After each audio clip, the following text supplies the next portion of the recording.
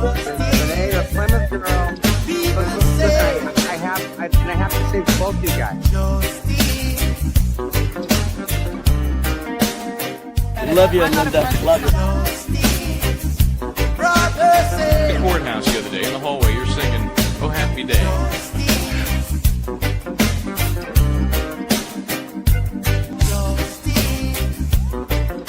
One word prayer. Justice, where are you?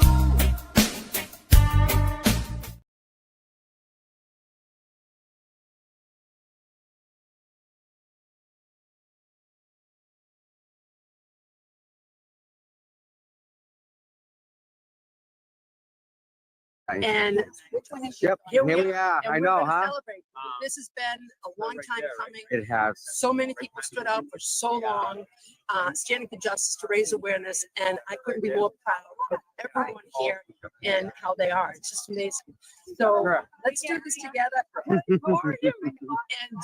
let's celebrate, and let's, in the Make it meantime, happen. until the jury has, rendered a verdict, everyone, the defense, Karen, everyone, we need to remain exactly the way we are. And that's peaceful and loving. Yeah, awesome. Thank Well, you, listen, Tom. thank you Thank for the you. time, Rita. You're And welcome, again, the difference you make is very felt inside. So thank you very much for Thank your you. time, Rita. Thank you, Tom. Yep. And thank you for Thanks, Rita. Thank you. Can you hold this real quick? I'm gonna go grab my thing up there. Yep. Hey, Mikey. Hey, good morning. It's Cindy. Hey, Cindy. Good morning. Very crowded down I hear you, doggy. I hear you, dog. Thanks, Pam. For much to you. I guess I'm just nervous about the outcome of this thing today. Yeah, we all are. You know? We definitely all are. What's up? No, he's just saying we're all nervous. Oh yeah, it is. I mean, it's like tension in the air, but it's not tension. What is? You feel it? What is it? It's something that. A little anxiety for everybody. Yeah. I think that's what it is. It's something. What do you feel? Anxiety, like in the air, almost. Get out of here. That's your ladies here. You ready? All right, now I'm broadcasting through that studio. I mean, they couldn't even Now this is added. See, there's you and there's me. Okay. But you get the mute. one side speaker. Jesus, we have problems with the three phones. Oh, it's over at 9:05 today, you think, Bob? I don't do I But this is like, Yeah. Donk. Yeah, it's tough, man. Yeah. So I didn't do anything Saturday and Sunday, Father's Day and stuff. So yeah, it's been a weird weekend. Yeah. I feel good about it though, to be honest though. Oh, now Sean. I feel really good about it.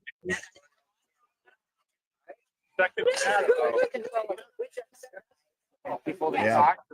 The whole juror picking thing was a catastrophe last year. So you want to be on live on TV? All right. So how old are you? I'm his mom. I'm okay with that. All right. Want to come in next door? What do you want? You're live older than have kids. Yeah. Okay. All right. Listen, I got a request. All right. All What's right. your name again, bud? Cole. Cole? Yeah. Good morning, All right. Cole. Good morning. Thank you for being here. First off, You're Cole, welcome. Cole wants to say hi to some of his homies out there, some of his buds. First, I want to say hi to my friend Justin Montron. Okay. I used to go to school with him, and if he's listening to this, I want to let him know that I miss him, and we need to set up players. Okay. Oh man. And I also want to say hi to my best friend Jovi, because he lets me talk to him about my emotions, and he helps me get. That's a good friend to have, bud, right? Wow. That's good. Yeah. Free Karen Reed. How long have you All been right. following? For a while? Yeah. Do you Well, think? ever since my mom showed me it, I've just been hooked on it like forever. Do you think she's innocent? Yes. Yes, that's important. She's been innocent since the first time because why I think that she's innocent, they don't have any evidence to prove that she's guilty. You're absolutely correct, dude. You're very smart because I haven't heard any either. Yeah, You know what we call her? We call her factually innocent. factually innocent. Factually I like innocent. that word. You like that word? Yeah. And it fits and it's true and it's all of it. Yep. Nice. Awesome. All right. So what grade you going into? I'm going into 4th grade, Okay. and my last day of school is tomorrow, and I have a half day. Well, that's yeah. You play any sports? I used to do baseball, Yeah. but I decided it's not good for me. So Okay. now I'm doing drums and Oh. hip hop dance. Sorry. All right. Listen, the hip hop's gonna help with the drums because it keeps your rhythm and it keeps that beat and you can't lose that. Yeah. So don't stop doing that. All right. That's good. You like the drums, huh? Yeah, I really like the drums because I like the tempo Yeah. and it gives like good vibes to it. Nice. This kid's So where awesome. you guys from? Fall River. That's his mom right All there. just so right. You guys know. I used to live in New Bedford. Oh, cool. Yeah, My, sister city. my dad's dad used to live in New Bedford. Yeah, nice.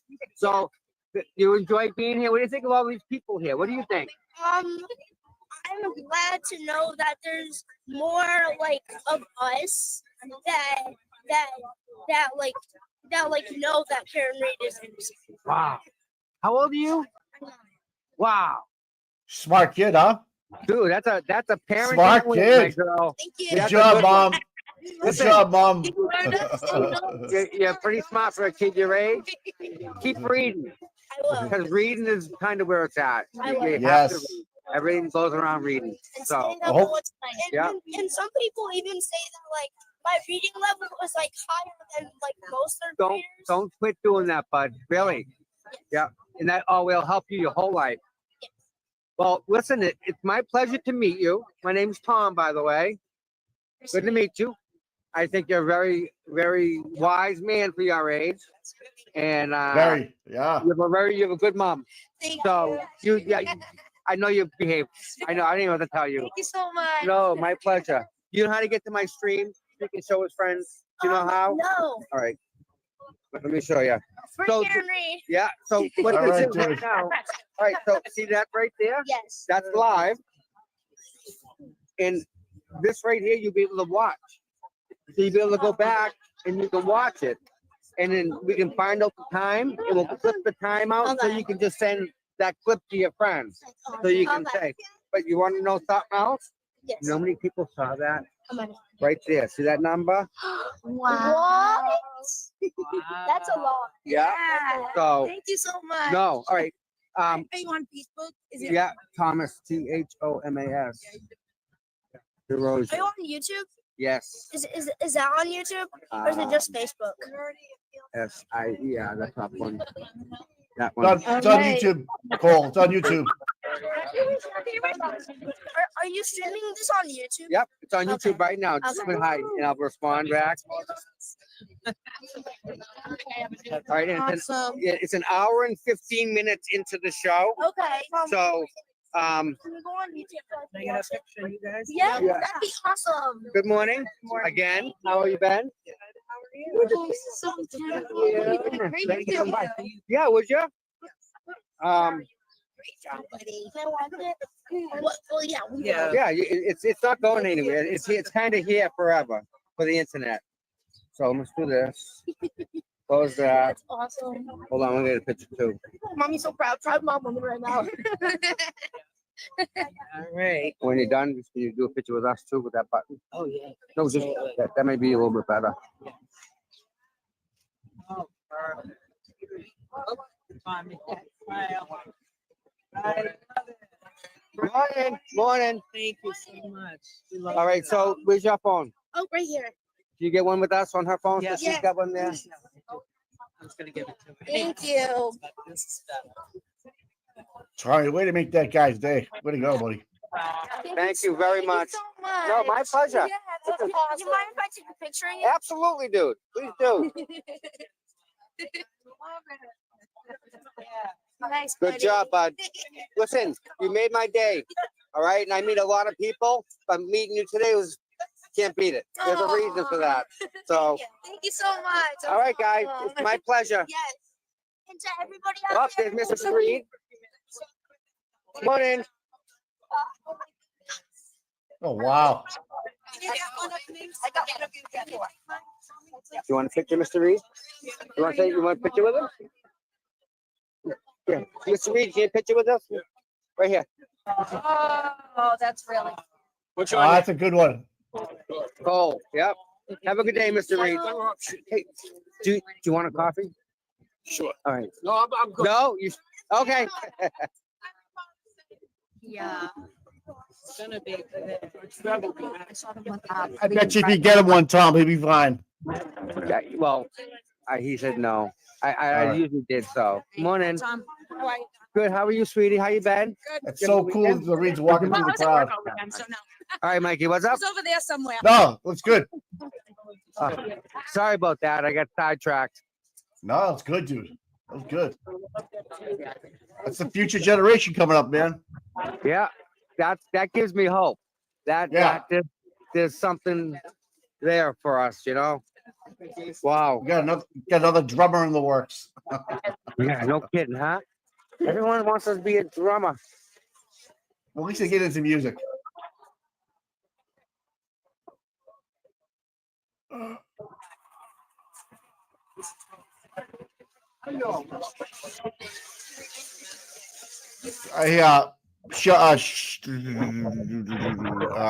Hey, the mods want to know if we can use that kid in our opening. The what? So ask that kid for permission if we could use him in our opening. The little kid? Yeah, just ask the mom. All right.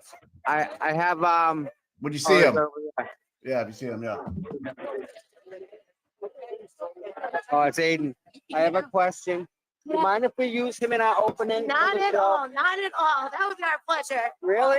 Yes. You want to be on the open of my show? My show on every day. You'll be part of that opening.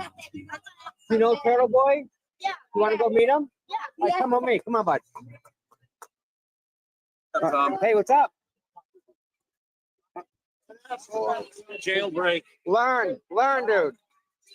Cole, come up here, bud. Hey, I got a request. Cole, 9 years old, smartest 9-year-old I ever met.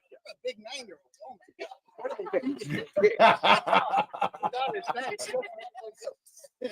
Nice to meet you. How are you? You want to do a picture or something? Yeah. Come on up. Here, right here. Nice. Nice picture. Yeah. Yeah. Awesome. Yeah, buddy. Nice picture. A little Dorian. Another one. See, there we got some smart kids coming in. This is Nice, future. man. Yeah. Put that one, buddy. Good job. Nice job. Thanks, Turtle Boy. Good, how are you? A former student. Good, thanks. How are you? So, Good. Awesome. good, bud? Good? Check mark. All right, bud. All right, listen. Good job. Good job, Tommy. You did good today, my friend. Thank you. All right, and Yes. good job. I got pictures. I'll send them over to you. Awesome. Hey, tell Meredith I said, what's up? I just mentioned you saying cold mom. That's all I need to know. Yeah. I'm looking. I don't see it here. This is Why not? Why don't I incredible. see it? Uh-oh. Can you? Let me make sure I went through. Subscribe. You want? That's you, right? Yep. Okay. Could not send. Sorry to get- Oh, man. See, that happens to me on Twitter. See how it says you can't send? Yeah. Uh-oh. No, it may go through now. Nope. Oh, no. What's up with that? I don't know. Can I try to call you, maybe? Yeah. I was gonna just do that. Yeah. I don't want to put that on the air. Yeah. Right. How's it going? Oh, yeah? Yeah, now's not the time. Yep. Aiden, thanks for everything you do, bud. He's a man. He's getting swarmed.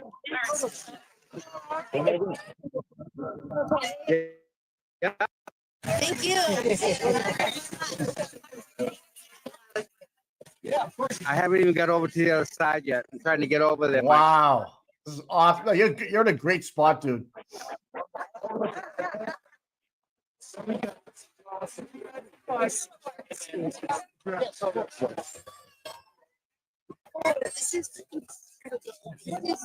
Well, we're at Good Civics Day, right?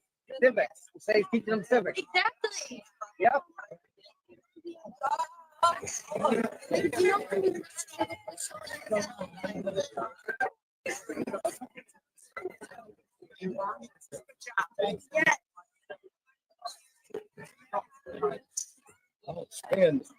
This place is packed, man. Wow. Yeah, it's moving today, but if there is a not guilty, this dude, you'll hear it from your house. I swear, you Yeah. will definitely hear it. Ah, there's Brian from LTL over there. Yeah, Brian's there. You know Brian? You know LTL? Brian? You got, hey, Brian, you got a second, bud? Hold on, he'll come over here. He'll come in. He'll come over here. Brian right there, he's like me. He's got his own show. But he's got 40,000 people that follow him. That's a lot of people, right? So, come on in. So when Brian comes over here, right, we got a picture of you and him because he's another one. So when Aiden was busy, Brian took over to make Aiden's show go. So his show kept going. Get it there? And that girl right there with the glasses here, right there, that's Jessica Machado.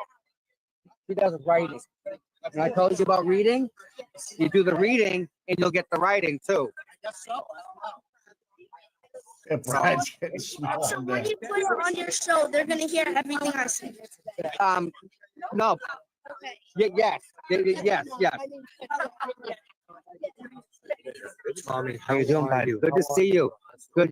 Yeah. Listen, say hi to Aiden before he gets in there real quick. He's gonna bail, but just let him know you're here. All right.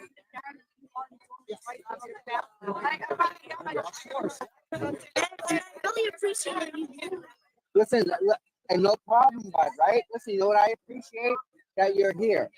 You know, that and it lets everyone else here see, right? I mean, your mom wouldn't take you to a bad kid, so that's already one thing, right? So you're already ahead of the game there. And then you come here, you meet all these people, right? It's quite the thing. Brian, don't run away. Brian.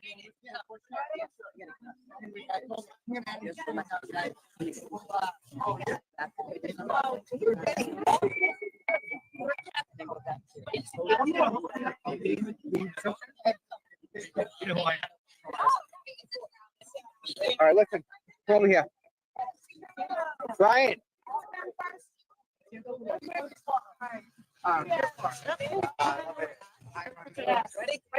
Kodak moment, history.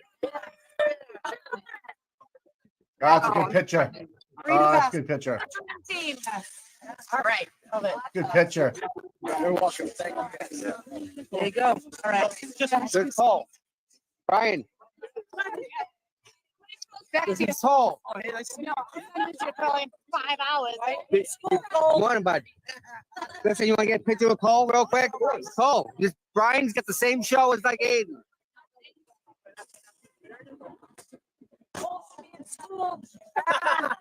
Learning more here. He's really learning more here. Good job. Thanks, Brian. Of course. Absolutely. Give me that. Jump in. I got it. Not live, but No, over here. Oh, how about that? You hold that for me, bud?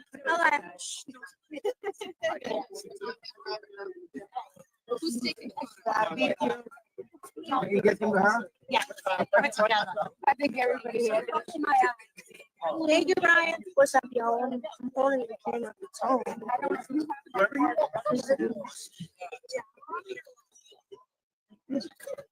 Right.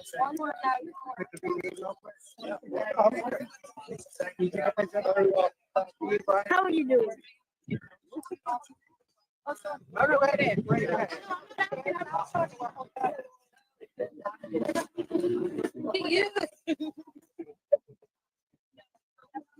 Good Good picture. Good picture. Press the button. How are you guys doing today? Good job, Paul. Good job, Paul. Thank you. Thank you. Yeah, you're welcome, man. No, we're good. What do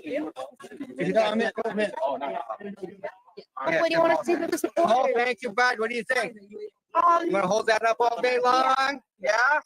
I can do it for you if you I know, want. I'm just kidding. It gets kind of heavy though, doesn't it? Kind of. Kinda, yeah. Thank you. You did good, bud. So, yes. Oh, yeah. This is-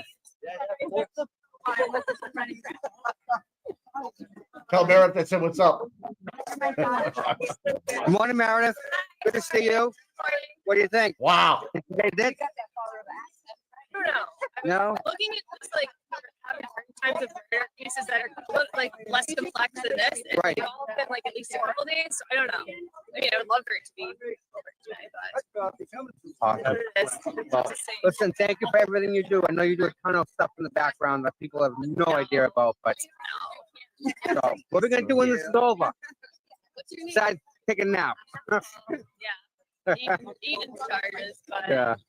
we're definitely gonna take a little vacation once this is over. Now, do you think that the not guilty verdict's gonna affect the witness intimidation stuff? You think one like correlation there? Because like, how can that work? Like, I feel like that sometimes I think if she's found not guilty, they'll just like blame it on him and go even oh, harder. I never thought of that. Oh, this Lally.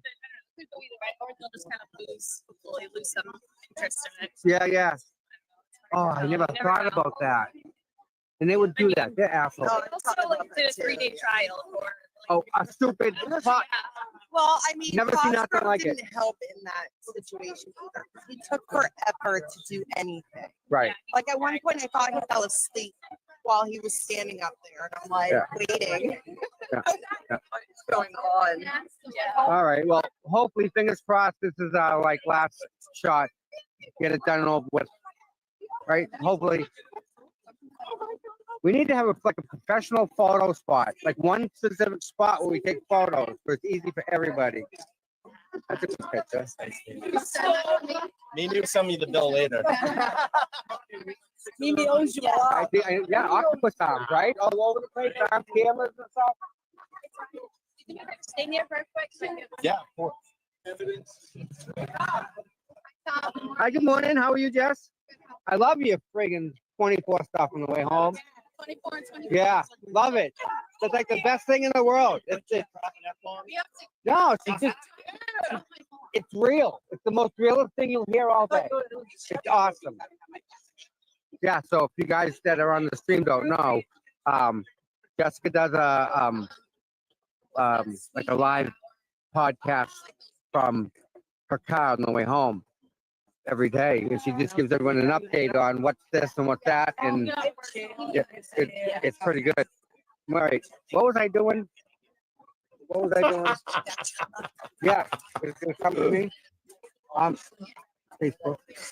Oh no, where's the picture? Yep, absolutely. Yeah. Oh,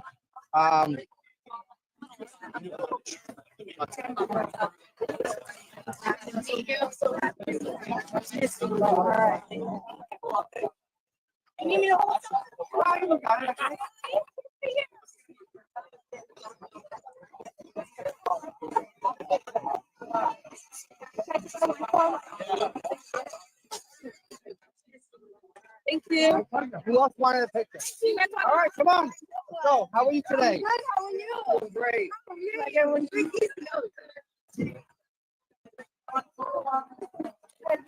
Thank you. No, thanks for being here. Really. Who else? A picture? Let's go. You having a good day? Oh, yeah.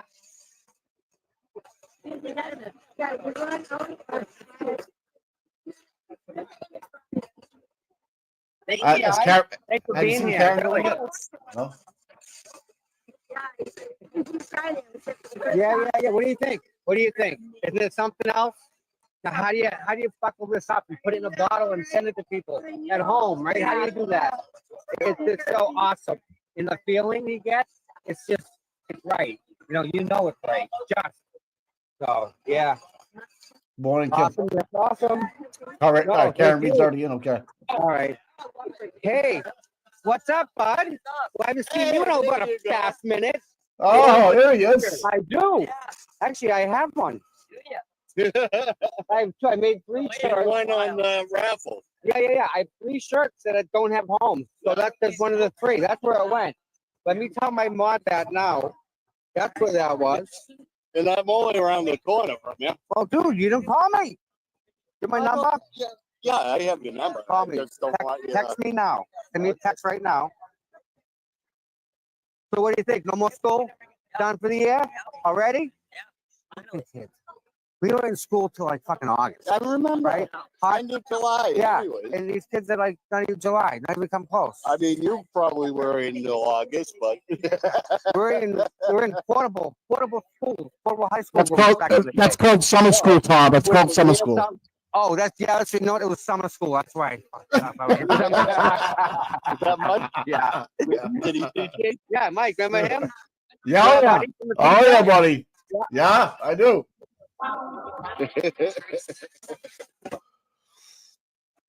Yeah, we were looking for you, so Just go to your number. Go to the yeah.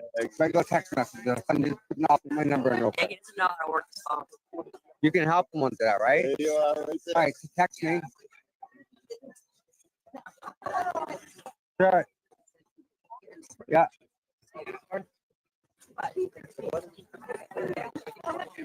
Thank you. Listen, stay out of trouble, young man. All right, we're going. You sent it to me? Thank you so much. No, my pleasure. You enjoy the day, okay? If you need something, let me know. All right, where am I? Back to 0. Morning. How we doing? Oh, you put the bag right there. Thank you. No. Sure. All good. I'm gonna go run and have a quick smoke. Oh, no, right. All right. What's up, Brian? Morning. Wow, look at the people. Holy shit. Morning, lady. How good? How are you? Hey, good Wow. to be seen. Hi, how are you? Holy shit. It's that side mic, right? Holy shit. Oh, look at the pretty one. Oh, hi, Rob. Oh, just. This is a puppy. Oh, the puppy. Oh, the puppy. It's okay. What kind of dog is that? It's a Chihuahua Cabostrop. Hi, I love them. Hi. Oh. So how you guys doing? Little lawn party going on? Yeah, I saw that. So what do you think about your former teacher starting this whole brouhaha type of stuff? Isn't it great? It wouldn't have started without him. No doubt. Give him all the credit that I get the story started. I told him moved on. Yeah, Her son had Turtle Boy. Yeah. I can imagine that conversation. Hey, I know that. He was my teacher. Oh yeah. I can see it now. And track coach. Yeah. Oh yeah, that too. And track coach. He likes to run. He's a runner. Oh, yes. Yeah. He's great. Wow. He started this whole thing and we never would have been here. Right? One story. That's right. I remember it. And I read it too because Yeah. I've been doing it 12 years ago. So like when he said, hey, I got this story I'm going to put out there. Do you remember the Brockton Hub days? Excuse me? Do you remember the Brockton Hub days? You remember that? Wait for Michel. Yeah, but on the internet, No. each town has like their own web page where it goes and just bitches about their town. When's trash pickup, right? Stupid stuff, right? Yeah. The Brockton Hub was like the worst cesspool you ever want to go in. Oh, it was a dumpster fire in a dumpster. It was beautiful. And yeah, Manny Mo, he did so much. You know what he used to do? He used to go and buy a bunch of turkeys every Thanksgiving and drop them off at people's houses. Like, just random. Yeah. Great guy. Nice. Yeah, that was the good part of it, of the Brockton Hub. But it was pure entertainment. So when Aiden comes along and starts writing his stuff, Yeah. and we put it on the hub, that's just like, that's who's lighting that fire, right? Yeah. Oh, it was beautiful. Yeah, no problem finding ratchets. The stories that come out of just the Brockton Hub was amazing. So funny. Sure. I remember reading this for the first time, and it just Just You know, since done, I right? get into it and Yeah. I know every detail, and so I got family members that think I'm obsessed. I'm just like, listen. Well, yeah, how are you not at this point? This It's happens so every day. crazy, right? There's so many things that are wrong. It's obvious. And when you hear, oh, this happens all the time, everywhere, and I says, this is national. This This is national. This isn't just, and we know it happens everywhere, but this is national, and you know, you have to just, there has to be justice done. There just has to be. You would think It just has to be. Well, It's time. i- It's time. if enough people like you and your daughter stand up, maybe we'll get something done. I hope Because it comes down to people. The turnout is amazing here. But if nobody comes and shows up, then it doesn't matter. And they just keep getting away with it. And we won't stop. We ain't got no quit. No, And it No, could have no. been one of our daughters. that's right. It could be you. Absolutely. Right? You You know, know what? it could be anybody. Probably would have been lucky. Yep. If Oh, they knew absolutely. they could have pinned you on it. 100%. Absolutely. I definitely believe that. Somebody else did. You did. Believe that 100%. You keep going. Well, thank you. I'm trying to get across the street to say hi. Bye, guys. Okay. Yeah. Hold on a second. Take your time, bro. What's up? Take your time. You're doing good. Yeah, I need to wipe that off. Let's talk. You're gonna wipe away. I'm just not sure. It's in my thing. Want to use this for this line? Yeah, need anything. Yeah, I don't even need. Just wipe this. Yeah, it's just coffee. I'm not sure how it's gonna go. How'd you do that? Someone bump into you? They might pick it up. Someone bump into you? Yeah. You too. We get the press right here. This is great. Who is Thanks this? so News much. Station? Thank you. Thank All you. right, now go back.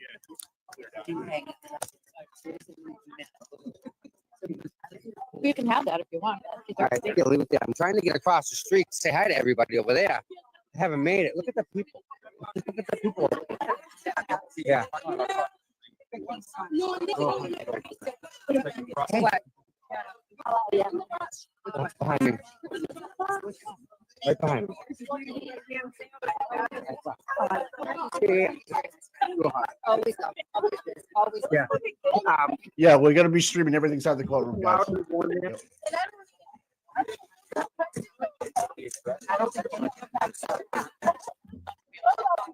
But that's not Yeah, Shelby, no worries, man. No worries. all right. Yeah. It's getting hot out, you know, when the sun is, yeah, it's that out.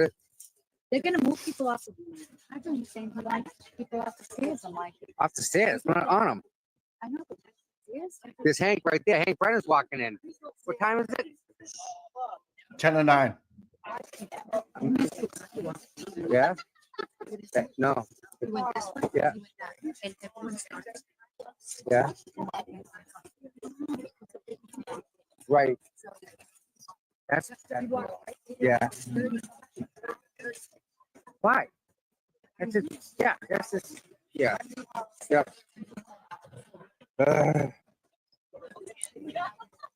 All right. Let's see what we can do here. Hey, how you doing, bud? Nice to meet you, Steve. How's you? That's Can I good. get Yeah, a absolutely. video, a quick video of what you think the verdict will be, which the verdict will come today? Sure. And I'll put it on- Yeah, yeah. put it on packet. So what do I think the verdict will be today?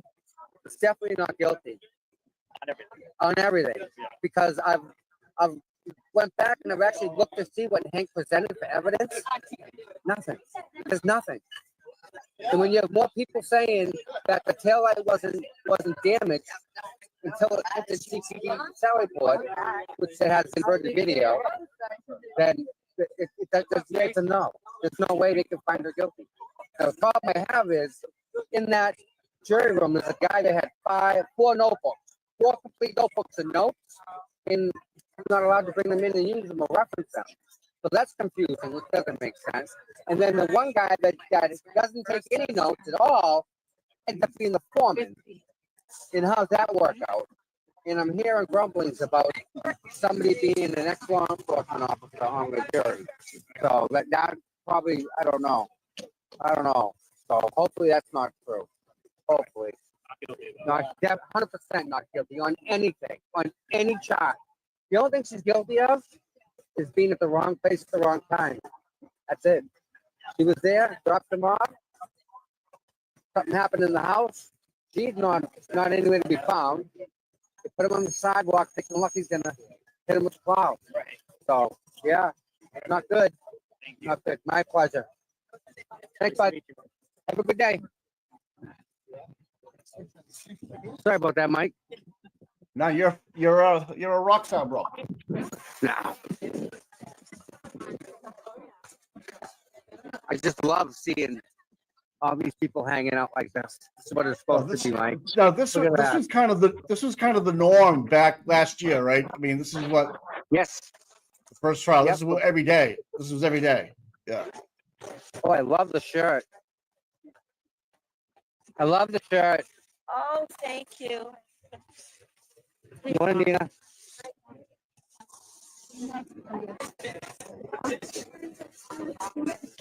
All right. Let's see.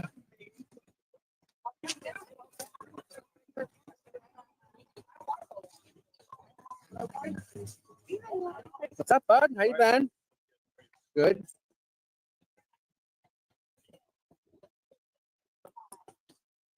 Turtle Boy just tweeted out that the O'Keefes are there, but Peggy and Paul are missing. Really? Yeah. MIA? Yeah. He hasn't seen him yet. Morning. How are you guys doing? Hey, what's up? What's up? Watching you for like a year, bro. Thank you. My First time down. Oh, what do you think? Do you mind being on video? Not at all. All right. What's your name again? Jim Colby from Nashua, New Hampshire. Oh my goodness, that's a Hey. little loud. Welcome down to our part of city. Great to This is see kind you, of what it man. is. Been watching your morning show for quite some time Well, now. thank you for doing that. Can you come with them? Yes. Sweet. All right. So listen. So up in Nashua, Yeah. is it the same Karen Reed free not guilty type of stuff there as it is here? I think so. Yeah. Yeah. All right. Well, that's good. We like that. We just watch all you YouTube Yeah. streamers, so Okay. that's where our people are, you know. Nashua, New Hampshire. Yeah. That's freaking Mike. That's awesome. I got Mike on here too. You got Boston Mike on there? Yeah. Awesome Mike's here. Boston Mike. So What's up, guys? Hey, good morning. London. What's up, bud? First time boots on the ground. So Welcome. what's your first impression? It's great. I'm excited. Well worth it. Is it what you see on TV? Like what you witness at home versus what you hear? I thought it would be like bigger somehow. Okay. It seems like a little more narrow, and yeah, Yeah. we weren't sure where to park or where to go once we got here, but when we saw the people, we knew. Kind of figured it out, right? Yeah. Yep. So I mean this is a good turnout for Monday. Yeah. Uh-oh. Listen, I'm muting you guys real quick. It's gonna get loud.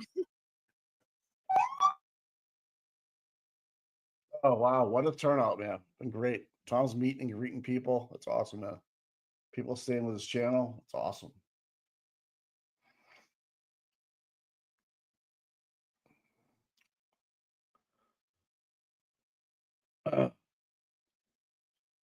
So basically, what's gonna happen is they're gonna have court. She's gonna instruct the jury and then send them away. All right, Mike, hold on a second. I'm taking a picture. Got a nice All right, pal. weather Yep. today, wasn't it? Oh, where'd the camera go? Yes, the weather. You guys brought the good weather with you. Not bad. Hi. I'm right. I'm small. I'm not far. Photo. Scent searches, no photographs of the house interior. They didn't treat the house as a crime scene, and shamefully. Thanks, guys. How are you? And where'd you come from? Native. Native. Native. Yeah. Please. Yeah.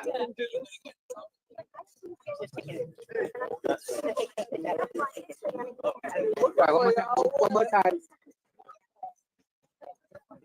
Yeah. Thank you. Thank you. My pleasure. Thank you guys very much. Yeah. Rita's down there. Right here, give your attendance, and you shall be heard. God save the Commonwealth of Massachusetts. This court is in session. Please be seated. Good morning, council. Good morning, Ms. Reed. Good morning, jurors. Good morning, alternates. So I have to ask you those same questions. Were you all able to follow my instructions and refrain from discussing this case with anyone since we left here on Friday? Everyone said yes or nodded affirmatively. Were you also able to follow the instructions and refrain from doing any independent research or investigation into this case? Everyone said yes or nodded affirmatively. Did anyone happen to see, hear, or read anything about this case since we left here on Friday? Everyone said no or shook their head. So, Mr. Foreman, with that, we're going to send you back out to deliberate. Okay. All rise to the court, please. Ready to follow me.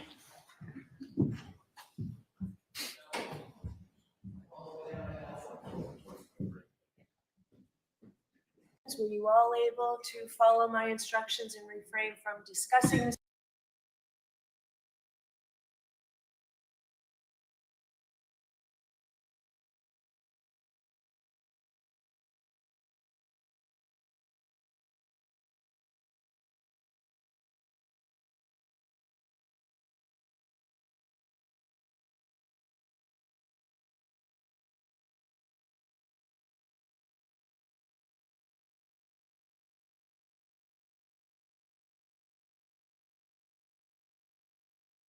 I'll give you instructions on where to be and no more than 10 minutes away, okay?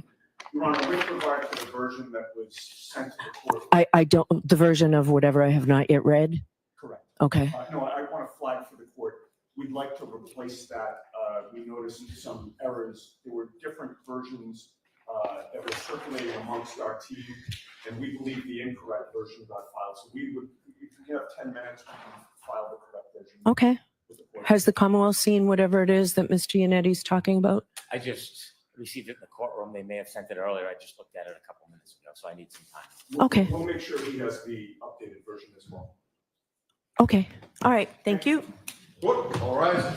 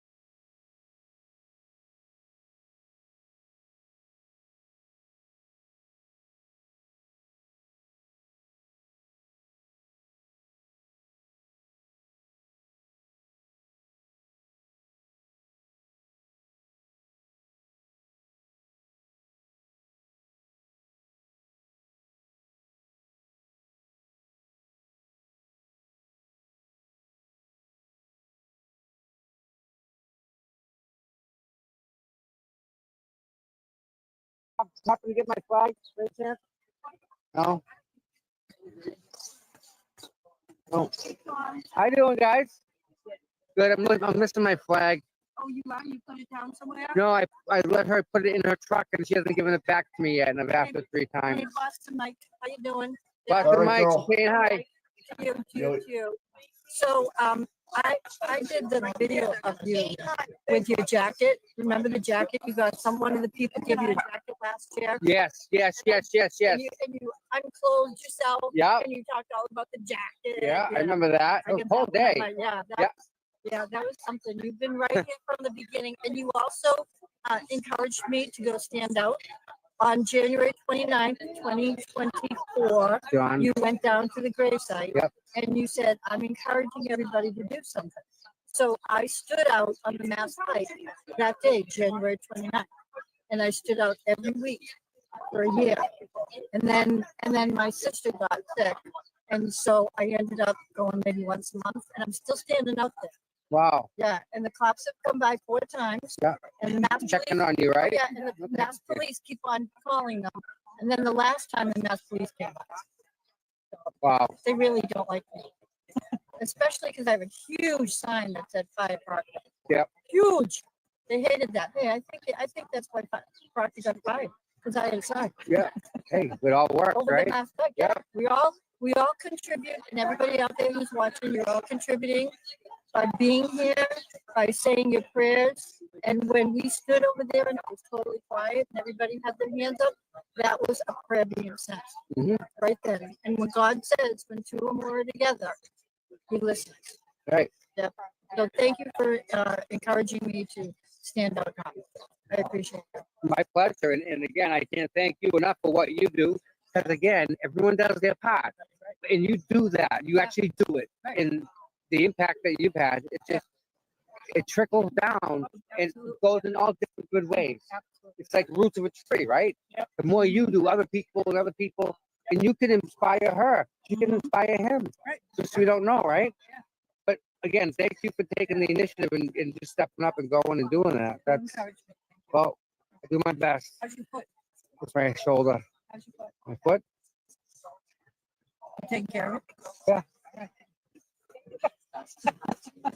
All right. I want you to. Quick hands anywhere, Tommy. Now I gotta split. I know. I gotta go this way. I'm gonna get yelled at no more. Hi. That was circulated, and we believe the incorrect version got filed. So we would, if you have 10 minutes, we can file the correct version. Okay. Has the Commonwealth seen whatever it is that Ms. Gianetti's talking about? I just received it in the court.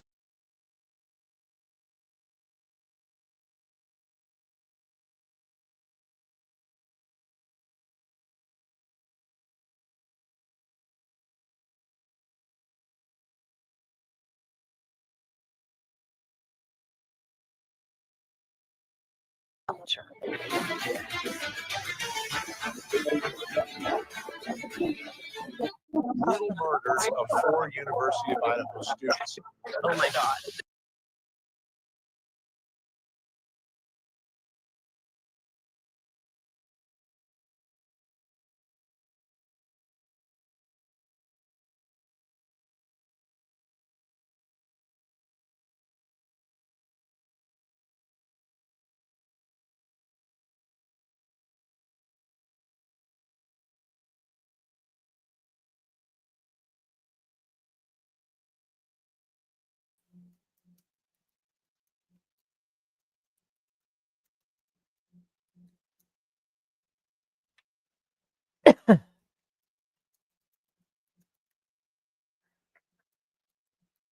Hold on.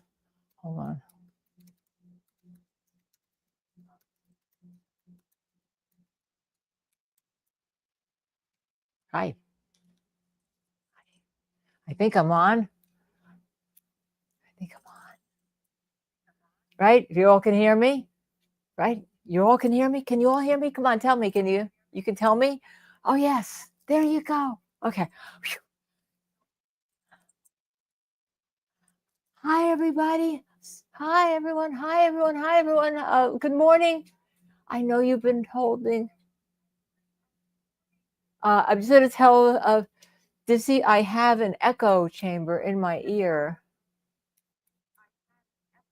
And I don't know why that is, but hopefully I'm going to unplug from you all for a second and plug my mic back in.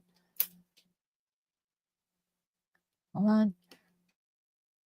Is that good? Can you all hear me now? Because I don't have that echo chamber anymore. You're on. You're all on. Good morning, everyone. Sorry, this was a Monday morning where you have Michael Bryan has been driving up. He got up early again. He should be there any moment. He certainly will be there by 10 a.m. because I will announce in a few minutes that we have a very special guest at 10 a.m. on Justice Serve TV. So I want to thank you all for holding down the fort. And happy to see you all. All right. Mara. Hi, Mara. Yeah, interesting. Some courts just, I'm going to start, then I will answer some of your questions. I'll see, I'll go down and say hello to you. Some courts bring the jurors in to sit in the box every single day so that they're counted and you get to watch them. And then they go into the jury room, and other courts just put them in the jury room. It depends on the court system and the judge. And sometimes even different court systems, each judge has a different procedure, just so you know. So the jurors apparently just went right in. Now, I know there was something about Mr. Yannetti replacing something that he had just given to Hank Brennan, who Hank Brennan said it may have come in earlier, but he didn't see it because that's, we're all doing things on Monday morning, as you know. And so I'm not sure what it was that they replaced because they said it was different portions of all different members of their teams also. So I don't know what that is. We'll try to figure it out and I will let you know. Vixie Blaze, come on, jurors, do the right thing. Joey Kane, I know you're saying good morning to Shy Gal. Yes, good morning to you too, Joey. Sam Poop. Here I am. I mean, sometimes we have other things. I apologize. I knew this was going to happen, that something had happened that would run over this morning at 8 a.m. I was hoping Michael Bryan would be there, but we had Tom CPU's permission. Okay, so affidavit of David Yannetti in support of defendant's motion to amend verdict slipped. So I guess what happened is, and we're going to go over, I have the verdict slip here. Hold on a second. I have a lot of things going on with you guys here. I have the verdict slip. And interestingly, I had a discussion the other day. Let me stop saying good morning to all of you who, I know 1,000 of you, more than 1,000 of you watching. I had the verdict slip the other day. And when I was talking to Jill Zarin, our real housewife of New York City, who, by the way, had a blast coming on, even if she didn't know the case at some points, but it's okay. It goes to show you who people are just tuning in, what they may think of the case. As a matter of fact, I was speaking to someone this morning in what I was doing who believed, well, what if the car just touched John O'Keefe by that? I think Karen Reed's guilty. That's what she said. I said, well, that's not what she's being charged with, okay? That's not what she's being charged with. But I see a juror that having that question. A juror could go in there and say, well, what if it just touched? It didn't really hit, but it just touched him and he fell down. Wouldn't she be guilty then? I said, absolutely not. But can you see a juror answering that question? Now, going back to what Jill and I told, Jill had asked specifically, is there a lesser included that she could be found that she didn't cause an impact or a collision and she could be found guilty? And I had said no. And the reason I had said no is because when I heard the judge talk about number 5, which is the guilty of the lesser included offense, operating under the influence of liquor, it's an OUI.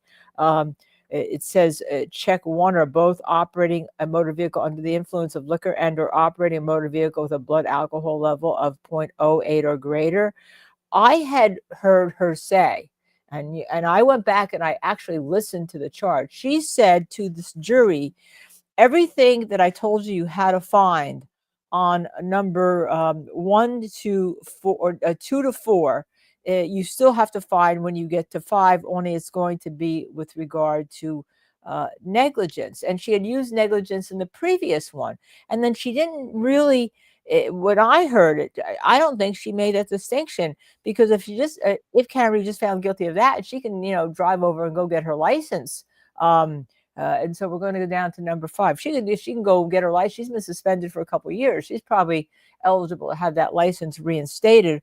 Although in many states, like in New Jersey, for instance, even though it's only you're not found not guilty of doing anything in terms of a crime, you can still have your license like pulled forever in a different hearing, in a motor vehicle hearing. I don't know what Massachusetts does, but this, according to some people I've heard on the internet, this does not involve having a collision with John O'Keefe. Number 5.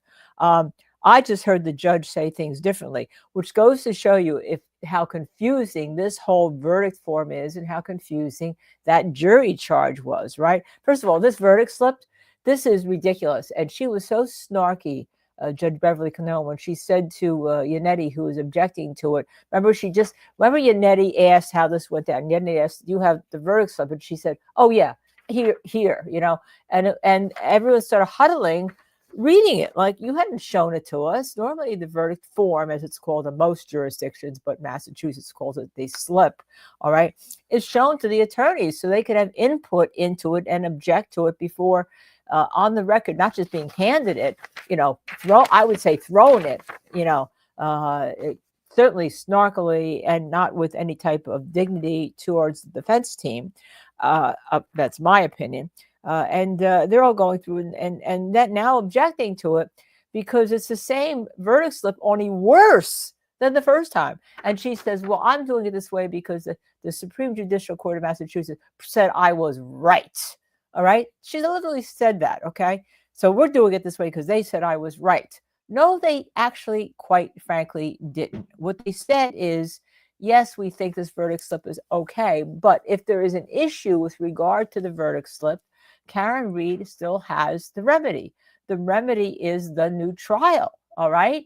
So they kind of reached the issue, right, by saying we don't see anything wrong with it. But if there is something wrong with it, the remedy is the new trial. So they didn't really have to.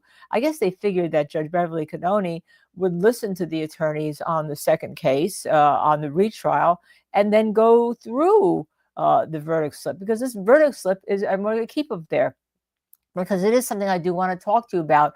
But I'm going to announce as soon as Michael Bryan, I'm giving Michael Bryan a chance to get there and announce that we do have a special, very special, I mean, extremely special guest at 10 a.m.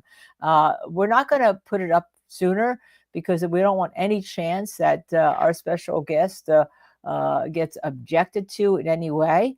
But you will have heard his name during the trial. I'll give you that hint.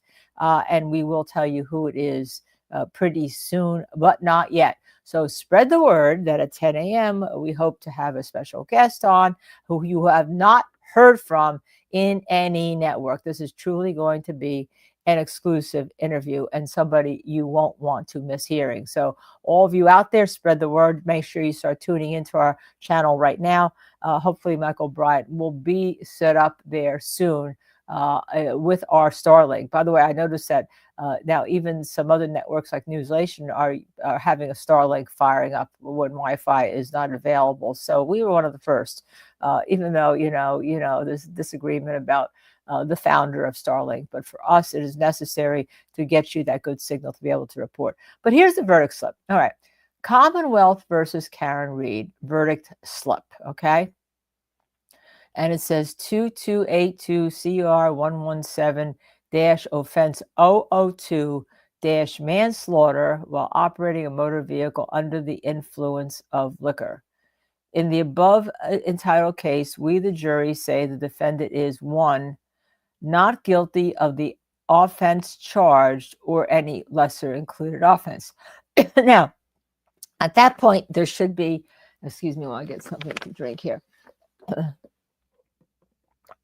I mean, that is kind of unclear because what it seems to indicate, is that, well, you went through all the bottom charges and then you came up to the top charge. Usually the way it works is that you're not guilty of the murder charge. And I'm going to sneeze on you, so I may mute myself for a second. Hold on. Sorry, guys, I didn't want to sneeze in your face. And then it says, if you find the defendant not guilty of murder, move on to the second count, right? And then it will have a second count, and it will normally say on most places You know, for instance, here it says manslaughter while operating a motor vehicle under the influence of liquor, and then check one or both of the following. Now, before we get to that, notice that above it, it says 2, guilty of offense charged. All right. There's 1, 2, 3, 4 guilties. I think there were more initially, and it was pared down. There's 4 places where the jury can put guilty, but only 1 place where the jury can put not guilty. It makes no sense. All right. What is a jury to do with this? This may be the worst thing I've ever seen in my life. Okay. And I've seen a lot of pretty bad rulings by judges, but I have never seen a verdict slip this bad, because a jury looks at this. This is their roadmap. All right. This is the roadmap of how they look at things, if indeed they're going to, look at things. Not guilty of the offense charge or any lesser included offense. Okay. Well, if they say no collision, no collision, no collision, I guess they'll figure out that they're supposed to put not guilty on number 1. But then it goes on guilty, guilty, guilty, guilty. So we have guilty of offense as charged, manslaughter while operating a motor vehicle under the influence of liquor. Check one or both of the following. Excuse me, guys.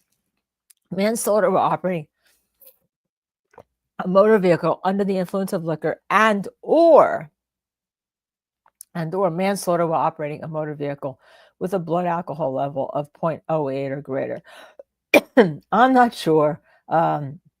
Since one is kind of like a under the influence, is kind of an OUI, and one is actually a legal blood alcohol limit, I'm not sure the jury even understands what the difference is.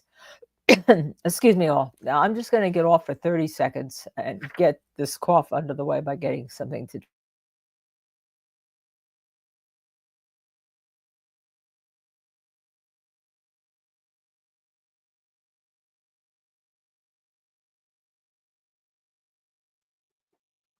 Okay, let's see if we can do this. Okay, then we go to the number 3. It says guilty of a lesser included offense, involuntary manslaughter.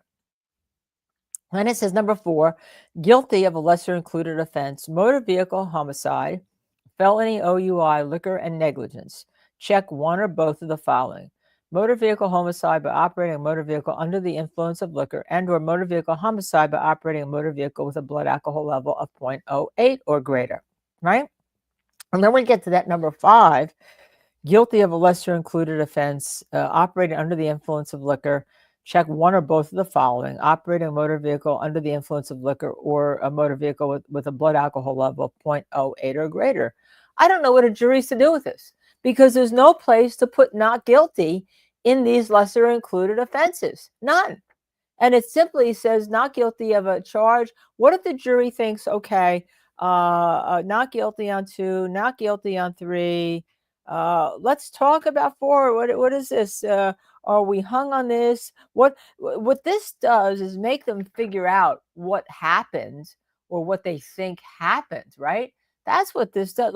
Let me figure out a scenario of what happened, and let me see if I can fit it into one of these, because, geez, they're telling me guilty, guilty, guilty, guilty. Where do I put not guilty? Or where do I put hung? Where do I put that we can't have a verdict? Where do I do that on this slip? And matter of fact, it's more important than that. Where do I do that on these deliberations? What is to guide me? Okay. And if us as attorneys are saying this is the most confusing thing, it doesn't give the jurors what the real issues are in the case. What are 12 people going in there going to do? Or are they going to go try to find what they're not supposed to do, find what happened, or come with a scenario? What is a scenario that could fit into this? Well, maybe what the person I was with this morning said. Maybe, well, what if he just touched the car, but it wasn't an impact, and he was so drunk he fell down? Is that fit into one of these scenarios? Are they going to have a scenario then try to fit into these because of the 4 guilties? Or are they going to, someone going to say, well, Mr. Jackson told us we had to have a collision. And if there's no collision, do any of these apply? What about the OUI? Do I have to have a collision to have something apply, even if it's not a collision?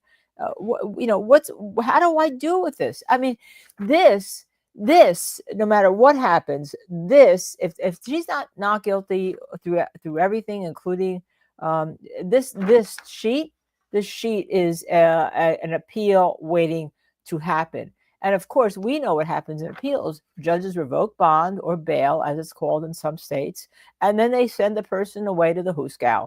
And maybe 45 years later, when someone says, "Oh, you were really not guilty," you can come out. All right, it's real, it's unfair, it's wrong, and it's ridiculous. All right, but let's go through. Let me say good morning. I start by saying good morning to you, Sam Poop. Here I am. All right, sorry about that. Sometimes we have other a couple obligations, and we were hoping that Tom CPU would stream and show you the outside of the courthouse. We were told that apparently the attorneys had to be there a little earlier this morning, but I didn't see them come in, and Tom was streaming, so maybe they were in even before 8:15. All right, so let's see. There's a newer version of the verdict slip she's reviewing. I'm sure that's Mr. Yannetti's motion, which we don't have. I don't know. It's there. Let's see if we have it.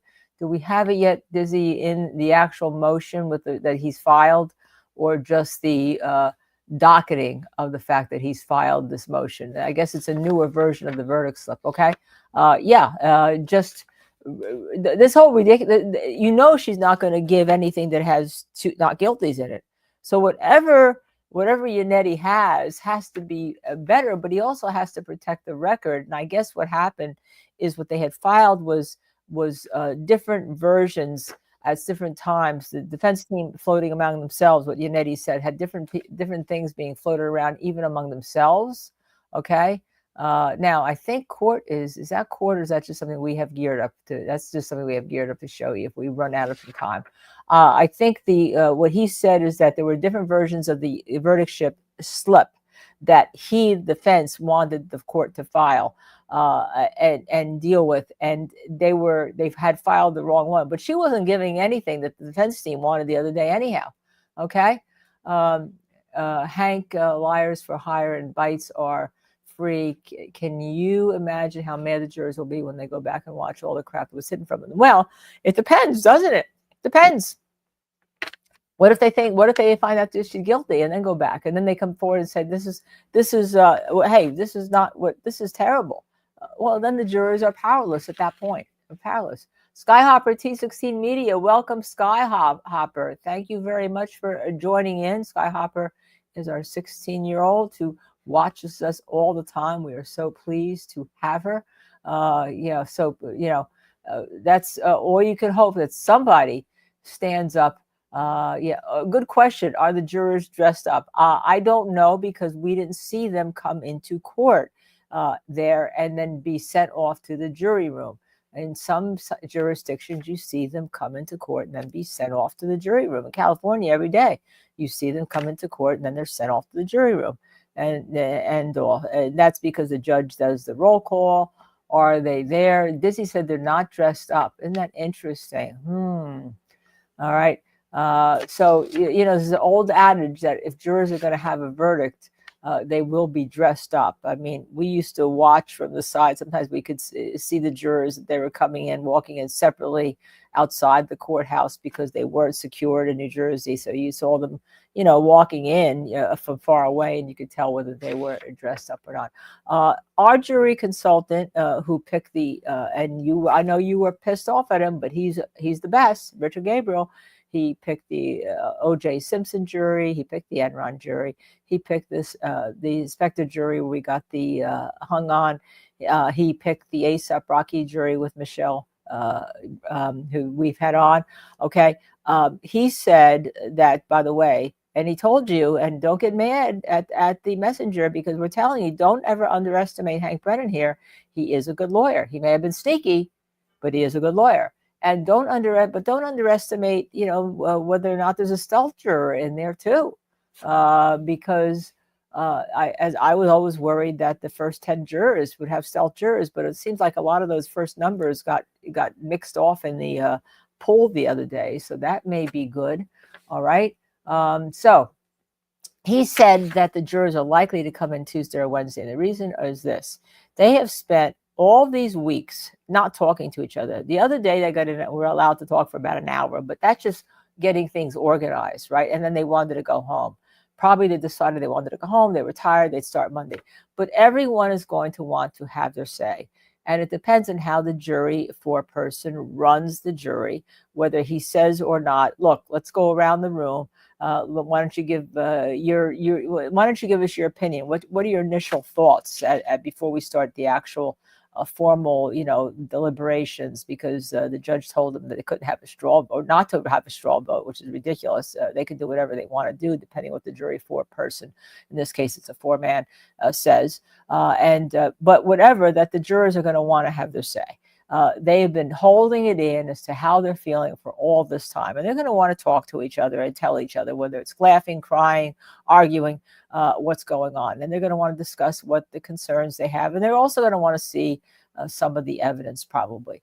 Now that jurors have their own set of jury charges in the jury room, you don't get many questions regarding charges unless they are confused on an instruction of a charge. And boy, are these charges confusing along with this slip, okay? And I think things have also changed, that the jurors know that they want to be comfortable, and they're going to do it. They know they're going to do interviews, but maybe not that day. But we'll see. But the general rule, usually when you see jurors come in, they haven't worn a suit all the time, and all of a sudden there's a man in a suit, or women are wearing heels or something like that, you may have a jury verdict. But I think that the jury is going to want to discuss everything. Now, that doesn't mean they wouldn't have a verdict today.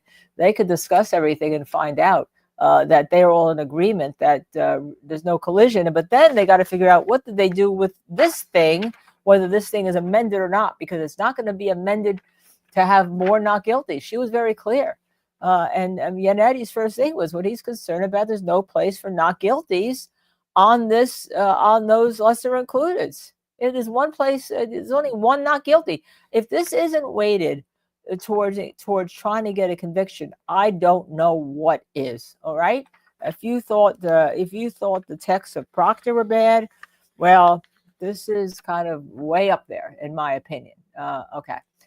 So even if we get a new verdict, I don't see her putting not guilties in the lesser includeds. I just don't. I mean, she is, as I said, snarky. The Supreme Judicial Court found me right, said I was right, instead of, hey, why don't we look and see what could be fair for this jury, given the evidence, okay? So let's see. Legal-minded friends, Karen Cold, how hot is it in Canton? I don't know. I'd have to check my weather bug or wait for Michael Bryant to set up. So I'm not quite sure. 007 in Texas, want to say, at the Spanky, you feeling lucky, punk, are you?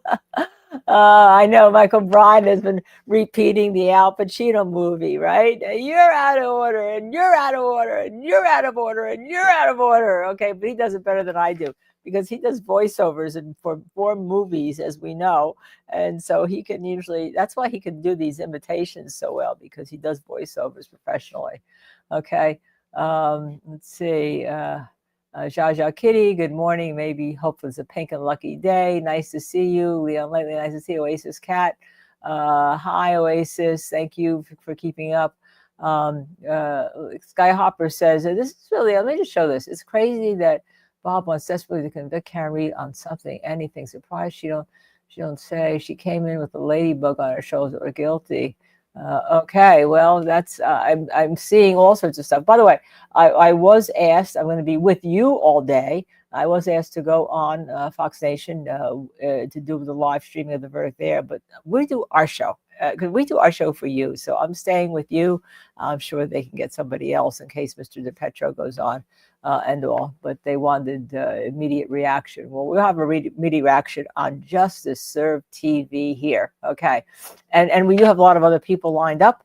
As you know, we have Stephen Plord lined up today. We have Neil Rock lined up today. We'll see what's happening. But of course, we have not yet announced the person who is going to be interviewed. I do not think yet. I'm waiting for Michael Bryant to get set up before we actually do these announcements. And by the way, we were all taken up with the crime over the weekend. You saw the assassination that occurred, out where Mr. Belter, however you pronounce his name, I don't even care what his name is. All I care was he was caught running and trying to hide.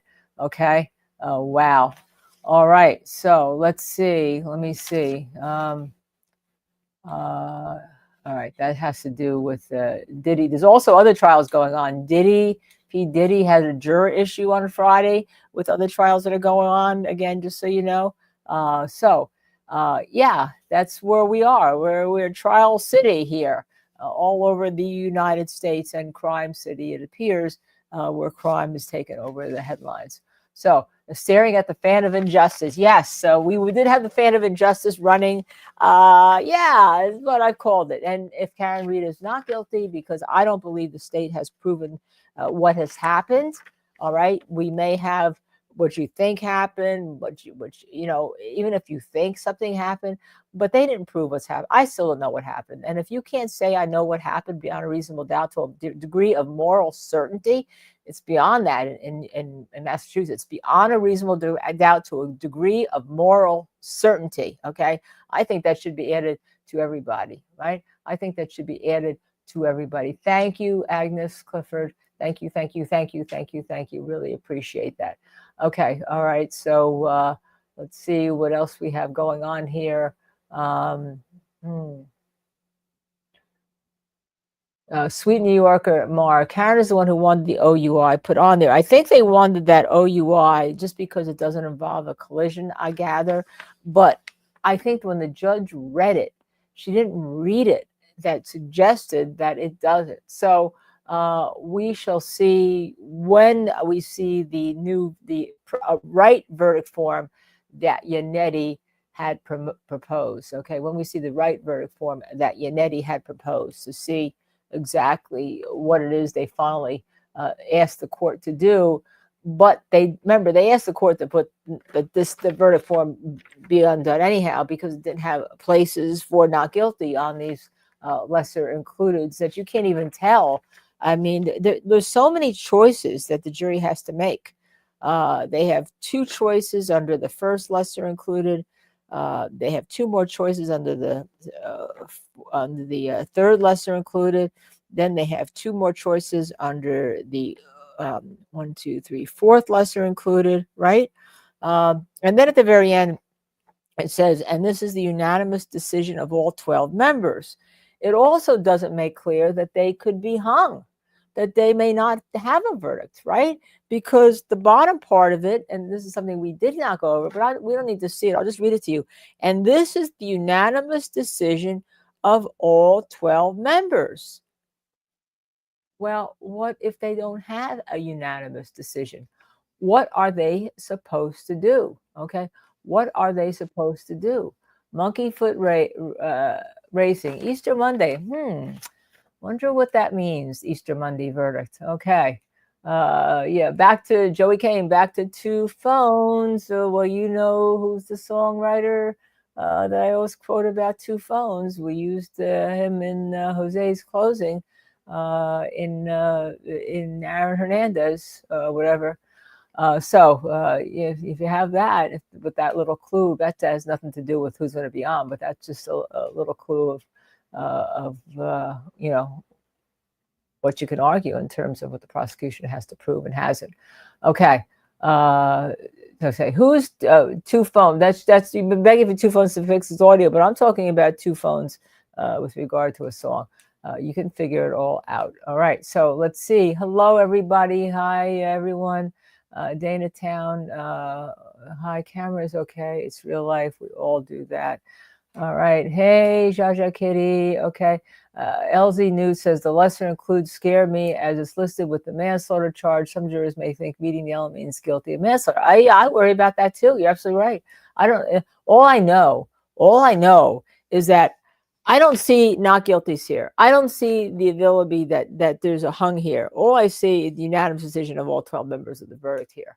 Okay. So could a lot of things happen? Yeah. This is a tragedy. This sheet is a tragedy. And good morning, Paula. Thank you for beautiful. Thank you very much. I appreciate it. It's really funny because even Tubi's back. And I was thinking about this last night. You know how Tubi barks when he hears anything? He's so protective. And he's a poodle, right?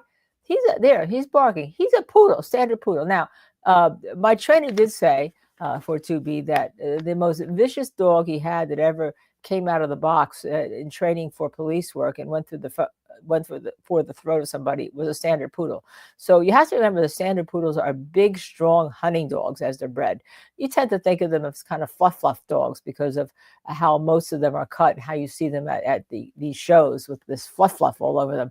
But they're big, strong hunting dogs, and they also are very protective and all. They can be sweet, but they also can be very protective. So just so you know. But I was thinking about that because when we talk about Chloe never barks.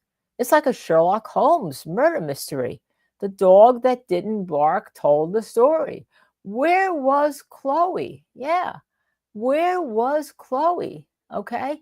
Where was Chloe in the morning when all that activity was going on outside the house? Where was Chloe when somebody entered the house, right? Where was Chloe? All right. Tubi would bark.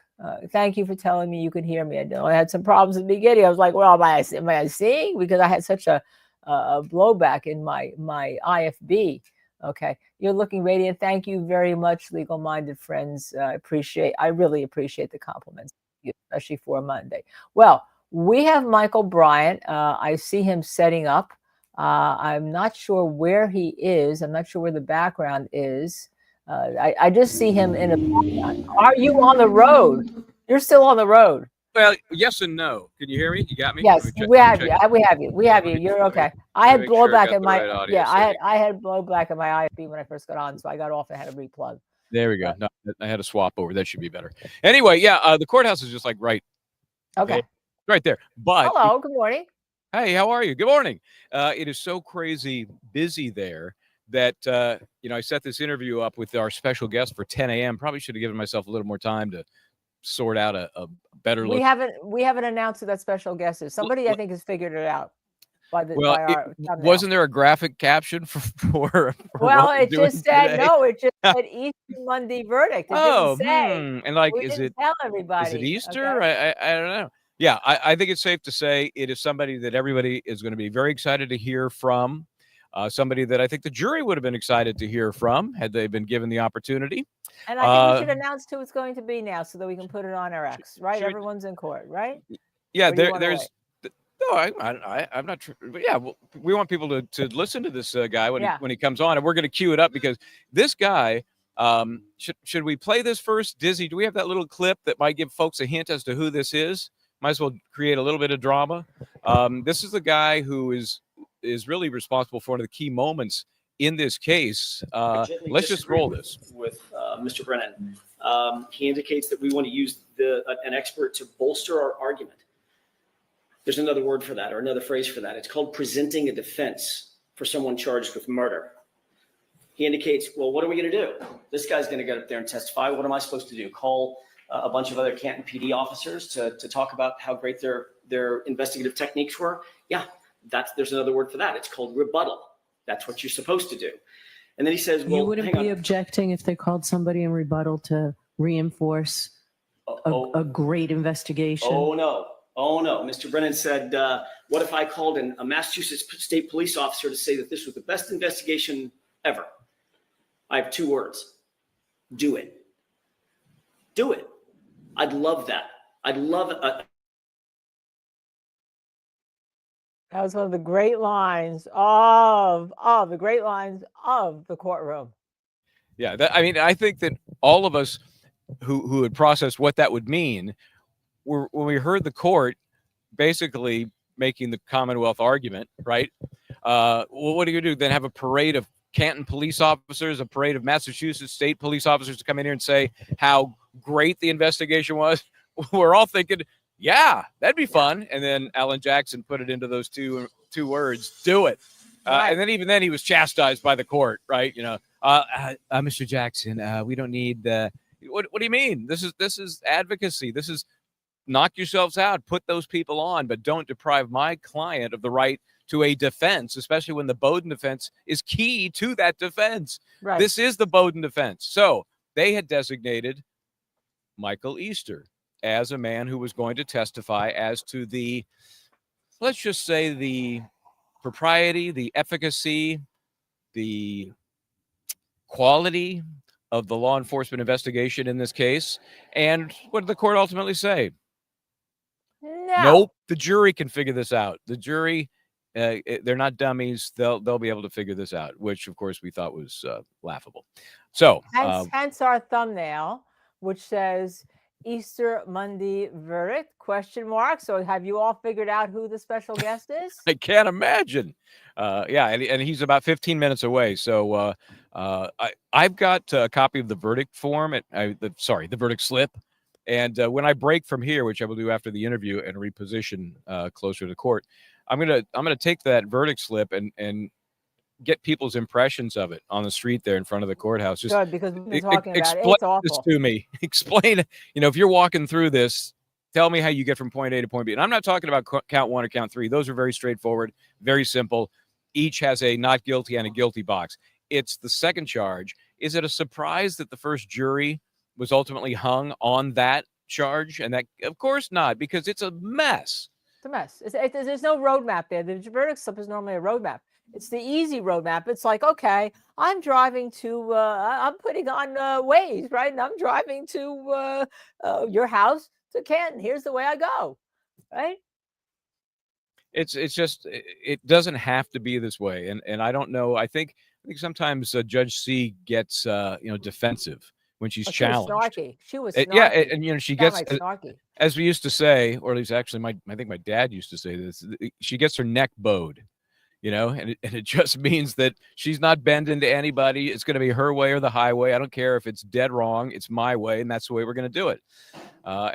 So I don't know if she's trying to steam toward another hung jury or not.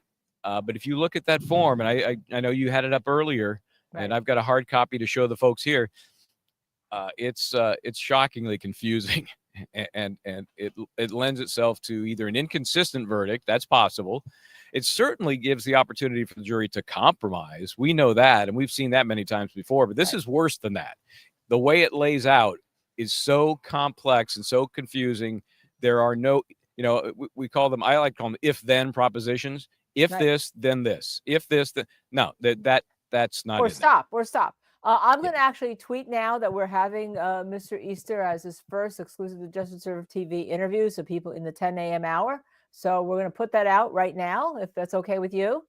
Oh, yes, that's okay with me. Yes. Okay. All right. Here Yes. it goes. There it So went. All right. while you're doing that, I hope everybody had a great weekend, had a nice Father's Day, and enjoyed better weather where you are. It's beautiful today. I got no complaints, but kind of a dreary weekend in the Northeast. So hopefully nicer where you were. Had a chance to do some Father's Day things. It was pretty awful, but it was good. Every day that you're alive is a good day. Is my view. That's true. That's true.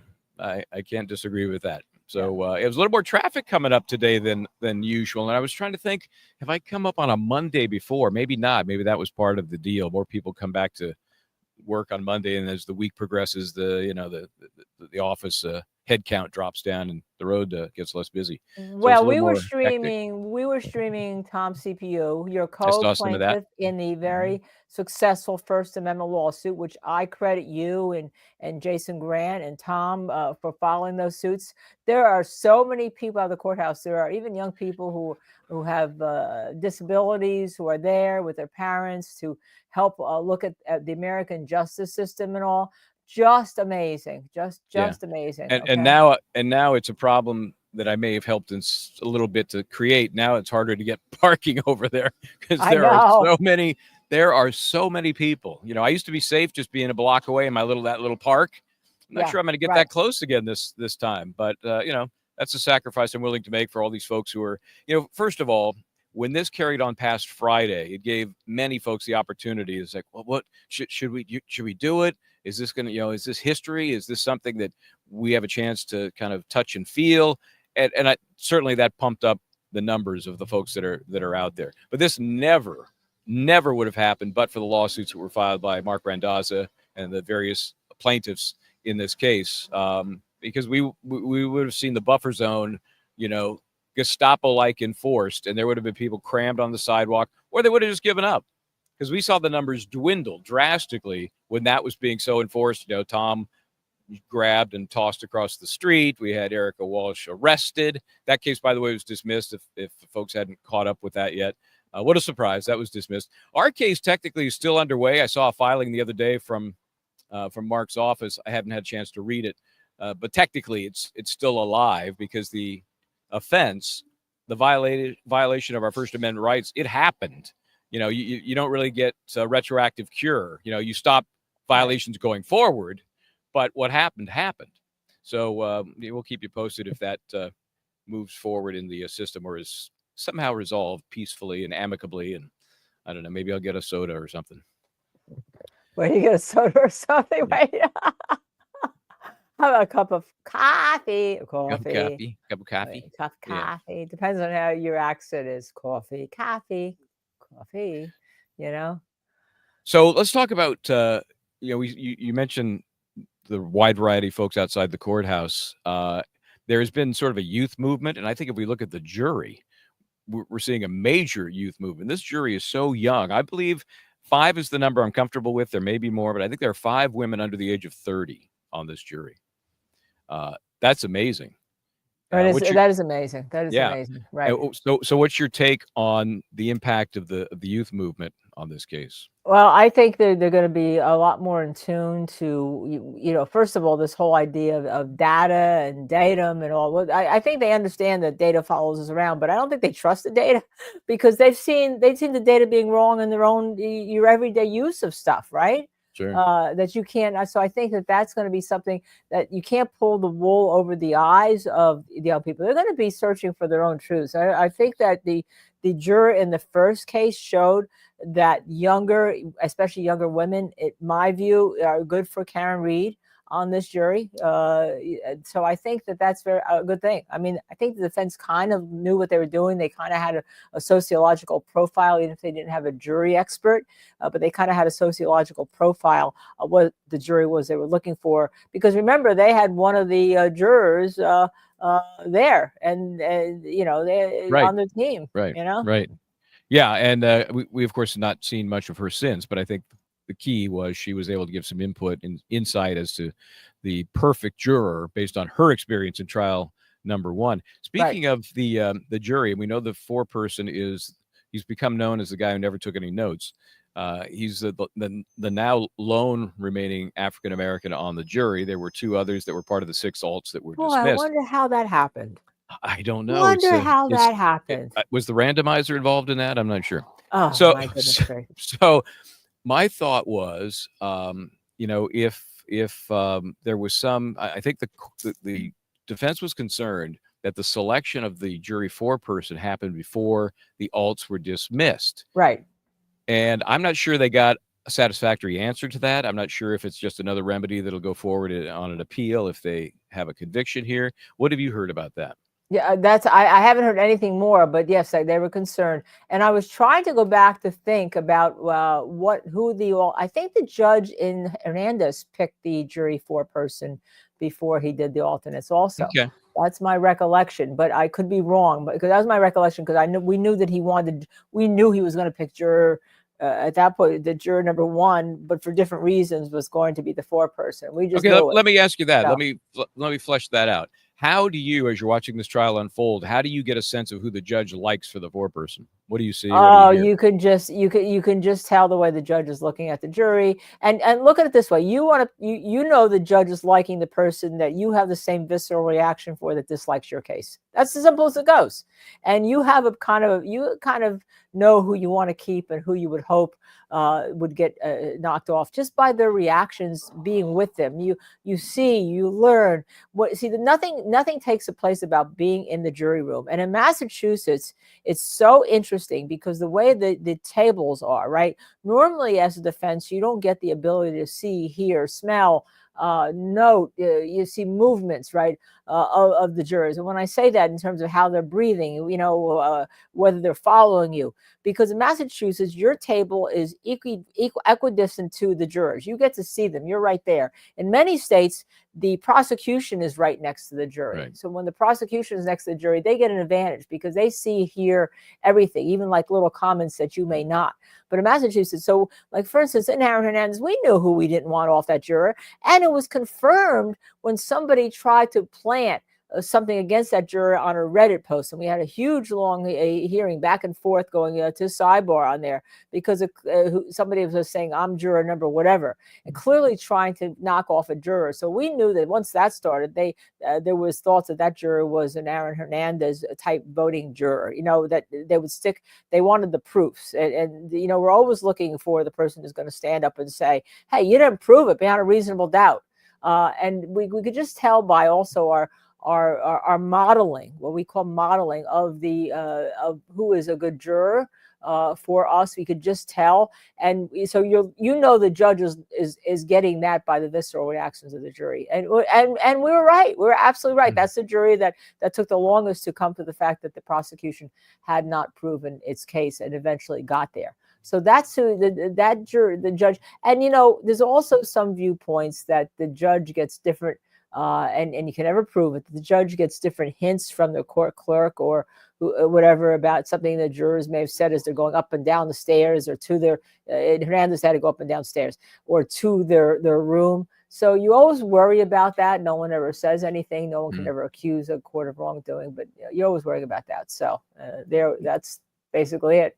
Yeah, the configuration in Massachusetts is a little bit odd. That's where they stack the tables rather than side by side. And in most courts where it is side by side and where the prosecution is closer to the jury, the theory is they have the burden of proof. Therefore, they have that structure set up in the court so that they are.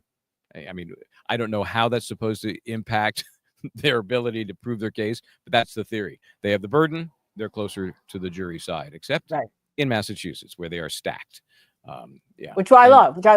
There's also one courtroom and one courthouse in New Jersey. We all know these things where actually there's 4 courtrooms and one courthouse in New Jersey where the criminal juries you're stacked. You're behind the prosecution, and it really is great. It really is great. It's a great advantage as a defense to be behind the prosecution, next to the jury, and behind the prosecution. Because remember, you're watching the prosecutors too. Right. You're seeing everything they're doing at their table when they're moving over. You're seeing everything. It's such a great advantage. If I was a prosecutor in a stacked courtroom like that, I'd have a couple of those little parabolic mirrors, like a bus driver has. I'd have those on the side of my desk so I could see what the hell are you doing back there, you guys? Yeah, I'd have to know. I'm looking at my shot here. I feel like I should be selling cars. You like a little SUV? This will get you where you need to go when you want to go. Just step right up. I can make you a deal on this car. I'll put you in this car today. Tell me what you need. Yeah.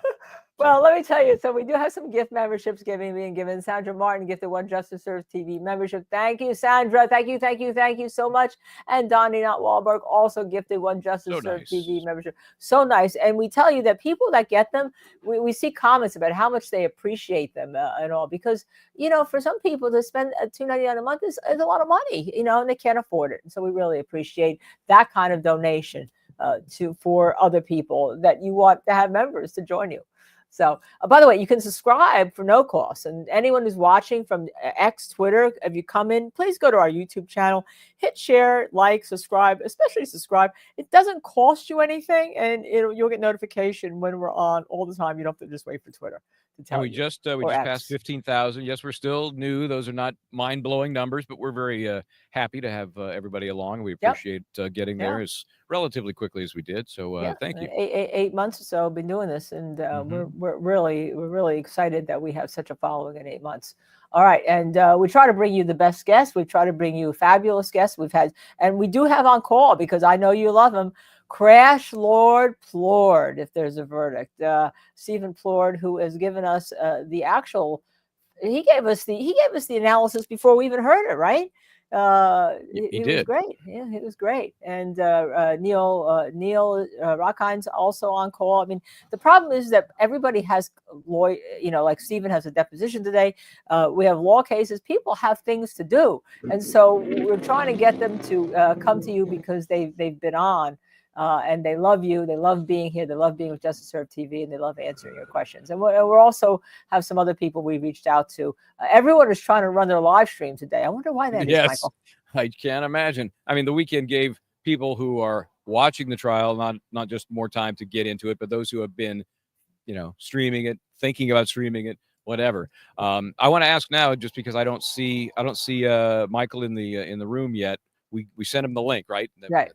Everybody, we got that information figured out. Okay, he's in another time zone. That's all I will say. And he's nice enough to join us when he was busy doing other things. So I assume he will beep here in any moment now.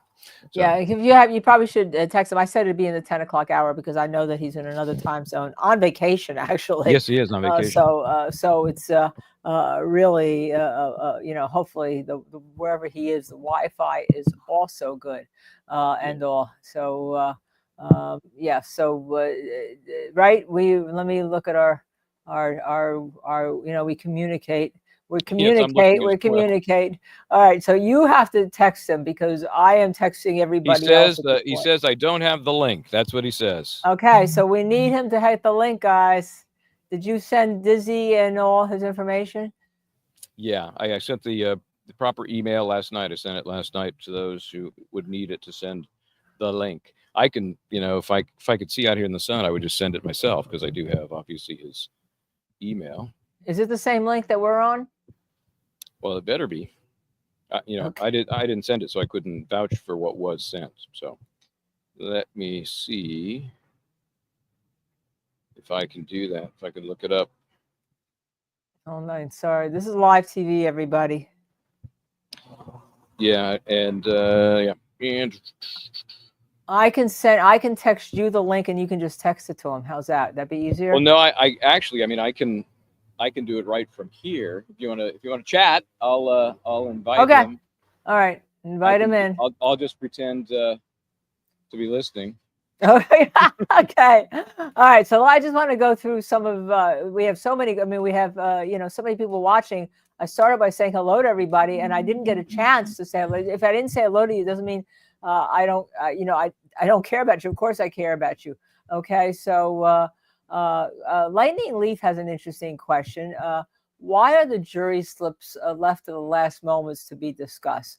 Well, because they don't get it's not on their list of all the other things they have to do right at that time. So you leave it to the last minute based on the evidence. You're hoping that the court, based on the evidence as a whole, and also even how the attorneys for the defendant and the prosecution closed, that you can tailor your slip to answer those questions. Like I've seen some courts put a special fact question in a verdict slip. For instance, in this one, the special fact question would be, do you find beyond a reasonable doubt that a collision occurred between Karen Reed and John O'Keefe causing the death of John O'Keefe? That's a special verdict form question. That doesn't go to the actual, do you find somebody guilty beyond a reasonable doubt, but it's a fact question.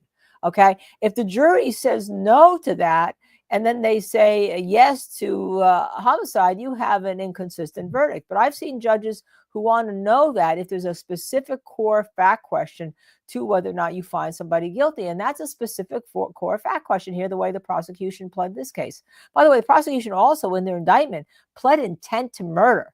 Now, Hank Brennan, I don't know what happened here, but Hank Brennan said he wasn't causing that. The intent to murder was the knowingly committing an act, right? Intentionally committing an act that you knew could or cause the death of somebody, basically, is what it says. Purposeful, knowingly cause a death. But that's not what the indictment said. The indictment said specific intent to murder, that leading to maybe the first count of the murder charge, the second count of the murder statute. Okay, not the third count, not the third facet of the murder statute that Hank Brennan relied on. So I don't know how the prosecution got around that. And I don't know why the judge didn't hold that against them in some way, but they didn't. Yeah, it seems to me, and I don't know how all you feel. the prosecution has changed the theory of this case. So I hear somebody, Mr. Easter, is getting on. I hear somebody, Mr. Easter is getting on. Let me, while you is then start to introduce him a little bit, I am going to notify everybody on X through our X account that he is on, that this is the 10 o'clock hour, because we just said the 10 o'clock hour. Let's see, let me just, while you're selling them, because I see that So he's as everybody will remember, this was all pre-trial. You know, this is when the parties were jousting with one another, and there was so much pre-trial that if you think about it now, it didn't even come into play in this case because there was no rebuttal case. Remember all of that with Dr. Crosby, and well, part of that mess was the attempt by the defense to get an expert to testify about the propriety, the quality, the nature of the law enforcement investigation into the death of Officer John O'Keefe. So to do that, they wanted to bring in an expert. And ultimately, the court said, not going to happen. The jury should be able to figure this out. And that led to the do it moment. We ran that clip a few minutes ago. If you haven't seen that, it's a classic where Alan Jackson basically says, the Commonwealth's complaining that if we bring this witness on, they're going to have to bring Massachusetts State Police and Canton PD officers to say that the investigation was proper. I got one thing to say to that. Do it. And so obviously he didn't get a chance to do that. So we think it's so important to get the man on here whose testimony this jury did not hear about the propriety or lack thereof of the investigation. So without further ado, there he is, Michael Easter. Thank you, sir, for joining. We know that you're at a secret location. You're on vacation, in fact, and we appreciate you taking the time to join us. How are you? I'm good. Thank you. Thanks for having me, by the way. You bet. I think our people are dying to know what the jury did not hear. Obviously, you were hired by the defense. So tell us first, I don't want this to sound like a direct examination of your testimony they didn't hear, but just give us a sense of what you looked at. What did you review? And then we'll talk about your opinions. Yeah, absolutely. I think maybe some foundational aspect would be, originally I wasn't asked to look at the investigation from this perspective. Originally, I was asked to look at it from my more kind of natural expertise, which is the historical cell phone records and other geolocation records. And that's where Attorney Jackson reached out to me originally. And as part of that, I've testified as an expert in over 200 trials, both federal and state. Clearly, I'm now retired and I do stuff privately. But when I started interacting with Alan on the case, I started asking questions that I would naturally ask about the investigation. How do we look at the phone records? How did the government look at the phone records? How do we incorporate them into the investigation and the defense case in chief? Where does the evidence put this? And as I asked more questions were not answered. And simple questions about, well, whose phone records are we looking at? Where's the victim's phone records? Where are the other suspect phone records? None of these things existed. And as the conversation sort of evolved, Alan's like, Mike, would you mind just looking at the evidence from your investigative perspective? And for that, I spent over 20 years with the FBI as an investigator. I was a law enforcement officer prior to that, and formerly a Marine officer as well. And as he asked, I said, you know what, I'd love to look at the case. Can I get access to the discovery? And so at that point, I looked at the discovery material provided by the Commonwealth, not only with the idea of looking at the phone records clearly, which was the initial aspect, but as a fellow investigator, what would I have done? How would I have looked at this case? And what are some logical steps that I would have taken along the way? And did those logical steps take place? And maybe I'll add to that last aspect was, in that review, my focus wasn't just on what evidence they collected or didn't collect in those steps, but what is the Massachusetts State Police policy? What does it say they should have done? And that policy guide is actually online. And I looked at that and made a comparative assessment of what did the Massachusetts State Police do? Is that the best practice? And is it consistent or inconsistent with their own policy guide? And then I drafted a report and provided that to the court. And I think you mentioned it. And maybe somewhat famous now, Mr. Jackson's "Do It" comment had made it to the interweb. So yeah, that's maybe start there for you. I don't know if that answers questions or creates more, but yeah, that I didn't realize that that's how it evolved. You know, I thought it was from the start. You know, let's look at this investigation. I've looked at your CV, so I did know that it was cell phone and that kind of data intensive, right? Right. So Mr. Easter, can you tell this jury what your ultimate opinion is as to how the investigation was carried out in this case? Yeah, I can. Well, maybe the jury's not listening, hopefully, but at least the people on your channel. So for the Bureau, I also was an instructor. And one of the things I always teach is process. Have a process to dissect the problem. And when I looked at this, I really came up with three kind of words to sort of encapsulate the investigation or the lack thereof. And the first one was, I found that the investigation was incomplete. And incomplete in the logical steps you would take to determine whether Karen Read was the suspect or other people were the suspect. Not following logical investigative steps to collect evidence, to preserve evidence correctly. We can always look back to the crime scene. But even beyond that, as the case migrated throughout that day and how quickly and even prematurely they identified Karen Read as the sole suspect. So the first word is incomplete. Incomplete investigations in turn birth out this next word, which I think of as an easy way to look at it would be inconsistencies. And maybe I'll stick with I's, is that an incomplete investigation creates inconsistencies. And those inconsistencies can show up in time, typically. And you saw it in this case. This case was riddled with timeline issues. And that's because they never completed proper investigative steps to collect CCTV along likely routes of travel to and from, which they should have done. They should have traced those things. You saw in the testimony of, I think Walter tried to show some Google Maps, which is a great technique. I use it, which is to use routes that the phone or the person could have taken. And then tracing those routes for CCTV, whether those are Ring cameras, business cameras, or static cameras, to see if we can develop a timeline and a route of travel for Karen Read's vehicle or someone else that could have been there. And then an inconsistency, it breeds the follow-on, and which is another I word. Maybe I should have coined all these, but is inaccuracies. Incomplete, inconsistent, all ends up with inaccuracies, and you see it. Now we have all these inaccuracies in the case that makes you start scratching your head. Why don't any of these things add up? Why do we have so many things that conflict with each other?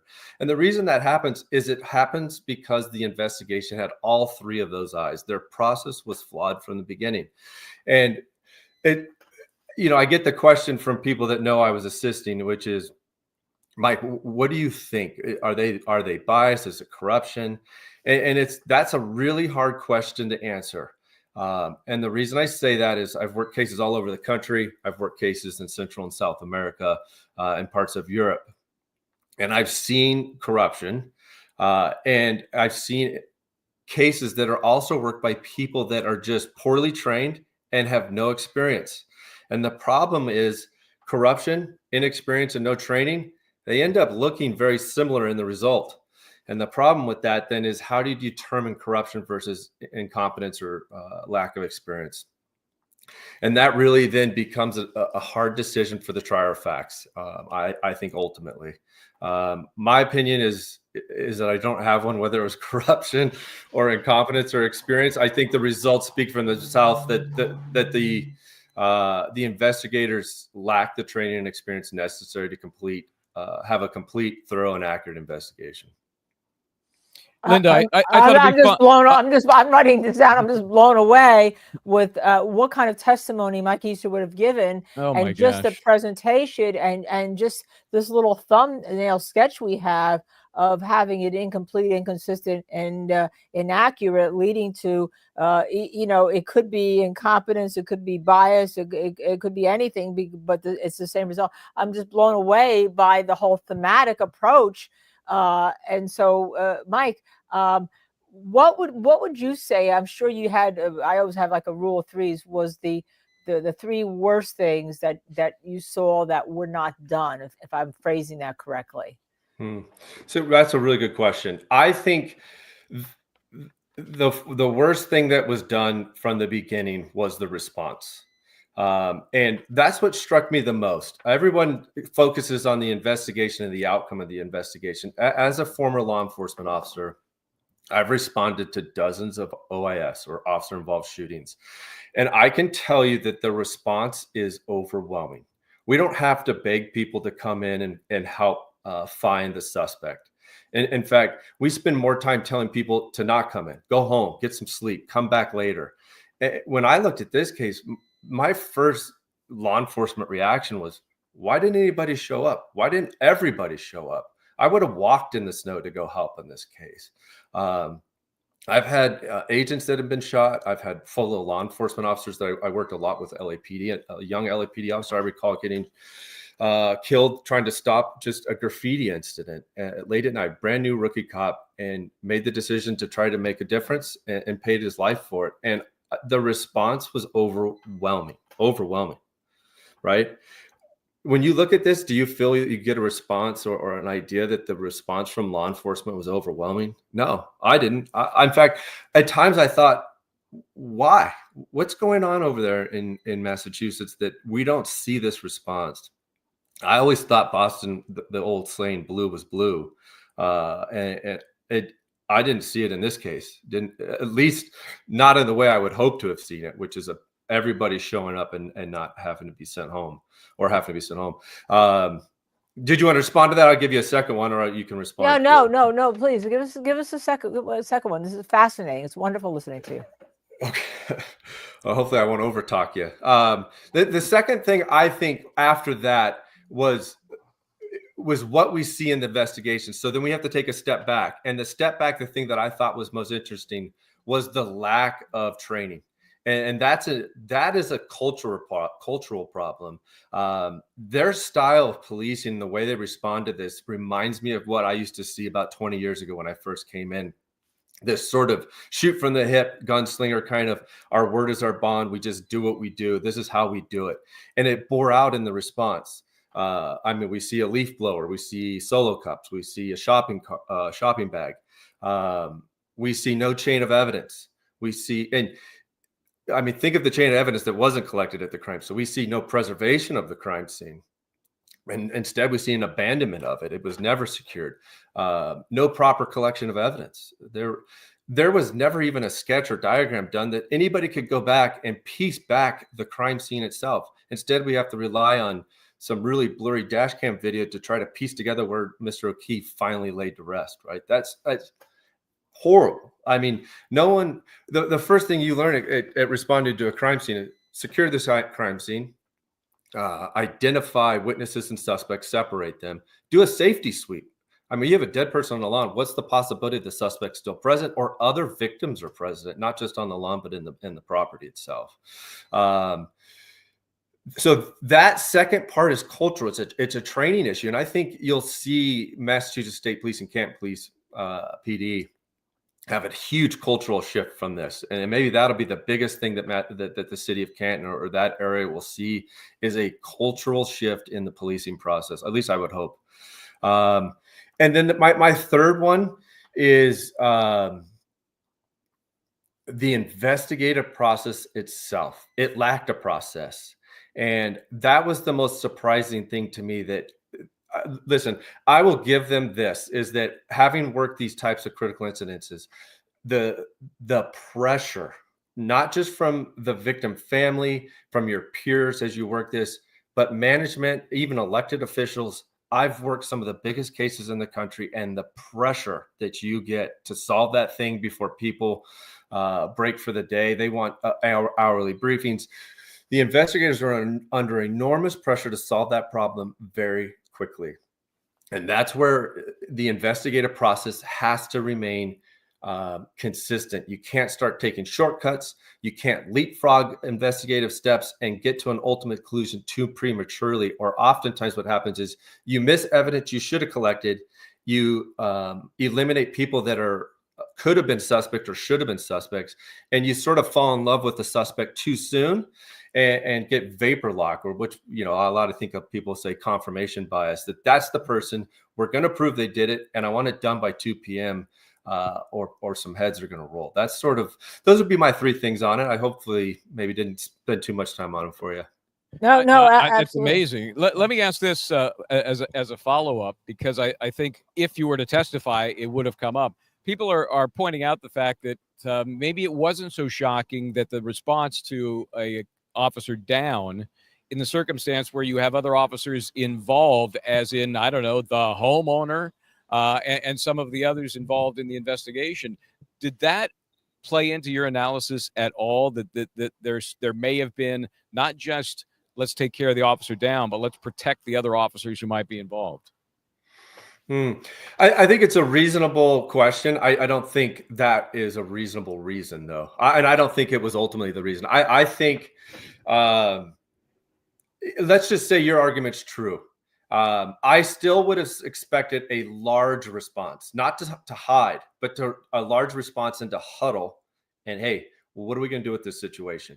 And some very in these big incidences, there should always be a big command incident. There should have been a command incident commander, somebody in charge of the command, a response. There would be big type of group meetings. And then there's the small group meeting. The very intimate people that are going to really solve this problem meet separately. And we would have seen those things if this was responded to correctly, even if, as you discussed, Michael, there is some, I don't want to say corruption, but a tendency to protect somebody. There would have still been a response, or we would have seen an enormous phone tree happening. Although we no that type of evidence was collected clearly, but I think ultimately that's where the other investigation that was happening was probably looking into. And so I have a question. I just want to tell our viewers that we're going to hold your super chats. We're going to continue with Mr. Easter without doing the super chats right now for the moment. The issue of the medical examiner, as you know, my husband is a forensic pathologist. The issue of the whole medical examiner and dissing her with regard to the injuries. What would be the proper response when you have a medical examiner who says, "Look, I've in the first 9 days, I've looked at everything you have. I don't find this a homicide. I don't find any injuries consistent with an automobile strike here." Where does that lead you? Does that lead you to say, you know, she's a whack job? Or I mean, I know I know the answer to that because that's what was in the text. But where do you go if you want to continue investigating because you don't want to have either what you think may be her vapor lock or your vapor lock? Yeah, I found you talking about Scorty Bello? Yes, Scorty Bello. Yeah, right. I found her to be one of the most credible witnesses there. Her demeanor, her poise, her confidence, and the science. You know, you hear the science is the science, right?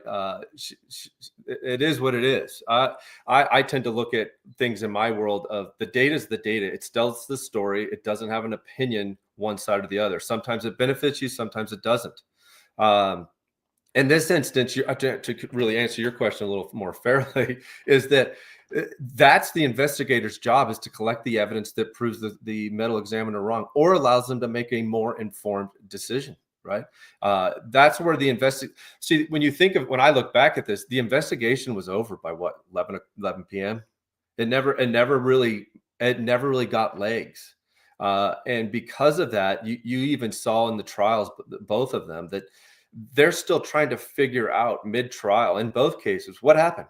Can we still collect some more or conduct more testing to try to bear out what really happened? And I guarantee if there's a third trial, there's more evidence that they're going to try to find. There'll be more testing. So this, in some respects, the case isn't done being investigated, and it shouldn't be. In my opinion, there's still some valuable evidence that's available that should be collected if they knew where to look. Like what specifically? I'm sort of reluctant to share, only because my job's not to help the prosecution collect new evidence. Fair. That's fair.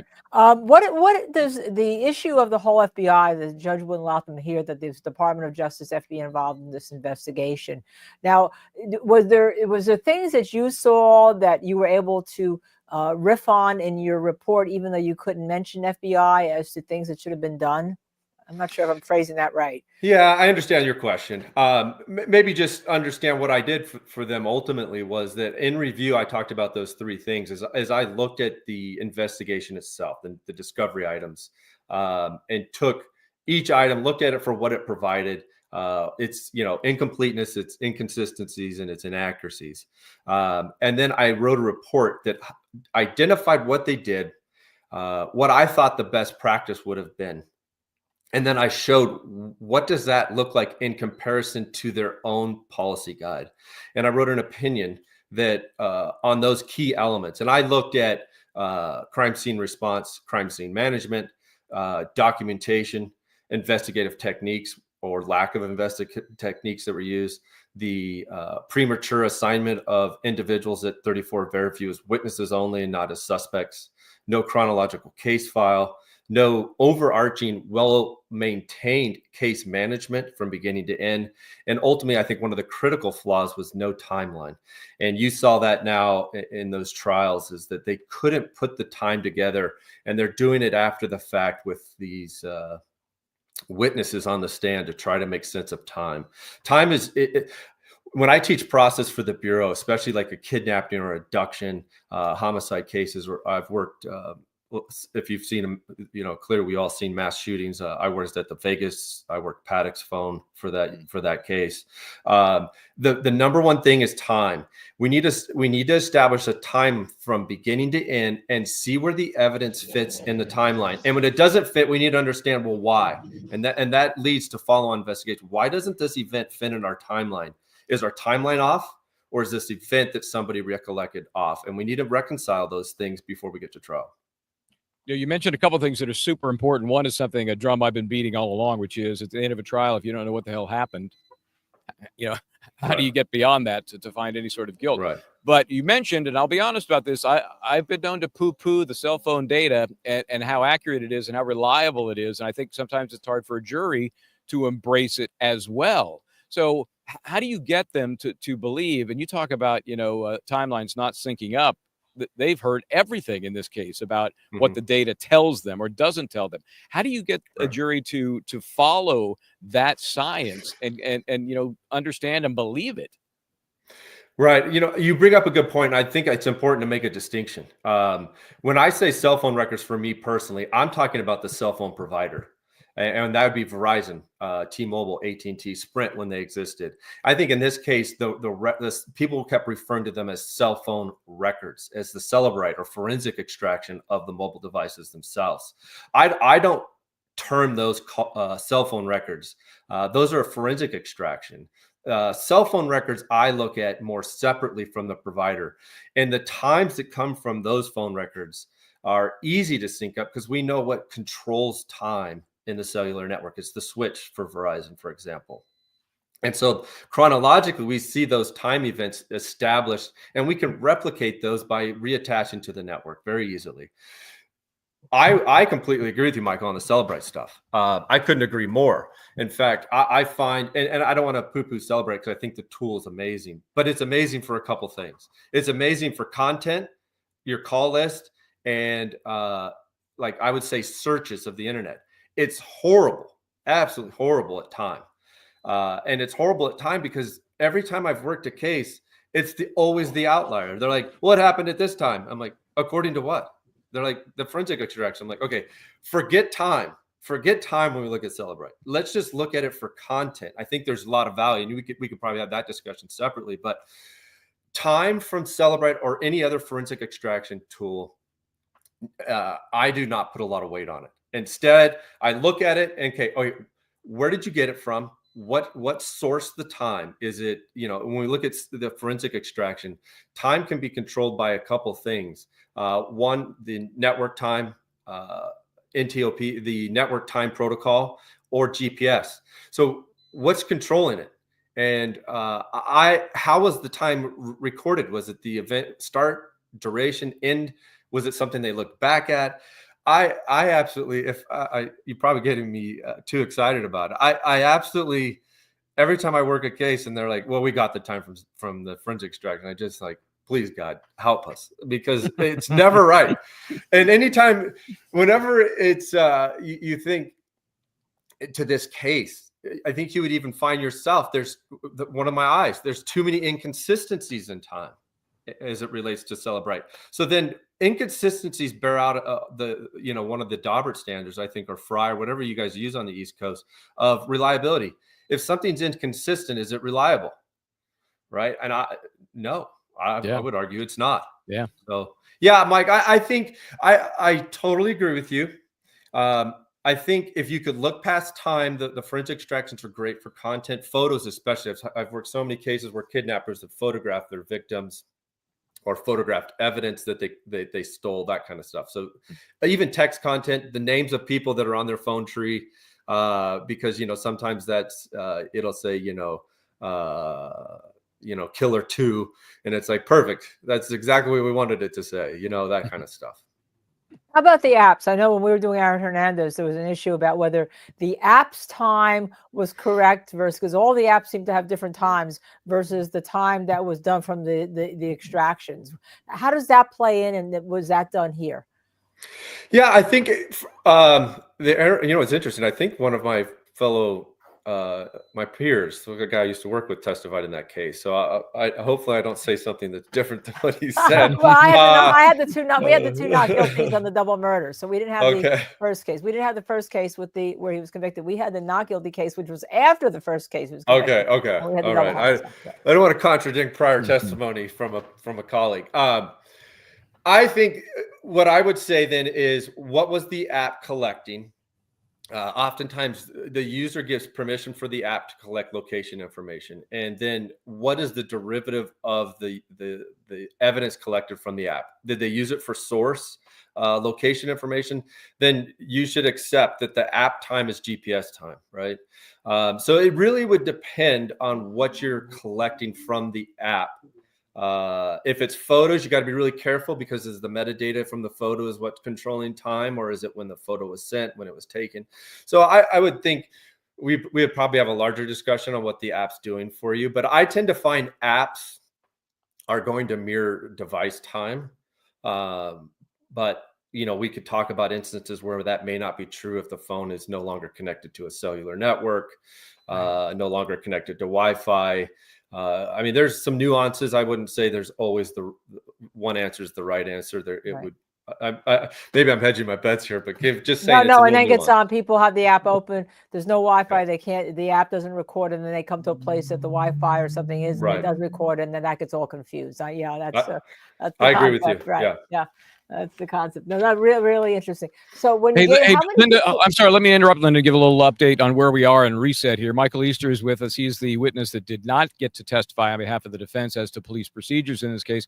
We are now in Justice Watch just past 3 hours, and we have not confirmed this, but we understand that the defense request to fix the verdict slip has been denied. Shocking. We're trying to confirm that. Wouldn't surprise me, but that's what we're hearing. Anyway, I'm sorry, Linda, go ahead. No, I just had, when you gave your final conclusions and opinions, how many opinions did you give at the very end with regard to what we call the Bowden defense? Because that's how Alan Jackson wanted to use you, that you can't trust the messenger here because, how they got to giving the message was really, it's a legal term, screwed up.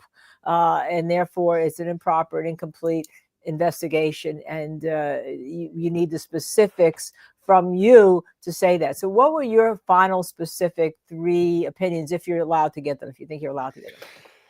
Yeah, I sort of want to be careful, and I think you realize why. I think generally speaking, my report laid out opinions based on those 3 things that I already discussed, which is, what did they do? What was the best practice? And is it what they did inconsistent with the best practice and inconsistent with their own policy guide? And then I offered a conclusion of what I think ultimately those 3 I's, the incompleteness, inconsistencies, and inaccuracies, how that led to their final conclusion, and whether you want to call it improper or not. Ultimately, those steps, I believe, created a final outcome that makes it hard to trust that the process was accurate, consistent, and yielded the correct suspect. Oh, I'm blown away by this, and I'm blown away by the fact the jury could not hear this, Michael Bryant. I mean, this is, to me, it's Yeah, ridiculous. it's wrong. It's just wrong, but it's not the first thing we've said that about in this trial. That's for sure. Let me ask you, Michael, are you going to be following this? So I know you're on vacation, but do you have some curiosity about what's happening? Yeah, 100%. You know, it's interesting. When I retired, my focus was on. You retired at what, 35? What do you mean you retired? I'm actually in my 50s, but yes, I retired with the focus of starting my own company to provide, you know, sell side and other location investigative assistance and trial and expert. What I found, and I never really thought about this sort of concept of providing investigative review, for lack of a better term, but it surprisingly has become up more and more since I've retired. Is, you know, because I've worked so much, hundreds and thousands of cases, is that just look at it, Mike. Tell us what you think. And it's not something I expected to do, but I sort of enjoy. And what's interesting is I've worked one recently where I looked at it, I was like, wow, great job. They did a really good investigation. And my response to the attorney was, have they offered you a deal? Because you might want to consider one. This is an incredible case. They did an amazing job. You know, it goes back to Mike, and it is if you do a really good case and you have great process, you have a great case management, the way you collected evidence, and it's easy and easy to navigate and absorb what happened, a great timeline. When you look at it as a on the other side now as a defense, it's like, oof, these people are prepared. I don't know if I want to go to trial with these people. Maybe I should consider a plea. Hey, client, this doesn't look good for you. Where this case, you don't see any of that, and I think that's sort of yeah, it's tragic. I think ultimately, and I think the tragedy is that you know this should have been done not only to the process or proper, but it should have been over the top done for John O'Keefe. That's how we would have done it. You would have been, these guys went over investigated the case, not under investigated it. Yeah. And I think as we sit there and watch this trial, we think about the O'Keefe family and we think about how they're all in on this prosecution. And yet, was it really an investigation they should be proud of, consistent and confident in, that the real criminal has been found, if there is one? And I think the answer is no. And I feel for them because they're not going to get the justice that they really deserve. Yeah, I totally agree. And when you watch the I think you know, I was prohibited from watching this trial, but I tried to catch up a little bit the other day after I realized I wasn't getting called. But when you look at the last trial, watching that family sit there, I've been on this side of the government for a long time, clearly, and interacted with many victim families. And I remember working a young girl that was working at a liquor store, and she was shot point blank in the face. And that case was so devastating. The letter the mom wrote me after we found the three suspects, I keep it, and sometimes I still read it. It's just so. As a father of three kids myself and my own two daughters, it was, I mean, it broke me to read her letter and to see the grief. And that grief exists for them. You know, you probably would expect after this to be a wrongful death suit against Karen, but there should be a wrongful investigation suit against Canton PD and Massachusetts State. They should sue them because ultimately it's their job to collect the evidence, identify suspects, and eliminate suspects and come to the ultimate conclusion of who did it in a fair process. Yeah. I have two comments. One really is a comment. The comment you made before about how you advise lawyers and all on it. I always tell people that a lot of times you hire experts to give them advice because sometimes your expert will say, hey, you know, get the plea deal here. And you can go armed with that opinion by somebody like you. It's not that when people ask about how many cases have you been hired on, you want to be in a high profile case. No, you're giving that knowledge to the lawyer to give it to the client so they can make an informed judgment. So that really is extremely important. And the second thing is you started your own company. Is there a link that we can post for your own company as to what it is, where it is, and where they can find your CV, et cetera, et cetera, et cetera? Yeah, I'd be happy to provide some if you guys wanted to post it later. I'm not sure Sure. how I would do it right at this moment, but He's on vacation. Come on, Linda. Well, yeah, everyone's I would appreciate that. Yeah, we would like to do that. And the funny thing is, we have everybody in this. I don't know if you've followed this. Has named people like they've named Dr. Wolf Crash Daddy. We had Chris Plord. I'm sorry, Steve Plord, who was in California, who was a major accident reconstruction who's been going on and talking to us honestly about what the police didn't do and didn't do. He was spent 45 years with the California Highway Patrol, and his opinion too, this was an absolutely abomination of an investigation. Right. And he's been named Crash Lord Plord. So I'm not sure how our viewers are going to name you. I don't know if they're going to call you a police daddy I've or seen what. a few. I've seen a few suggestions here. We'll have to see how that comes down. So You Daddy, know what, Daddy Lin- Easter. There you are, Daddy Easter. You know, Linda, you bring up a good one. Is CHP? I've worked several vehicle homicides, people trying to get across the freeway or hit by a vehicle. CHP, you want to.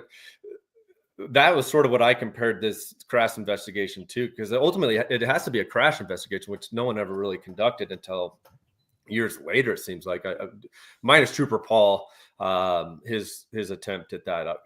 We could probably spend a whole show on Trooper Paul, but the CHP is incredible at this. I mean, they do an amazing job. I've never the amount of effort that they go into crash reconstruction is incredible. CHP is an incredible organization for that. Yeah, and we could tell that, and he was pretty honest. He even talked about something about the we didn't even know about the diffusers and the light, that they're so far deep in there that to get in there you really have to get in and actually break them. You know, a small hit, you know, a side hit, it's not going to break those diffusers. It's something I didn't even know about that I was learning from him as he's talking, and that you know, that was a big deal. The scene wasn't locked down, that there weren't patrol cars, that you didn't even wait till this. You could wait till the snow melt. You just secure the scene, wait till the snow melt. You'll see where everything is, whether it's a day, 2, 3, whatever. Yeah. I totally agree with that. And you sort of hear excuses of, oh, the weather. Well, at that moment, the weather wasn't that bad that Karen Reed couldn't drive around in her Lexus, by their accounts, under the influence. You know, you got Kerry Roberts driving around, and you look at some of these videos, the roads were pretty empty, but you know what was driving around was snowplows. And having worked some very remote locations, you know what you end up doing is people that are getting around, hey, give me a ride. I need to get somewhere. Like when they say they couldn't go back to the police station, there was 1.5 miles to get proper evidence collection bags. Why don't you ask one of the snowplows, hey, go back to the PD. One of the people at the police department is going to give you some evidence collection equipment. You're going to bring it back here, right? Yes. Thank you. Yeah. Or one of the other folks that should have been there to help. And I mean, it's just laughable. Right. And you'll be happy to know, now that they've had the audit, you know, they did an audit of the whole process. Now they've put little baby CSI kits in the squads. Right. So at least they have that. You know, it's interesting. When I saw that, I was just shocked. I was like, you know, when I worked a gang task force, a gang and drug task force for about 8 years. And you know what I had in the trunk of my car? An evidence collection kit. Because at any moment, you're probably going to collect some drug or weapons from people. And you have to collect it properly. If you don't start at the beginning being prepared, you've become unprepared, right? So absolutely. You know, it's interesting. You brought up the vehicle again, and I wish I could share something that I saw in the evidence that if they would have collected, I think would have answered a lot of questions. Well, don't tell us now. If there's a not guilty verdict, save it. If it's a not guilty verdict, I mean, ultimately, they missed things that you know. It's interesting. They sent preservations for things, but never followed up. And that's indicative of what we talked about earlier, is that by the 2 o'clock briefing that they probably had, they'd already decided who did it and never went back to collect things that they had sent preservation letters for. Yeah. I just noticed Jason Hodges had a note. They need body cams too. Well, they did add those. They have body cams as well. Before I let you go, I have a question about your name, and it relates to a dumb story about my son. Okay. Easter is an interesting name, obviously. So I want to get the derivation of that. My kid, who was living in the East, goes to San Diego State, and he gets the nickname Easter. And I thought, oh, it's because he lives in the East, right? No, it's because he's wearing a shirt one day that everybody thought you'd wear to Easter. It was like a short sleeve, little dress shirt you'd wear for pictures with the family. So where does Easter come from? What's the derivation of that name? That's a great question. my dad's family's German, but people keep telling me I look Italian, so I don't know. I'm Italian. If you want to make the story even funnier, is my dad's was a reverend or a pastor, so you know, the name Easter, you know, obviously the You go resurrection to of see a Christ. Reverend Easter for Easter. Yeah. Yes, and what my youngest sister was actually born on Easter Sunday, believe it or not, one year. So you can't make these things up. No. But yeah, you know, growing up, I wasn't called Easter. I was called Christmas. I don't know why. Anything, just some other holiday. That's funny. Well, Yeah, we could have hope- been worse. Could have been Halloween or something. You know, could have been Flag Day. I even get today people, but what's just funny is my name's spelled just like you know, Easter. I usually say Easter like the holiday, and people always look at me cross-eyed, and I'm like, really? Or how about Easter Bunny? They're like, and it's like, you could. What are we talking? Everyone's most of the time it's not Easter, it's Esther, and I don't get it, but whatever. Well, we put our thumbnail on to advertise, but we didn't want to tell people you were coming on until, because we didn't want any chance that you couldn't come on, that somebody would say, you know, there's some kind of gag, or because there's not. But we held it, but we put on our, and if you were smart, I think somebody figured out Easter Monday verdict ? And we just said, yeah. I thought it. I thought it was sort of a ploy on the Easter Sunday concept, but yeah.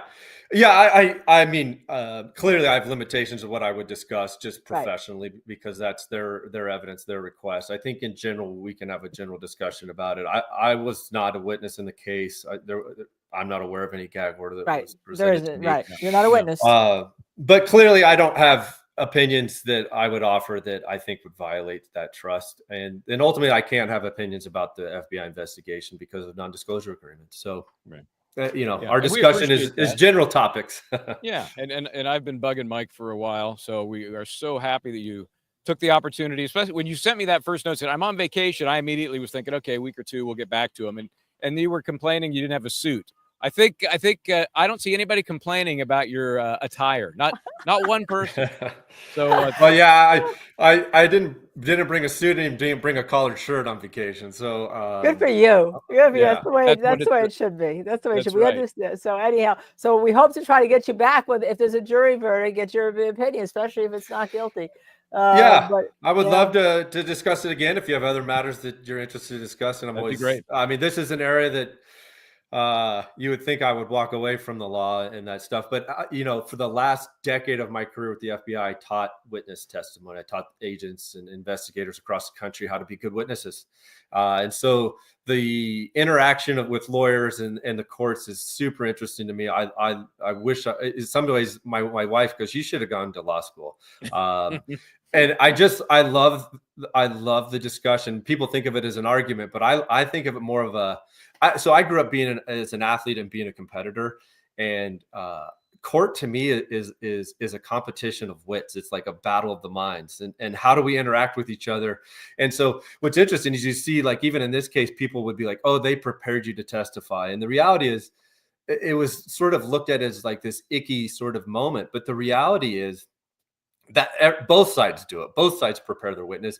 And oftentimes I even tell when I teach witnesses, it's not just as much a preparation for you as a witness. It's a preparation for the attorney of how they should be asking you questions. What's your style for your going to response, so that they're asking you questions that one, you know the answer to, and one that you're capable of opining upon. And so I think ultimately, when people ask me that question about didn't they prepare, yes, you know, attorneys have years or decades of learning how to ask questions. We should teach witnesses how to answer them, right? And because it's not intuitive. The interaction's not intuitive, and oftentimes you'll see in newer witnesses is that the defense themes that they have the most trouble with are ones that make them feel defensive, and they instantly get very defensive. And there's no reason to be defensive. Did you prepare to be? Did the prosecution prepare you prior to trial? Yes, absolutely. That's it. There's nothing to be defensive about. Of course.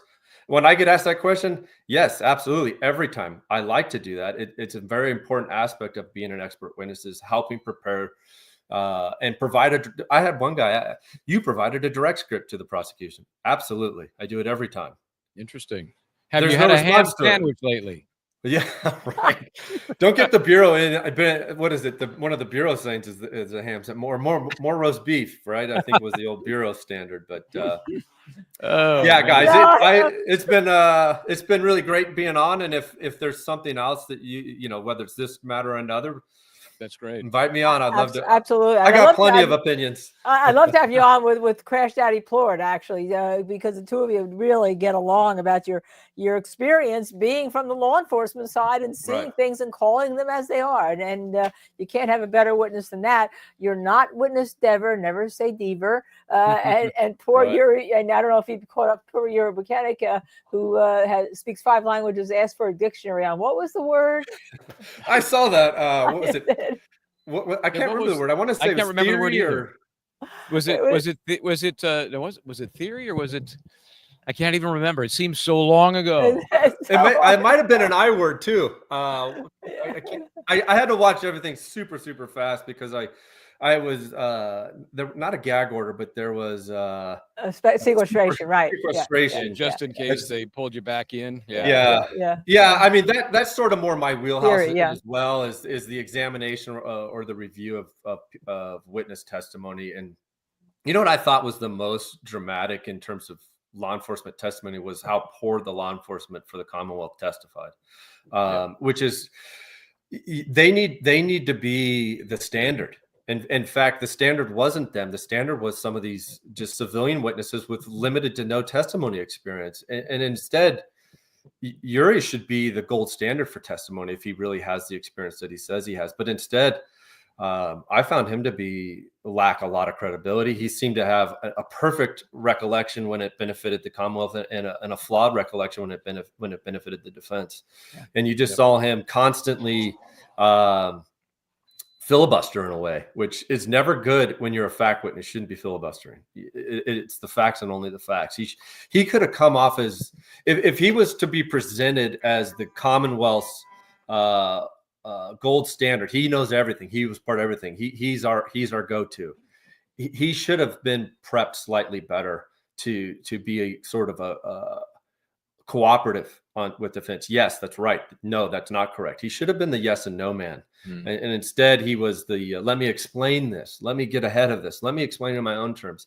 That's never good for a fact witness. Fact witness should never be doing those things. And I cringed when I watched it on fast forward, but it was very cringe. Even his demeanor of sort of, I'm up here on the king's pulpit, just leaning and relaxed in. I didn't like any of it. Remember, he was effectively the replacement for Proctor, so the bar was pretty low already. But yeah, he was bad. He was a horrible witness, and I'm sure the jury is kicking around his testimony right now. Yeah. Before we let you go, this is a great question because you were denied because the judge said it's within the ken of the jury to know how the police procedures, that the jury understands what was wrong with the police procedures. And this witness, Colin Sixsitter, does Mr. Easter think Joe Public knows what police procedures and best practices are? And that's why how she denied you. She said, of course they know. So I guess that's the ultimate issue. You know, I don't have opinions about the judge in this case because I would be improper. No, not the judge. I'm not even asking about this. Do you think that the normal person knows what you were going to testify about? Is it within their normal ken by just watching this jury? I guess that was the issue. I'll give you the answer I think Yuri should have given. No, I don't.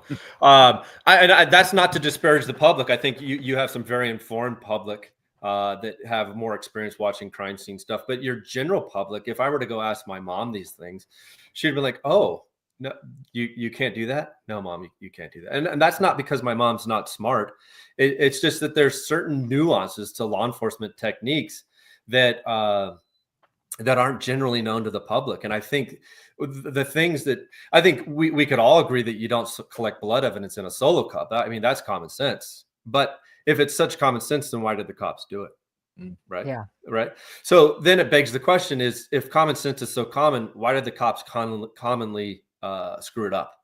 And so then it just needs to be pointed out from another professional. Another professional needs to come in and explain, no, ladies and gentlemen, I want you to know that this is not how it's done across the country. And you know, clearly I'm not a spokesman for all of law enforcement across the country. I'm only providing my opinions based on my own personal training and experience.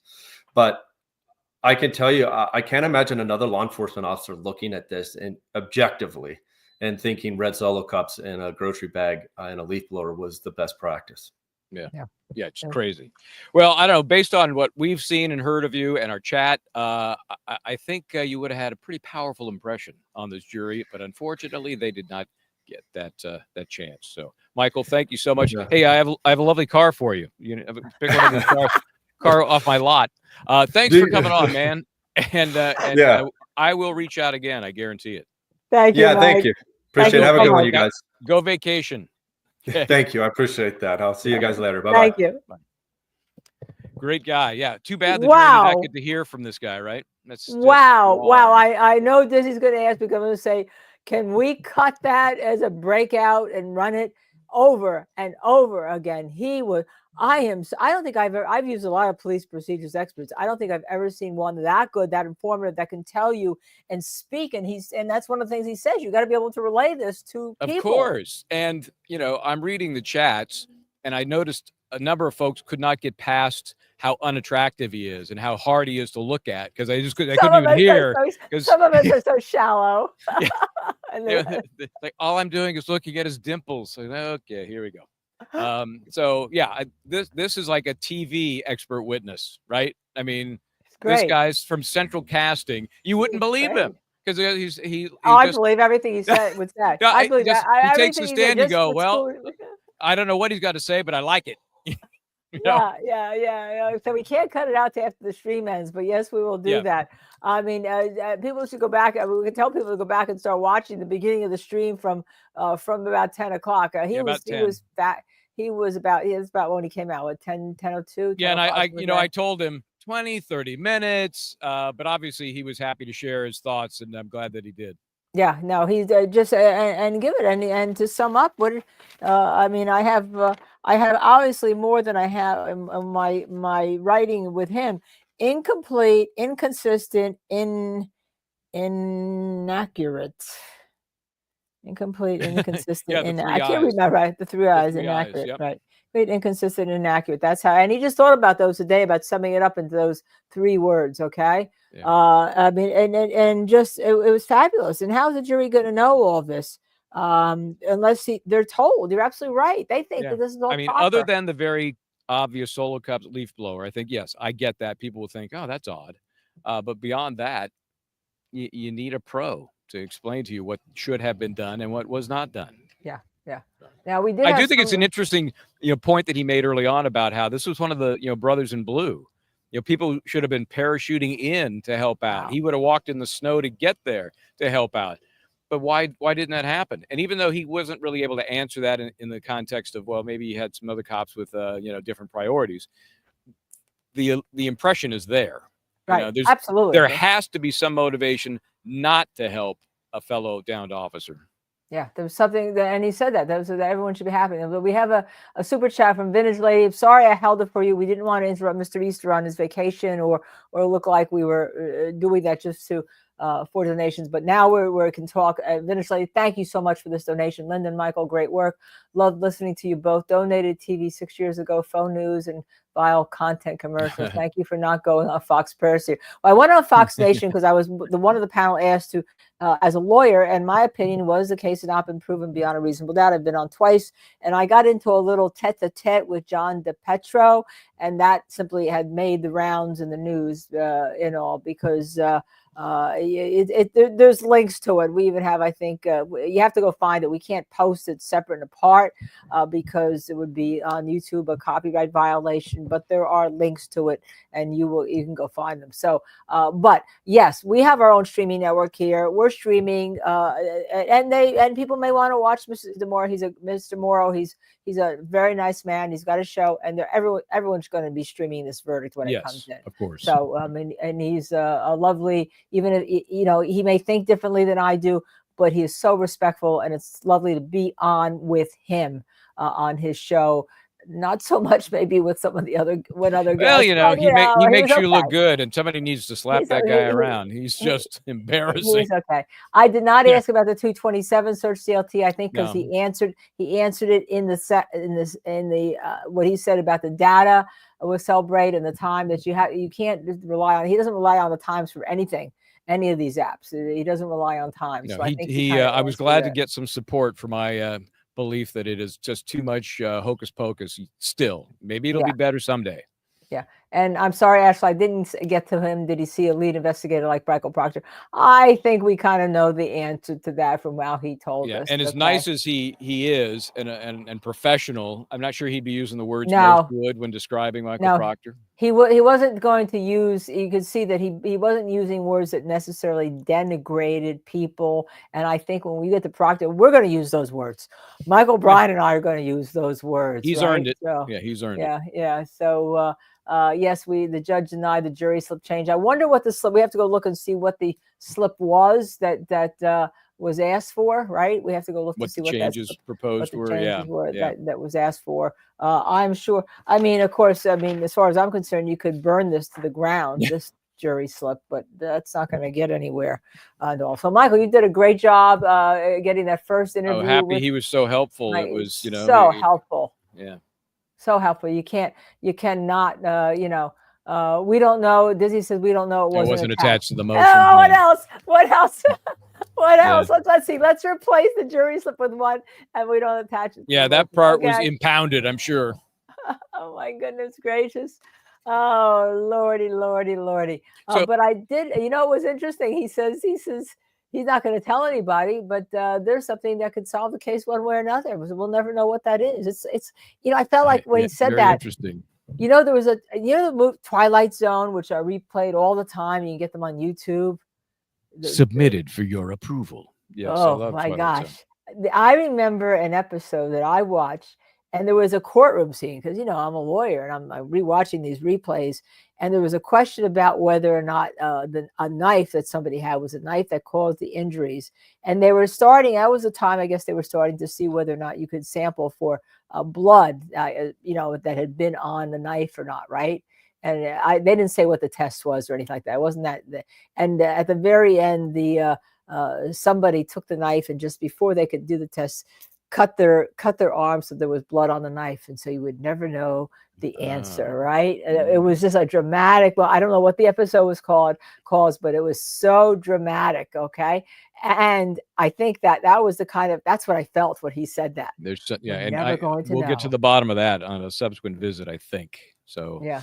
we got to wait and see if the dust settles on this case, because let's face it, if there is another hung jury mistrial, I think most believe they will try Karen Reed a third time. And if that happens, perhaps Mr. Easter is involved. Who knows? Perhaps I don't know if it would have to stay with Judge Cannone. I think she would want to maintain control of it, but I think there would be a strong effort to get her recused.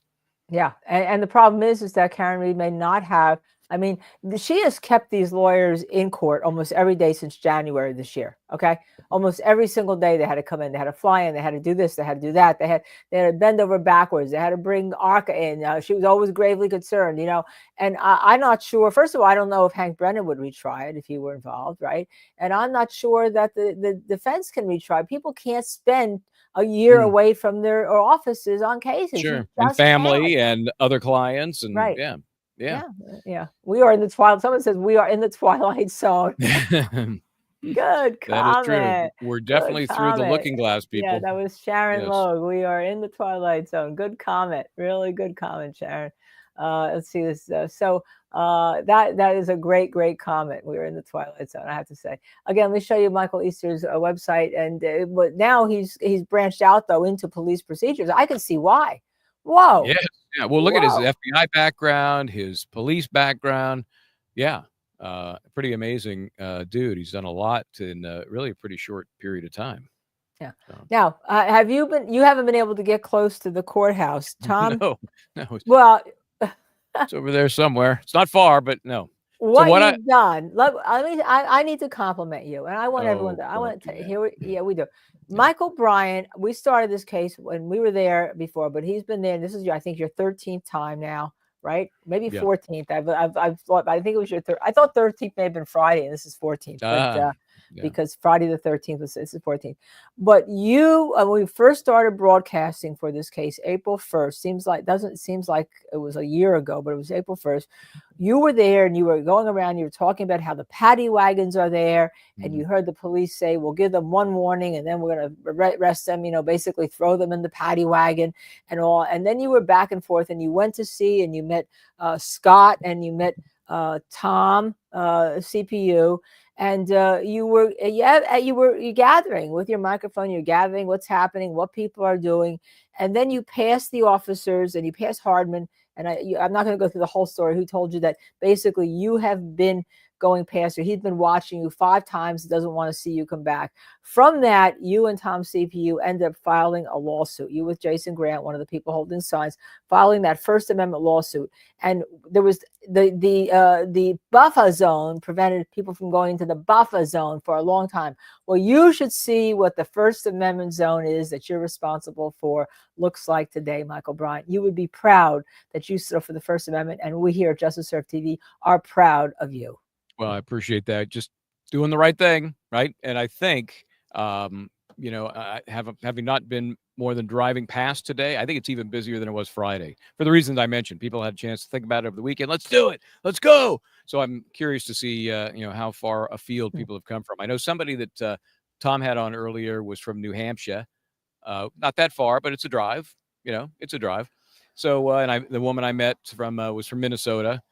Which had their own tragedy underway on Friday, but she was here to watch the trial. She's going back later this afternoon, so she's hoping there's a verdict before she has to leave. Anyway, it has polarized the country, and there are people coming. They're paratrooping in from everywhere just to feel like they've touched what this case is all about. So here's what I suggest in terms of programming. I'm going to throw a programming note. Unless you got something else lined up I'm unaware of. We talked about what we're waiting for. Verdict, questions, whatever. Our Justice Watch continues, and now we've got to be pushing close to 4 hours now. I don't have the official clock, but I think we got to be getting close to 4 hours.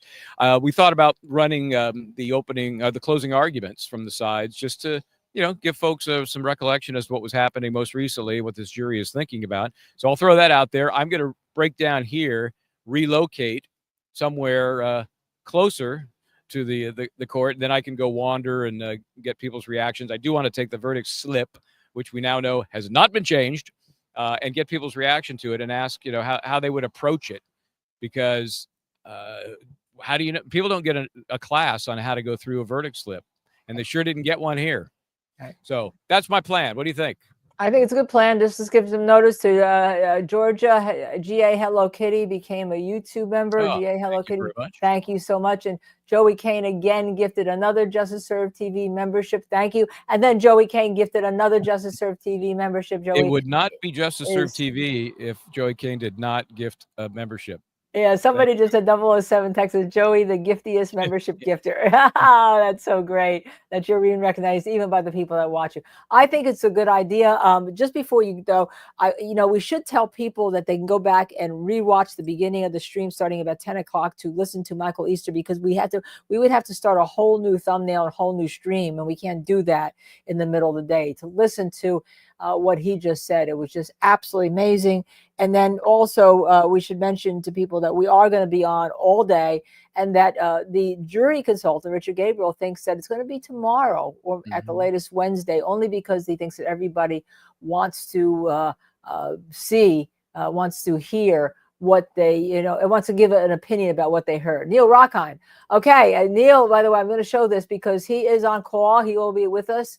Neil, just send me a text and when you can next come on, maybe after closing arguments, we review them.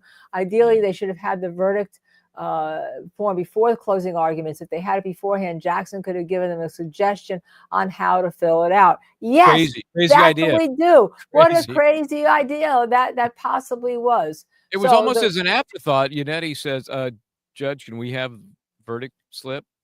Oh, all right. Here. I mean, are you kidding me? She was snarky about it. Like, you want this? you know, and then I'm not going to do that because the Supreme Court District Court said I'm right. Well, no, they actually didn't. They said, so you're right for this portion, but you know, even if you were wrong, the remedy is she got a new trial. So, you know, we don't need to deal with that. The appellate court didn't really get to the merits of her decision making. They just said there's already a remedy in place. Bye-bye. By the way, thank you, Special Bendy Brothers. I really appreciate the compliment. Okay, so we're close to 4 hours, even on the another network's verdict clock watch. All right. Neil's going to let me know. I know he did let me know he can probably come on a little bit in the afternoon. And we do have Steve Plord on call. He will actually leave his deposition if he needs to come on with us if a verdict is going to be announced. And we'll try to get him. He's in California, so there's a little bit of time difference. I know I told him to watch Mike Easter's interview, by the way. So why don't we do that? Why don't we play? We had to really. We'll play Alan Jackson's. Yeah, I would just do them in the order that they came. Okay, but I'm gonna go sell a couple of cars here. Look what we got here. Oh, wait a second. Wait, there's a fan. This fan. beautiful van. Does that fan mean? Wait a second. Does that fan mean that wait, we have a something's question? happening. Does that fan mean that we have a question that they're going to open in court? Because you may not want to break down if they're going to open. Dizzy, do we know? Is there some audio? Any clue? Should Any we clue? riff here for a second to see if that's anything? It's too early just let me for see. an official lunch break. Yeah, They've not had to deal with that yet. You know, do they deliberate during lunch? Do they bring the lunch in? They haven't. No, but I don't know why there's anyone looking on you're monitoring. I think Aiden in the courtroom this week? He or is. no? He's in this week. He is. Okay, and I know that. Let's see if he's got anything on there. I know that John DePetro also won the. Shocker! Shocker! Yeah, won the. And I heard they put his name on one of the seats. That's what I heard. Oh my goodness gracious! All right, so I don't see anything from Aiden. He's inside the courtroom with the day 2, so he hasn't put anything on. So I don't know. So you want to go try to set up, and if I'll do the fan that. has been there for a while, so if something happens, we'll go on, and you know. Okay. So in the meantime, enjoy these closing arguments. All right. Obviously, the Alan jury is Jackson thinking first. about We're going all to of run this. him first. Yep, we're going to run him first. Bye, Michael. See you soon. All righty. All right. I'll wait till we start the arguments. I will keep my avatar, my 2B avatar, on the left, but I will be here in case the jury comes in or there's some question. But I do think it's a good idea to start the closing arguments while Michael goes to try to show this verdict form to different people and see whether they can get a reaction, you know, from ordinary people who are not trained lawyers. Trained lawyers don't even understand this, but say it's dangerous, right? Because it kind of suggests guilty, guilty, guilty, guilty. It kind of suggests all these places to put guilty and only one place to put not guilty, as if you have to find Karen Reed guilty of something. So as soon as we go to playing Alan Jackson's closing, there we go. I'm going to go behind my avatar and let's watch and let's remember why we're here. There was no collision. There was no collision. I want to take a minute to start off with thanking you. I want to thank you for your attention. I want to thank you for your patience. I want to thank you for your diligence. This is not an easy undertaking.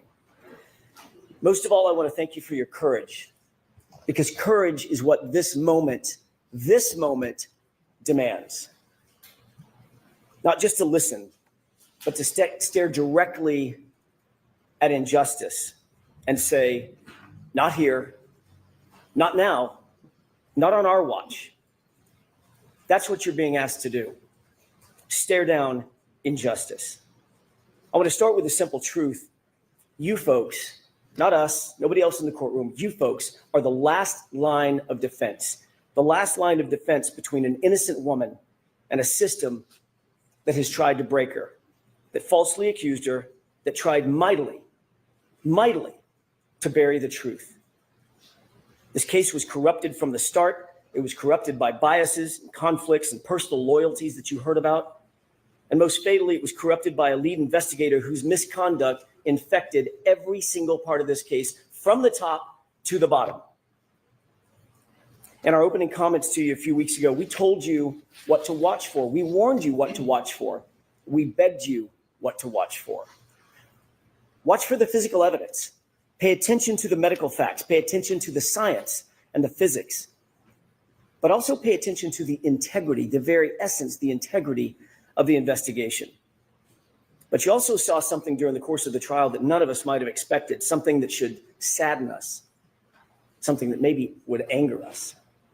On full display, you saw the lengths to which some police officers will go to protect their own at the expense of the rest of us, at the expense of Karen Reed, an innocent woman. Before we examine the evidence in the case, which we will do, we need to understand the very foundation of the entire system of justice in which we operate. It's the bedrock on which this entire system is built. Reasonable doubt. This isn't just a technicality and it's not a slogan. It's a constitutional shield that protects the innocent and prevents the government from punishing without proof. The Commonwealth has the high burden to prove every single element of every single charge beyond a reasonable doubt and to a moral certainty. As I said, those powerful words are not just some legal jargon.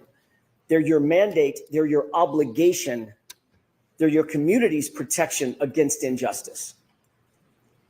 In our system of justice, Karen Reed sits here today, presumed innocent, cloaked in the presumption of innocence.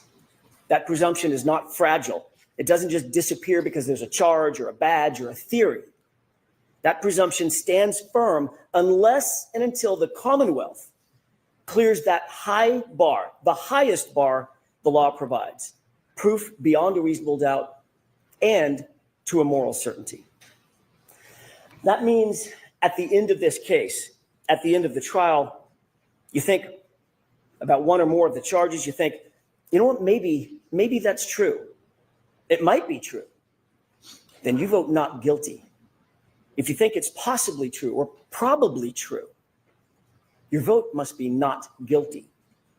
If someone among you thinks it's likely true or even very likely to be true, your vote is not guilty.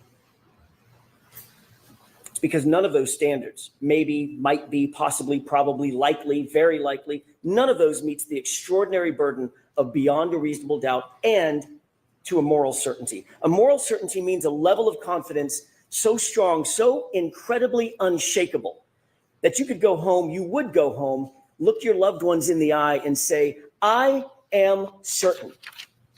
Not probably, not likely. I'm morally certain, and my certainty remains unshakable. The law defines moral certainty as the highest level of certainty known in all human affairs. Think about that. You must be that certain about the entirety, not part of, the entirety of the Commonwealth's case. As we discuss this case, you'll see that the Commonwealth comes nowhere near, nowhere close to reaching that extreme burden of proof.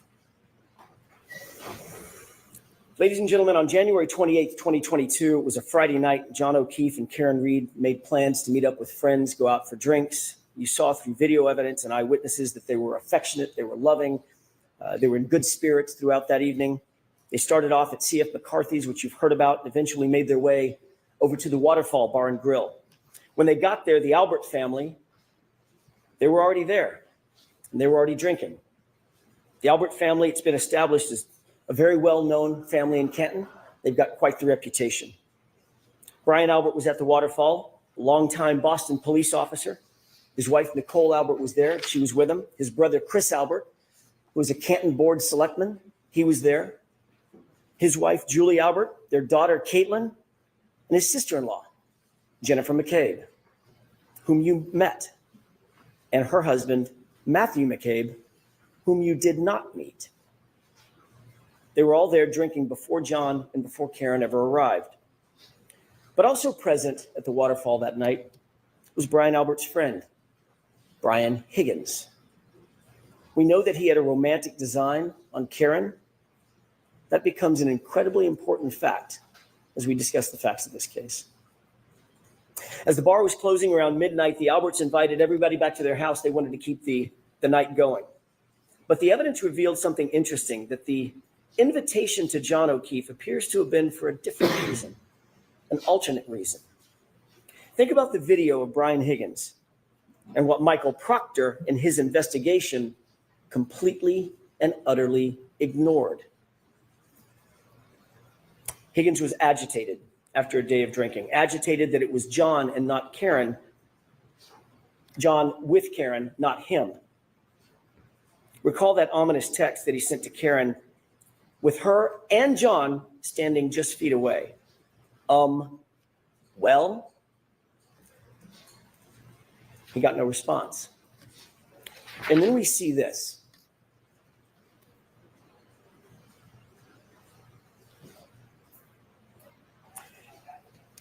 That's what Brian Higgins was confronted with following his well text. What of all things starts going through Brian Higgins's mind? Where does his mind go? What is he thinking about after seeing this, after witnessing this? He shows you. And if Michael Proctor had been the least bit interested, this video would have shown him too. Take a look.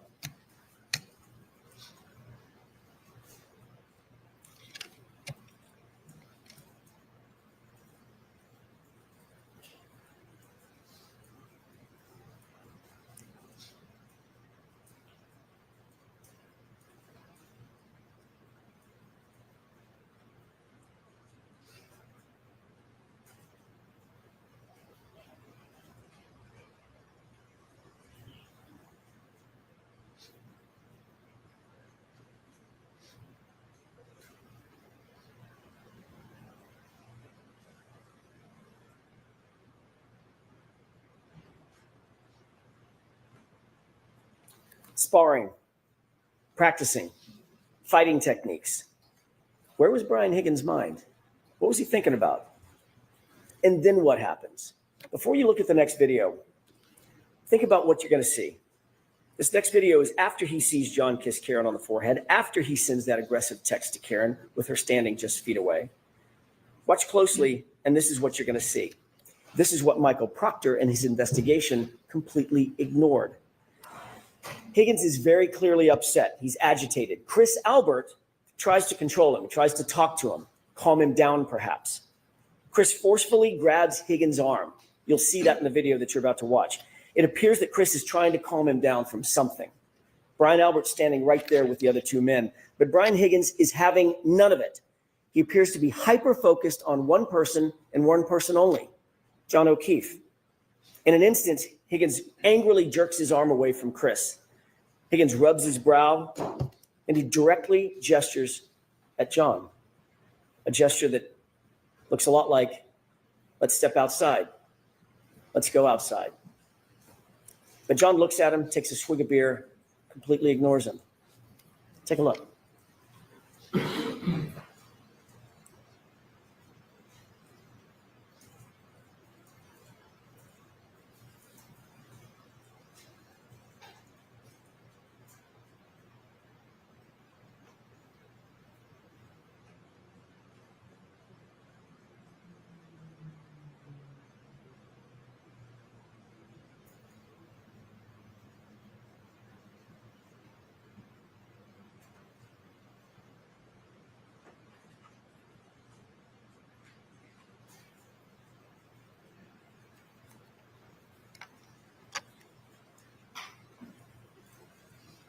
Michael Proctor, the lead investigator in this case, had all this footage, but he did nothing. He had access to the exact same thing that you saw. Why did he do nothing?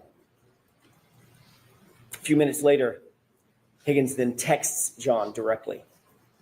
You coming here? 3 question marks. It's now 12:20 a.m.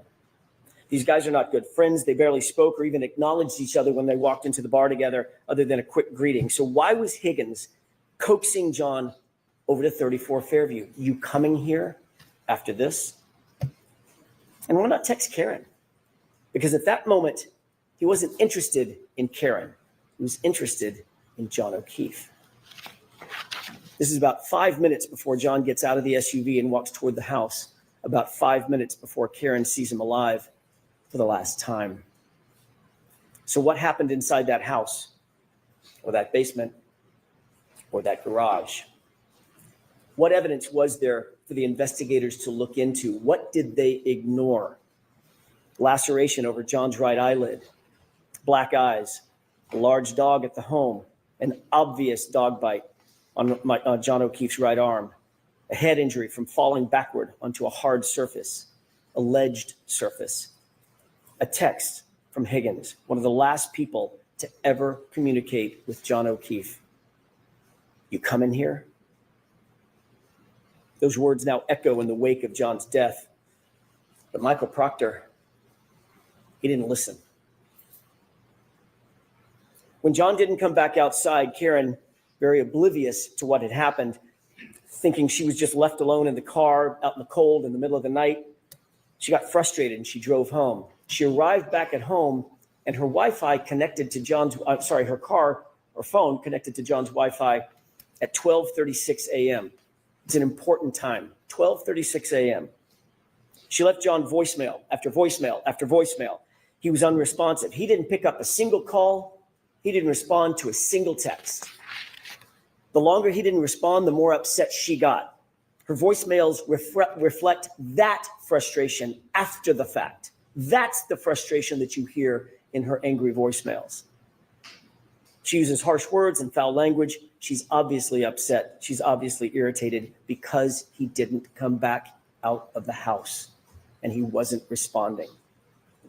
But Karen did not know what you know. She didn't know what the investigators should have known.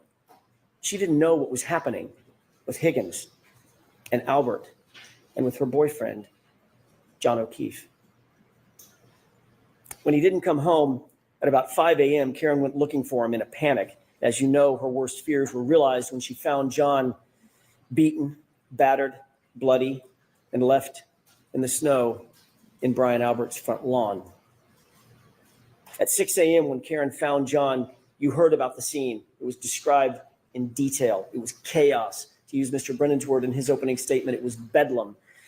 The screams for help by Karen, the yelling and the hollering, ambulances, emergency lights, fire engines, ladder trucks, paramedics, patrol vehicles, patrol officers, all of them swarming all over the lawn just under Brian Albert's bedroom window.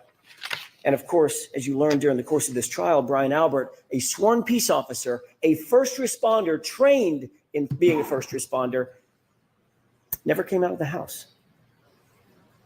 Never went outside to help a fallen fellow officer who was laying on his own property. Never came out. And you learned through the undisputed evidence that the lead investigator, Michael Proctor, for his part, never went into the house. The Commonwealth has struggled to try to prove that John O'Keefe ended up in Brian Albert's front lawn because he was struck by a vehicle. They have failed. They cannot and they will not ever be able to prove that John was struck by a vehicle beyond a reasonable doubt and to a moral certainty, because the science does not lie, the medical evidence does not lie, the physics do not lie. Their investigation was flawed from the start because their investigator was corrupted from the start by bias, personal loyalties. Folks, they cannot prove a collision. John O'Keefe was not hit by a car. There was no collision. So let's start there.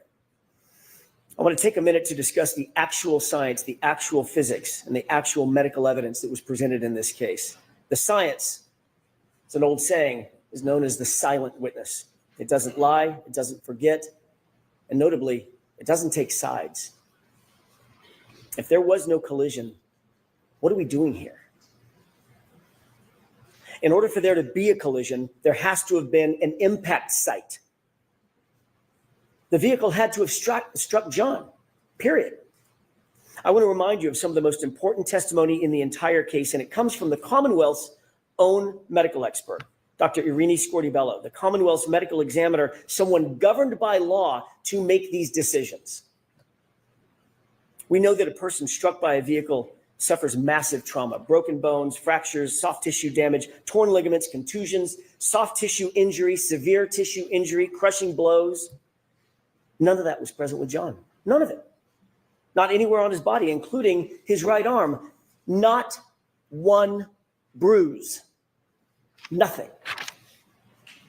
The fact is, the injuries are not from a vehicle impact. Not his head injury, not those scratch and bite wounds. Not a single medical expert. Think about this. Not a single medical expert called by the defense or called by the Commonwealth has testified that John was hit by a car. Not one. Think about the irony. Not one. That's not just significant. It's literally the most important point in the entire trial. Listen again to Dr. Scorti-Bello's words. Question. You did not include in your autopsy in any fashion any discussion of whether Mr. O'Keefe's injuries were consistent with a motor vehicle accident, did you? Answer. No, I did not.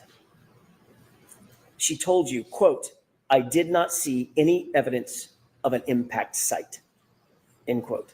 She was talking about John's body. The Commonwealth's own medical examiner, Dr. Scorti-Bello, performed the autopsy. She did it personally. She's the only one to have personally examined John's body, and she found no evidence of an impact site on his entire body. That in and of itself is reasonable doubt. You don't need anything more. The Commonwealth's case is done. It's cooked. Their own experts said there is no evidence of a collision, no evidence of an impact. If you want to know what an impact looks like, take a look at this. This is what a body looks like after being struck by a car at 25 miles an hour. And this is what a car looks like after hitting a person at 25 miles an hour. These are exhibits from Dr. Welcher, the Commonwealth's expert. John didn't even have a bruise. Make no mistake, Dr. Scorti-Bello was presented with the Commonwealth's theory of the case, the same case that you've been presented with, and she refused to conclude that John's death was a homicide. She flatly refused to conclude that there was a collision. And you know who agrees with that? That silent witness, the science, the physics, the data. Dr. Wolf and Dr. Rentschler, you just met them recently. They explained they were not initially hired by the defense. They were asked by another agency to conduct their analysis. They looked at the evidence from both sides, not taking a side for the defense or the Commonwealth, completely independent. They looked at the damage to the SUV on the one side of the coin. They looked at the injuries to John O'Keefe on the other side of the coin. Both PhDs, both engineers determined there was no collision. I'm not saying it. The science says it. That SUV's taillight was not damaged by striking an arm, and John was not struck by a 6,000-pound SUV. Period. Full stop. Dr. Dan Wolf did the testing on the taillight. Actual testing, not some ridiculous blue paint kindergarten project. He did lab testing. He did field testing. He did data testing. Actual impact force analyses. In every single test at every single speed, the taillight damage was inconsistent with striking an arm. In every test, the taillight damage was inconsistent with damaging the shirt, the sweatshirt. Remember that severe internal damage to Karen Reed's taillight. Not just the outer lens. The internal diffusers were completely smashed, completely shattered. ARCA testing established that all the internal components of every single test taillight, especially the diffusers, remained completely intact. Conversely, on Karen's taillight, the diffusers were almost completely gone. Folks, understand something. If any part of that diffuser portion of the taillight is broken, there is no light. It doesn't illuminate at all. It's just black. Let's take a look at a couple of photos. At 5:07 a.m. at One Meadows, that's the photograph on the left. What do you notice about the right taillight? It's completely illuminated. Later, at 4:12 in the afternoon, photograph on the right, it's lit up. How can that be? How can that be if the Commonwealth claims that those diffusers, the portion that lights up the light, were already scattered all over 34 Fairview? That's their theory. But don't believe your lying eyes. The taillight's completely lit up. That would be impossible. Dr. Andrew Rentschler, a PhD, a biomechanist, explained that at those speeds, the other side of that coin, John's arm would be basically destroyed. contusions, swelling, torn ligaments, hyperextensions, dislocation of joints and bones, fractured, broken, and shattered. But as you know, John's arm was pristine, save those dog and claw bites. He didn't even have a bruise.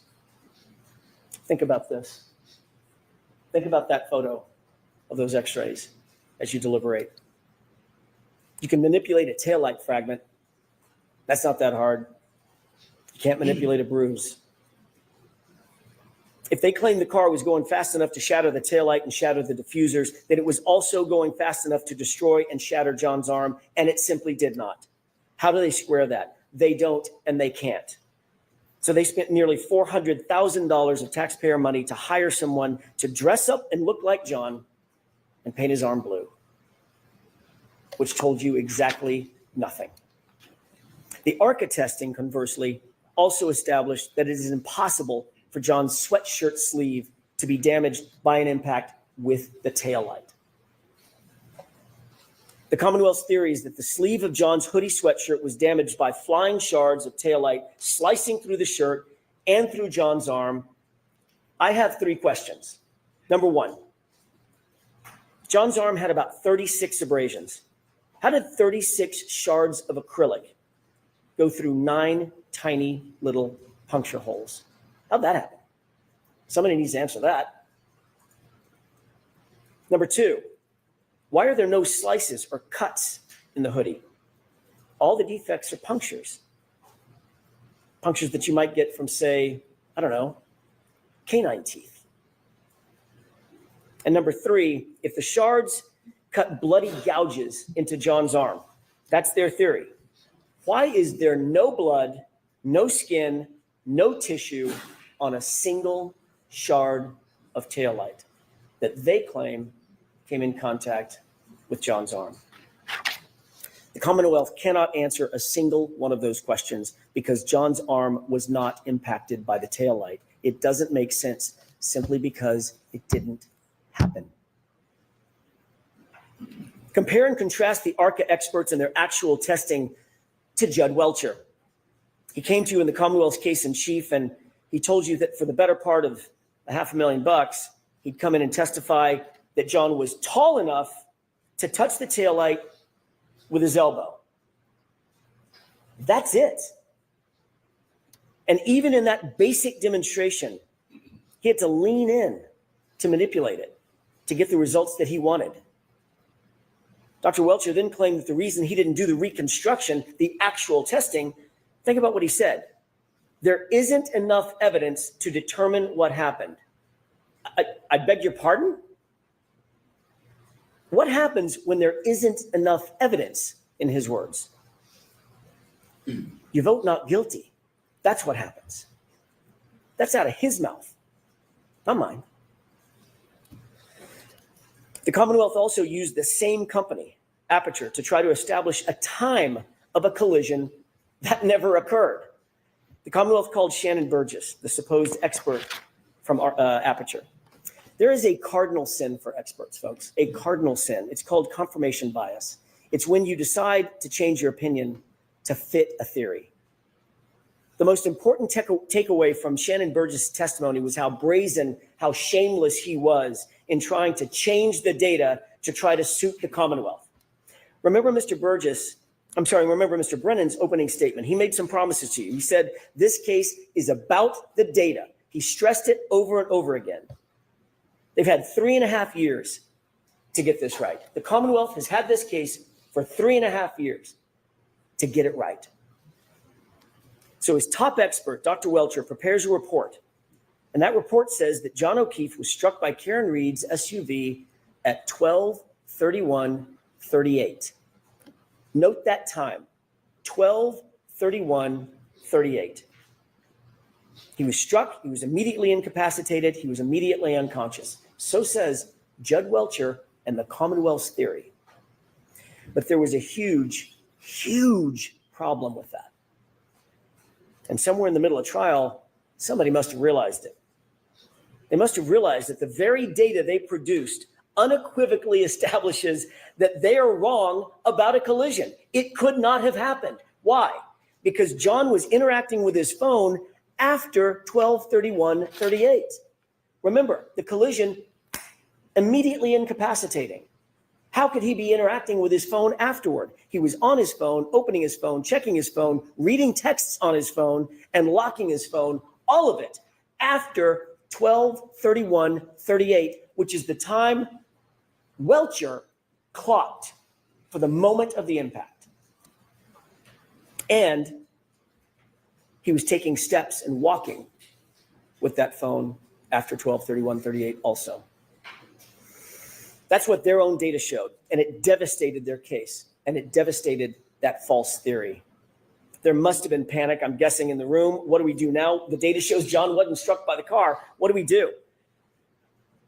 Enter Shannon Burgess. Question: can you believe him? Can you believe Mr. Burgess? He came up with a brand new story right in the middle of trial. You might ask yourself, would an expert actually say something he knows not to be true? Would an expert actually say something he knows is not supported by fact? Would an expert shade the truth? You don't have to look any further than Shannon Burgess's CV to answer that question. That was a shame. Even with the pull and push and stretch and manipulation of the time data that Mr. Burgess came in here and told you about, it still shows that John O'Keefe was very much alive and walking around after they claim he was hit and incapacitated. Think about that. Matt DeSogra looked at Burgess's report and told you that in 30 out of 30 scenarios of the possible time skews that Shannon Burgess identified, he came in the middle of trial and identified all these other time skews that he called it. In every single scenario, John was alive and walking after they said he was hit. And that's a problem for them because there was no collision. Just look at Mr. Whithen's data, Ian Whithen. John O'Keefe took 31 steps at a steady rate, about 83 feet. And then think about this, in a westerly direction. That would be right toward the house. Remember, it's 78 feet to that garage door. That's not a coincidence. The Commonwealth's witnesses, or the Commonwealth's witness, Mr. Ian Whithen himself conceded that he has reasonable doubts about the accuracy of John's location data. Remember that question and answer on cross-examination by Mr. Alessi. Do you have doubts? I do. Are those doubts reasonable? They are. And remember, it's still the Commonwealth's burden. If their own cell phone expert has a reasonable doubt about John's location, so should you. John O'Keefe was inside, and the phone battery temperature further proves it. This is not speculation. This is science, and it's irrefutable. It tells us that he was not laying outside in the cold. He was inside somewhere a little bit warmer. Ian Whithen told you that when the iPhone is exposed to freezing temperatures, think about these numbers. When the iPhone is exposed to freezing temperatures, it will drop from 81 to 21 degrees in 15 minutes. 15 minutes. That's a 60-degree drop in 15 minutes. Now look at John's phone. It was laying, according to the Commonwealth, it was laying directly on frozen ground. He arrived at 34 Fairview and his phone dropped only 20 degrees over the course of an hour. Then inexplicably, it stayed steady, never dropping below 50 degrees for the next 4.5 hours, never dropping below 50 degrees for the next 4.5 hours, basically through the entire night. He was not outside. He was someplace warmer, like a basement or a garage. Dr. LaPosada confirmed that John O'Keefe did not have hypothermia. No telltale signs, no telltale Wisniewski spots, no frostbite on any extremity. He did not die of hypothermia because he wasn't outside. Dr. Isaac Wolf, Dan Wolf, Elizabeth LaPosada, Judson Welsher, Andrew Rinchler, all agreed. Every expert agreed.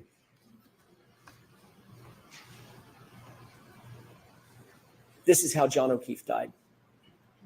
A rearward fall from a standing position.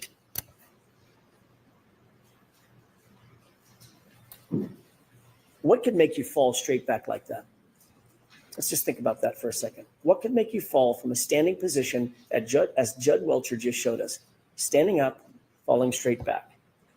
Add a laceration to the right eye consistent with a fist or a punch, and you've got your answer. He certainly didn't sustain that wound on the back of his head by falling backwards onto a lawn. Dr. La Posada told you that the patterned injury on the back of John's head could only be produced by hitting a hard, ridged, or ledged surface, like a concrete stair or step. What's just through that garage door? Michael Proctor never stepped down in that garage to find out. What a shame. And look at the arm. Just look at John's arm. You don't need the top experts in the country, but you had them. You don't need the top medical minds on the planet on this issue, but you had them. These are dog bites and scratches. These are animal wounds. Not one witness has been called in their trial. Not one.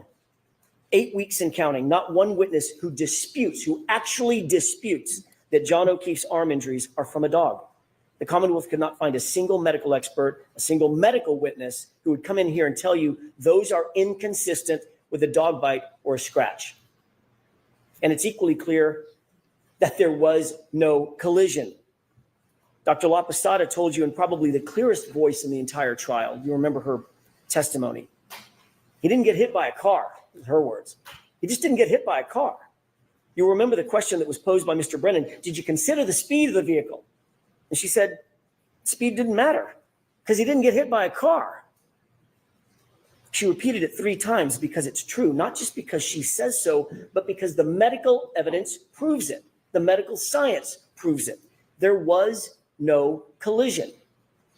Dr. Rinchler told you unequivocally and just as firmly he didn't get hit by a car. The Commonwealth has not met their burden. They cannot meet their burden. The Commonwealth hasn't called a single medical professional, not one, to testify that John's wounds came from being hit by a car. Not Dr. Scortibello, not Dr. Isaac Wolf. Contrast that with the caliber and the quality of the experts who came in here to tell you what is obvious to anyone with common sense. Those wounds on his right arm are from a dog. This was not an oversight by the Commonwealth. It's just that there is no one out there. No matter how big a check you write, there's not a medical expert who's going to disagree with that. The fact is, this is the central fact in the case. The only fact that matters is literally uncontested by every medical expert. Uncontested, undisputed. There is no evidence that John was hit by a car. None. How much more reasonable doubt could there be? This case should be over right now. Done. Because there was no collision. So given all that, how did Karen Reed end up sitting here? Why is she even here? Why is she in that chair? Why is she in this courtroom? There is a reason for that. And it's a reason they don't want to tell you, and it's a reality they don't want to admit to. The reason we're here is because the system, the very system that was meant to protect her, that was meant to protect all of us, that system has failed badly. So now let's discuss the facts that were and were not presented by the Commonwealth in this case. Over the next few minutes, I want to talk about the utter failure of the police to investigate this properly and to investigate this fully. And what you're going to see is that Michael Proctor, the lead investigator for the Commonwealth, did nothing to actually and properly investigate this case. Let's start with the house. That's the most logical place to start. I think you'd agree. Brian Albert's house, where John's body was discovered lifeless in the lawn. A police officer, is found dead on the front lawn, and no one secures the scene. No tape, no preservation of evidence, no crime scene log, no search warrants, no consent searches, no photographs of the house interior. They didn't treat the house as a crime scene, and shamefully, they didn't even treat the yard as a crime scene. The lame excuse offered by retired Lieutenant Gallagher. It was really cold and windy, and I didn't know if there was a crime that had been committed. What? You didn't know that a crime had potentially been committed? You have a man laying dead in the yard, and here are the undisputed facts that those officers were confronted with. Black eyes. Obviously, black eyes are consistent with a fight. Bloody nose, also consistent with a fight. Bleeding from the face, consistent with a physical altercation. A cut over the right eye, consistent with a punch. No coat in the freezing cold, not dressed for outside, dressed for inside, and one shoe on. I wonder where the other shoe could be. I don't know, maybe in the house 30 feet away. And then you find a broken and shattered drinking glass next to him, the type of glass that you might find, I don't know, let me think about this, in a kitchen, in a house, 30 feet away. And John's phone was tucked neatly under his back shoulder. Lieutenant Gallagher actually claimed he did not know it was a potential crime that needed investigating.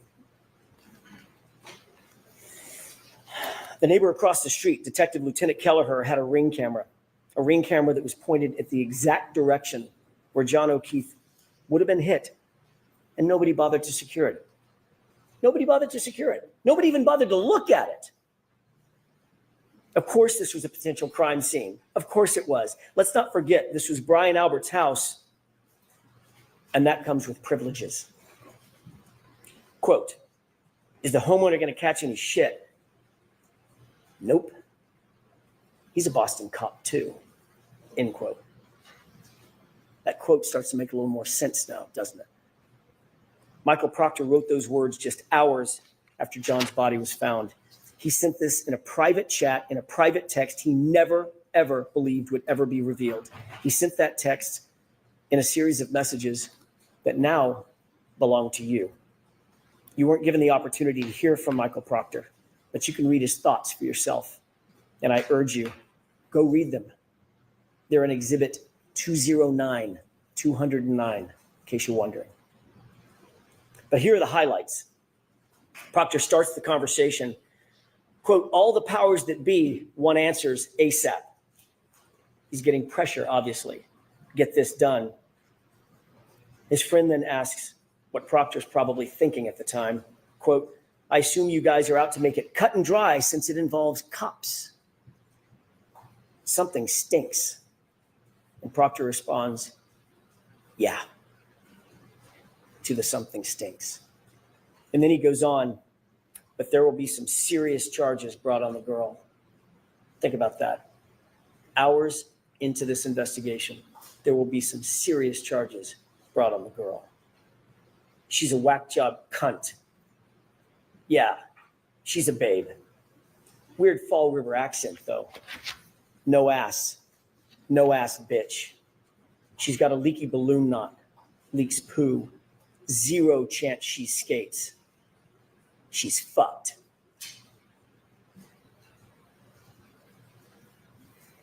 And up to this point, Michael Proctor had done 0 investigation, nothing, save talk to a grand total of 3 people, all of whom were named Albert or McCabe. That's it. And this was his mindset. This is the same lead investigator who sent the group chats that you heard about with Sergeant Butnick. Late night, sitting at his office, rifling through Karen's phone, bragging about looking for naked pictures of her. That text wasn't sent to his buddies or his friends. That text was sent to his supervisors at the Massachusetts State Police, for God's sake. And what was their response? Sergeant Buchanan liked this conduct with a big old thumbs up. He encouraged it. Ladies and gentlemen, a lead investigator is every investigator is supposed to be objective, an objective fact finder, no bias, no agenda. Michael Proctor went far beyond just insulting Karen Reed. He dehumanized this woman. He betrayed her as a human being. He was fired for this blatant bias. If the Massachusetts State Police can't trust him, how can you trust him with this investigation? and with your verdict, and with Karen Reed's life. The lead investigator in a murder trial was never called to testify. Think about that. That should stop you in your tracks. Wouldn't you want to hear from Michael Proctor? Wouldn't you want to hear from the lead investigator in the case? Don't you have questions? The Commonwealth did not present their own lead investigator to the jury, the very jury who is charged with judging the investigation. Michael Proctor clearly is radioactive, and the Commonwealth stayed away from him. Michael Proctor is no longer a Massachusetts State Police officer. He wasn't transferred. He didn't go on sabbatical. He didn't retire. He didn't resign. He was fired. He was terminated for cause. The Massachusetts State Police investigated him, found him guilty of dishonorable conduct, not just for those text messages, folks, for sharing confidential information with witnesses and for bias. Not just any bias, bias in this case. Fired. This is the man who touched every single piece of important evidence in this case. All the evidence that was brought before you in this trial went through his hands one way or another. The shirts, the shards. Remember that when Mr. Brennan gets up and gives his closing argument. The shirts, the shards, all in Michael Proctor's possession. Mr. Brennan and the Commonwealth, I think, have pinned their hopes on some microscopic pieces of, or close to microscopic pieces of plastic that were claimed to have been scraped from the hoodie several months after the fact. What he failed to ask every single every single witness is who had access to that shirt and who had access to those taillight fragments. And the answer is it was Michael Proctor. Not for days, not for weeks, for months on end, for months unaccounted for, before they were submitted to the crime lab, before they were ever scraped. Just go look at the chain of custody documents. You've got them. Why didn't Michael Proctor give those clothes to Maureen Hartnett with the crime lab when she was at Canton PD just days after the fact to receive those Solo cups? Remember that? Just a few days later, she was there. She drove up. She did the driving to take the Solo cups in the grocery bag, which has a ridiculous aspect to it in and of itself as well. Why not just give her the shirts as well? Give her the taillight fragments if any were found at that point. Why hold on to them? What could possibly be a reason? Why wait until March to book those into evidence? Now let's talk about some of the other problems with the Commonwealth's evidence. As I indicated, there was no blood, no skin, no tissue, no DNA found on a single piece or shard of the taillight that the Commonwealth claims cut and sliced into John O'Keefe's arm. Where is that trace evidence? Where is that biological evidence? The DNA. Where is it? They've got nothing. Not a single piece that the Commonwealth wants you to believe cut up John's arm. How is that possible? It's not possible. The only way it's possible is if those shards never touched his arm, because it was a dog. Oh, and the one sample of DNA that they did find, by the way, was found on the outer smooth part of the housing. Not any shard. It was the outer smooth part of the housing. Nothing that they claim actually came in contact with John O'Keefe. Number two, that sample had DNA of two other men, two other unidentified males. That tells you that that DNA had nothing to do with a car strike. That DNA would be expected to be, John's DNA would be expected to be all over that car. Inside, outside, he had access to that car for months and months and months. He was in and out of it all the time. Show me some blood, then we'll talk. They can't, and they won't because it doesn't exist. That SUV never hit John. The hair found on the bumper. The Commonwealth really stretched its own credibility on this one. That magic little hair on the SUV supposedly survived a 37-mile drive in 47-mile-an-hour winds. But that little magic hair just clung there, just hung on. That same hair that moved in between photos in the Sally Port. Remember that? There were two photos taken, and it was either the breath of the photographer or just the movement of walking by the hair. It literally moved between the two photographs. But that hair is supposed to have hung on in a 37-mile drive in a blizzard. The only thing that hair proves that the Commonwealth is embarrassingly grasping at straws. That hair has nothing to do with anything. But it doesn't stop there. There was another revelation at trial, a big one, a huge one, and it came from a very unlikely source. Christina Hanley, a quiet, reserved criminalist who told you something the Commonwealth likely did not want revealed because it's devastating to their case. Absolutely devastating. And it's this. The glass on the bumper didn't match the cocktail glass. None of it. Remember, February 11th, Michael Proctor, without any other person with him, no witness, no supervisor, no other person with him, claims to have found a single piece of glass at the scene. February 11th, single piece of glass, Michael Proctor. Keep that in mind. Interestingly, the glass on the bumper that didn't match the cocktail glass, one piece did match one other thing. The Proctor glass. Those two go together. The only two things that go together from that bumper are the Proctor glass. We know that there's no glass in the taillight. We know that nothing else was shattered on the vehicle. Therefore, that glass had to be placed there. Didn't come from a crash, didn't come from a cocktail glass. So how did it get sprinkled on the back of the bumper? Whose proverbial fingerprints are on that glass on the bumper? The only thing it matched was Michael Proctor. What about the Ford Edge and that snowplow driver, Brian Loughran? He observed that Ford Edge parked outside Brian Albert's house at 3:30 a.m. That vehicle was moved directly in front of where John's body was found sometime between 2:30 and 3:30 in the morning. The only person connected to a car of that make and model, Brian Albert. Michael Proctor did nothing to investigate that point. Did nothing to investigate whose Ford Edge was parked in a spot specifically to block the line of sight in the exact position where John's body would be later found by Karen Reed. No one, not Michael Proctor or anybody else, checked it for evidence. No one even asked any questions about it. That Ford Edge, Brian Albert's Ford Edge, completely ignored. Michael Proctor failed to interview obvious witnesses in this case. Why? Why didn't he want to speak to the snowplow driver, Brian Loughran? Why did he falsely claim that no one plowed the roadway that morning? When police dash cam video, you saw the dash cam, it shows plows going back and forth all morning. Why did he wait so long, years even, to interview Heather Maxson and Ryan Nagel, individuals who were literally outside 34 Fairview at the exact same time John and Karen arrived at Brian Albert's house that night? Brian Loughran, had he been investigated or interviewed, would have told Michael Proctor that he drove past the lawn multiple times on January 29th, and there was no body on the lawn. He would have had a perfect view.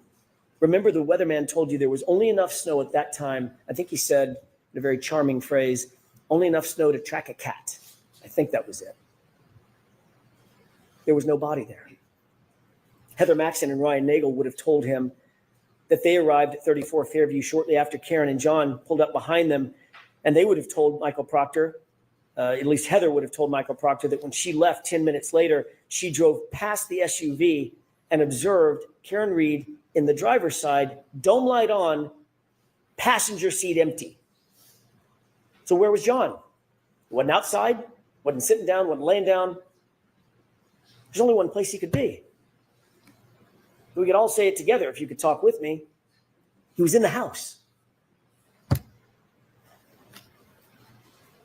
But Michael Proctor did not want to have those answers. He did not want to have to disclose those answers. He didn't want the truth. The Commonwealth has presented a shred of evidence of when Karen Reed consumed her last drink that night. Think about that.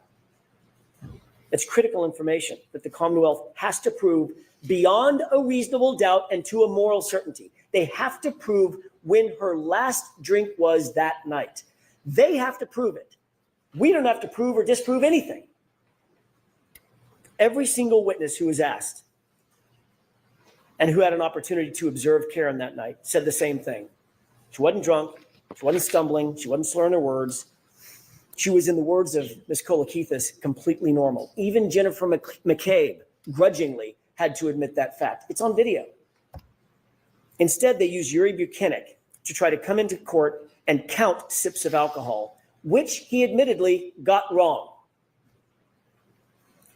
According to Ian Whiffen, the Commonwealth's own expert, using location data on John's phone showed Karen driving lawfully. She was driving safely. She was under the speed limit. She was slowing and stopping at stop signs, slowing around corners.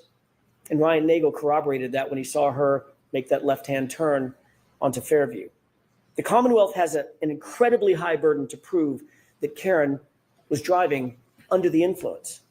They have failed to prove that beyond a reasonable doubt and to a moral certainty, because it depends on when she had her last drink. What happened after she got home and she was upset with John for not coming back out of the house? That would answer that question. As you well know, no one searched the house for signs of a struggle. Not that night, not the next day. I'm talking about 34 Fairview. Not ever, not once. Not with a warrant, not with consent. They never went into the basement, the stairwells. They didn't look at the walls. They didn't look in the garage. Nothing was ever examined. Nothing was checked for blood. Nothing was checked for DNA. They didn't look for alleged or ridged surface. Zero. You'll remember how surprised Jennifer McCabe was to recall that there was a garage door even on the house, except this was her sister's house. She's been going to that house since she was 5. She's seen that house. She's been in and out of that house hundreds of times, maybe thousands of times. She's been going to that house her entire life, and yet she acted surprised when I asked her about it. Remember Jennifer McCabe's answer when I asked her whether there was a door at the garage. I was asking her about the front door, the side door, and the garage door, and her answer was, oh, actually there is a garage door right there. Investigators never opened that door. Let's change the scenario. What if it wasn't the house of a Boston cop? What if it wasn't the house of Brian Albert? We can be certain that investigators would have torn that house apart to get answers about why a fellow police officer was laying dead on the homeowner's lawn. You can betcha. But because this was Brian Albert's house, a Boston cop, nope. And because he was a fellow cop, an insider, they didn't even open the door. That is not justice, folks. That's just pure favoritism. Each of these facts is more than a question mark. They're failures of duty. They're blank spots on a map where justice is supposed to live.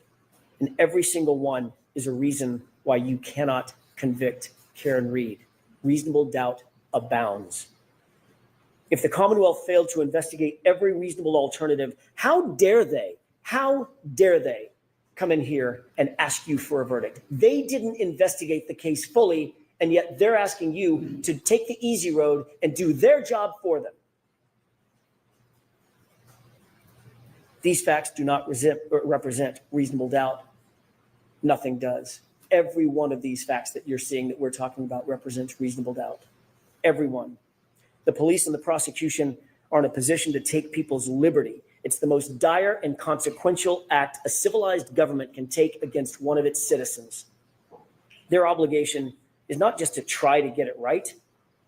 They have to convince you to the highest degree of certainty known in human affairs. They have to do it all, every bit of it, beyond any and all reasonable doubt. And they have not done that here. And how about the homeowner himself?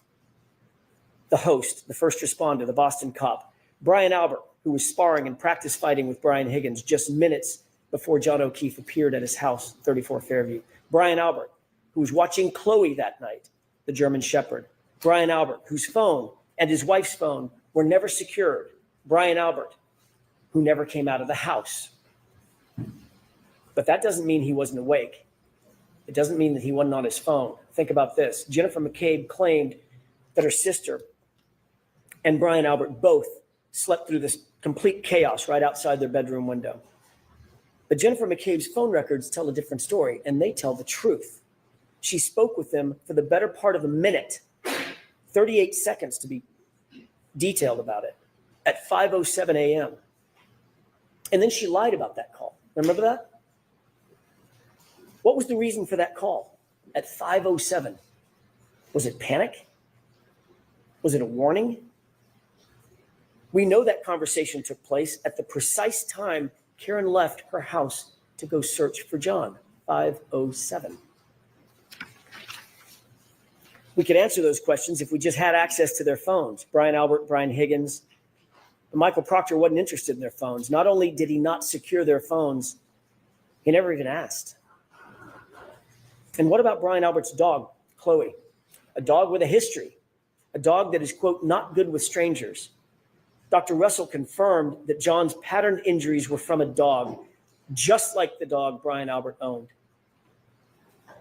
And then Chloe just disappeared. Not there the next morning. None of the officers that you heard from said that there was a dog in the house. They didn't see her. She was just gone. And then ultimately gotten rid of altogether.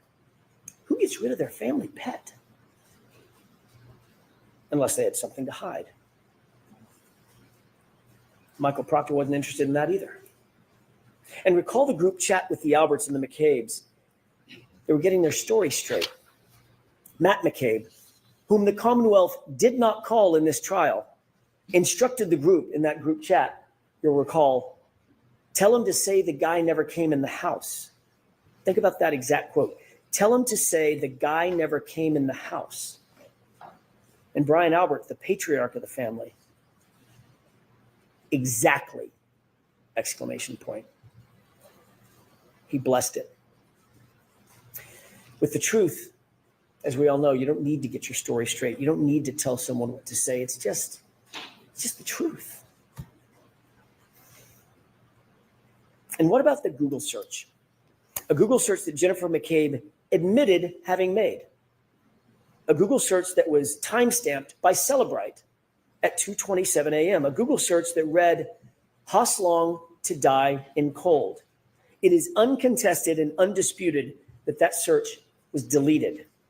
If the 2:27 a.m. timestamp is not true, why does Jennifer McCabe have to lie about it? Why delete it? If the 2:27 a.m. timestamp is not true, why create a false story about Karen screaming Google hypothermia? That's just a fabrication. That's just a made-up fact. And by the way, if someone does tell you Google hypothermia, why would you Google how long it takes to die in cold? Wouldn't you just Google hypothermia? Jennifer McCabe enlisted Carrie Roberts to help shift the blame to Karen. Why go to that much effort unless you're trying to cover for something? Keep in mind the entire foundation of her claim that Karen said Google hypothermia is this fantasy about Karen screaming it at the location, at the scene. That's her entire excuse. But that story went completely off the rails when Carrie Roberts admitted that she perjured herself to back up Jennifer McCabe's false story. That was a dramatic moment in court. It's an admission of perjury, and you don't see that very often in a courtroom. That tells you everything you need to know about the character and quality of the prosecution's case and their witnesses, lying and perjury and admitting to it. A fundamental tenet of any investigation is to ensure that witnesses are independent and not influenced by other witnesses. You start by separating the witnesses. Michael Proctor did none of that in this case, and we see the results. Think back to Jennifer McCabe's own text messages with Carrie Roberts. About Carrie Roberts, not with Carrie Roberts, notably. What Carrie Roberts didn't know was at the time she was being interviewed by the police, Jennifer McCabe was in real time. She was bragging about having influenced Carrie's testimony or her statements to the Alberts and the McCabes. Quote, she's telling them everything, all the stuff. Remember that timeline that we talked about with Jennifer McCabe? That's what she was referring to. She's telling him everything that Jennifer McCabe had put in Carrie Roberts' timeline. The Commonwealth wants you to believe that Karen Reed made a statement at the location, at the scene. I hit him. I'm sure you'll hear that from the prosecution in their final arguments. But their own witnesses contradict that. Jennifer McCabe admitted on cross-examination that her very first statement to law enforcement, confirmed that Karen didn't say anything. She asked, could I have hit him? Did I hit him? Is he dead? The physics and the science answer that question. Could you have hit him? No, you couldn't have. Sergeant Buchanan also testified that the only statements Karen Reed made at the scene, according to his conversations with the first responders, was, could I have hit him? Did I hit him? It wasn't a confession. It was confusion. And Dr. Russell explained that confusion. She told you why Karen Reed or anybody in that position might ask those questions. She was suffering from extreme grief reaction, which according to the evidence can last for years. Even her medical records confirm that diagnosis. It's common to ask those questions in grief. It's common to ask those types of questions in shock. You're trying to make sense out of the nonsensical in the moment. And the Commonwealth has tried to twist those words into a confession. There is no evidence that any officer at the scene ever heard Karen Reed say, I hit him. Not a single police officer at the scene came in to support the Commonwealth's claim. It's not on video. It's not on audio. It's not in a single police report. It's not in a single EMT or EMS report. Nowhere. The fact is, Karen never said, I hit him. You saw the video. Multiple officers were right there. She simply never said it. What did Jennifer McCabe do and not do when she got to 34 Fairview? She would have you believe, I want to set the scene for you, that she's confronted out of the blue with John O'Keefe's lifeless body. Her friend, John O'Keefe. He's bruised and battered. He's bleeding. His eyelid is cut. His nose is bleeding. Karen is screaming at the top of her lungs. Carrie is screaming back to Karen, shut up. Both women begin crying. Both women are giving CPR. There's chaos everywhere. It's building in the yard, just feet from Brian Albert's house, Brian Albert's window. Jennifer calls her sister at 6:07 with all this chaos going on. No answer. Jennifer calls her sister at 6:08 with all this chaos and bedlam going on. Still no answer. No lights come on in the house. In the midst of all this screaming and this chaos, Brian Albert doesn't come outside. Nicole Albert doesn't come outside during this maelstrom. And yet, Jennifer McCabe never goes inside to check on her sister. There's literally no signs of life inside the house. And Jennifer McCabe doesn't take a step inside that house to check on her family. Why is that? Does that make any sense? Everyone would sprint inside the house to make sure that there's no one in there that was hurt or injured or, God forbid, dead. Everyone would do that. But not Jennifer McCabe. The only way that makes sense is if Jennifer McCabe already knew that Brian and Nicole were just fine. That's the only reasonable explanation. And the only way she would know that they were fine is if she knew what happened. But Michael Proctor never explored this incredibly suspicious behavior. Don't you have questions? This would give anyone reasonable doubt. And don't you have questions also about Brian Higgins? Michael Proctor certainly didn't. Higgins had been sending flirtatious and romantic texts to John's girlfriend, Karen Reed. You'll remember I asked Sergeant Buchanan a simple question. Were those texts flirtatious in nature? He refused to answer that simple question. Do you remember that? Quote, I'm not comfortable putting a label on that, end quote. We read the texts. It's not a secret. Of course they were flirtatious. Of course they were romantic in nature. The reason he refused to answer that simple question is telling. It's because these flirtatious texts established a motive for Brian Higgins. Sergeant Buchanan could not bring himself to tell the truth. His bias was on full display. He was covering for another cop.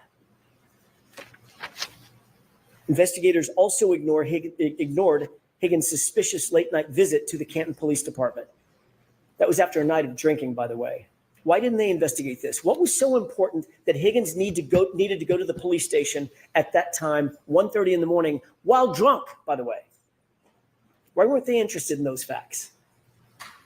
Remember, he's an ATF agent. He's a cop, a member of the Blue Wall, and best friends with Brian Albert. He would know that the CPD would be the first to get the call when someone reported John missing or injured. He would know what to look for, what to listen for, to determine if a report had been made and when and what the response was going to be. You saw the skulking through the hallways with his hood up, moving bags between cars, and of course, that late night mysterious phone call on his cell phone, a phone that you don't have and that you'll never see. All of that, and Michael Proctor never gave him a second look. All of that, and the Commonwealth, who's supposed to be after the truth, didn't call him to the stand. If you have any unanswered questions about Brian Higgins, that's reasonable doubt. The police didn't interview Brian Higgins on January 29th, 2022, but he was at the police station, as we've just seen. You heard evidence that Higgins and Chief of Police Kenny Berkowitz, also good friends, were in the Sallyport together with the SUV for a, quote, wildly long time. Kelly Dever, another Boston cop, told you that. She also told law enforcement agents that she found it, quote, weird that Higgins could have access to that very sensitive evidence, the SUV. Folks, there is never a situation in which a witness, a potential suspect even, should be given access to the evidence in a case. But that's exactly what happened here. Higgins was given unfettered access to that SUV and its taillight nearly immediately, according to Kelly Dever's statement to law enforcement. And it was at that exact time, the exact moment that Higgins would be in that Sallyport, that the 42 minutes of the Sallyport video is just missing. It's just gone, vanished. Well, that's convenient. Now put in context the condition of that taillight when it was actually seized in Dighton. It was cracked, but not completely damaged. I ask you to compare and contrast Officer Kelly Dever, her attitude, her demeanor. That's all for you to judge. Her attitude, her demeanor, her truthfulness, her motives from the witness stand. Compare and contrast that to Sergeant Nick Barrows. Who's more believable? Officer Barrows is unattached to any of the players in this grand play directed by Michael Proctor. He's truly independent. And what did he tell you? Was the taillight, he was asked, was the taillight in this condition when Michael Proctor picked up that SUV at 412? His answer? Absolutely not. Absolutely not. It was cracked, but not completely damaged, not smashed out like that. So how did the taillight get cracked? How did it end up in the condition where it was cracked, as Officer Barrows saw it, but not completely damaged? Well, you don't have to guess. There's a video. Just watch.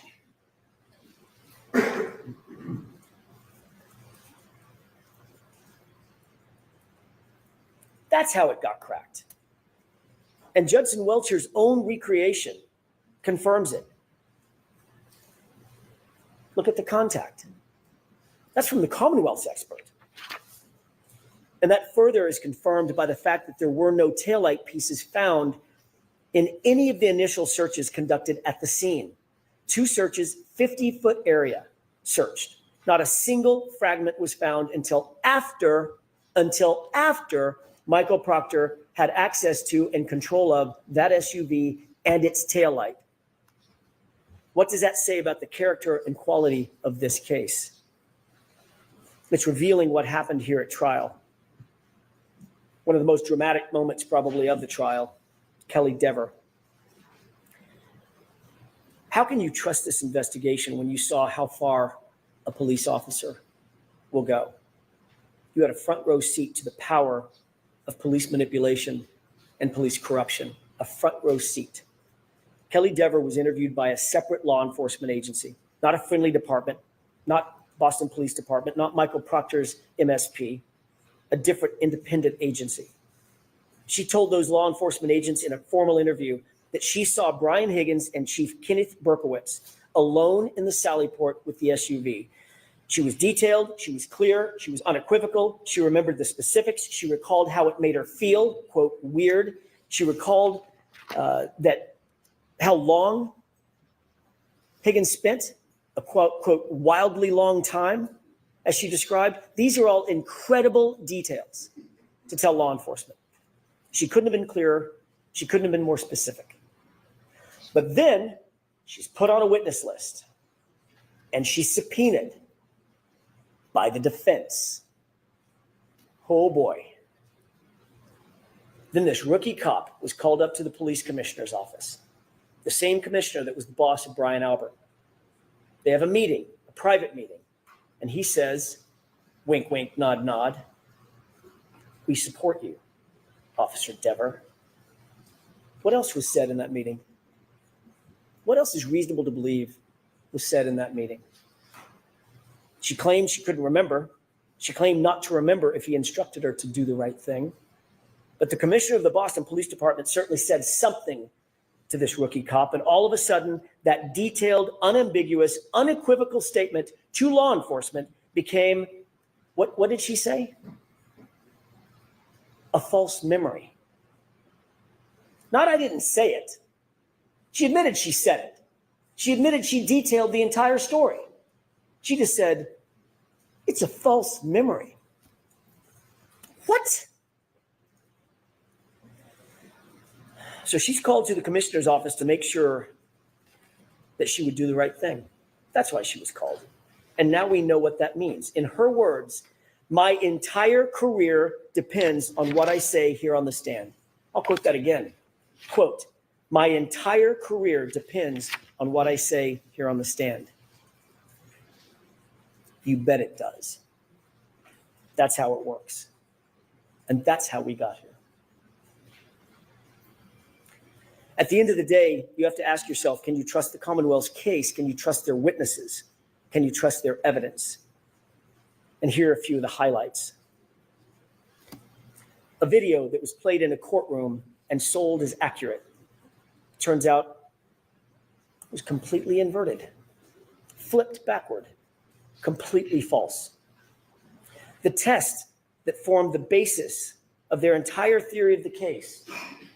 Watch closely as Dr. Welcher stands as a surrogate.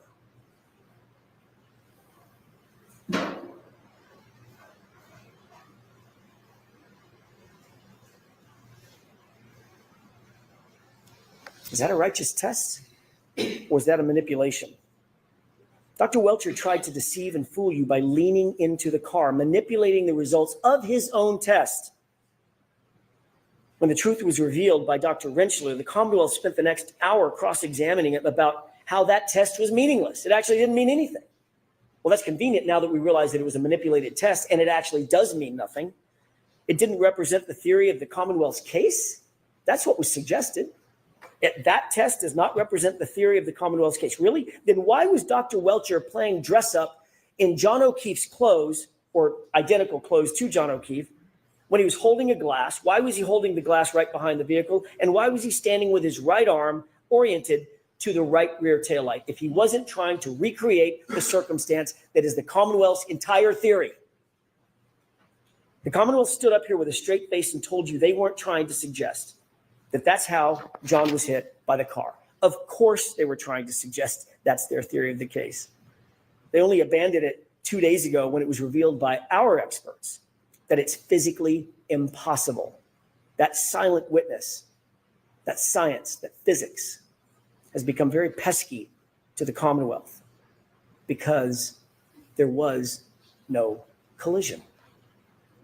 Dr. Welcher also told you under oath that there were no x-rays taken of John's arm. He tried to deceive you into believing that John's arm might have been broken. I don't know. I didn't see any x-rays, so I can't tell you what the damage was inside the arm. Really? The Commonwealth has had those x-rays in their possession for 3 years. And again, it took the defense to bring out the truth. The x-rays do not fit the Commonwealth's theory, so you weren't shown. And Dr. Welcher wasn't going to admit it. And my goodness, then we get to the sweatshirt. That was a moment. Mr. Brennan stood here in front of you and dramatically held up John's sweatshirt, not just to the witness, but to you, and asked Dr. Wolf about it multiple times. Specifically, while it was in that plexiglass, asked Dr. Wolf about the multiple holes in the back of the sweatshirt. He interrupted Dr. Wolf, and Dr. Wolf started to look at the sweatshirt and say, well, and he said, how about here? Here's a hole, here's a hole, here's a hole, here's a hole. Dramatically tapping on that plexiglass. It was clear what the suggestion was, that the holes in the back of John's sweatshirt were from January 29th. That's the impression that was expected to be left with you. That's the impression that he wanted to leave with you. And that's false. The truth is, the Commonwealth created those holes. They aren't holes from road rash. They weren't made on January 29th. Those are cuttings from the Commonwealth's own crime lab, folks. That's what those holes are.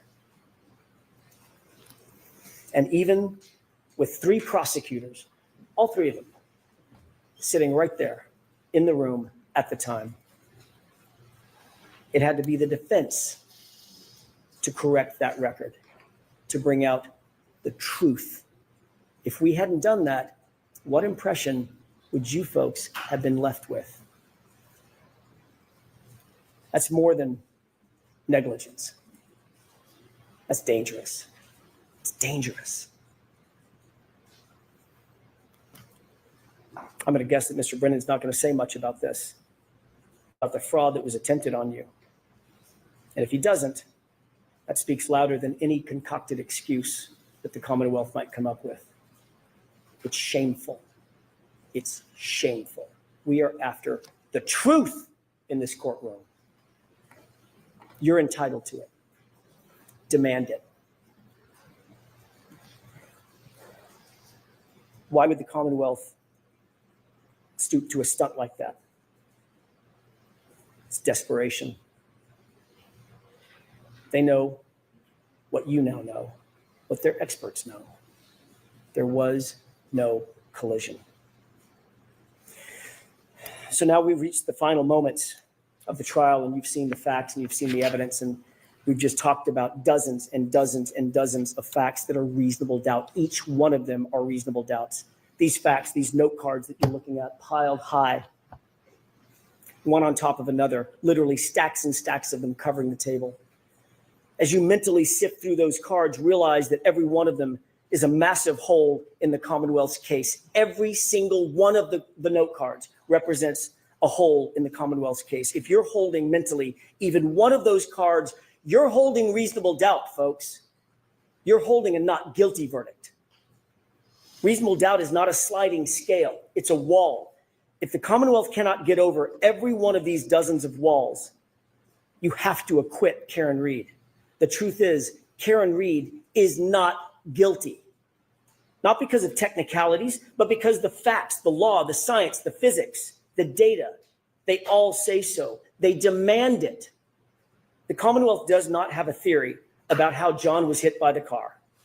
They haven't even shown you that it's possible that he was hit by a car. And the reason they haven't is because it's not possible that he was hit by a car. There was no collision. Your job is not to do their job, their burden entirely. It's theirs. They have to prove this case and their theory beyond all reasonable doubt and to a moral certainty. And not only do they not have a theory, they can't prove one that doesn't exist. All you need to know is that the Commonwealth failed. They failed to provide you with a truthful representation. They failed to prove the essence of their case, that John was even hit by a car to begin with. They failed to prove any intent on the part of Karen Reed because she has none. They failed to investigate the actual suspects in this case. They failed to present the lead investigator to you. They failed to justify the perjured testimony that you heard discussed in this case. They failed to hold accountable an officer who came in here and lied to you and claimed false memories so she could do the right thing to cover for a fellow cop or cops. They failed to maintain a fair and unbiased and honest investigation. They failed to present you with the truth. And this is what you get. An investigation that's riddled with errors and omissions and a rush to judgment and conflicted and corrupted from the start, every part of it. That is the literal definition of reasonable doubt. How can they ask you to be morally certain based on this evidence? It's a tragedy. When the government fails so completely, so catastrophically, when there are dozens and dozens of points of reasonable doubt on the table, your duty, your oath is clear. Your sworn obligation under the law is to acquit Karen Read, not just because you can, because you must. Justice demands it. Do not let the Commonwealth get away with this. Don't let them get away with this. Do not endorse and sanction an investigation that is broken and corrupted top to bottom. But just as importantly, do not let Michael Proctor get away with it. And make no mistake about it, folks. If you convict Karen Read of anything, if you convict her of anything, science, the physics, the data, they lose. But tragically, Michael Proctor wins. Remember his texts. Something stinks. Yeah, but serious charges will be brought on the girl. She's fucked. Could you ever say to yourself, this is justice? The fact is there was no collision. A car did not kill John O'Keefe. So I ask you, let your voice be heard, not in whispers, but in truth. Let the community feel through your verdict that justice cannot be bent and that it will not be buried. Find Karen Read not guilty, not guilty, not guilty. Thank you. Well, the first full day of jury deliberation. Well, we're going to come on with Michael Bryant in a second. We thought we'd spare you doing Hank Brennan right now. We just wanted to take a gander back at where we got to, how we got to here. That's Alan Jackson. Remember, I loved his threes. First, it's there's no collision, there's no collision, there's no collision. And then he ends it with the same triplicate, the thematic, not guilty, not guilty, not guilty, which is why, interestingly enough, when we had our first exclusive interview this morning with Michael Easter, the police procedures expert, you know that the court did not allow, and I'll repeat that, did not allow, and I'll repeat it again, did not allow to be heard before the jury. You can see maybe why, because he would have been further devastation to the prosecution case. And quite frankly, I think it's error. I think it may be actually reversible error if there is a verdict without hearing what the police procedure should be. Okay, so what we have going on, I just want to let you know, Michael Bryant had to relocate to do his interviews. We have created such a big First Amendment zone by being one of the first people who sued the Commonwealth, right, for the violation of First Amendment rights, how to do the right thing. And we were small little network coming out. None of the big guys would come out. We did, along with Tommy CPU, and then some of the protesters who were standing with signs, including Jason Grant, good guy. We've had him on our show. Love to get him back when there's a verdict to get his reaction. We actually took the step of hiring an attorney. Michael Bryant actually did. And We actually sued the Commonwealth. Michael Bryant was the lead plaintiff in that case with Tommy CPU. All the cases went before the federal court, told Judge Beverly Canoni to redo her order. She did, and actually enforcement got worse. So then Mark Randazzo and the Liberty Center kept the case, went back to the judge in the federal court. He said, look, you can't do it this way. And so what happened? We still had the hush zone, or we still had a little bit of a buffer zone, but everyone could stand in as long as they weren't like having signs that said, free Karen Reed. They could say Norfolk County is controlled by criminals. That's within the First Amendment right. That was Erica's case, right? So now there are so many people there today that Michael Bryant got to walk a little bit. Actually, he was the interviewee because of what he did by Vinnie Politan, Court TV. We have that interview. We're going to try to play it since Michael gets on. But he's out in some parking lot set up way away that supposedly you can't park in, but there's cars that are already parked. Everyone's parking because there's no way to get to that courthouse. That the First Amendment zone, as we have renamed it, has grown and people have come. And those are the same people that would have come all the way throughout the trial had there not been this illegal, improper, and violative of the First Amendment, both buffer zone enforcement. Okay, buffer zone enforcement. All right. The signs can have the Bible verses on them. Okay, the sign like Jason Grant did. He can have a Bible verse, right? But oh my goodness gracious! So we did that, and here we are. So, but we're so proud of Michael Bryant. We're so proud of the fact that the First Amendment zone has replaced the buffer zone, right? And but we're not so happy that we're going to be in Timbuktu when we're going to be doing this show. So we will actually let Michael Bryant. Come on, I'm just waiting for him to get set up. He had to move a little bit because the Starlink, as you can see, I don't know if you live on the East Coast, we have not had such great weather since this trial started. And when you have a little cloud cover, the Starlink, which is great in open air, okay, is not so good where there's a little cloud cover. So we are actually trying to set up at a new place and then bring him on. So we're not going to run Hank's clip right now, his summation right now. We want to get a little bit. Now, if we have, I don't know there he is. I see here he's coming on. And Dizzy, I don't know. We found you on Court TV. We found you on Vinny. You have it queued up. So, all right. So let's see when Michael Bryant comes on, how he wants to introduce his interview with Vinnie Politan from Court TV. All right. And then hopefully we will get to play our own Michael Bryant's interview. And it's a big day for us because when I said to you, we started with Michael Easter, I asked him, what are the three areas you would have spoken to the jury about that this was an improper, incomplete, inadequate investigation? And he said, I'm going to use eyes. Okay. Also, it was incomplete. It was inconsistent, and it was inaccurate. Okay, so those were the eyes he used. And then he went through why, without giving us the specific wordings of his report and all, why it was incomplete, inconsistent, and inaccurate. And he could say a lot more. So please go back. You can actually queue up that interview. It's about 10:02 when we started the show. And you can listen to that while you're listening to us live. You can listen to both.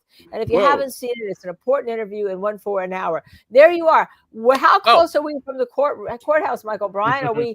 Can you see it? We're a lot closer than you. Am I on? Hello? Yes, you are. Hello. I did the same thing this morning. I was up in the face of everybody.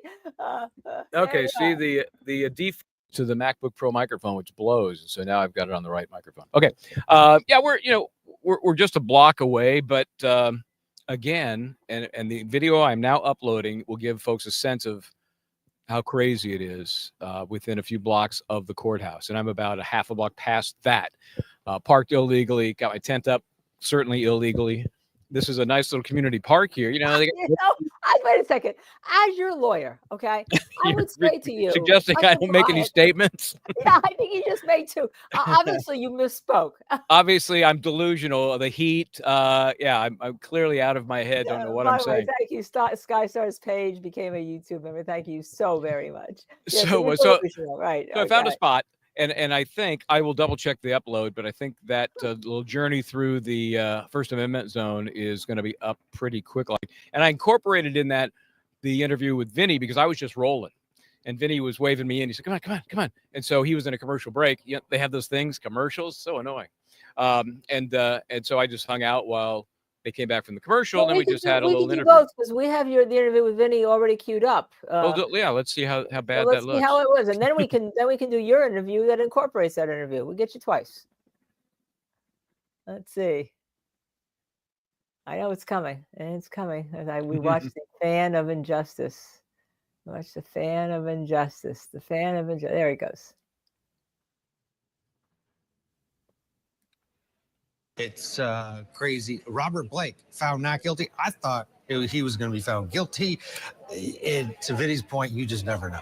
It became a parade for the Derek Chauvin trial. Once he was found guilty, when people were waiting, crowded around their phones, crowded around radios, listening. And once they heard guilty as charged, I mean, it erupted in Minneapolis. And it turned into really a block party, a parade that went on for hours because people were just so happy and so connected to a cause. And though it's unlikely to think about Karen Reed Brian is going to be interviewed. the death of George Floyd in the same breath. You're hearing from people. Into Court TV alum Michael Bryant. Michael, great to see you. Nice to see you. Hey, could you give me your thoughts on this verdict slip? I'm asking folks what they're thinking of this second page of the verdict slip. Take all the time you need to figure that out. It's a little confusing. What are your thoughts about the scene here? Because you've been in a lot of the big cases. It's unbelievable, and having seen this grow over the last 2+ months, I never would have anticipated this. First of all, let's just say the lawsuits that were filed on behalf of what I'm calling the First Amendment zone led to this, because the cops here were brutal in keeping this whole area sanitized. Really, the buffer zone, they called it. It was just wrong. We filed the lawsuits. Mark Randazza did an amazing job. This is the result. And is this, are people yelling, screaming, burning buildings? I mean, this is a pretty sedate but large crowd here. It's extreme. I mean, it shocked me when I walked up, because I was here back in May. And, a few people here and there came back with the relaxed rules and the anticipation of the verdict. How do you think it'll go here, though, if it comes back with a guilty, like we see in the overwhelming majority of verdicts on Court TV? I'm going to call it loud disappointment. I mean, I don't think any of the state troopers' cars are going to be turned over. Things are set afire. Major disappointment and hope that on appeal things will be changed.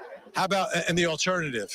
The not guilty comes down. What do you think happens in the streets here? Just a loud uproar of vindication. Remember, this is, Vinny, this is as much about Karen Reed as it is all the folks who live here, who see issues with law enforcement here, who see issues with the DA here, who see issues with the court here. And this is a symptom for them. So if they see a victory here, I think they're going to read it as a victory on a much larger scale. And folks are watching you streaming where? On Justice Serve? Justice Serve TV. Yep. Justice Serve TV. Linda Kenny Bodden and I having some fun there. Yep. All the Court TV alums. Great to see you, Michael. See you, buddy. Hang in there. Michael Bryant. Ted. Well, good plug. Good plug for us. I got your plug in there. I got your plug in there. Thank you very much. It's very nice of you. And I wish it plugged you more because, as I said earlier, you are one of the heroes. You are one of the people in the lawsuits that caused this. I mean, he's amazed to see it. That's because, this would have been growing all the way through, Michael Bryant. People would have been there all the way through. That buffer zone did a good job for what they've intended to do. It really did. It seemed like there was no Karen Reed support. The silence zone. Yeah. I see some notes going by. How tall is Vinny? He's like 8 foot tall. So that's why I look so short next to him. And I had asked him, I said, Vinny, I know it was a number of years ago we worked together, but how come you look the same? And I don't. So he's got some special elixir or something going. You cracked me up. You cracked me up. Anyhow, so for all of our people that are joining us from Twitter, from X, okay, please, if you like us, go to our YouTube page and hit the subscribe and share. We have a lot of you. We have thousands of you on from X here, and we welcome you. We have no idea how many people would be joining us. And also, remember, we have the interview that we did this morning from Michael Easter. That is kind of important. I'd say kind of very important because it's going to show you if there is a verdict against Karen Reed because of this police procedures not being called. That's going to be reversible error. But you did more interviews, Michael. What did you do? You told Vinny you were talking about these verdict sheets, which I have in my hand. Yeah, I just wanted people's opinion on it. Not that I was surprised by the confusion. And of course, I have to, temper it with this is a very biased crowd. I'm still looking for, like Diogenes, I'm looking for one honest prosecution supporter. I have not found any. And so I'm asking these folks what they think. And of course, they think, well, it's going to be easy because we're not guilty and then it's all done. I said, but work me through that form. How do you get from A to B to C? What does it do for you? Neil Rockheim made a very good point before we go to the forms. He said, and it's true, normally you have these forms before you close that you can say to the jury, okay, now all you have to do here is you go here and you check one. And even if the form is confusing, you tell them why it should not be confusing to them, and you show them how you get to the verdict of not guilty for what you are defense attorney. She very casually or purposely didn't give these verdict forms to the defense before they closed before the jury, and they were asking for them. Are we going to get one? Oh yeah, here. Yeah, okay. Yeah, you really want that? So the defense filed a motion. They said that they had filed a verdict slip, as they call it there. I'm going to call it verdict form. They filed a verdict form slip, is what I'll combine them all. But in the madness of the other day, where she just kind of handed it to them, and everyone's trying to look, and they're trying to give an alternative form, and all in response, the wrong one got filed, and they wanted to correct it to the one that they had marked as an exhibit, which is LLL for Linda. Okay, ironically, and what does it have on it? Let me walk you through what the defense asked. Okay. The defense asked, and the first count they didn't really have a problem with. The first count was the homicide, the murder count, right? The second count, manslaughter. It says manslaughter while operating a motor vehicle offense as charged, not guilty or guilty, and then explains the reasons why you have to check if there's a guilty. If there's a guilty, you have to check manslaughter while operating a motor vehicle under the influence of alcohol and or manslaughter while operating a motor vehicle under the influence of alcohol with a blood alcohol of 0.08 or greater. So the defense asked that there be a not guilty and a guilty, so they could choose. The jury could see, we don't just have guilty, because the original the court's verdict form, we don't need to put that up right now, we had it earlier, only has guilty on the 4 counts dealing with count 2 and its lesser included. It only has guilty. They have no place for the jury to check not guilty or even believe they could be hung on it. Okay. And then the defense wanted on the involuntary manslaughter a lesser included, simple, not guilty or guilty. All right. That seems pretty clear. Denied. On the motor vehicle offense, homicide, felony, OUI, liquor and negligence, lesser included offense, not guilty or guilty. Okay. And the guilty says you have to check one or more of the following: motor vehicle homicide, felony, OUI, liquor and negligence by operating a motor vehicle under the influence of alcohol, and or motor vehicle homicide, felony, OUI, liquor or negligence by operating a motor vehicle with a blood alcohol level of 0.08 or greater. So guilty, that's still not guilty or guilty. Let me just avoid the last one, the plain OUI for a second. But the point is that all the defense is asking for is, at least if you're going to use this stupid verdict slip to begin with, and you're going to charge the lesser includeds, that Hank Brennan didn't want any of the lesser includeds. Apparently, defense wanted one of the lesser includeds, and we're going to talk about that next. You have the option to choose guilty or not guilty. So that's the difference of what the defense asked for, and they did the same thing for, the first murder, and murder in the second degree has guilty or not guilty. All right, on all of them, and this was denied, just denied. Yeah, I mean, it's far too logical. It makes far too much sense. Have you spent much time talking about the penalties for some of these lessers? No, I did not. How about you? Did you? Yeah, I've done a little bit. I did actually the other charges as well. Obviously, the bigger charges. The first one is a mandatory. That is, of course, they describe it in Massachusetts as OUI. I realize in most places it's a DUI, driving under the influence. They've expanded that, operating under the influence, so that it covers things other than driving. Technically, if you're on a bicycle or on a skateboard, or like in New Jersey, if you're just sitting in your car at the driver's wheel, it covers it. You don't need to be driving. Operating. Yeah. So it's manslaughter with the OUI overlay. It's a mandatory 5 years, max 20. Okay, so. Well, we know where that's going if she gets convicted. Yeah, I mean, and that is the second charge, and that's the one that hung the jury up the last time, for the leaving the scene of the accident, and that again was disposed of almost immediately last time, from what we hear from the jurors, pretty quickly. But that is technically leaving of the scene of an accident where death results. It's a felony, mandatory minimum 1 year, up to 10, and then these all come with monetary fines. Who cares about monetary fines? And then of course, second degree murder, the top charge, again quickly disposed of by the last jury. Mandatory sentence of life imprisonment for the top charge. Of course, like any legal statute, life doesn't always mean life. Is life, that's the sentence, but you're eligible for parole after 15. So it's not life without parole. So, and then under the others, I know the OUI, I think you looked at that, right? A couple of years. Obviously, you lose your license. She's had no license for 3 years. That's the one we haven't talked about. That's the one apparently the defense wanted. That was the only lesser included they wanted. And that she's already had her license suspended for how many years? So, but there's also another agency. All right, this is the criminal aspect. There's also another agency that deals with your licenses in every state. They can actually have your license taken away forever if there's a death. If they find there's a death involved. By the way. Yeah, the DOS, the Department of State, for most states, that administrative agency has really the first look at things like this. Yeah. So what was the penalty for that? What was the penalty for that, Michael? I thought it was max 2.5, but it's all at the discretion of the judge. Yeah. Which is what concerns people. Well, yeah, because if she gets convicted of that, the judge is going to throw her in prison. It doesn't matter. We know this judge is not going to. This is personal now because the defense attacked the judge. It could happen. The folks gathering, and I mean it's more than gathering. It's I continue to call it the Trevi Fountain, which is about where I was doing the interview with Vinny. It's just packed. I mean, these stairs like the ones behind me, just chock-a-block people, boom, boom, boom, and on the berms on each side, and even across the street, which has been sort of a sanctuary. The street right where the steps to the courthouse are. Right. That has been pretty much empty except for the media when the parties come and go. Now on the lawn area next to it, people are starting to filter in there.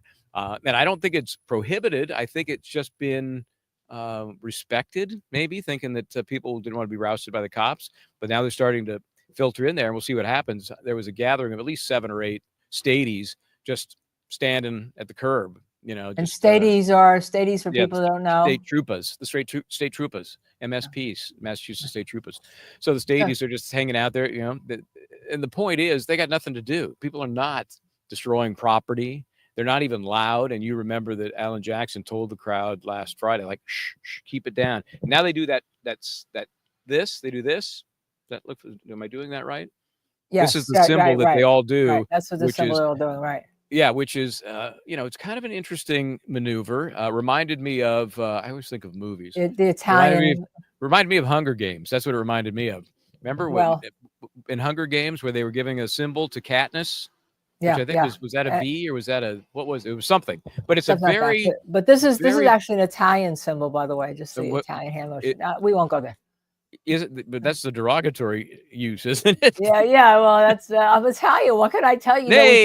We put what we see in what we are, or who we are, who we are. By the way, the load is up. Justice Serve TV, Photobombs, Court TV at the Karen Reed trial. We should probably add that. But do you want to try to see if we can load that and run that for our viewers? Because you have more than just the interview there. You have what you're seeing, which is the sea of people that I say you, Michael Bryan, have created by having a First Amendment zone and getting rid of the Bafa zone. We can run it if you want. The interview with Vinny, which will be a weird perspective because it's just me holding my camera and microphone while he's doing the interview. I probably have basically a shot of his tie. I don't know. But yeah, it does have the lead up to that, which gives I think a pretty good sense of what the streets are looking like and how the people are. I mean, and they're very interactive, of course, and happy to chat with you. And in this case, help give their opinions on the verdict slip. So. Yeah, so I can do it, or somebody else can do it. It's up to you guys. However, okay. I think it'd be better if somebody else did. Are you able to upload? It says if you can do it. I think this says, are you able to upload the video? You did. You did upload. Yeah, it should be there. So let me see if I can find it and upload it, or I just want to run posted. it. I just ran it. I just posted the link to Twitter, by the way. Let's see. Okay, looking. All right, there it is. Is it up? It says it's still checking, but maybe it will work. Should we No, see? it's up because Is it up? I see it. I see it there. By the way, I can't for some reason no longer get on to the Justice Serve TV account. Okay, just Yeah. so you know. All right, manager, welcome Justice. Okay. Apparently, I am not allowed to get on the Justice Serve TV YouTube account anymore. That's an issue. I don't know how that happened. I don't either. It says I have to sign into Brian. I have to sign into Brian and Baden and then verify that it's me to get into the Justice Serve TV account. So Curious. just so you know, guys, I can't get in. Did you not pay your dues? Is that what Did I happened? not? Did my co-host get me out? I mean, is that what happened? I would never do that. Let me see if Yeah, I can yeah. find. Okay, I'm still looking. I'm looking. So I can't help you because just so you know, I am logged. I cannot get into the Justice Serve TV YouTube account. Okay, just so everybody hears me, Diz and everybody, help. Let's see. I think I've opened it. Oh, there's There you something. go. There you are. There you are. There's something. Let's see, can I play it? I just want to go up to some folks and ask them what they think about the verdict slip, kind of go over that. But I just had to. I'm going to just flip. This is coming up from a side street. It's safe to say totally vacant not too long ago. And now as the Justice Watch rolls into the Monday after, people have decided maybe have a field trip. I couldn't hazard a guess. I don't know. 1,000 people up and down the street. It's total speculation. But you can see here's the district court, which is where Turtle Boy had his trial, and Aiden was acquitted in that. Then this is the normal spot across the street where most folks hang out. And then this area has definitely blossomed. How you doing? Nice day. Beautiful. Better. So that is maybe it's the weather. I mean, like you can see the whole lawn area here is packed. Those who have found some shade. I mean, although it's like 70, it couldn't. This is perfect Justice Watch weather. I mean, it's chock-a-block here. It's outrageous. There's I can't even really stop on the sidewalk because it's like a parade of folks that are trying to get by. It's a thing. Oh, hey, how are you? Nice to see you. How's everybody doing? I will. I mean, look at this. I can't even get past this sidewalk. It's crazy. Yeah. We came in last night, so we didn't have to do. Excuse me. Sorry. Just, I mean, it's hundreds and hundreds of people. How you doing?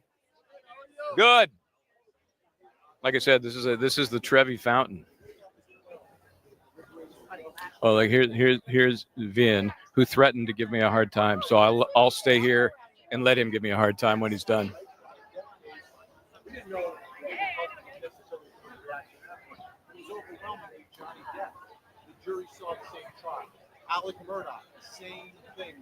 I would never want to get in his shot. Professional courtesy from the days we worked together.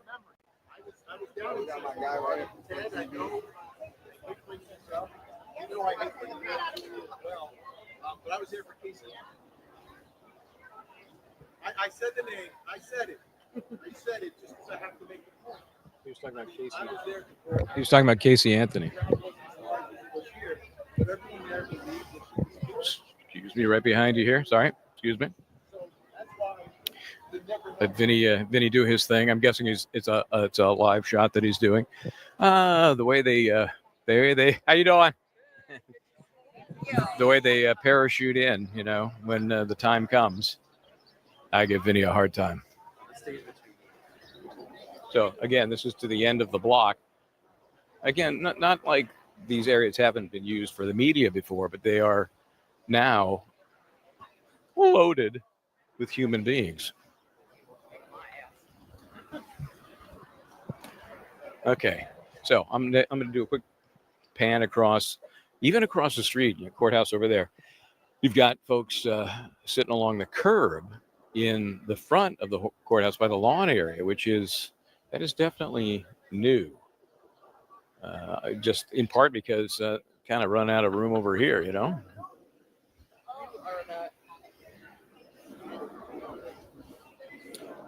Okay, I'm going to walk back down here because I want to get people's reaction to the verdict slip.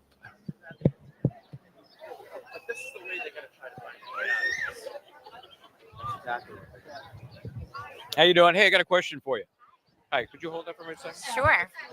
You're familiar with the verdict slip in this case, how controversial it is? Yes. Okay, I want you to look at it and try and explain to me the second page. First page, no big deal. That's pretty straightforward. Okay. Here's the second page.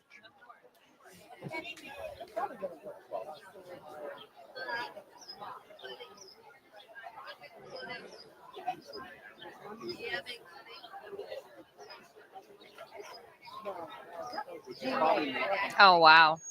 Yeah, that's very confusing, huh? I don't It's know. like guilty, guilty, guilty, guilty. And yeah. If you look hard, you can find it a not guilty. If you look hard. Yeah. But how would you? But it's confusing. I don't know. I mean, for me, I would just not guilty. You're doing well. Yeah. You know what I'm saying? But if there was any question, it would be harder. Yeah. You have to decide that. Yeah. Well, that's why they made a motion this morning, right? And it got denied, of course. Yeah. And this was the issue with the first trial, right? It was all about the slips after when they talked to the jurors because they didn't understand how to fill it out. Not only does it seem to give them options for lesser included, if they just get, juries get in fights. Yeah. Like, okay, let's just do that one then. Right. I'll do that one. Right. And they don't have an option. Yeah. Yeah. Okay. Well, thank Just you. wanted your take. I appreciate it. Have a good day. You too. Sure. Please. Sure. I would Can I love get to. Can I get your thoughts on it? Sure. As clear as mud. The first page is fine. The third page is fine. Middle page. The middle page, not so much. Okay.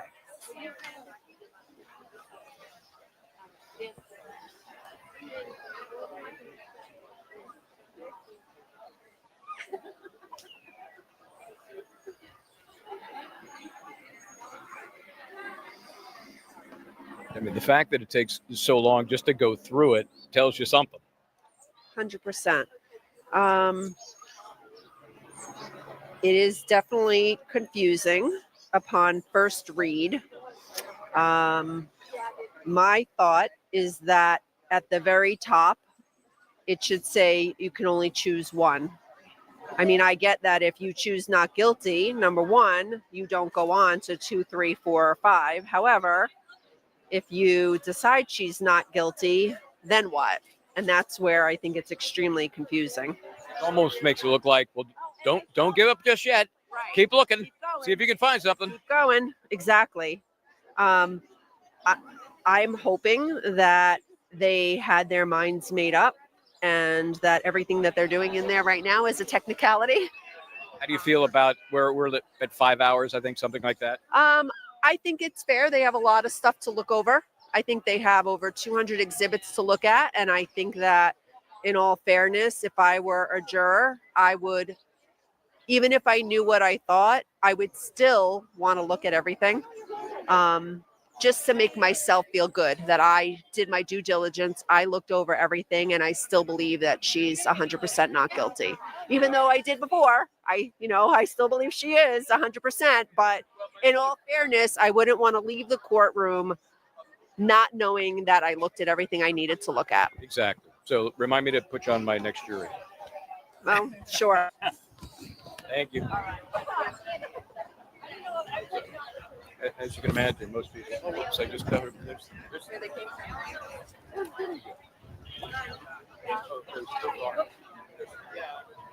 Vinny's still talking. He won't shut up. I gotta get away. Gotta get away from this area.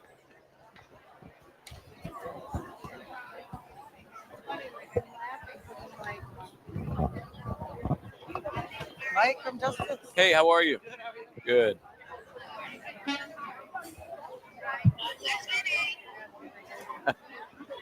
Okay, so Hey.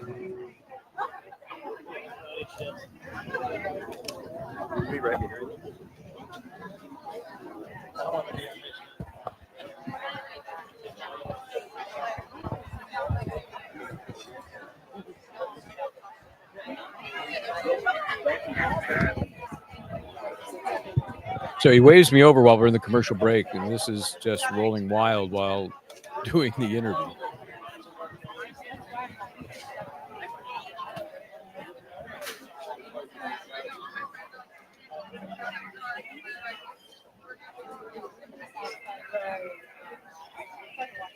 I love that we're seeing the other side of the interview. Look at all those people. I mean, there's so many people. You did this, Michael Bryant. I'm not cleaning up after him. Yeah, Julian, I just bumped into Court TV alum Michael Bryant. Michael, great to see Hey, you. nice to see you. Hey, could you give me your thoughts on this verdict slip? I'm asking folks what they're thinking of this page of the verdict. Yeah, it's a little confusing. It's a little bit confusing. It's a What, little bit. what are your thoughts about the scene here? Because you've been at a lot of the big cases. It's unbelievable. And I haven't seen this grow over the last 2+ months. I never would have anticipated this. First of all, let's just say the lawsuits that were filed on behalf of what I'm calling the First Amendment zone led to this, because the cops here were brutal in keeping this whole area sanitized. Really, the buffer zone, they called it. It was just wrong. We filed the lawsuits. Mark Randazzo did an amazing job. This is the result.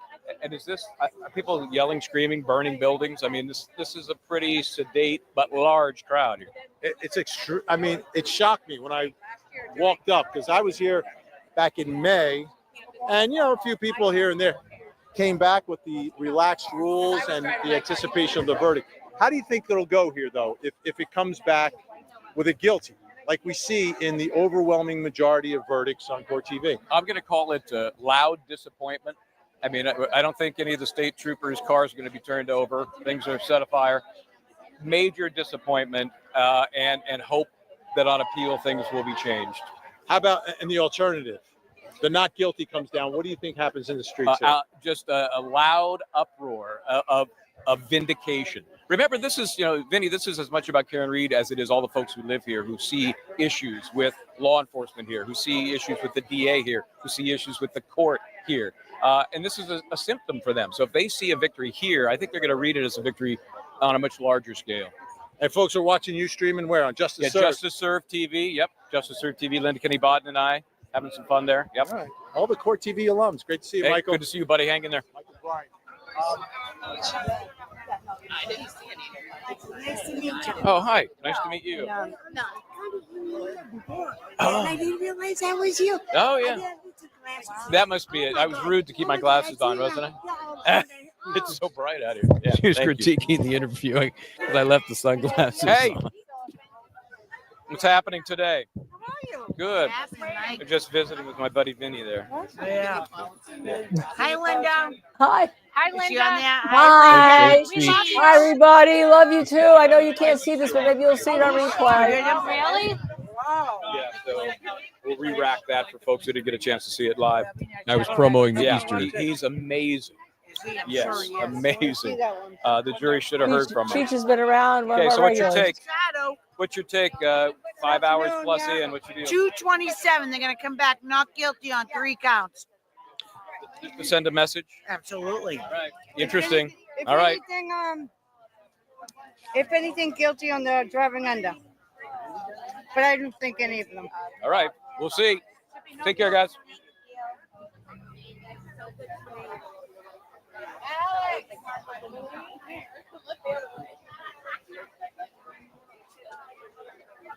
I love Cheech. Yeah. And you are? Hi, Kelly. How are you? Nice to see you. Okay. It's like you ever go to a concert and near you get to the stage, it's like suffocating with also many bodies. That's what it is. Not in a bad way. So I'm gonna wrap this little journey up. You got some takes on the verdict slip. It's a slip, all right. It's a slip and fall.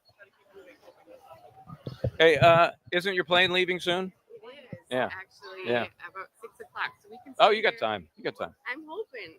Okay. Soon. Good luck. Thank you. Hey, good to see you, man. That was a young lady I interviewed last week, and she was concerned because she had flown in from Minneapolis. Her trip was going to end before a verdict, so she's got a few more hours to see if it can squeeze in there. So here's, this area here is, was the original kind of buffer zone, and even it's blossomed a little bit from folks across the street to a much heavier presence here. I have And not now done they can say put full signs there. share They, count, but, Michael, while it's up. you're interviewing this, Definitely they up. can put signs there, right? Yeah. Yeah. What's up, Scott? Scott, I just overheard that. Scott McGinnis joining Will the Glarer, who's streaming, as in, it seems, most everybody. We'll check in with you again. Michael, All right, then. that was fabulous. I love it. You were interviewing Vinny. He's trying to get an interview with you. You're interviewing him.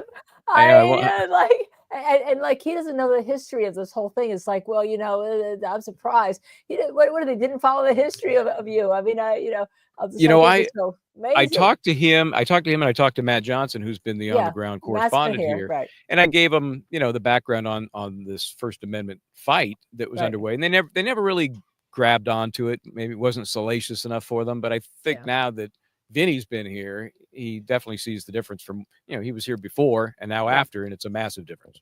Yeah.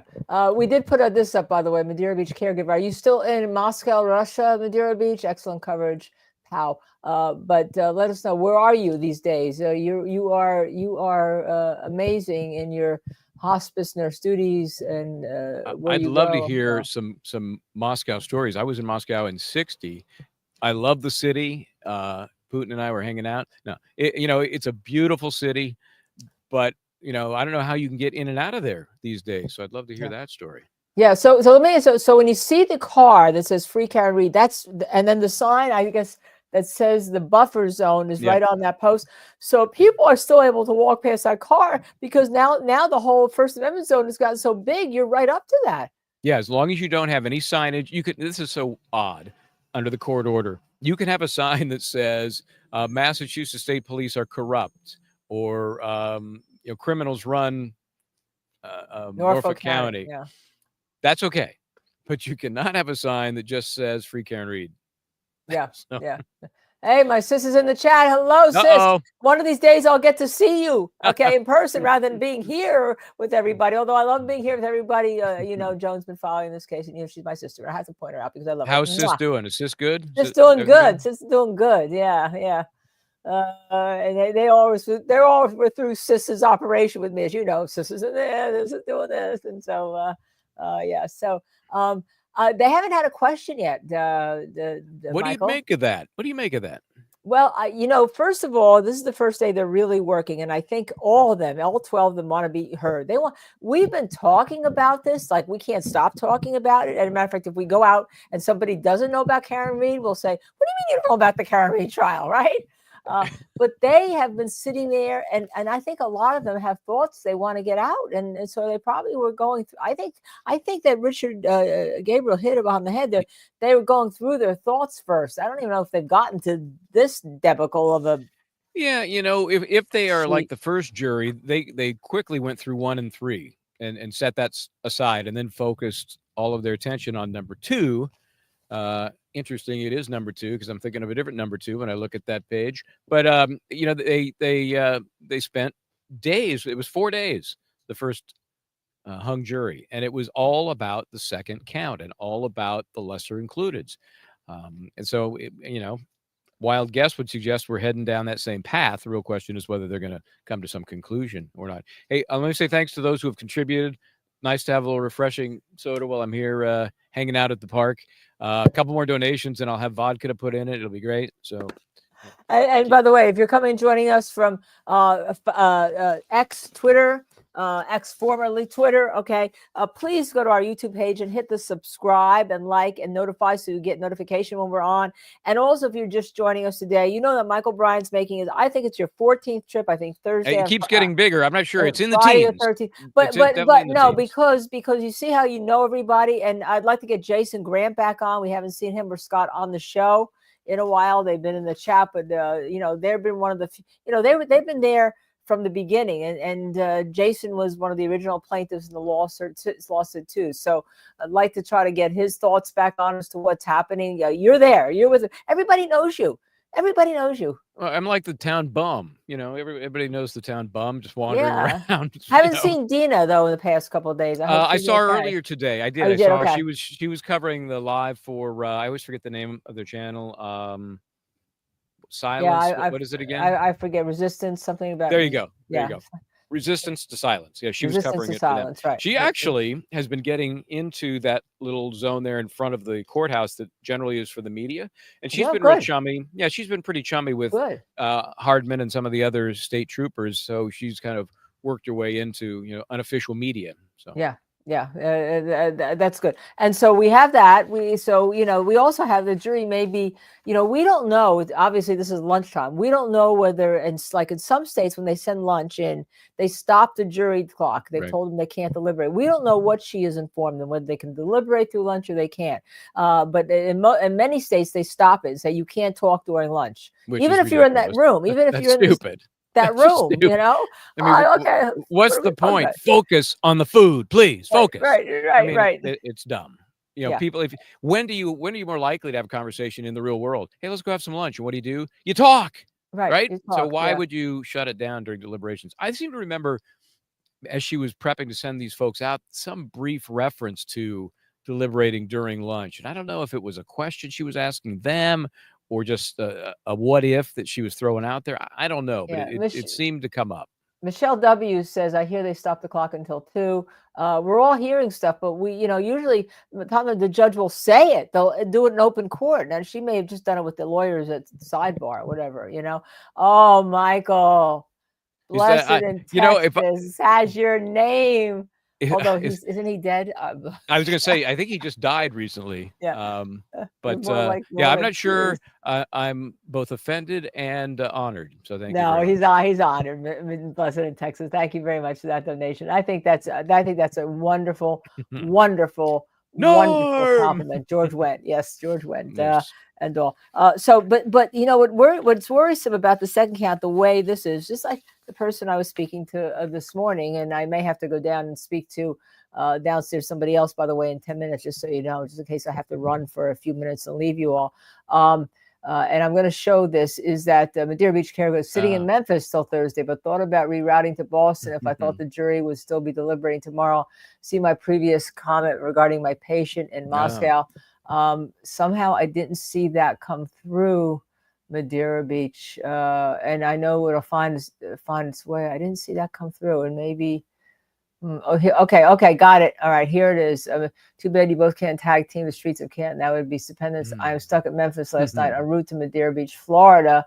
Bad weather. Okay, all right. So we see that. Okay, wow. So you do travel but a lot. obviously returned from Moscow. So yeah, obviously that's a return from Moscow.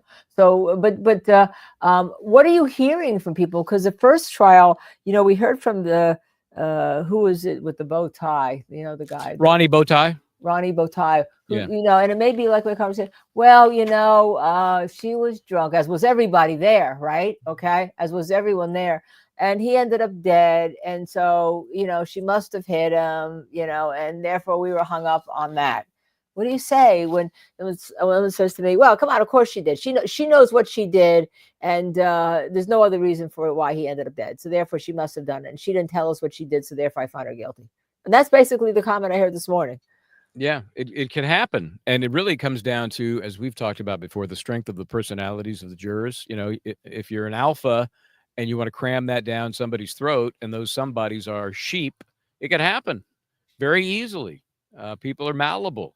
Then on the other hand, if you get a couple of folks that are they lock horns and, as I say, get their neck bowed, and they're not gonna budge, then you can hammer it out all you want, and it still spells hung jury. Do you think the addition that was added, the OUI, is good for the defense or not guilty? I mean, why don't they find everybody guilty of They all said they were driving while they had been drinking. OUI doesn't necessarily mean that you were. Let's explain the difference. The legal standard for drunk driving in Massachusetts is 0.08 of your blood alcohol level, right? And then you could still be guilty. People don't realize this, of driving under the influence if you're in some way impaired. It's because you had liquor. So you had one glass of beer, but somehow that one glass, this would be me if I were ever driving, but I don't drive when I drink. I don't even drink very much. Matter of fact, I hardly drink at all, unless of course it's top end champagne, but that's a confession. That's right. I'm not going to drink anymore. That's it. I'm not going to drink any less. Yeah, but people don't understand you can still be charged with driving under the influence in various states, even though you don't mean the legal limit, if indeed you're in some way impaired. Now, talk to us about that. Weren't they all in some way? Why did John let her drive him? Because he wanted her to drive him because she was, he wanted to be impaired, and he felt he was still drunk from the night before on those tapes. Yeah, I think it's a very interesting issue because people they heard the retrograde blood alcohol level testing Extrapolation, right? Which suggested that she was, I'm trying to remember, a 0.13, 0.1, well over the 0.08, which in some states is a presumption of intoxication. I think you told me in Jersey it's not even rebuttable. It's not even rebuttable. It's not even rebuttable, right? Yeah, in California it is rebuttable, and I think in most states it's rebuttable. But you don't. That's just which one means way you to can't get there. challenge it. By the way, for everyone who knows, Correct. Which means you can't challenge it. You can have it, but then you can still challenge the scientific underpinnings and all. In New Jersey, it's just that's it. Unless the judge refuses to allow it in because there wasn't 2 blood tests, which is the standard. The second blood test will show you whether you go up with it. If they had taken a second blood test later on and she was like still going up or something, that means she would have had drinks in between that 5 hours possibly. Yeah, right? and But they didn't do that is all subject to discussion and dispute. I don't think it was firmly, not beyond a reasonable doubt, proven.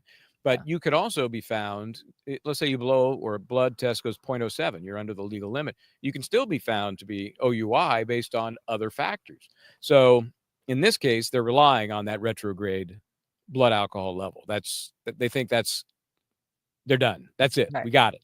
I think the jury has to believe that the test was legit. Remember, it was a clinical test, not a legal type test, right? And we don't know what happened in those hours after 12:30 before between 12:30 and 5:30. We don't know. She was pounding alcohol then. If so, that would affect the number, and the retrograde to 12:30 would mean nothing. Would mean absolutely nothing. Madeira Beach caregiver, thank you very much again for that donation. My patients tend to be high profile. Patients with private planes. Here's for your vodka, Michael. You're really great. But let me tell you, Madeira Beach, she is a hospice nurse. She has my greatest respect, because that is a profession that really you must choose to be in that profession, because you are really, you're the last really nurse that people are going to really see. Just as like the doctor said, Dr. Leposado said, I'm the last doctor my patients will see. Well, you're like the last nurse that your patients will see, and the family and help. It's just so great. And to do that, over and over for people, that is unbelievable. Unbelievable. Yeah. Teresa, I want to thank you both so very much and all you do. Free Karen Reed, free Turtle Boy. Yeah, I mean, we forget he's still got some major charges out there against him. So I think they're all combined. And then it's interesting that Hank was watching that. What is he planning? Was he planning? Did he watch John DePetro, or did he watch the Paul Morris show where he said, well, maybe they're going to charge Karen Reed with some kind of conspiracy with Turtle Boy if she gets acquitted? I don't know, Michael. What do you think? Yeah, well, that's why they're asking for a jury instruction about intimidating witnesses when there's no intimidating witnesses charge. I mean, what are they forecasting what they hope to happen after the fact? That was just a weird request, which clearly didn't make it into the final list. Yeah, but real request. Madeira Beach, again, thank you again. You're just so generous to us. How is it legal to charge OUI post-incident, Michael? Yeah, well, what they did was retrograde, and they're basically saying we have scientific evidence that even though there wasn't blood alcohol drawn at the time of the operating of the motor vehicle, there was after the fact, and we, with our shenanigans, our mumbo jumbo, our science, bring it back to when she was driving. So that's why it's so suspect. There's so many factors that I don't think they sewed up tightly enough in this case to pin her. And they also said, they're also relying on her saying that she was buzzed. But then I think Alan Jackson, in his closing, said what you and I have said on the air. There was no indication at all, if you're driving at all, that she drove improperly. No that she erratic didn't know, no driving. erratic driving. Yep. The next morning when she's frantic, she bumps into the car, but that's in that small driveway. But there's no and the data. If you want to talk about the data or the data, depending on how you pronounce Thank it. you. Thank you. Okay, the data or the data. You say tomato, I say tomato, type thing of Cole Porter. Said that she was driving within the speed limits, being very careful, and it would seem that her trip back from Fairview to where she to One Meadows was also appropriate. Yeah. And they lost the library video. Is that what happened? Well, yeah, I people ask about that when I made that drive the first time. Where was there? Did you see the library camera? I don't know what happened to that, but all it did was show her vehicle driving past. So it did lock a time in that was consistent with the other time frame, the arrival at 12:36 when her Wi-Fi kicked in at One Meadows. I've seen a lot of folks say, well, how come she could be charged with OUI? What about all those other cops? Well, relative deprivation is common in the law. Just because other people are violating the law and you are the only one charged doesn't mean what you were charged with is invalid. Just means they're lucky. They know somebody.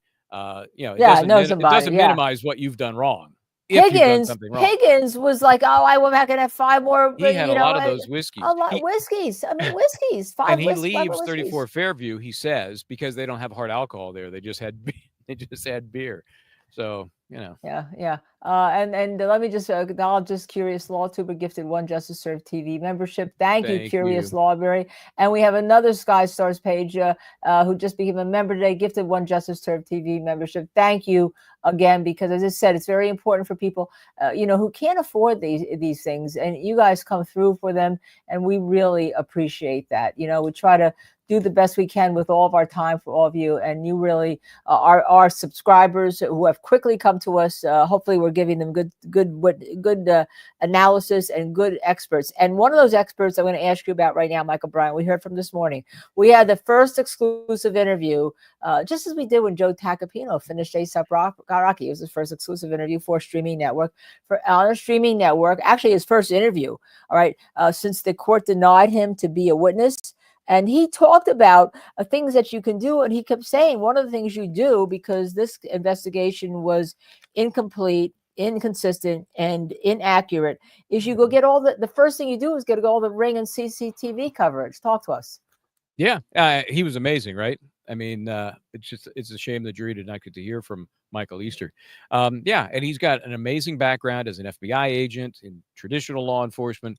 And he just ticked off all the things that everybody has been made aware of, things that did not happen in this case. I mean, the solo cups and the leaf blower, that's just the start. Cordoning off the area. He was surprised that there wasn't an all-out, show of force because one of their own was down, right?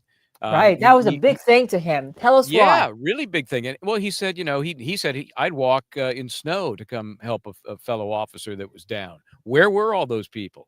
And when I suggested, maybe they had other motivations to protect other officers, he wasn't able to speak directly to that point, but he did acknowledge it and just was just shocked that this place was not overrun, 34 Fairview, with off-duty, on-duty, auxiliary, neighboring police officers when one of their own is down.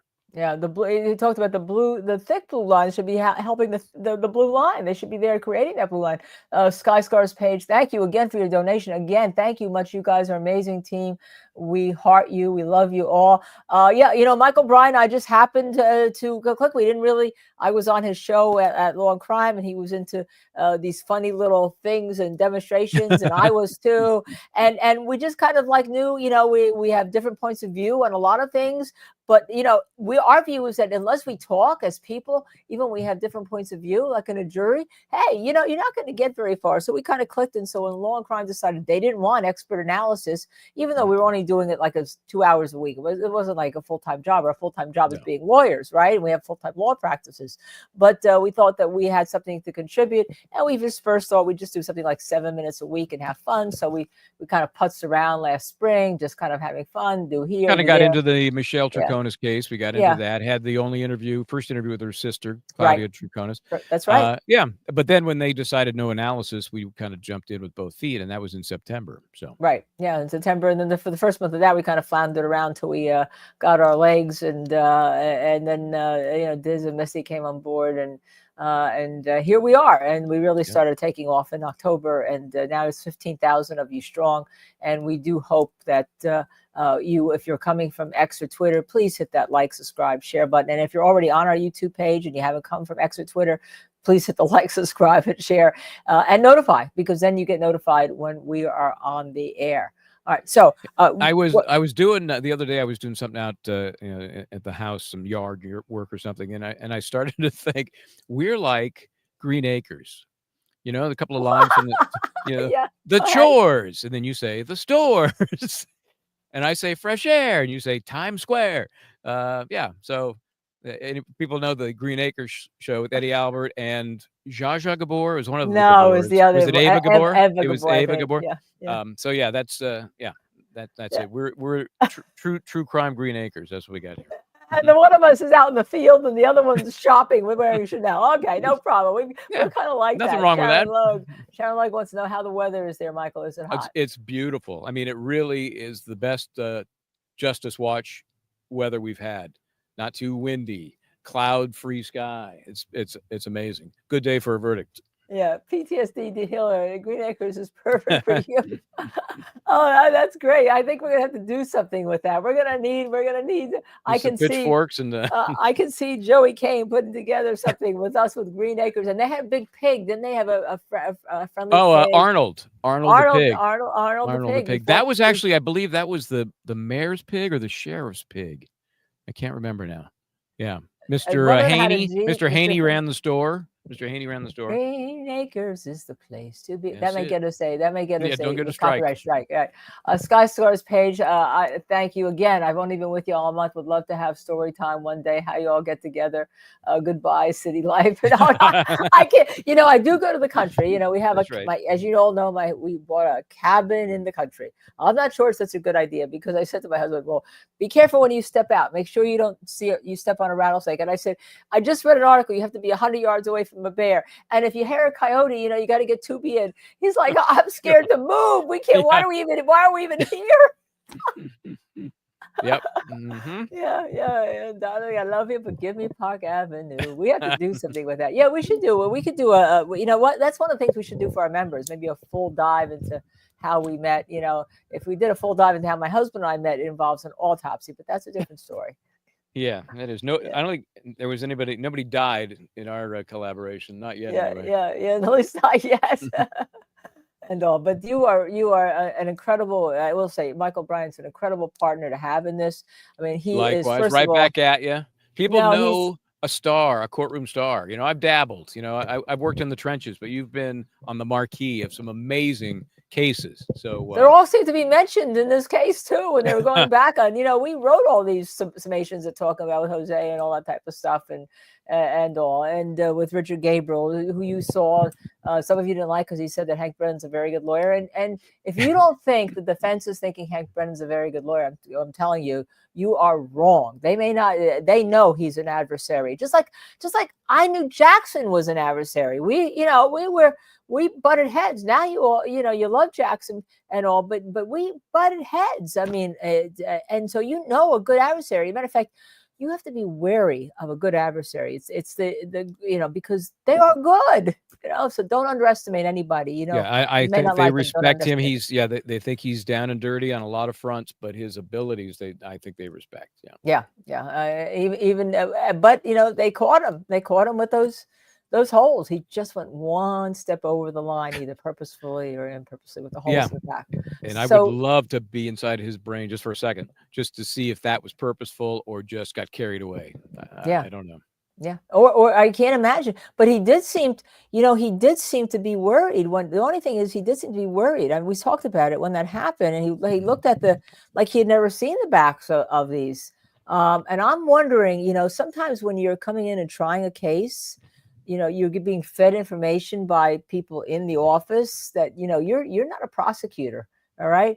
Yeah, I'm almost wondering whether or not somebody sandbagged him. I have to tell you. Interesting. You know, you can't exclude that happened, that somebody who was prepping him told him about these holes in there, and it turns out that no one corrected him. Because he did seem, Sarge Page, yes, that's what he did seem worried. He never saw that before because he was looking. We go back and look at that. One day we should look at those. He was when he looking at admitted them. his mistake, when that Yeah, when that yeah, unfolded. yeah. He did seem, and usually he comes up and he really, says, he is very forceful against it. But as we commented that he seemed worried when he was looking at the two pictures. I'm just wondering whether he got sandbagged there. It'll be interesting to know the real story. You think he's going to ever tell it? No, no. Okay. There's not to anybody other than family, friends, perhaps at most, because there's no upside to telling that story. Yeah. So I wonder where he's staying. I assume it's staying at his office, or he's staying at a local office. Yeah, I don't know. I do not know. I've not seen him at the bagel shop where he was going for lunch every day. I've not seen him there. Yeah. I'm telling you, if you go to that crossroads, which is where I was parked before, but with bad Starlink signal, the pink going back and forth at those crossroads. I'm sure now at lunchtime it's inundated, but all through the morning, as people are, not everybody just sits in a chair. A lot of people do, but some of them, they just, they're taking it in and they're walking the street. It's a cute little town, but for what's happening in the courthouse. Now, I saw when you were interviewing somebody not that we haven't know before, they had the pink shirt on and they have like the blue painters tape over their shirt. What's that all about? That's a good question. I don't know if that's making fun of the blue man. I don't know. I should have asked. I didn't know. Oh, okay. Or is it covering up something that says free Karen Reed and they're not buying? Could be. It didn't look like it was applied, like like a sticker over something, like tape. It looked like it was incorporated into whatever the logo or the design was. So wow, that's. If I see her again, I'll find out.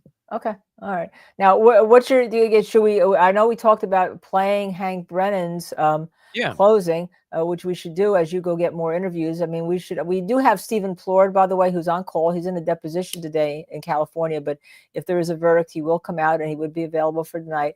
And we do have Neil. Let me see if Neil has texted me. I know he said he could do later today or early this evening. Okay. Both, by the way, Law and Crime and Court TV clocks are running, said Missy. So I guess the jury's allowed to deliberate through lunch. I gather that's what, but that makes perfect sense. What is the number now? Where are we? Okay, guys, where are we? I've lost track. Yeah, I know they know. Got to be 6.5, maybe. Does that sound right? One second. Let's see it. Yeah, I thought Dizzy. Good point. I was gonna ask if we had the technical ability to replay Easter, because that'd be great. Yes. Oh, yeah. That was. I thought we couldn't do that, but I'd rather replay Easter than Hank's. Hank. Yeah.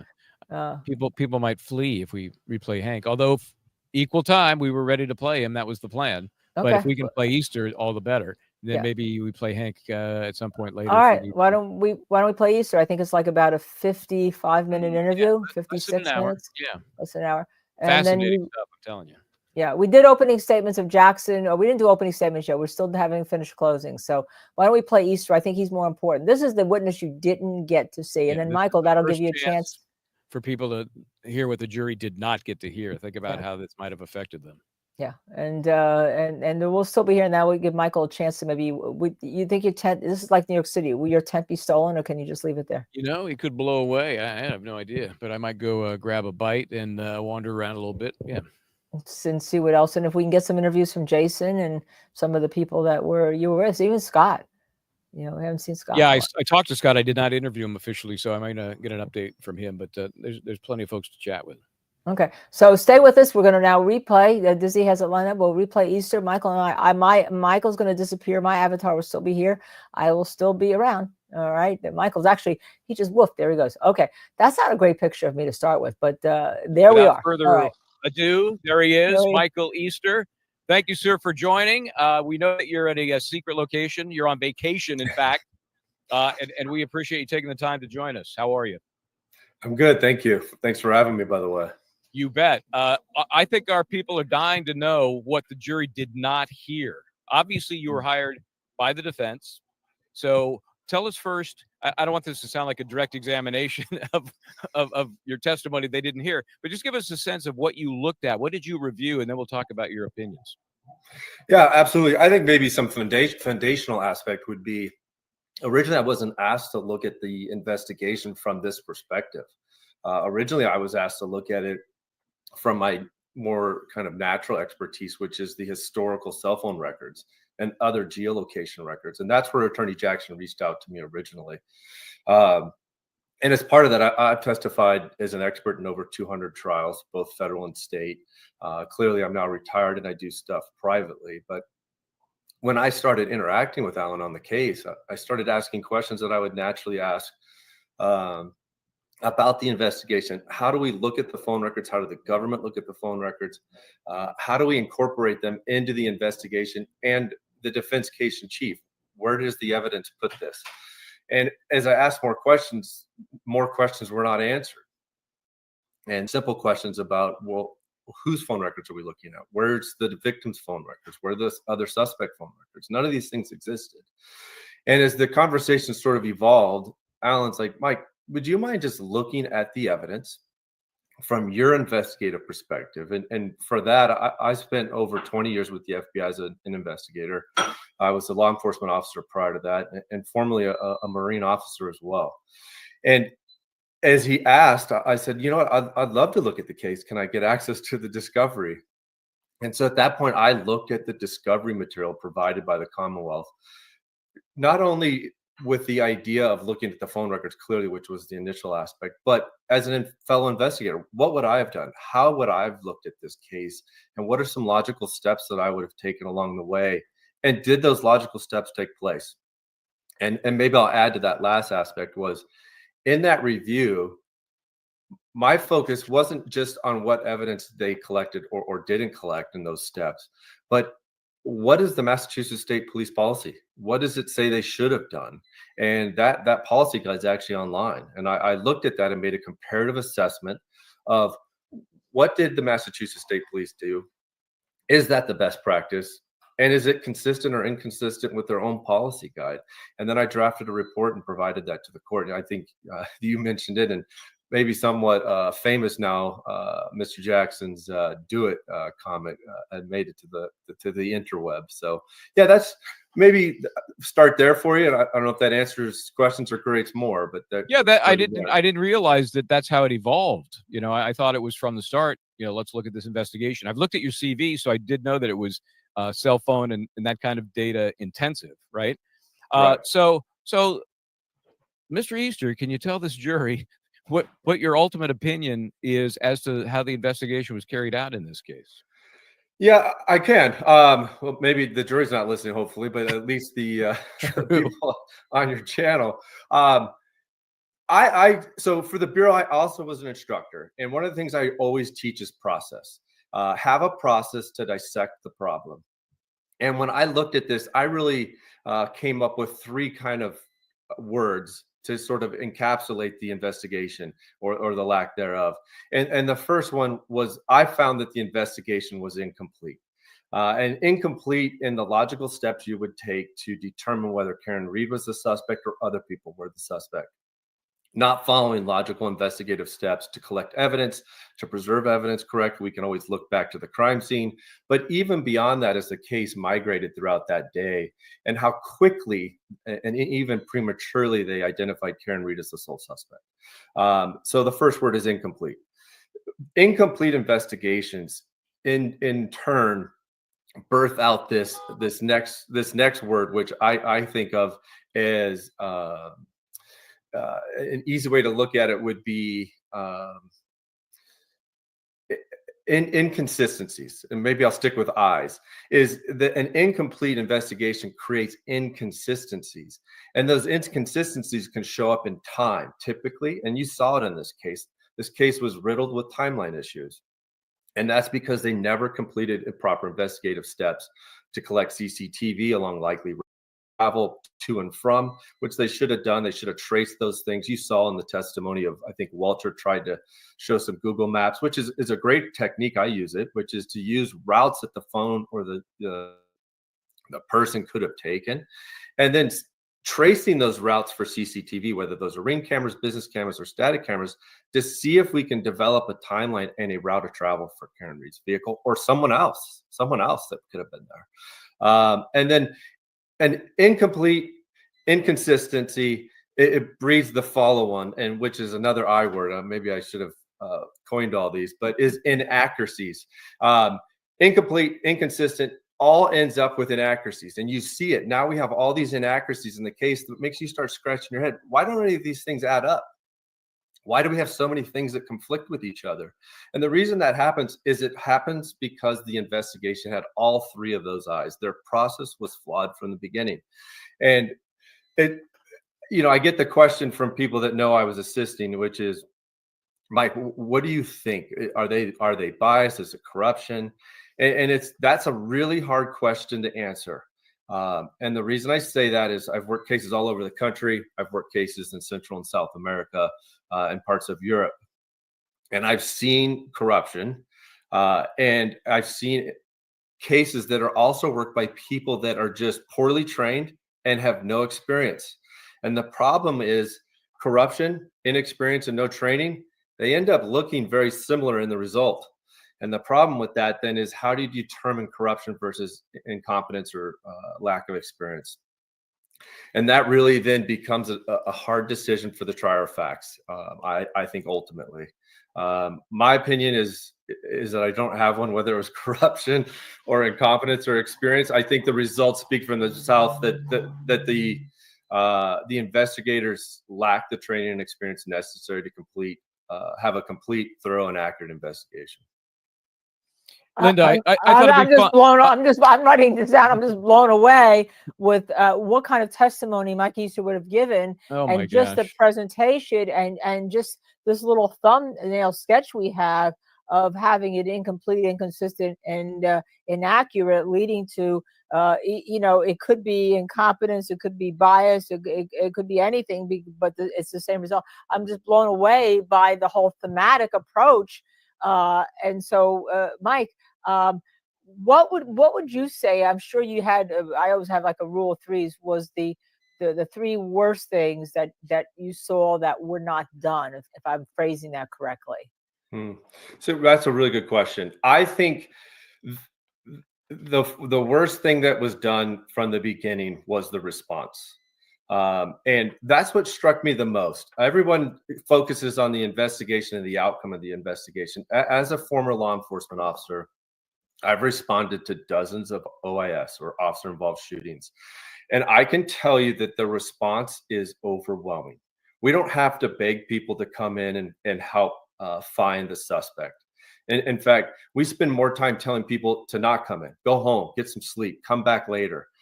When I looked at this case, my first law enforcement reaction was, why didn't anybody show up? Why didn't everybody show up? I would have walked in the snow to go help in this case.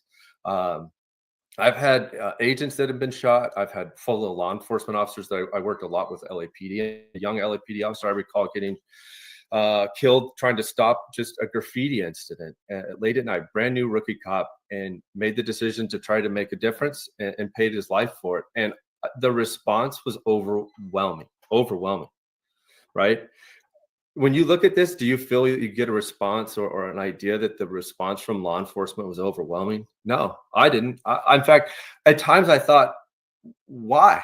What's going on over there in Massachusetts that we don't see this response? I always thought Boston, the old saying, blue was blue. I didn't see it in this case. At least not in the way I would hope to have seen it, which is everybody showing up and not having to be sent home. Did you want to respond to that? I'll give you a second one, or you can respond. No. Please give us a second one. This is fascinating. It's wonderful listening to you. Okay. Well, hopefully I won't overtalk you. The second thing I think after that was what we see in the investigation. So then we have to take a step back. And the thing that I thought was most interesting was the lack of training. And that is a cultural problem. Their style of policing, the way they respond to this, reminds me of what I used to see about 20 years ago when I first came in. this sort of shoot from the hip gunslinger kind of, our word is our bond. We just do what we do. This is how we do it. And it bore out in the response. I mean, we see a leaf blower, we see solo cups, we see a shopping bag. We see no chain of evidence. We see, and I mean, think of the chain of evidence that wasn't collected at the crime. So we see no preservation of the crime scene. And instead, we see an abandonment of it. It was never secured. No proper collection of evidence. There was never even a sketch or diagram done that anybody could go back and piece back the crime scene itself. Instead, we have to rely on some really blurry dash cam video to try to piece together where Mr. O'Keefe finally laid to rest, right? That's horrible. I mean, no one, the first thing you learn at responding to a crime scene is secure this crime scene, identify witnesses and suspects, separate them, do a safety sweep. I mean, you have a dead person on the lawn. What's the possibility the suspect's still present or other victims are present, not just on the lawn, but in the property itself? So that part is cultural. It's a training issue. And I think you'll see Massachusetts State Police and Canton Police PD have a huge cultural shift from this. And maybe that'll be the biggest thing that the city of Canton or that area will see is a cultural shift in the policing process. At least I would hope. And then my third one is the investigative process itself. It lacked a process. And that was the most surprising thing to me that, listen, I will give them this, is that having worked these types of critical incidences, the pressure, not just from the victim family, from your peers as you work this, but management, even elected officials. I've worked some of the biggest cases in the country, and the pressure that you get to solve that thing before people break for the day. They want hourly briefings. The investigators are under enormous pressure to solve that problem very quickly. And that's where the investigative process has to remain consistent. You can't start taking shortcuts. You can't leapfrog investigative steps and get to an ultimate conclusion too prematurely. Or oftentimes what happens is you miss evidence you should have collected. You eliminate people that could have been suspect or should have been suspects. And you sort of fall in love with the suspect too soon and get vapor lock, or which, a lot of people say confirmation bias, that's the person. We're going to prove they did it. And I want it done by 2 p.m. Or some heads are going to roll. That's those would be my three things on it. I hopefully maybe didn't spend too much time on them for you. No, it's amazing. Let me ask this as a follow-up, because I think if you were to testify, it would have come up. People are pointing out the fact that maybe it wasn't so shocking that the response to a officer down in the circumstance where you have other officers involved, as in, I don't know, the homeowner and some of the others involved in the investigation. Did that play into your analysis at all, that there may have been not just let's take care of the officer down, but let's protect the other officers who might be involved? I think it's a reasonable question. I don't think that is a reasonable reason, though. And I don't think it was ultimately the reason. Let's just say your argument's true. I still would have expected a large response, not to hide, but to a large response and to huddle. And hey, what are we going to do with this situation? And some very in these big incidences, there should always be a big command incident. There should have been a command incident commander, somebody in charge of the command, a response. There would be big type of group meetings. And then there's the small group meeting. The very intimate people that are going to really solve this problem meet separately. And we would have seen those things if this was responded to correctly. Even if, as you discussed, Michael, there is some, I don't want to say corruption, but a tendency to protect somebody, there would have still been a response, or we would have seen an enormous phone tree happening. Although we don't know that type of evidence was collected clearly, but I think ultimately that's where the other investigation that was happening was probably looking into. And so I have a question. I just want to tell our viewers that we're going to hold your super chats. We're going to continue with Ms. Easter without doing the super chats right now for the moment. The issue of the medical examiner, as you know, my husband is a forensic pathologist. The issue of the whole medical examiner and dissing her with regard to the injuries.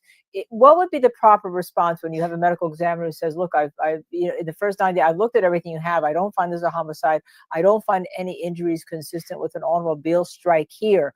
Where does that lead you? Does that lead you to say, she's a whack job? Or I mean, I know I know the answer to that because that's what was in the text. But where do you go if you want to continue investigating because you don't want to have either what you think may be her vapor lock or your vapor lock?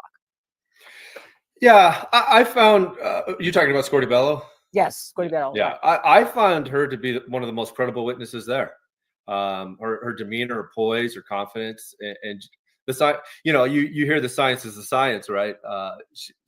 It is what it is. I tend to look at things in my world of the data is the data. It tells the story. It doesn't have an opinion one side or the other. Sometimes it benefits you, sometimes it doesn't.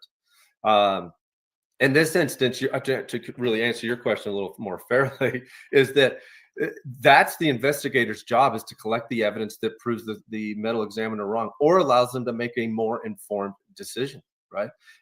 That's where the see, when I look back at this, the investigation was over by what, 11 p.m. It never really got legs. And because of that, you even saw in the trials, both of them, that they're still trying to figure out mid-trial in both cases what happened. Can we still collect some more or conduct more testing to try to bear out what really happened? And I guarantee if there's a third trial, there's more evidence that they're going to try to find. There'll be more testing. So this, in some respects, the case isn't done being investigated, and it shouldn't be.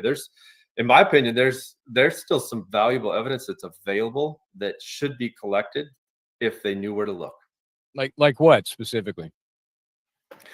I'm sort of reluctant to share, only because my job's not to help the prosecution collect new evidence. Fair. That's fair. What does the issue of the whole FBI? The judge wouldn't allow them to hear that there's Department of Justice, FBI involved in this investigation.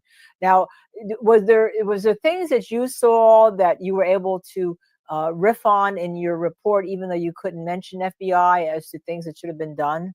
I'm not sure if I'm phrasing that right. Yeah, I understand your question.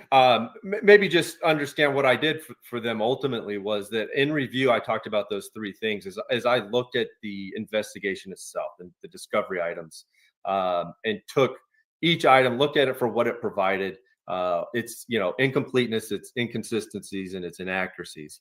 And then I wrote a report that identified what they did, what I thought the best practice would have been. And then I showed what does that look like in comparison to their own policy guide.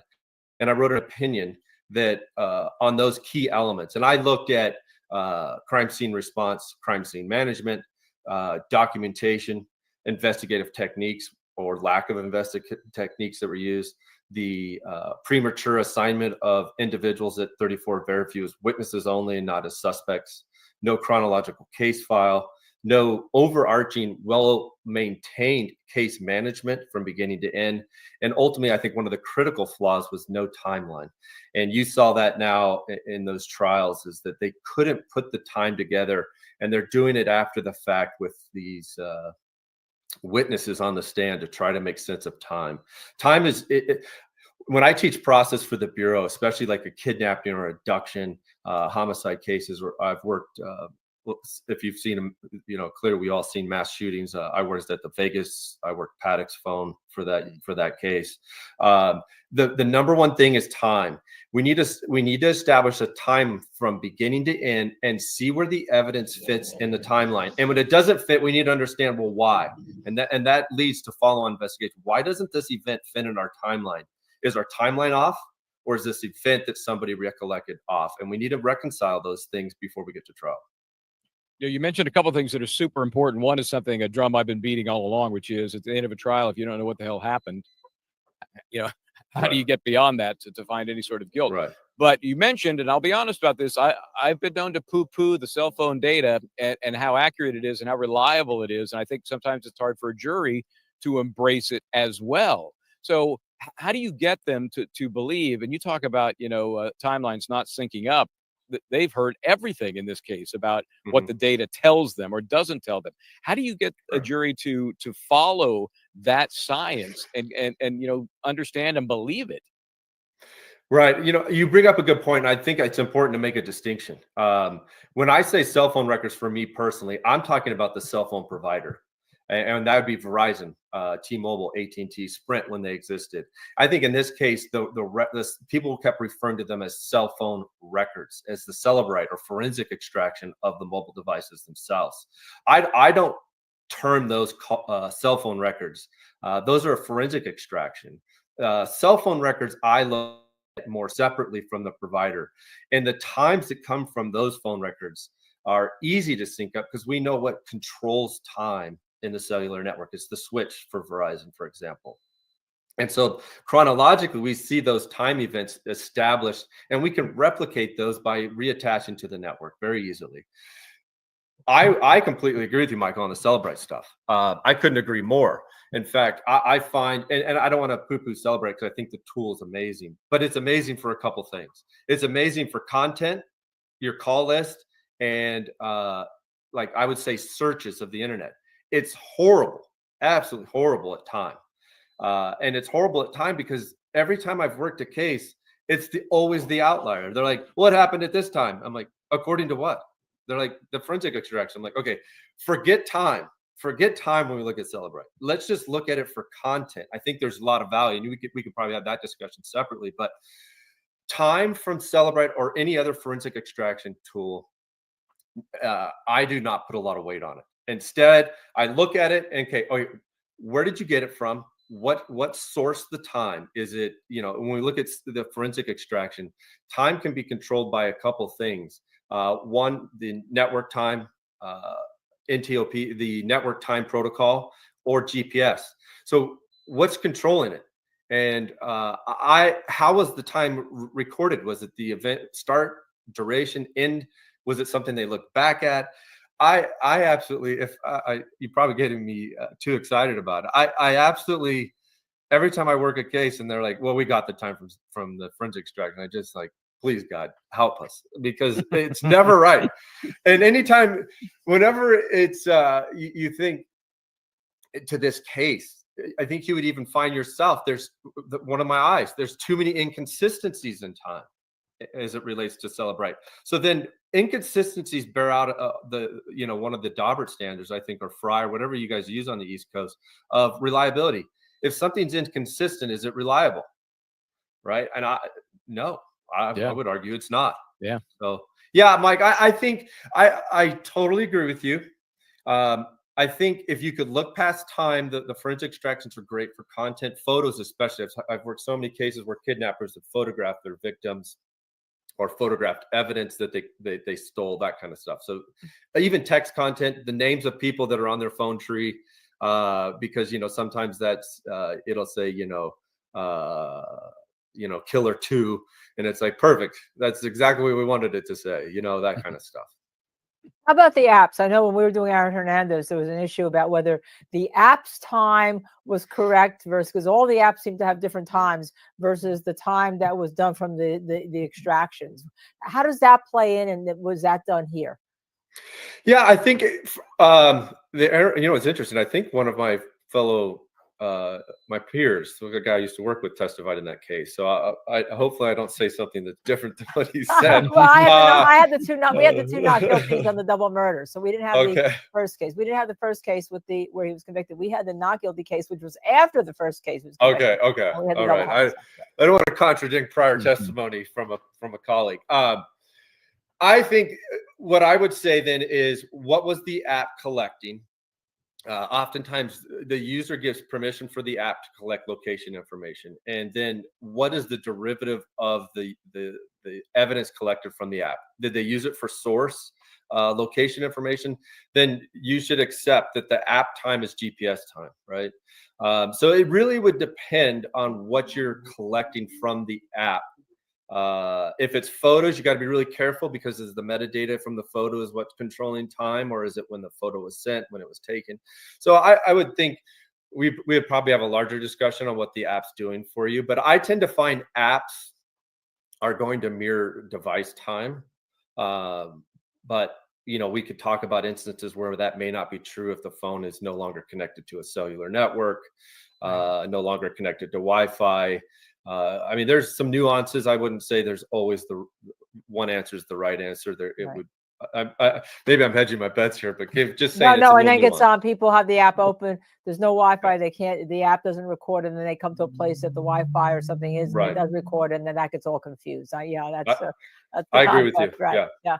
That's the concept. No, that's really, really interesting. So when you hey, how many Linda, people- I'm sorry. Let me interrupt, Linda, to give a little update on where we are and reset here. Michael Easter is with us. He's the witness that did not get to testify on behalf of the defense as to police procedures in this case. We are now in Justice Watch just past 3 hours. And we have not confirmed this, but we understand that the defense request to fix the verdict slip has been denied. Shocking. We're trying to confirm that. Wouldn't surprise me, but that's what we're hearing. Anyway, I'm sorry, Linda, go ahead.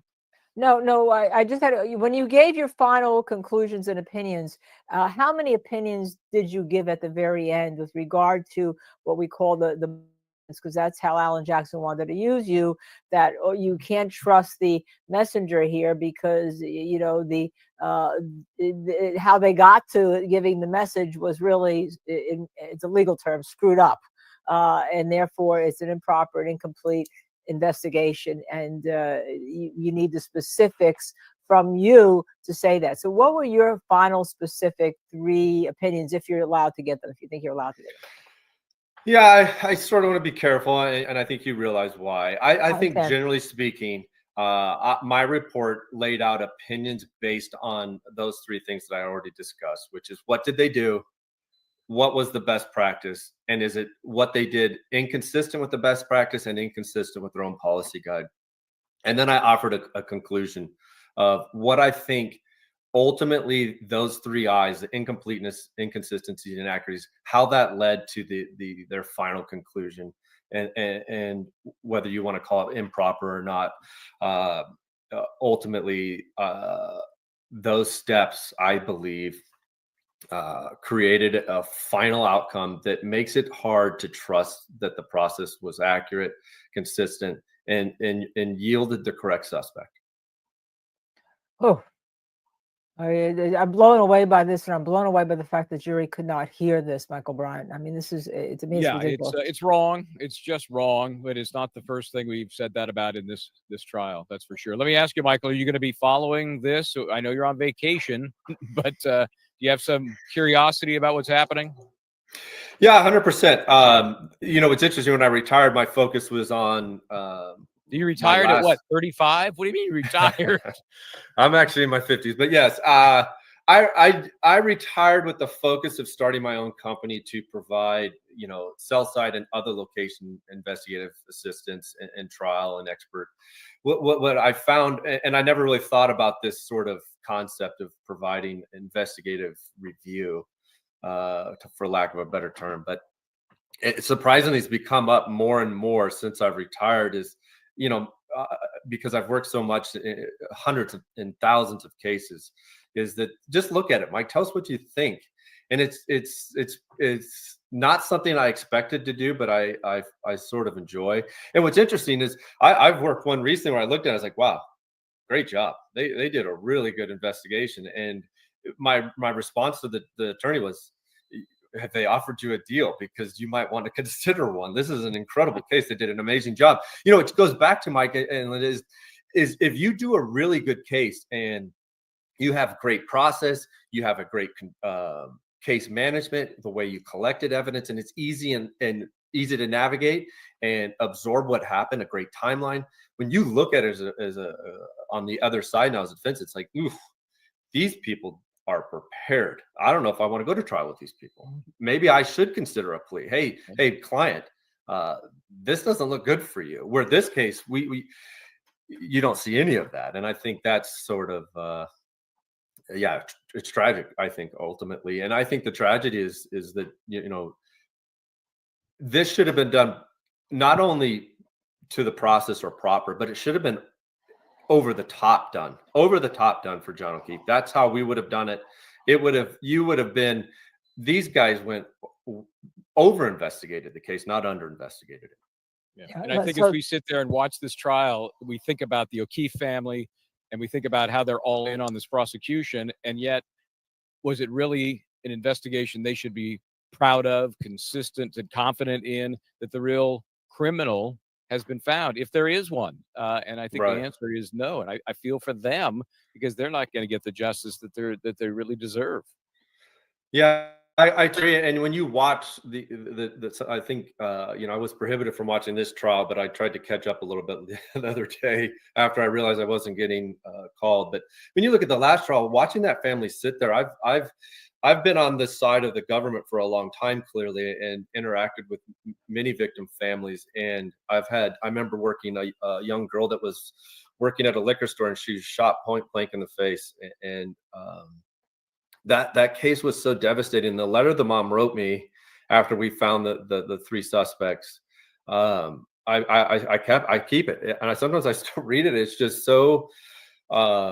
As a father of three kids myself and my own two daughters, it broke me to read her letter and to see the grief. And that grief exists for them.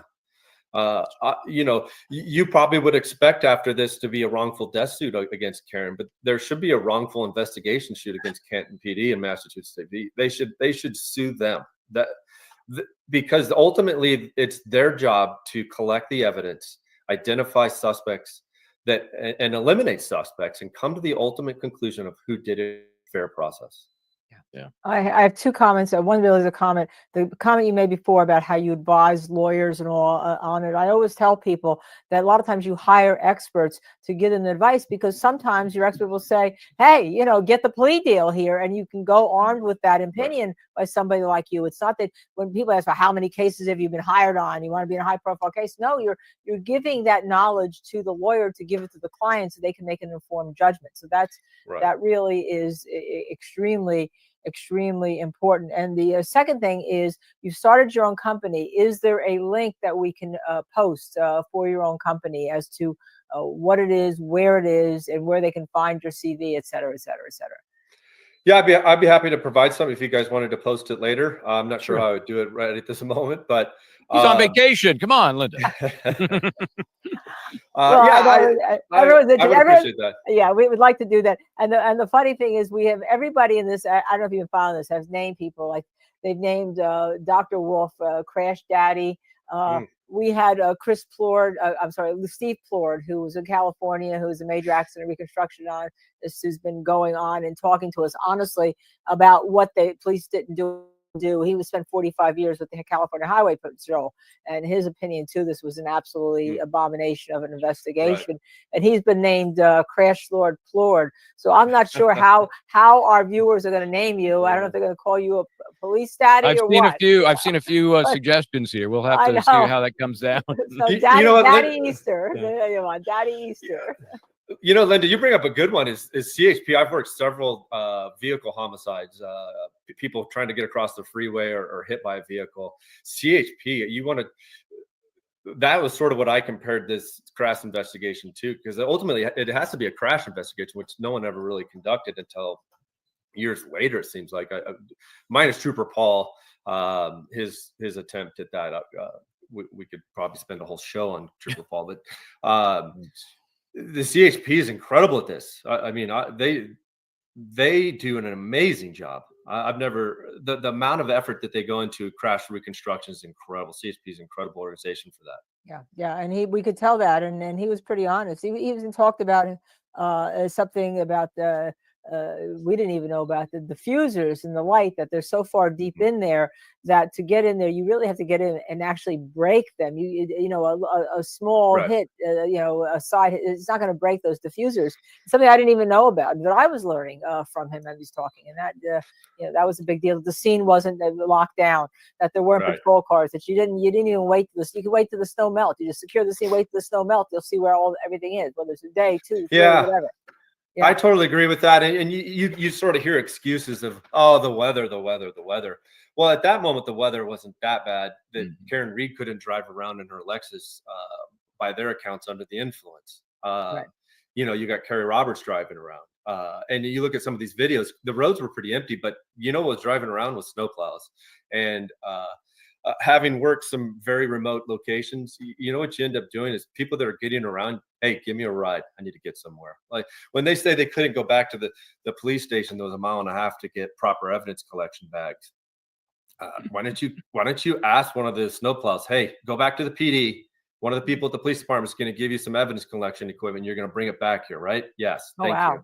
Yeah. Or one Right, of the other folks could have been there to help. And I mean, it's just laughable. Right. And you'll be happy to know now that they've had the audit, you know, they did an audit of the whole process. Now they've put little baby CSI kits in the squads. Right. So at least they have that. You know, it's interesting. When I saw that, I was just shocked. I was like, you know, I worked a gang task force, a gang and drug task force for about 8 years. And you know what I had in the trunk of my car? An evidence collection kit. Because at any moment, you're probably going to collect some drug or weapons from people.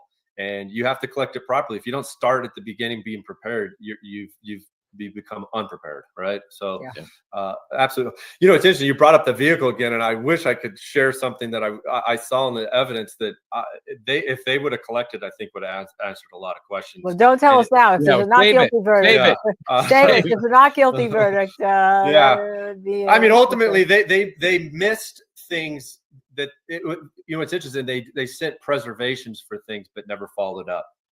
And that's indicative of what we talked about earlier, is that by the 2 o'clock briefing that they probably had, they'd already decided who did it and never went back to collect things that they had sent preservation letters for. Yeah. I just noticed Jason Hodges had a note. They need body cams too. Well, they did add those. They have body cams as well. Before I let you go, I have a question about your name, and it relates to a dumb story about my son. Okay. Easter is an interesting name, obviously. So I want to get the derivation of that. My kid, who was living in the East, goes to San Diego State, and he gets the nickname Easter. And I thought, oh, it's because he lives in the East, right? No, it's because he's wearing a shirt one day that everybody thought you'd wear to Easter. It was like a short sleeve, little dress shirt you'd wear for pictures with the family. So where does Easter come from? What's the derivation of that name?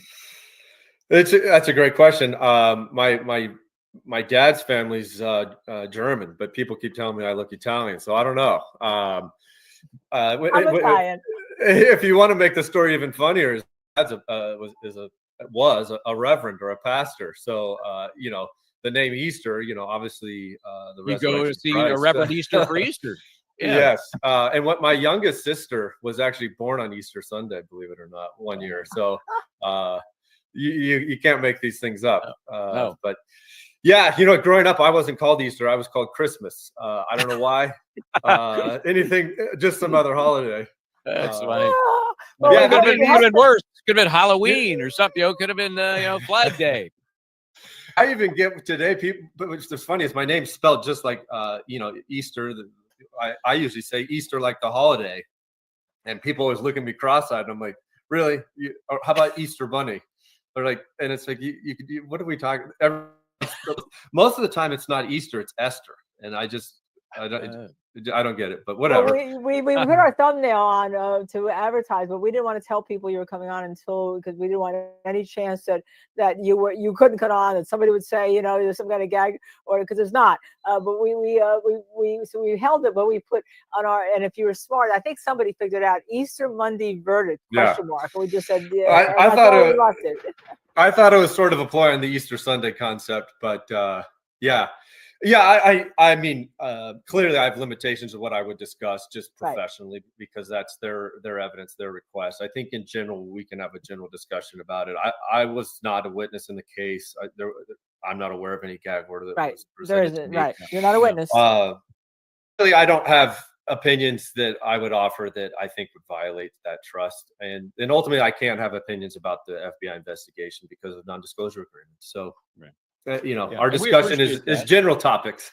Yeah. And I've been bugging Mike for a while. So we are so happy that you took the opportunity, especially when you sent me that first note, said I'm on vacation. I immediately was thinking, okay, a week or two, we'll get back to him. And you were complaining you didn't have a suit. I think I don't see anybody complaining about your attire. Not one person. So, well, yeah, I didn't bring a suit and didn't bring a collared shirt on vacation. So Good for you. Good for you. yeah, That's the way. That's the way it should be. That's the way it should be. We right. understand. So anyhow, so we hope to get you back with if there's a jury verdict, get your opinion, especially if it's not guilty. Yeah, but I would you love know, to discuss it again if you have other matters that you're interested in discussing. I'm That'd be always great. I mean, this is an area that you would think I would walk away from the law and that stuff. But, for the last decade of my career with the FBI, I taught witness testimony. I taught agents and investigators across the country how to be good witnesses.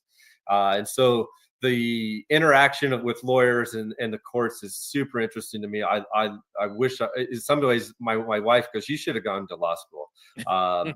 And I love the discussion. People think of it as an argument, but I think of it more of so I grew up being as an athlete and being a competitor, and court to me is a competition of wits. It's like a battle of the minds, and how do we interact with each other?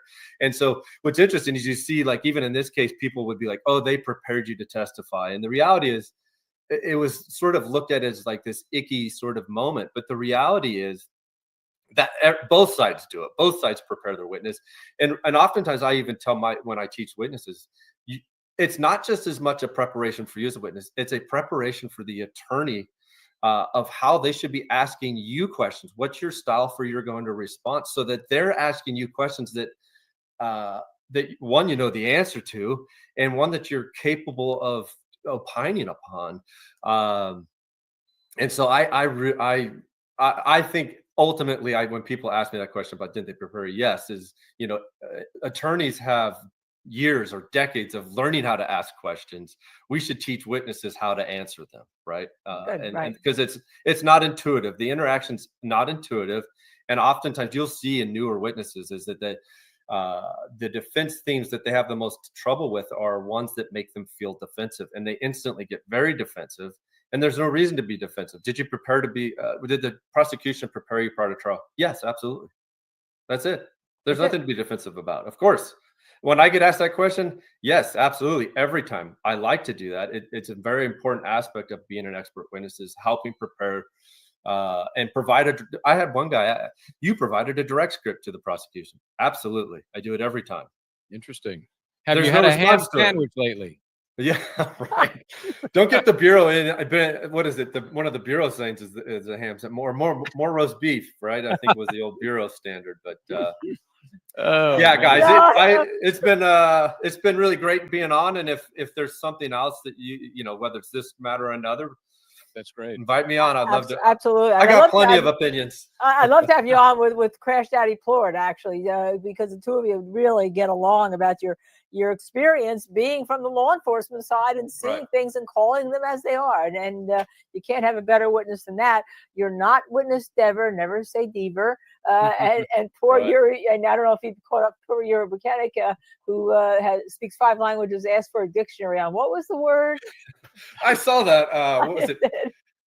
I can't remember the word. I want to say I can't remember the word either. Was it theory or was it?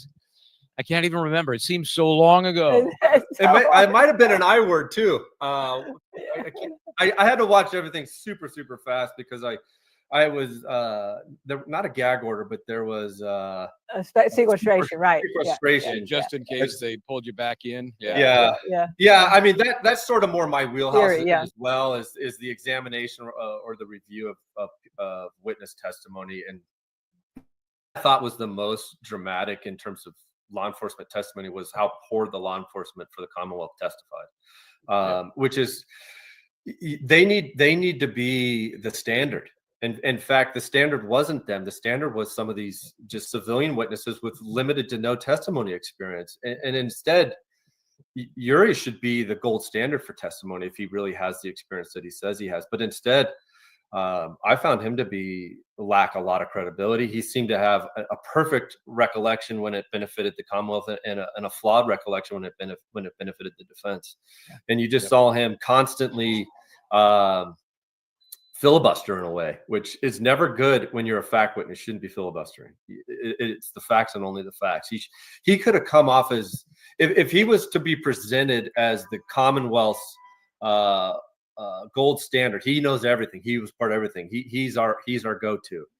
He should have been prepped slightly better to be a sort of a cooperative with defense. Yes, that's right. No, that's not correct. He should have been the yes and no man. And instead he was the let me explain this. Let me get ahead of this. Let me explain in my own terms. That's never good for a fact witness. Fact witness should never be doing those things. And I cringed when I watched it on fast forward, but it was very cringe. Even his demeanor of sort of, I'm up here on the king's pulpit, just lean in and relaxed in. I didn't like any of it. Remember, he was effectively the replacement for Proctor, so the bar was pretty low already. But yeah, he was bad. He was a horrible witness, and I'm sure the jury is kicking around his testimony right now. Yeah. Before we let you go, this is a great question because you were denied because the judge said it's within the ken of the jury to know how the police procedures, that the jury understands what was wrong with the police procedures. And this witness, Colin Sixsitter, does Mr. Easter think Joe Public knows what police procedures and best practices are? And that's why how she denied you. She said, of course they know. So I guess that's the ultimate issue. You know, I don't have opinions about the judge in this case because I would be improper. No, not the judge. I'm not even asking about this. Do you think that the normal person knows what you were going to testify about? Is it within their normal ken by just watching this jury? I guess that was the issue. I'll give you the answer I think Yuri should have given. No, I don't. That's not to disparage the public. I think you have some very informed public that have more experience watching crime scene stuff. But your general public, if I were to go ask my mom these things, she'd be like, "Oh, no, you can't do that. No, Mom, you can't." And that's not because my mom's not smart. It's just that there's certain nuances to law enforcement techniques that aren't generally known to the public. And I think the things that I think we could all agree that you don't collect blood evidence in a solo cup. I mean, that's common sense. But if it's such common sense, then why did the cops do it? Right. Yeah. Right. So then it begs the question is, if common sense is so common, why did the cops commonly screw it up?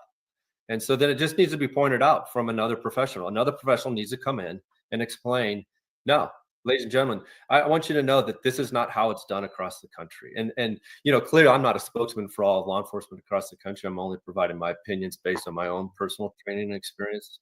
But I can tell you, I can't imagine another law enforcement officer looking at this and objectively and thinking red Solo cups and a grocery bag and a leaf blower was the best practice. Yeah, it's crazy. Well, I don't know. Based on what we've seen and heard of you and our chat, I think you would have had a pretty powerful impression on this jury, but unfortunately, they did not get that chance. So, Michael, thank you so much. Hey, I have a lovely car for you. You know, pick one of the car off my lot. Thanks for coming on, man. And I will reach out again. I guarantee it. Thank you. Yeah, Mike. Thank you. Appreciate it. Have a good one, you guys. Go vacation. Thank you. I appreciate it. You guys later. Bye-bye. Thank you. Great guy. Yeah. Too bad the jury did not get to hear from this guy, right? That's wow. I know Disney's going to ask because I'm going to say, can we cut that as a breakout and run it over and over again? He was fabulous. Okay. I loved it the second time I watched it as much as I loved it the first time. As a matter of fact, I made some more notes on it.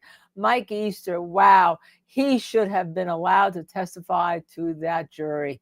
Absolutely. So we have a couple of interesting questions here while we wait for Michael Bryant. And we're going to, I know he's relocating to his new place, and then we'll talk, and then we'll probably go to looking at Hank Brennan's closing while we wait. A couple things, just so you know, the jury, we understand, was allowed to eat lunch 1:30 to 2:30. They could deliberate during lunch, but were not allowed to announce any verdict at all. And that's because you have the court personnel who are not going to be there, who by the union contract, take their lunch. Okay. Liberty Bell has an interesting take. It'd be interesting to know how many, if any, juries everyone in the chat has been on. I've been on one. I would love to be on another. Wow. Have that conversation. All right. Tell us all whether you have deliberated on a jury and whether it was civil or criminal. Really fabulous. Sheila Duffy said, "Hi, Linda. What a great interview." Yes, we were after Michael Bryan had nailed down Mike Easter after he was not allowed to testify. And of course, he said he would come on, and we, went back to him yesterday. Didn't want to tell you all, didn't want to endanger the interview or get scooped by somebody else, or someone told us we couldn't do it. We can do anything we want on our show, but he said, nope, I'm not going to talk about anything that will violate attorney-client privileges. And of course, I'm not under a gag order, and he honored his word, and he came on. And as we said, we may be small, but we brought you some of the first exclusive interviews we've ever seen. That was Draconis. It was Draconis' sister and Joe Tacopino, first exclusive after the jury was sent out to deliberate. And of course, and he got the not guilty. And again, this was a first exclusive interview here on Justice Served TV. We try to bring you informative, informational interviews. And you've all seen Steve Plord. You love him, Crash Daddy Plord, who's in a deposition today in California, and I think is dying that he can't be watching us. But he knows that I'll text him if there's a verdict. Okay. All right. So that Liberty Bell, good idea. Let's see what you all say. Okay. Carlene Barth has a question. If Karen Reed is found not guilty on the OUI, will that help her in the civil suit? No, because, if she's found guilty, it helps the plaintiffs in the civil suit because they just take the judgment of conviction unless it's on appeal, and because they could endanger anything if the case is on appeal. But okay, that's one aspect, but it doesn't help in the civil suit because the civil suit burden of proof is only by a preponderance of the evidence. That means 50% plus a grain of sand. It's not 51%. It's not 50.5%. It's 50 plus a grain of sand, just preponderance. So that will be litigated all over again. But really in civil suits, what happens is they tend to settle because insurance carriers are controlling where they go. All right, so there we are on that one. Michelle James, I don't think Mr. and Mrs. Joe Public does not understand about policies and procedures. That's why we are Joe Public. We are not meant to know. Yes, there are whole books written. I was going to actually this morning take out, we have all these books written on police investigations. I have them all written by the federal government too. The FBI has them. The Institutes of Justice circulate them. I mean, there are books and pamphlets of the police investigations and all. Of course there are, because it's telling you how to run them and what to look for. All right. It's not supposed to be that because you take this is what they've been fighting against. You don't watch CSI and say, I'm an expert, because a lot of stuff on CSI is wrong. But apparently the judge thinks that everyone is an expert now because of CSI, and therefore you don't need a police procedures investigator. It is, and I will say it, one of the dumbest rulings I have ever heard about, especially in light of the fact that she gave a Bowden charge, which is that this is a bad investigation, that it's not proper. And to say it's an improper investigation, you normally need an expert. It's no different than a malpractice case against a doctor.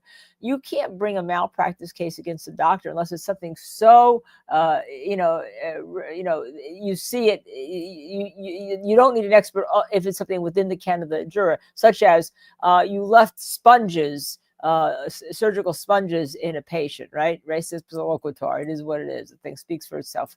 All right. Or you left an instrument, doing surgery, and you left a scalpel inside somebody. That becomes something, well, even the common person could know. But for any other type of malpractice, you need an expert. As a matter of fact, you need a certificate that there's malpractice in many states before you can even file a malpractice suit. All right. But you're never getting to the jury without an expert. This is no different. This is absolutely no different. That's why they're trained investigators. That's why, they go through training. That's why they get promoted and get training, because you have to have that specialized knowledge that most people don't have. Okay.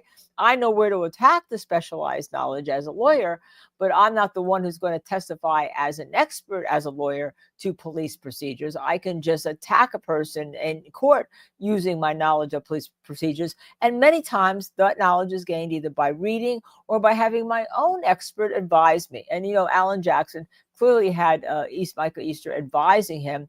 That's why in his summation, he said, you separate out witnesses.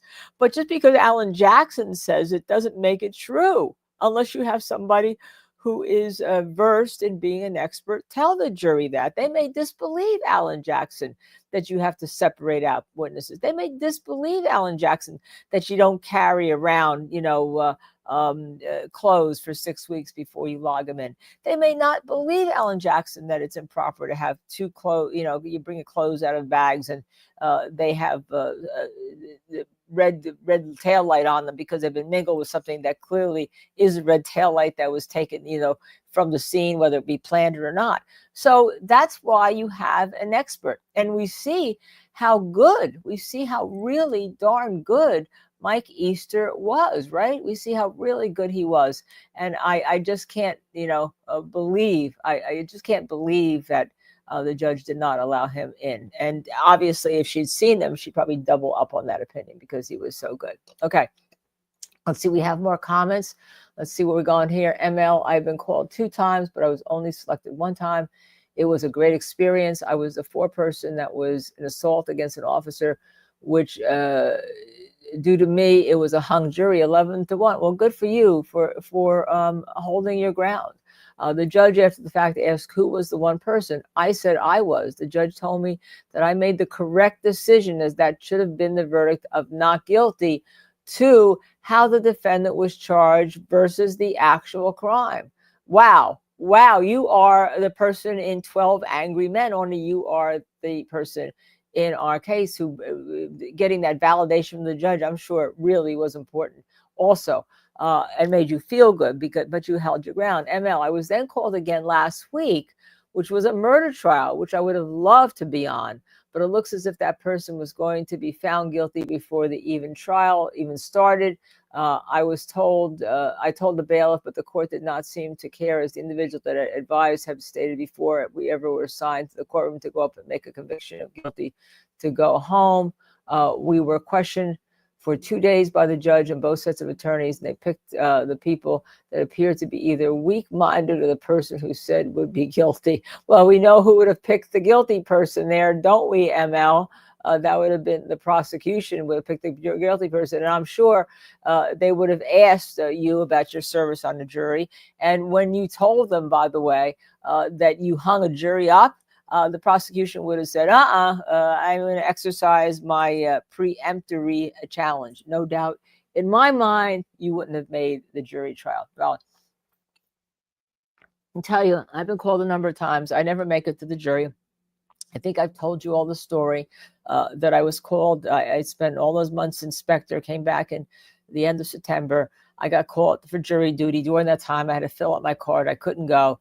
And I picked October as the likely time that I would be available. And sure enough, you only get one in New York. You get one time to say you can't be available and pick another time. So I had to go. I was exhausted. It was right in the beginning. I think it was October, maybe in the end of September. But I was exhausted. Everyone had known that I had just come back from a jury trial. So I got called, and I was at the criminal courthouse, but then we got moved over for this case to the civil courthouse, and I wasn't sure why. I'd never seen that before. And it turns out it was a case that involved, it was a criminal case, but involved leaving the scene of an accident where somebody had died, much kind of like this case, all right? And I didn't know anything about it. I'm sitting with the whole courtroom, and blah, blah, blah. And they whittle everybody down. Can you serve? Can you serve? Can you serve? And I get whittled down. And usually when I get whittled down, as it was the last time I was there, as soon as they ask me the question, who do you know that's in the law enforcement or in the legal community, a half an hour later, I'm finishing my answer. So and then they say, could you step aside? Could you step in the back room or something? We'll be back at you. All right. Or I'm going to get back to the story I was telling. Or in the latest trial that I was called in during COVID, where I heard them arguing when the door opened as we were coming back from lunch break over whether the prosecution didn't want me because my husband had been a witness against the prosecution in another case. And so they thought I would be biased. I had no idea. All right. So then we go back to my first story in New York of being called for jury service right after the Specter trial. And so I finally, I'm going to be one of the ones that they're going to be selecting from. And I'm like, wow, right? And then the judge reads you the name of the witnesses, and they don't put them, they just put them together. They don't tell you prosecution defense. And the last person they read, on the witness list is my husband's name. Now, I hadn't seen my husband 6 months. Gosh knows where this trial was going. Gosh knows whether, he just knew I was having jury duty. No one's talking about anything. So I'm trying to get the bailiff's attention. Hello, hello, hello. Hey, hello. I'm here on the jury. And, I don't want to affect the jury because finally I get his attention and I come over and I said, my husband is on the witness list. And I see him, go up to the court. And I see him call the prosecution and the defense up to his bench. And then I see this for me to come up, okay, with the finger. That's usually not very good. So I go up and I said, he said, Your Honor, yes, I've been on the Spectre trial. He said, well, that's not going to get you off. I said, that's fine, but my husband's on the witness list. And I don't know who from. And as soon as I said that, I knew who from at that point because the defense was like, and the prosecution stepped back and glared at me. So I figured it was against the prosecution. So the judge said, well, you and your husband don't really speak much about your schedule. I said, well, Your Honor, I just got back. I mean, it's not like this is, talking about jury services on the top of the schedule. And my husband has lots of cases, so he sent me back to go back to the jury room where I was then let go the next day. And then I learned when I came back, I talked to him about it, and he was called like a week later or something. And the reason why is because he had gone to the medical examiner's office. It was a case involving leaving the scene of an accident with a big bus. And the question is, what bus? And one of them was a New Jersey Transit bus, and one was another bus. New Jersey Transit bus is actually owned by the government in New Jersey, but it is driving in New York. They bring New Jersey Transit brings people to New York City. And it turns out the question is, which bus had run over this poor person? And my husband went, and when he went to the medical examiner's office to look at the clothes, he saw these big tire tread marks on the clothes of the now decedent. And of course, they matched the New Jersey they didn't match the New Jersey Transit bus. They matched another bus, okay?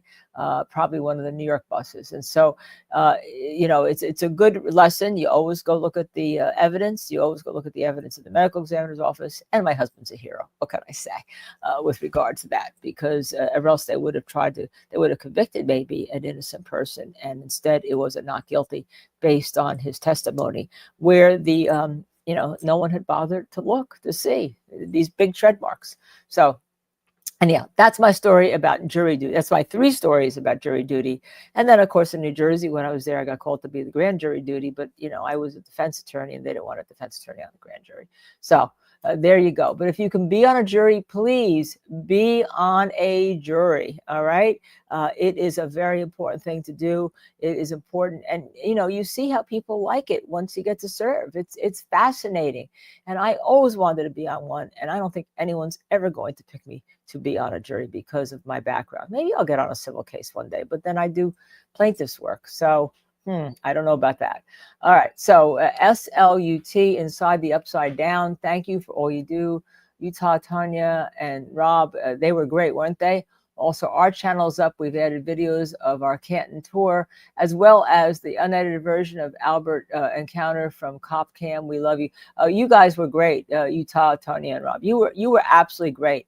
All right. So would you just put your channel? I know we had we put your charity in the other night. In the chat, put your channel, the actual link to your channel so everyone could see it. You guys were great. We had a lot of views. Everybody is in love with Tanya, Rob, even though they really, only heard her, right? But they're all in love with her, and we thank you for coming on. And we are happy to have made your acquaintance, Michael Bryan, who, like, for instance, if he had not been there, if Michael Bryan hadn't been there, we would have never met many of the people that have been on our channel. And it's important to get their information.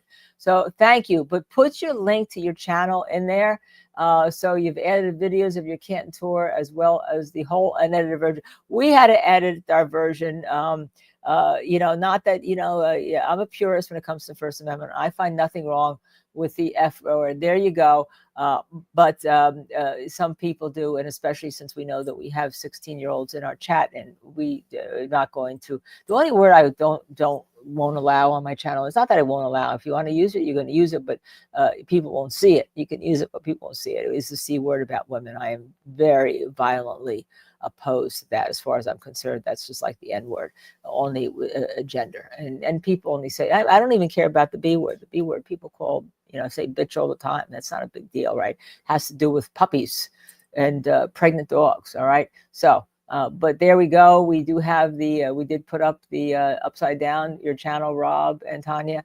And if you want to go see the unedited video, you can. And yeah, you probably should, right? You probably should. Okay, absolutely. So let's see what else we have in terms of questions with regard to that.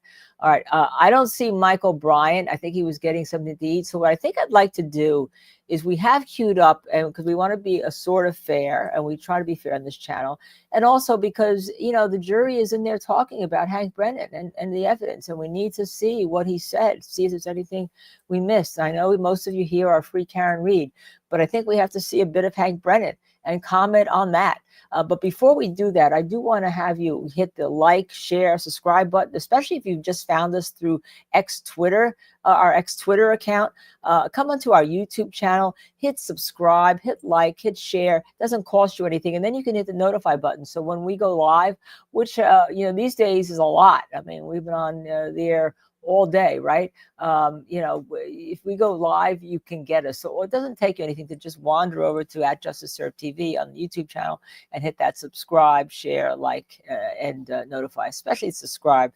Yeah, the more subscribers we get, the more emojis we have. We're making one for Crash Lord Plord. Hopefully, we'll have it ready tonight if there is a verdict. But if there's a verdict or something's moving in the courtroom, we will let you know. You know that the defense attorneys have to come back from Yanetti's office, so we would see movement if that happens. All right.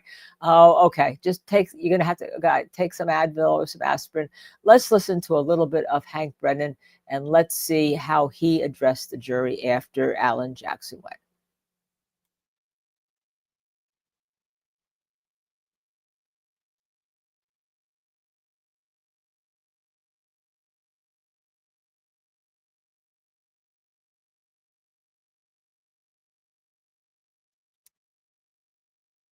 Can you all hear? Because I can't. I don't hear anything from him. There you go. Now He's a I have Boston sound. police officer. He worked to help the community. Everything you've heard. I'll be about here this behind man, Tubi. He was a good man. Helped people. When his niece and nephew had nobody, he took them in. He took them in. John O'Keefe seemed to be the type of person who would help anybody at any time. And on January 29th, 2022, John O'Keefe needed some help. He needed help from somebody else. You see, John O'Keefe had just been hit by Karen Reed in front of 34 Fairview Road, and he lay on the ground dying. And he needed help. Someone to reach out a hand, someone to knock on a door, someone to make a phone call to 911, even anonymously. Not take responsibility, just to help. And there was only one person in this entire planet who could help him that morning, to give him a chance. Maybe it was a 33% chance if he met the Isaac Wolf of the world. But to give him a chance. And that one person who could help him that morning was this defendant right here, Karen Reed. And she made a decision. In her Lexus with the shattered taillight, debris field all over the front yard, and John O'Keefe lying helpless like a child on the front yard, she made a choice. She didn't call 911. She didn't run to his aid. She didn't knock on a door. She made a decision about herself. In her Lexus, she drove away. She was drunk. She hit him, and she left him to die. She was drunk. She hit him, and she left him to die. Before I go through and detail the evidence, let's talk a little bit about the evidence as a whole. She was drunk. She was drinking that night. She was drinking McCarthy's with John. She was drinking at the waterfall. Her blood was taken with samples of a retrograde analysis, almost 2 to 3 times the legal limit. She was drunk. She hit him. The timeline in this case is beyond dispute. You can accuse, assault, characterize, malign, twist. The timeline doesn't change. It is data. Data is data. The black box, the forensics from the SD card, we know exactly step by step where they were. We know in that window, she hits him because he never moves again. His healthcare data, the temperature on the battery of the cell phone, the physical evidence, the debris field, the DNA, the hair. And then she left him to die. He had a basal skull fracture, counter coup. You heard all about it when the back of your head hits the ground and the brain comes forward. Dr. Wolf told us the reason why they have level 1 trauma centers around the country is because people can survive this injury if they get help. That's why they have this care. That's why they have these hospitals. But you gotta get help. You gotta get help. And if you don't, you develop symptoms, ecchymosis, raccoon eyes, your brain swells, and you die.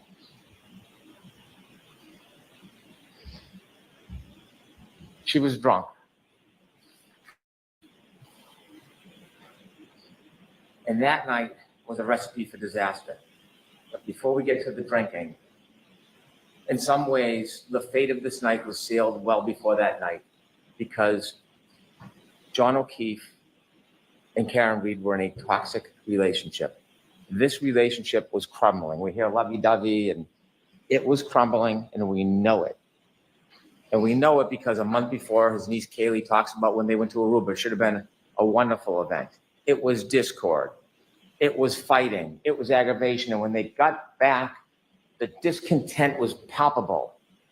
Miss Reed reaches out to Brian Higgins, text messaging. John O'Keefe, the relationship is crumbling. And you heard a little bit about what that relationship was like. Kaylee, his niece, told you, when there was an argument, John would do what John does. He would walk away. She described for you one time, to get away from the scene, he walked into his bedroom. But the defendant wouldn't let it go, pounding on his door, having to get the last word, never letting go of the fight. Kind of mirrors what happens on January 29, 2022. And maybe outward appearance, they got along. Maybe sometimes quietly they got along. But behind closed doors, relationships have up and downs. We have a bird's eye view into the relationship on January 28, 2022, because we have the text messages, not so lovey-dovey.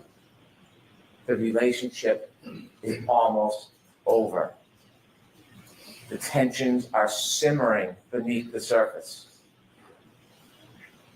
They are not getting along. She believes Mr. Keefe is already halfway out of the relationship and he's not into it anymore. You will read them, you saw them. This relationship was unstable and at its end. And so fast forward that night. That night, after this discord, after the arguing, they go out and what do? They drink. And they drink a lot. So he drinks a lot and Karen Reed drinks a lot. You've seen the McCarthy videos. You can call it 6, 7, 8, whatever you want to call it. You can see the shots into the next drinks, more shots into mixed drinks. Count them yourself. Over a half dozen mixed drinks in just a few hours. Sober? And then at the waterfall, a shot, a mixed drink.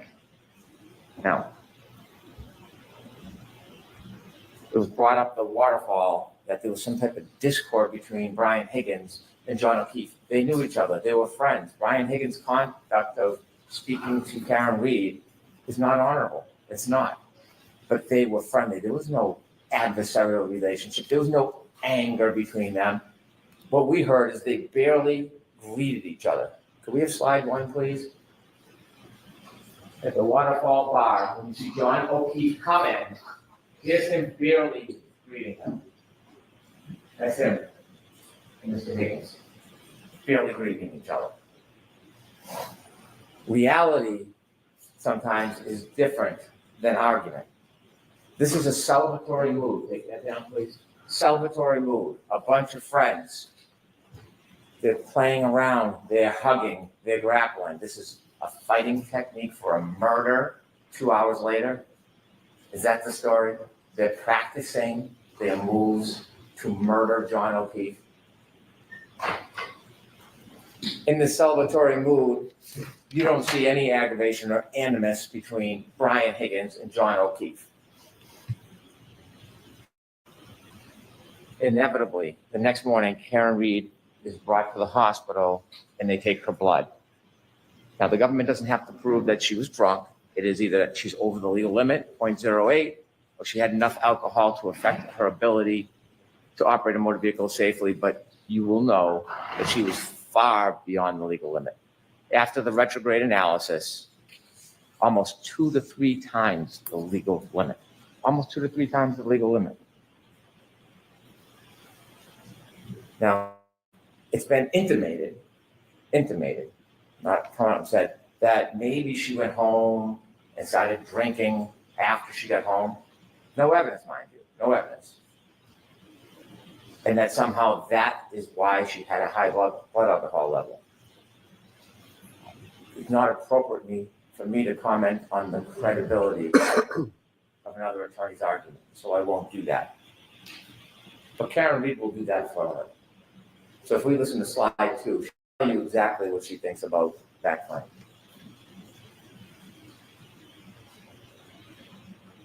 My alcohol intake's probably about 5 or 6 or 4.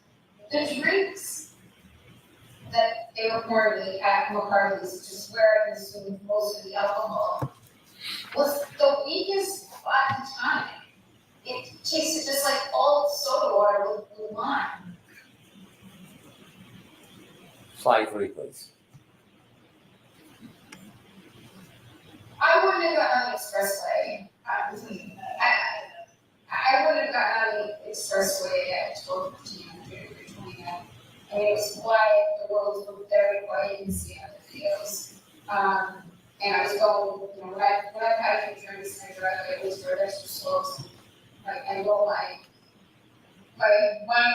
alerts aren't as sharp as they should be. But I shouldn't have been driving. Thank you. Do you think she drank when she got home?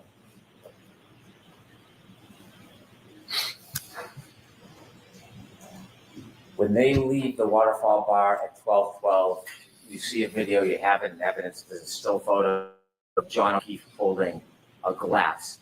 Not from the Albert's home. He didn't sneak into the house in the cupboards and grab a glass. From the waterfall, you see him with a glass and in it a straw. Take a look at that picture.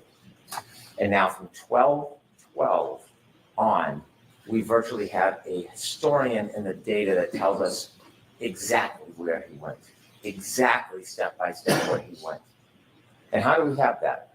Well, we know the defendant's car had like a black box, and Judd Welcher, Dr. Judd Welcher,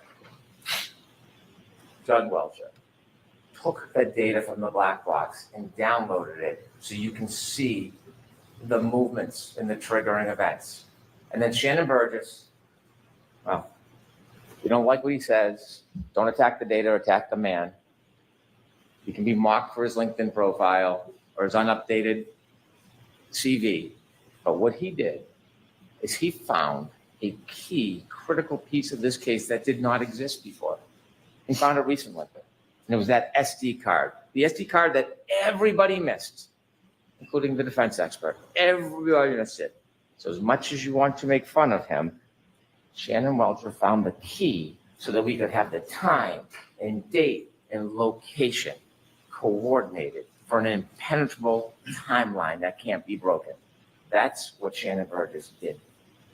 And so we know on the way from the waterfall to 34 Fairview. Ms. Reed is driving, drunk.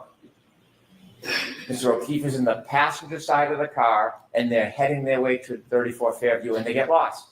And now we have more data because John O'Keefe has a cell phone. And I said it at the beginning, it is a historian. It doesn't suffer from bias, it doesn't suffer from prejudice, it doesn't suffer from memory loss. It has data on it. And he puts on Waze, high location data, as Ian Whiff would say. And it tells you second by second the speed, the location, the movement. That's what it does. And he has healthcare data on that phone. The healthcare data separately shows his movement. And that is critical. It is critical because it not only shows his movement, it shows when he does not move. That healthcare data is critical. And it's not subject to bias. It's not in dispute. There's no other contrary evidence. It is data. On the way to 34 Fairview, alcohol fuels tension. We know that. And we know from those text messages the tension in that relationship. And then there's a trigger. There is a trigger on the way because they're lost. And when John O'Keefe calls Jen McCabe for directions, Jen McCabe says something that triggers what's going to happen next. Could I have slide 4, please? Very close to the outbursts. In fact, when Jen was navigating John to the outbursts when I was driving, she said it's near Ashley's house. Ashley and John had hooked up prior to John and I dating. And so as they travel to 34 Fairview, under the duress of this crumbling relationship, fueled by intoxication, we have triggers. Now, we know on their way there, we know from the data, where they went, how they moved. If we look at slide 5, Ian Whiffen showed you a guide. You could enlarge that a little, please. And it shows you with the healthcare data, it registers as flights climb, but it doesn't mean someone's climbing upstairs. What it means is there's an elevation, and he breaks down the data, the red, the green, if you can move down to this moment. And then the bottom left, that's 34 Fairview. You can see second by second the circles of their route, even the 3-point turn on Cedar Crest. That's what you see. At that point, they've left the bar. Remember, the battery temperature was 82 degrees. They're now in a car. It's now 77 degrees. Think about how accurate the battery temperature is, that it reflects the difference between being in a bar and being in a car. They take a 3-point turn at Cedar Crest. And because of Shannon Burgess and because of Judd Welcher, we have the data, and it's a triggering event. Remember, if there's an acceleration past 30%, it registers data on the car, and that's exactly what happens is a 3-point turn. And it all lines up with the cell phone after you synchronize the times. It's that simple. It's nothing complicated. There's nothing tricky. There's nothing devious about it. It's data. They do the 3-point turn, and you can match the cell phone clock with the Lexus clock. And when you do, you can reconcile the difference. There's been a lot of talk, a lot of argument, a lot of fights. Shannon Burgess says 21 to 29 seconds. Mr. DeSorter comes in. Unfortunately, he wasn't able to actually do anything. He wasn't given the invitation to test the data. He just looked at the report and made criticisms like a Monday morning quarterback. But even he, looking at the data, says, well, it's 3 seconds off or 2 seconds. Same window, same time. We have all the arguments we want. They're there, they're together. The data matches up perfectly.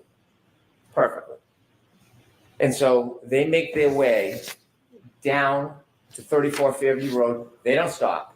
They don't stop at the driveway. They don't stop. And John O'Keefe gets out of the car. They go to the flagpole, and we know for 2 reasons. One, the data. And secondly, Mr. Nagel and Ms. Mason at Cedar Crest, at that intersection before it goes down to the right, they meet. They let Karen Reed go first. They fall behind in the truck. Now, at this point, Mr. O'Keefe has about 8 more minutes before the beginning of the end of his life. And he's in that car. He's in that car for most of it. Because Ms. Mason and Mr. Nagel don't see anybody get out of the truck. Nobody crosses the lawn. Nobody goes to a garage, not just because they didn't see it. And they didn't. Not because they didn't see it. Because the healthcare data on the phone shows that John O'Keefe is not moving. The car is stopped at the flagpole. The healthcare data stops. The battery stays at 77 degrees. The data is the data. You can't change it as much as you want to. It's data. And they sit at that flagpole for minutes. It's 12, 24, 33 when they get there. They're there past 12:30. Remember, Ms. Mason and Ms. Nagel said they were there about 5 minutes and then they go. It's not exact, but about 5 minutes, they said. So there's about 2 minutes left for John O'Keefe. And what are they doing in those 2 minutes? What are the last 2 minutes of his life that he can remember that would be open to him? They're arguing.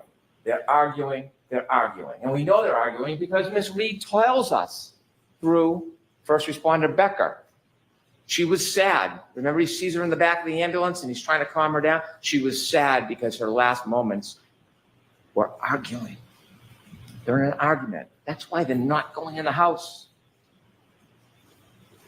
But John O'Keefe decides to get out of the car. And we know because the dome light goes on. That's what happens when you open a door. Whether he's bent down, he's standing outside or on the other side, the dome light is on. And then you see the data. John O'Keefe begins to move. 12:31:56. It's the first time he has moved since they got to the flagpole, and it will be the last time he moves in his life. And he moves to 20 seconds. Ian Whiffen said that the satellites, they move, they reconnect, they pull information. He's no longer on high frequency data because waves are shut off. Now it's more random, it's low frequency. We would never suggest, and Mr. Whiffen did not claim, based on location data alone at that point, you can tell exactly what John O'Keefe is. What he said is it was readings all night. The bullet is always near the flagpole. That doesn't mean he was always near the flagpole. He could have moved. He could have moved in the circles and come back. Location data is consistent with him never leaving the flagpole, but that in itself is not enough. But there's more. There is more. There is the healthcare data. There is the temperature of the cell phone battery. And so he moves to 20 seconds. It turns west. It does not say he walks to the house. That's not what the data says. It doesn't say that he goes straight line and he walks over to the door. In fact, could he even get to the door in 75 feet? Could he get there? Because when the investigator for the defense testified, he measures from the driveway. He never stopped at the driveway. He never measures from the flagpole. He never measures from the flagpole to the garage door. So this fantasy that somehow he walked in the garage, even though there's no evidence, there's no witness, there's no data. 20 seconds of his life, and he moves. And healthcare data registers his steps. It could be pacing. It could be a straight line. It could be shaking the phone. We don't know. We don't know. We don't know everything. We don't know every little detail and every little second. We don't have to. That's not doubt. That's not reasonable doubt. We know for that 20 seconds, he's moving. And in that 20-second window, when he moves,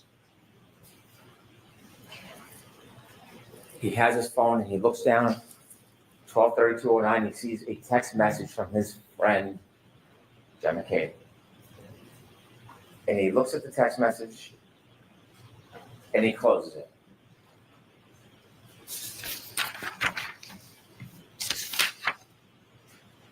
And then it happens. We know from the uncontroverted data from that black box, we know that Karen Reed, after he gets out of the car, drives away. She drives for at least 33 feet away from him. He's back near the flagpole. She's gone. It's over.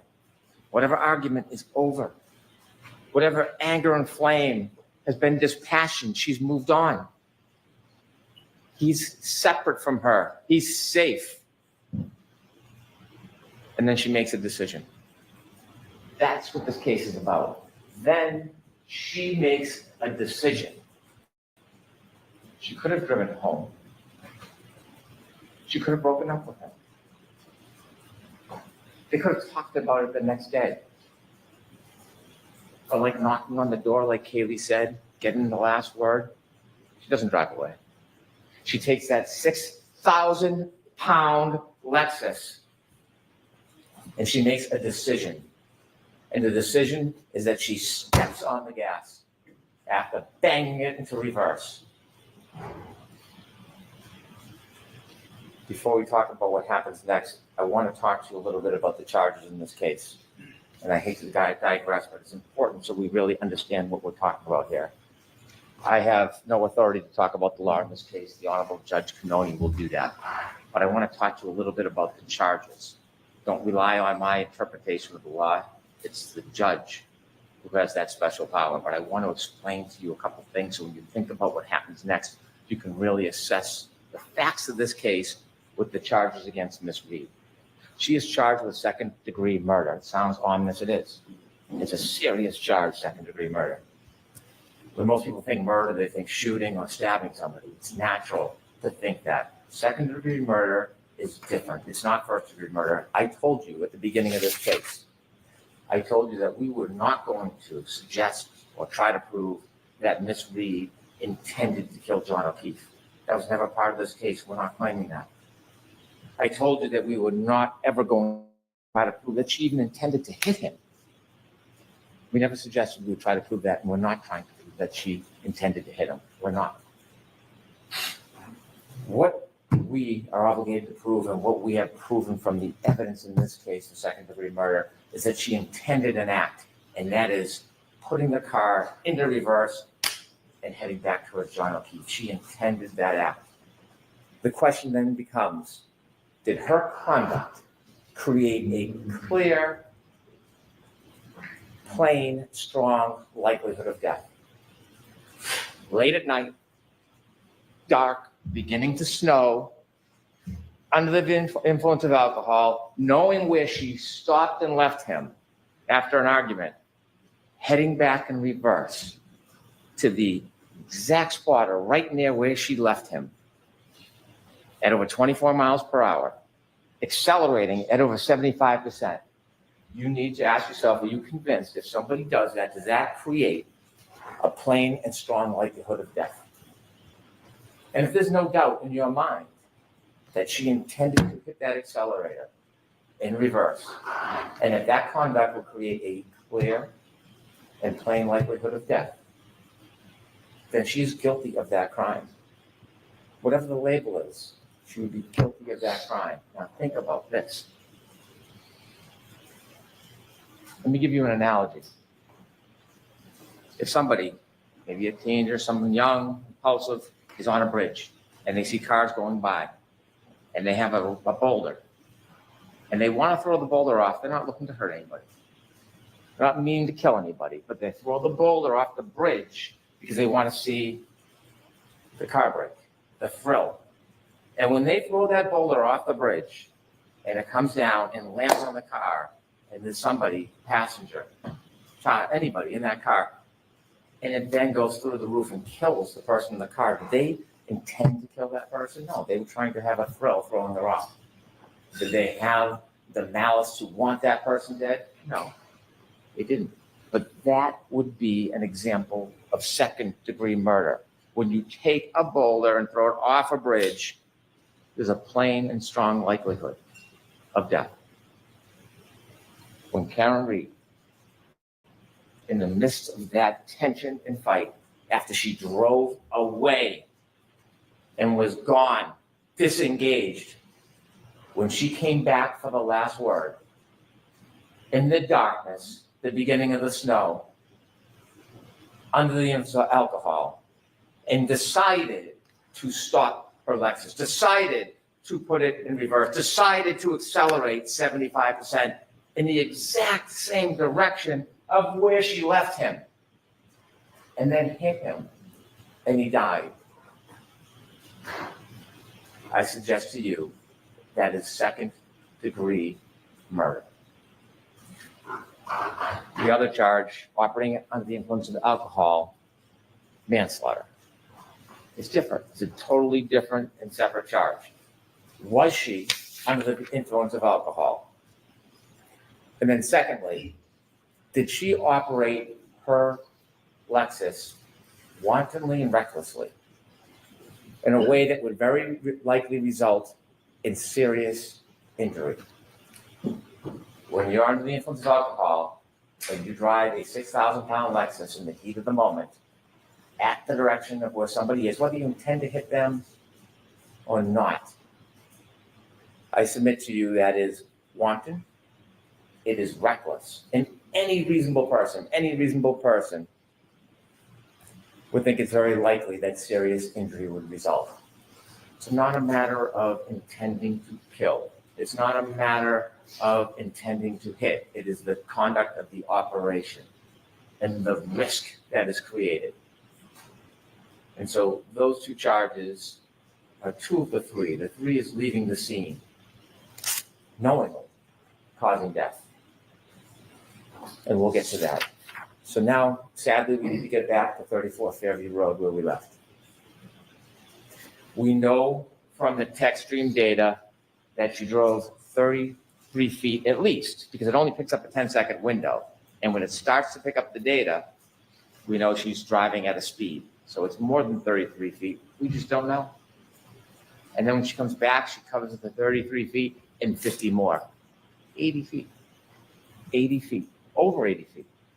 Now, nobody has ever suggested, even Dr. Welcher, when she collided with them. This data doesn't tell you collision. It's a 6,000-pound Lexus. It's a 216-pound man. It's not going to show a blip. It could have been in that 10-second window. It could have been 2 seconds after. It could have been 4 seconds after. But it's in that pocket of time, and we know it. We know it because when you reconcile the data with the phone, that 20 seconds is in the same window of that 10-second window coming back. So even if it's a couple seconds later, 4 seconds later, whatever Mr. DeSorgo wants, he stops moving. John O'Keefe stops moving forever. Forever. Next slide 6, please. You'll get to see this more closely, and you can probably see it where you're sitting, but there's important data. Data doesn't lie. And you will see acceleration, 75%. You will see speed, 24 miles per hour backwards. You will see distance, over 80 feet. That's what you're going to see in this data on that night. Anger, although not necessary in any of these charges, anger can be inferred for somebody to come back that hard, that fast, that reckless, that obvious, likely to create a plain and strong likelihood of death. That data tells a story that can't be changed, can't be attacked. ARCA, they did some crash tests on me. You know what else they do? Text stream data. There's nothing about that data that is uncertain. Nothing. Take that down, please. When Ms. Reed hits John O'Keefe, collides with John O'Keefe, we don't know if he went in the air a foot. We don't know if it was how much of a clip it was. We don't know if he stumbled back, but we know there's a collision. There's no doubt there's a collision because her taillight's all over the yard. It's all over the yard. And when he falls back and he hits the back of his head, his basal fracture, he's then lying helpless. When Miss Reed leaves, she leaves behind tons of her taillight all over the yard. All over the yard. It's called the debris field. And you've seen videos. You can't replicate the exact contact. You can't because you need where the person was hit, how fast the person was going, but you know what happened because when you look at the debris field, when a light is broken, it's no different than what was on the front yard. It's no different. She leaves him behind. She leaves her taillight behind. She goes home. And on her way home, you know she's still angry. You know she's still angry because she starts leaving him voicemails. Slide 7, please.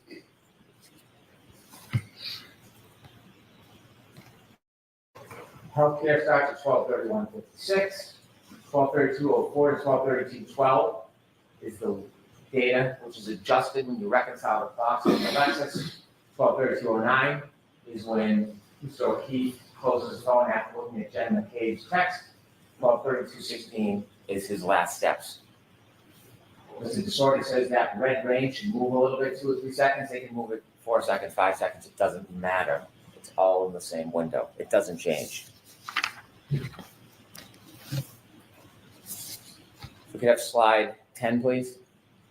Could you play that, please?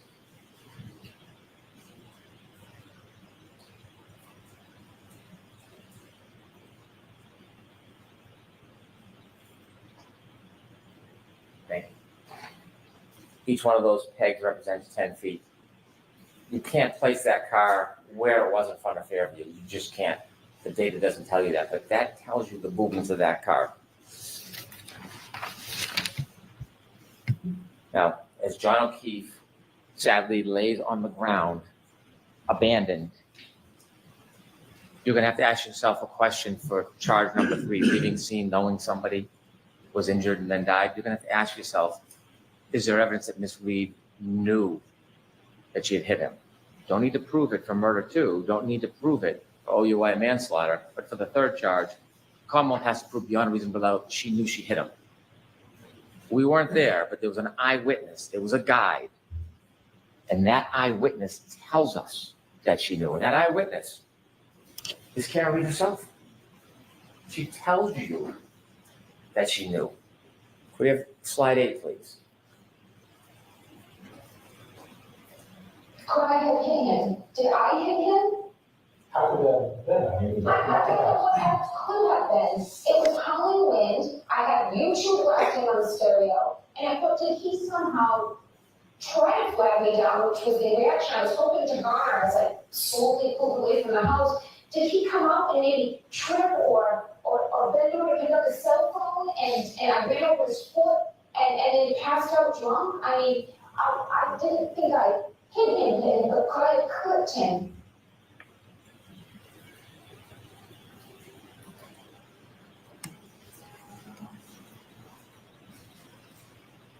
When she left Fairview and left John behind, she didn't think he was mortally wounded. But she knew she hit him. She knew she'd hit him. And so when she made her way back home, not only did she leave debris field all over the front lawn, but she took evidence with her too. Hair, DNA on the taillight, and she drove back to John's house. And she started calling on the way back, 12:33, just a minute and a half later. And then her messages show her anger. You see, this was John's fault. This was John's fault. And her phone calls tell you about the tone and the destruction of that relationship. 53 phone calls that night. 53 phone calls, not one to 911. Not one to Jen McCabe, please go outside and try to help. Not one to a hospital. Not one to anybody but him. 53 calls. Slide 12, please.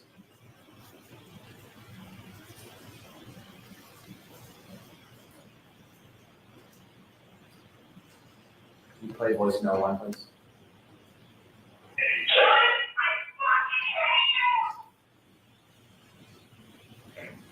The calls keep coming. Cell phone temperature, 72 degrees. He's been outside now, not moving, on that cold, hard ground with his cell phone under him. The warmth of his body, the cold ground, 72 degrees. It tells you the story. As this temperature plummets and that cell phone battery is compromised, so is John O'Keefe. And him and his cell phone alone on that yard. 66 degrees at 12:45. It is plummeting. Ian Whiffen's taking a phone and putting it in a freezer, not a same analogy. The idea that means that John O'Keefe went in the house, absurd. 66 turns to 61, it's 12:53. 48 unanswered calls from the defendant. He's not in at a party. He's not wrestling with Brian Higgins. He's not in a fight. If he's in a fight, his cell phone would be moving. There would be healthcare data. There'd be steps. If he got into the house in 20 seconds and his cell phone is found under his body the next day, then how would he get back outside? There would be more steps because this phone is working. The data is the data. There's nothing wrong with it. It's registering everything. The temperature, the movement. He doesn't go in any house. He can't go in any house. His phone never moved again. Voicemail number 3, please. Listen to this. John, I'm dealing with a fucking kid. Nobody knows what the fuck you are, you fucking pervert. Did you hear that? Nobody knows where you are. It is 12:59. John O'Keefe has been on that lawn for about 27 minutes. She hasn't called anybody else, hasn't spoken, has no information. Nobody's called her. You'll see her phone records. And she says, nobody knows where you are?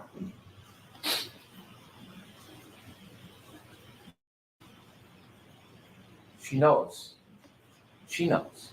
Nobody does know where he is. Except her. Except her. Why is she asking nobody knows where you are? She is starting to get panicked because she knows she hit him. Not suggesting she meant to kill him or for him to die, but she knows she hit him and now he's not responding and she's getting nervous and she's getting anxious and she's leaving call after call after call. He's not answering. He's not calling back. He's not even picking up the phone. And we know what's happening at this point. Panic, drunken denial, it's setting in. And so then we see the healthcare data from Miss Reed's phone. She doesn't move after 1 o'clock. She could be sitting, she could have fallen asleep, but she doesn't move for a while. But she wakes up. She wakes up early the next morning. Take that down, please. And when she wakes up, she doesn't call Jen McCabe and say, where's John? She doesn't call Brian Higgins, has his number, has been texting with him. Hey, was John at a party with you? Did you see John tonight? She knows exactly where she is and she's frantic. So she wakes up Kaylee, that young girl at the time, and she says, she's panicked, she can't understand what she's saying. Call Jen McCabe. Call Jen McCabe. Why is she calling Jen McCabe? She calls Jen McCabe. You know what she doesn't say when she calls Jen McCabe? When did he leave the house? What happened last night? No. She calls and says, I left him at the waterfall. I left him at the waterfall. See, now it's gone from panic to self-preservation.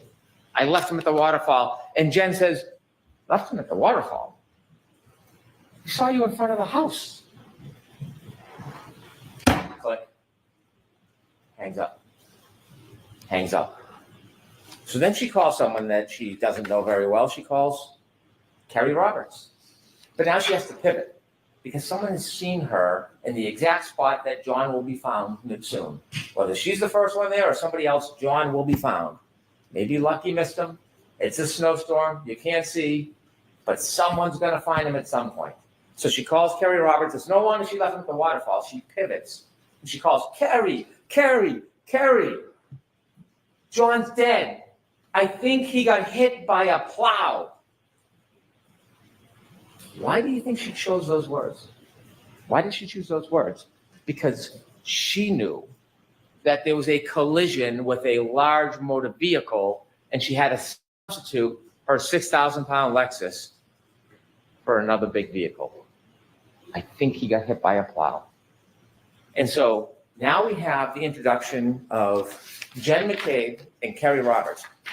Phone calls that they probably never, ever wanted. A worse nightmare to get a call like that for what's going to happen, what they're going to see, what they'll never be able to forget. But because the defendant is John O'Keefe's girlfriend, they wake up in the middle of the night in a blizzard, out of their kindness, their loyalty, their devotion to John O'Keefe. And when she calls them and tells them that she wants them to come out, this soccer mom with a perfectly normal life gets drawn into this whole farce, and she answers that call. She gets out of bed. The spirit and kindness she displays to put herself in that position because someone asked for help. That's what good people do. Kerry Roberts didn't know Jen McCabe. They both knew John. They met each other once years before. Kerry Roberts separately at that time answers the call, gets out of bed, drives to go help because they have a common denominator, a common bond, John O'Keefe.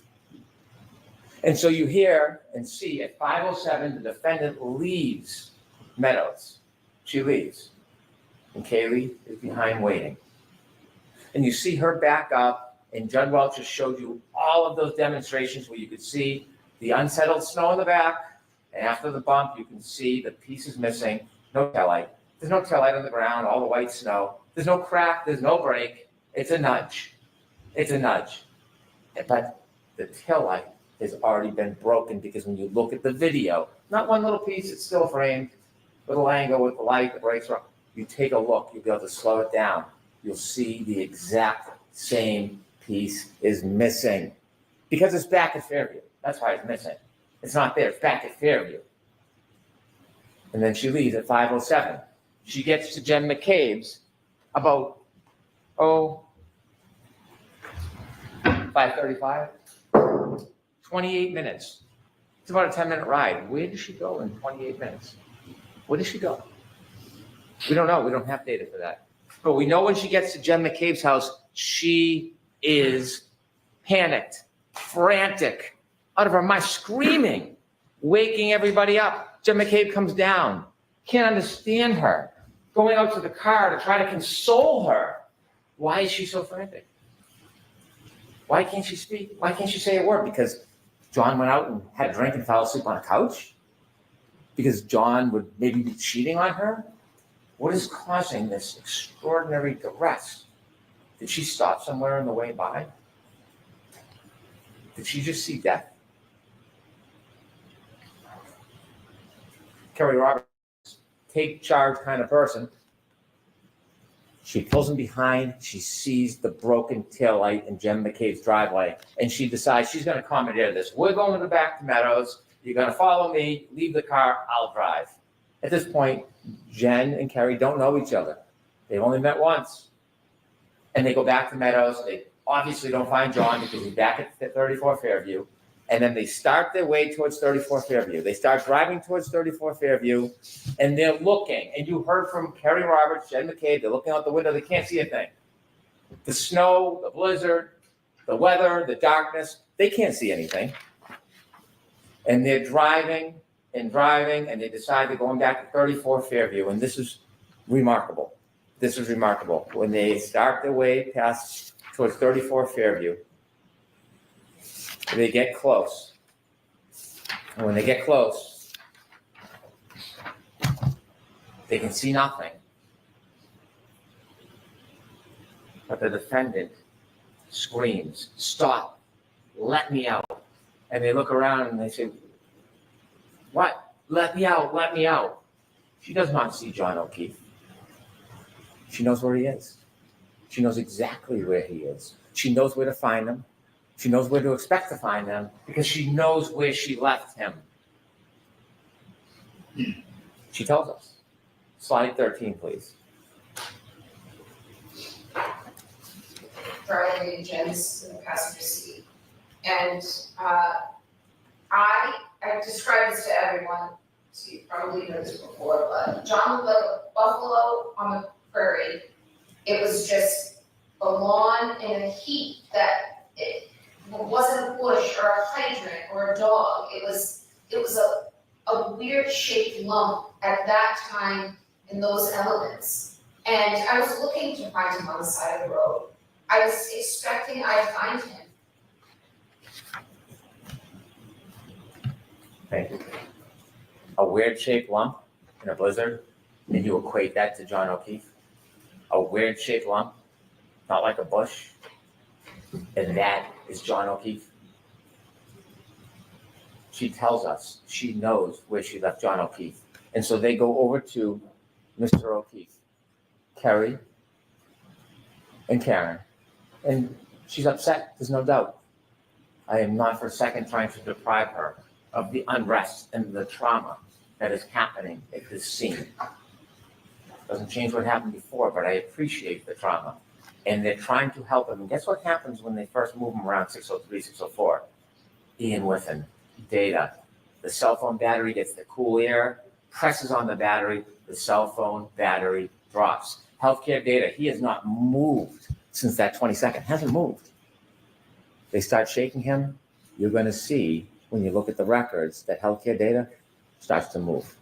He's been there all night. Nobody else. Her. And so when they try to help him, she says something that is remarkable. She says, there's a piece of glass stuck in his nose. And she plucks it out. And she says when she plucks it out, blood spurts out. We'll talk about that in a couple minutes. Remember that. Piece of glass, pulls it out, blood spurts out. That's what she says. As they try to help John, Jen is calling 911. They would like you to believe there's a conspiracy. That the glass that's found in Mr. O'Keefe's body is somehow from inside the Albert house. The glass, well, you will hear in the clips, if we don't play it, you'll have all the clips with you. She talks about the fact that he took her water. He took the glass. She says it. So the Albert house, they don't need to give the glass. He already has the glass with the straw that's later found on the street, by the way. That's what happens on an impact, things move. The glass comes with him, lands near his body. Debris field moves past him. Shoe, hat, straw. Jen McCabe makes a call to her sister, and they say because it registers 29 seconds, a Cellbrite record is not the same as a call detail record. There is no evidence. It was a conversation. No lights go on. There's no conspiracy. You can call somebody. It can ring. It can go to voicemail. They have no evidence, none, that there's a conversation between Jen McCabe, the person who was ripped out of her to come help, and her sister for some grand conspiracy. And so what happens next is traumatic. Kerry Roberts and Jen McCabe see their best friend prone, lifeless, frozen on the ground, and they're living this torment because somebody brought them into this. When they're trying to help John, there is not one suggestion from anybody that John ever went into that house. There's no reason to go into that house because John was never in the house. Not one time does anybody say, what time did he leave? I thought he went in there. Not even a whisper of it because it never, ever happened. When they find their friend John, he's not 20 feet off the side of the road like Mr. Rentschler or Mr. Wolf thinks. He's right there by the side of the road, close by the curb. Could we have slide 14, please? You can see there's Kerry Roberts' vehicle, and then on the left, you can see where they're working. Right off the road, that's not 20 feet. That is a clip, a stumble, and a fall. Remember when John fell, there wasn't snow. It was just the beginning of a dusting. It was the cold, hard ground. Remember what Dr. Isaac Wolf told us about cold, hard ground? Causes this type of injury all the time. All the time. If we could go to slide 16, please. Remember the glass in the nose? The glass in the nose. See on the bottom left, that's where the Canton Police Department found the glass that he took from the car, from the waterfall. And then exhibit 195, matching glass. On February 3rd, the matching piece of glass was found on the street. The matching piece of glass, the glass that was found with Mr. O'Keefe, was found on the street. He didn't fall back 8-10 feet from the road. It broke and then it shattered and went to the street. I would suggest to you it broke at the time of the collision, and he carried the glass with him, leaving the evidence behind, a trail to memorialize what happened to him that night. Remember the straw I asked you to take a look at that picture when we're leaving the waterfall at 12:12, the black straw in the drink on the street. Collision, glass, nose, straw, back hits his head. Can you play the clip on the left, please? 59. So when John got out of the car at Brian Albert's house, he took my full.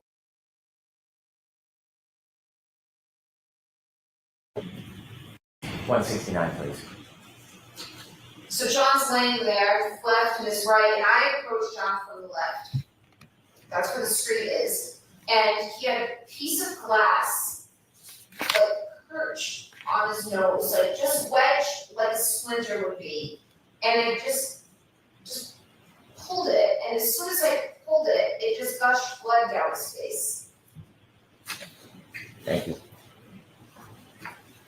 911's called by Jen McCabe. She's not hiding from anybody. She's trying to help. She's bringing attention to the situation. And when 911 comes, we responders. These people are heroes. Some of them, you heard from some of them, they were born to help people. That's what their life is about. The detail on all their mechanics, getting to work 2 hours early for the blizzard so they get there on time so you can help people. These are the core of our community.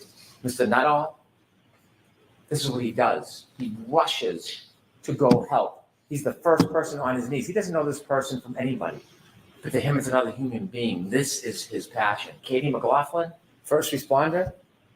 This is not just a profession, it's her life. Yes, she knows Caitlin Albert. Do you think she went there that night at a party and set up a murder and came back? And so they tell you what happens at the scene. Some things hard to remember, some things people will never forget. When you're in a traumatic incident, sometimes it's something you'll never, ever forget. And Timothy Nuttall remembers speaking to the defendant. I hit him. Remember, he's on his knees. What happened? I hit him. She is now coming to terms with the moment. Her fear is realized. She hit him, she clipped him, she didn't think he was mortally wounded, she panicked, she can't come to terms with it, so she has to bring people with her to face it, and now she's facing the reality of what she had done. And her emotion is overwhelming. I hit him. She speaks to Miss McLaughlin. I hit him. Not did I hit him, could I hit him, perhaps I hit him, that was earlier. Now she's recognizing what she did. I hit him. And these people are making it up. Anybody that says anything adverse or inconsistent or inconvenient is a liar or a perjurer or in on a conspiracy?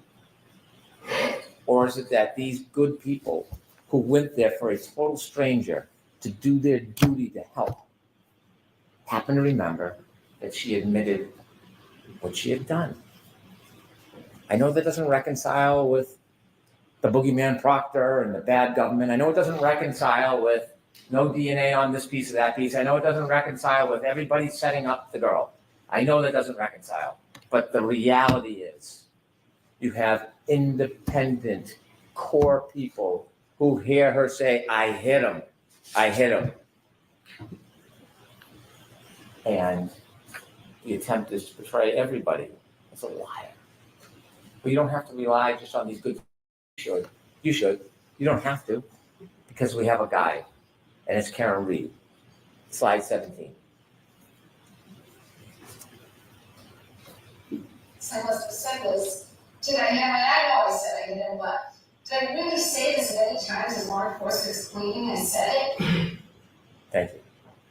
I know it doesn't fit the theme, the theory, the story, but she tells you herself. She endorses those good people exactly what they had heard. She tells you herself she hit him. It's undeniable, it's unmistakable, it's inconvenient.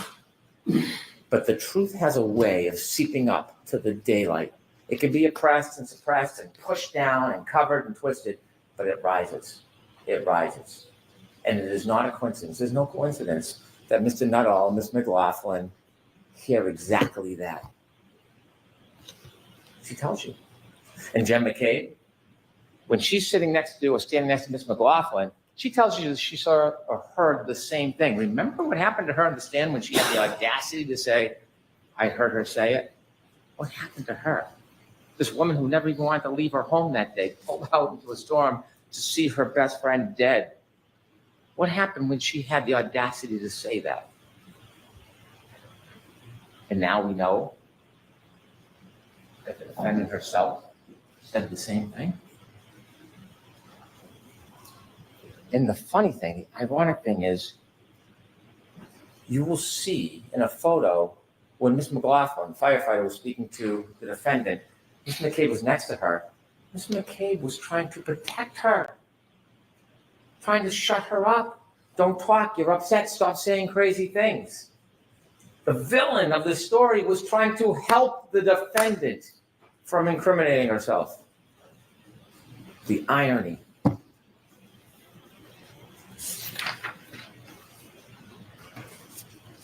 Can we have slide 9, please?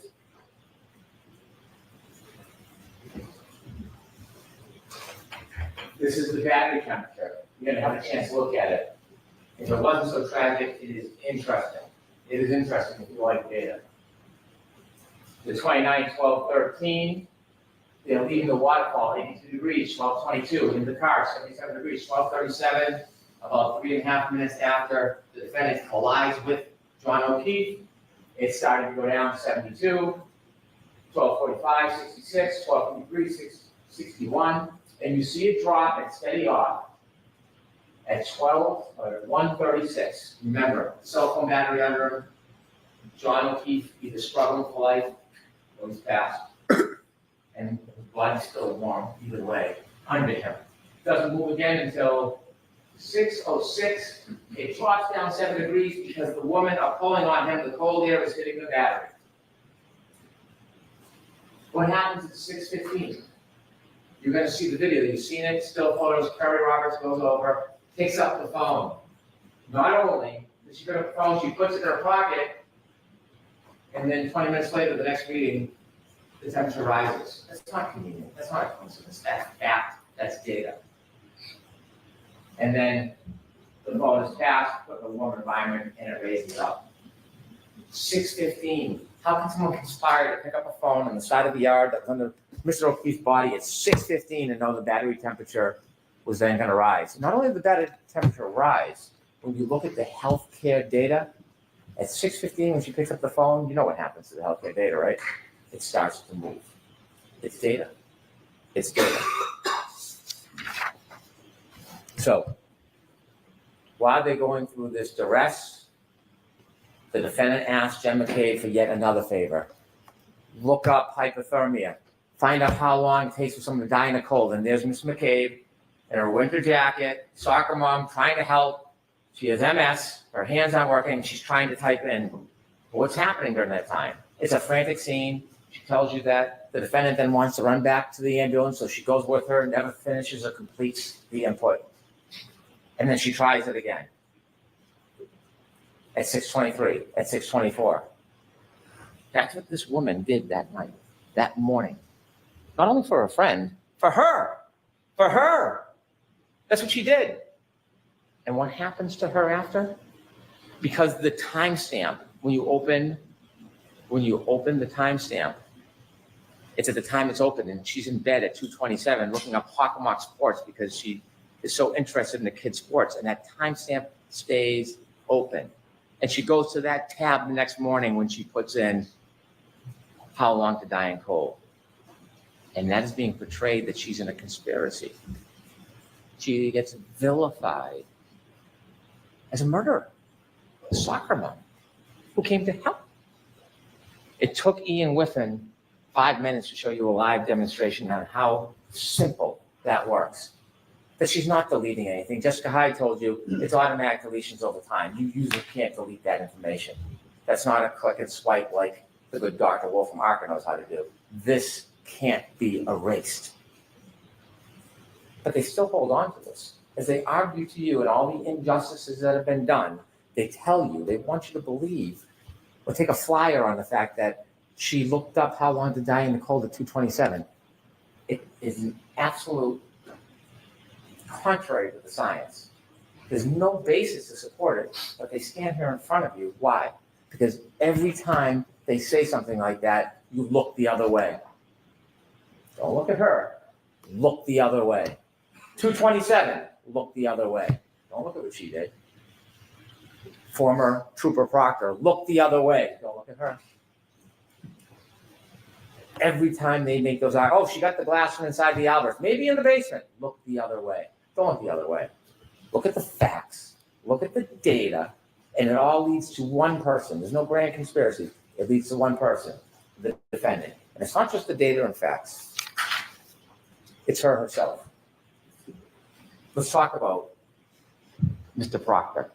You were invoked with this emotion early in the opening that this is a cancer. That's a tough word. Trying to evoke that primal reaction, disgust. I'm not saying you shouldn't be disgusted by the text messages. You should.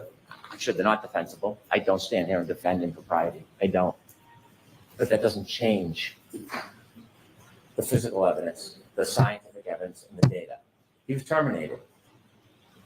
He paid a penalty. He was held responsible for what he did. He should have been. He should have been. But that doesn't get a free pass. That doesn't change the facts. It doesn't change the physical evidence. It doesn't change the science. It's unfortunate. It's distasteful. It's dishonorable. Remember, Trooper Buchanan was asked, was the investigation with honor and integrity? And he said it was. Was Trooper Proctor's effort honor and integrity? And he said it was integrity. But he never said honor. That's a man of honor. Military service, dedicated to his country, highest level of clearances to the President of the United States, now a state trooper. He would not say that Trooper Proctor was honorable. Because he wasn't. He wasn't. But that does not change. It doesn't create a conspiracy. It doesn't invent a dog. It doesn't make somebody in a house something they're not. It just doesn't. When you read those text messages, they're hard to look at. It's unfair. It's unfair. And if there's a penalty more than being fired, well, maybe that penalty would be deserved. But it has nothing to do with the justice in this case. It just doesn't. There's not one piece of evidence, not one, that we can look at and say, this was tampered with.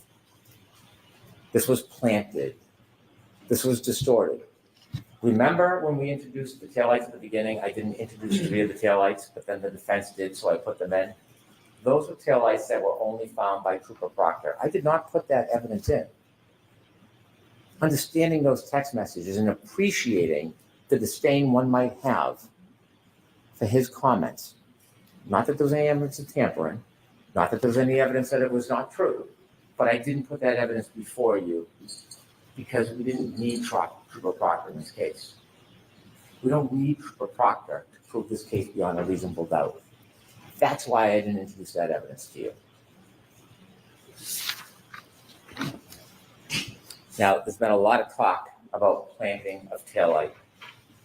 We know the taillight wasn't planted because Trooper Buchanan and Mr. Proctor did not go down to Dighton to see Miss Reed until later in the afternoon.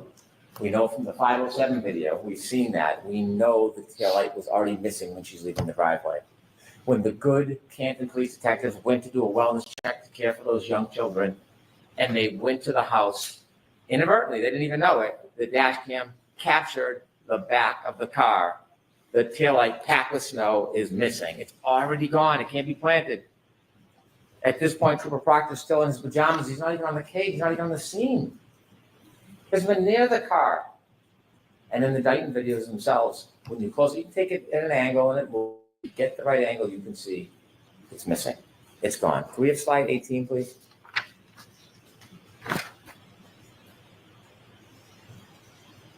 .507. You can play any angle you want, but if you look at this angle, it's gone. You don't plant it. It's already gone. You know where it is? 34 Fairview Road, on the Reedfield. January 29, 2022, 823. Look at the right-hand side. Look at the left-hand side. It's packed with snow. It's gone. It's gone. And the same thing when you do the videos, it's a different angle, a little smaller. If you play that and watch the lenses go up and down and slow it down, you'll see it expand. It's gone. So when you have Indicting Officer Barrows come in here and try to tell you what he saw in the salad bar, couldn't have been it. You got to ask yourself, what interest does he have coming in here in this case? A lot of attention on this case, a lot of people watching. Comes in after, of course, driving all the way out to the defense attorney's hotel to meet in a conference room so he can get a subpoena. He spends 2 hours driving up and back so that he can conveniently get a subpoena that tells him to appear, which he could have got by fax or in the mail. And so when he comes in, what he says is, that's absolutely not what I saw. Absolutely not. And then he claims at the last time he testified, he had made the same statement. I showed him his transcript. And did you see the redness creep over his face? He never said this before. In fact, he testified to the opposite. And so he sits on the stand with a new story after a meeting. We don't know why. But then I show him that bottom right photo with the snow, with it missing. And I say, is this the way it looked? That's, of course, before the snow melts out in the salad port so that you can see it unexposed. And he says, yes, he had to agree. This taillight was gone. There's no boogeyman. There's no plant. There's no Higgins at the salad port. There's no one tearing out pieces. In fact, remember I played you a clip and you'll have it where the defendant says, I was picking out pieces, it was crashed in, the bulb was showing when I was showing Kerry and Jen when they went back to Meadows. If you don't remember, listen to that clip, you'll hear it.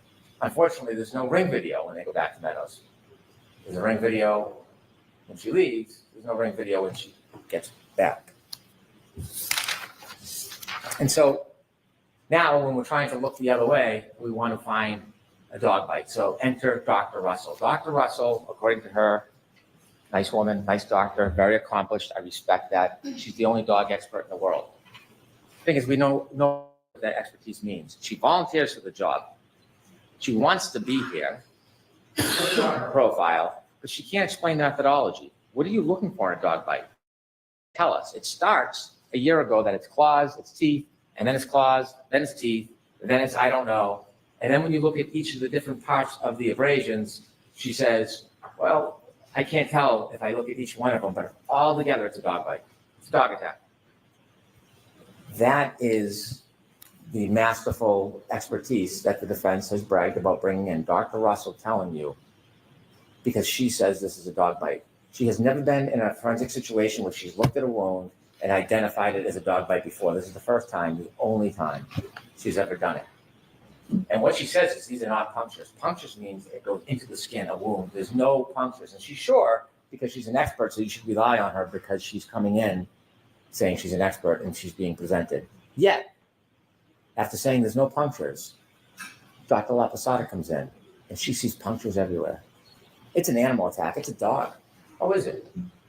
No method, no methodology, no history of this, no prior testimony that we know of other than arbitrarily what she says. And she says the exact opposite of Dr. Russell. Why is that? How does that happen?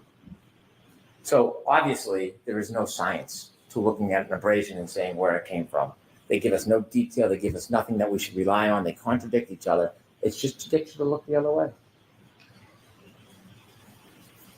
And so we have now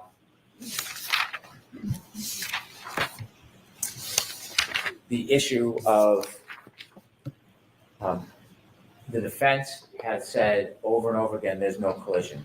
There's no collision. There's no collision. And they had a number of witnesses come in to try to say that. And they point to Dr. Scorti Bello, who works at the medical examiner's office.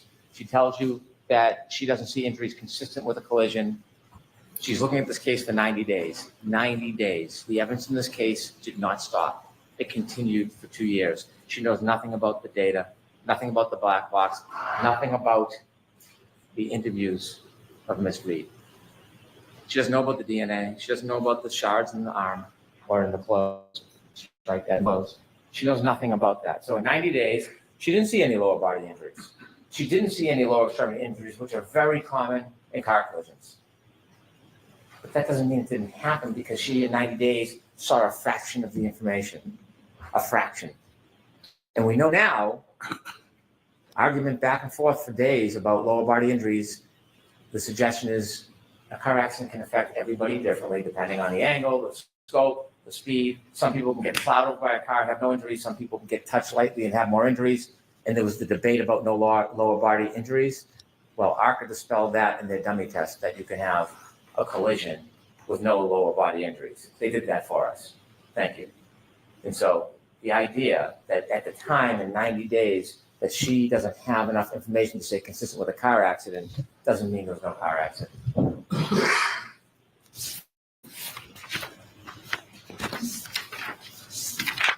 Let me talk a little bit about ARCA. I don't want to waste too much time with them. What expert who's supposed to come to you, they're not the arbiter of truth. Their opinions weigh no more than yours. Your common sense has more value than an expert's opinion. Their job is to...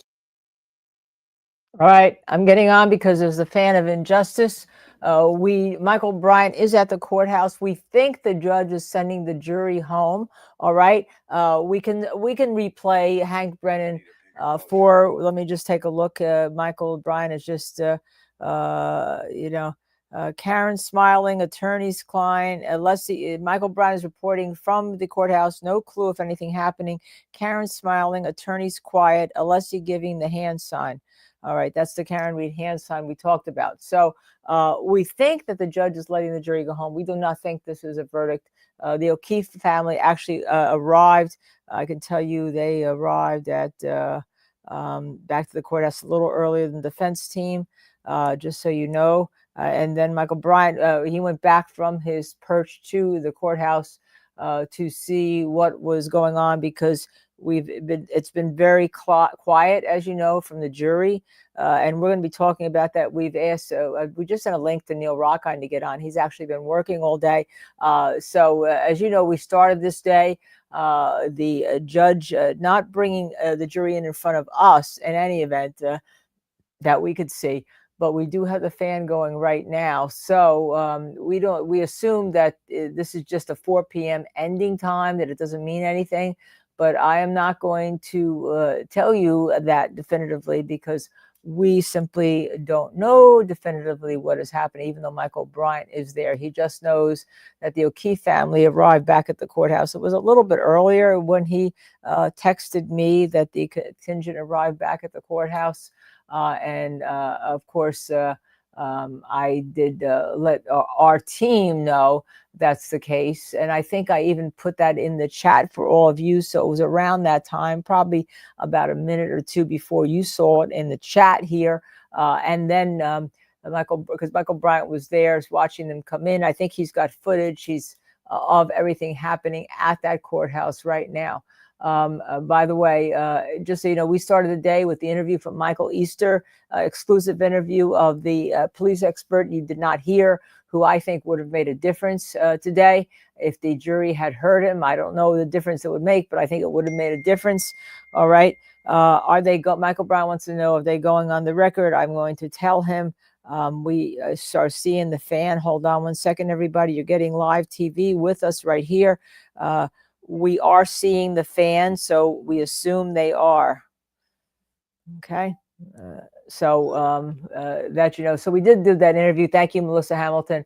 We're going to replay that interview at 6 p.m. tonight. We're going to stay on the air to wrap up today. We're going to also play exit interviews that we have for Michael Bryant. He did get other interviews at the courthouse. And of course, we're going to tell you what we think is happening here. By the fact that this was a very quiet jury all day long, but that's for later on when we get on with Michael Bryant. Oasis Cat per Jess Machado. If you didn't know, there is no court. Jess Machado had actually said no court Thursday and Friday, but we are told from Sue from Boston that there's just actually no court just Thursday. Because it's a federal holiday, but Friday there is court. So even that is messed up, whether there's court or not. One reporter saying there is court on Friday, another reporter saying there is no court on Friday, but there's definitely no court on Thursday. The jury must know that too. Richard Gabriel, as you know, our jury consultant, my jury consultant for many years, and whether you liked him or not, when he said Hank Brennan is a good attorney, because he's talking as a jury consultant, he said you wouldn't hear anything from this jury on whether they had a verdict or not until Tuesday or Wednesday. Okay. Missy Mayhem said you heard Sue and Vinny both say this court on Friday. So that may be that it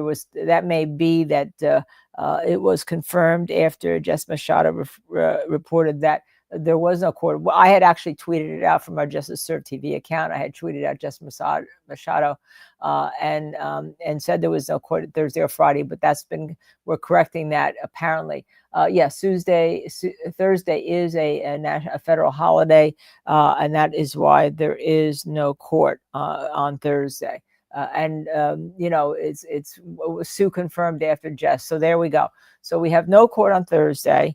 Juneteenth Day, I believe, we have on Thursday. And Friday, there is going to be court. Now, of course, the jury should know that. They should know the schedule. I'm sure that there is some communication going on regarding their schedule, regarding the schedule, right?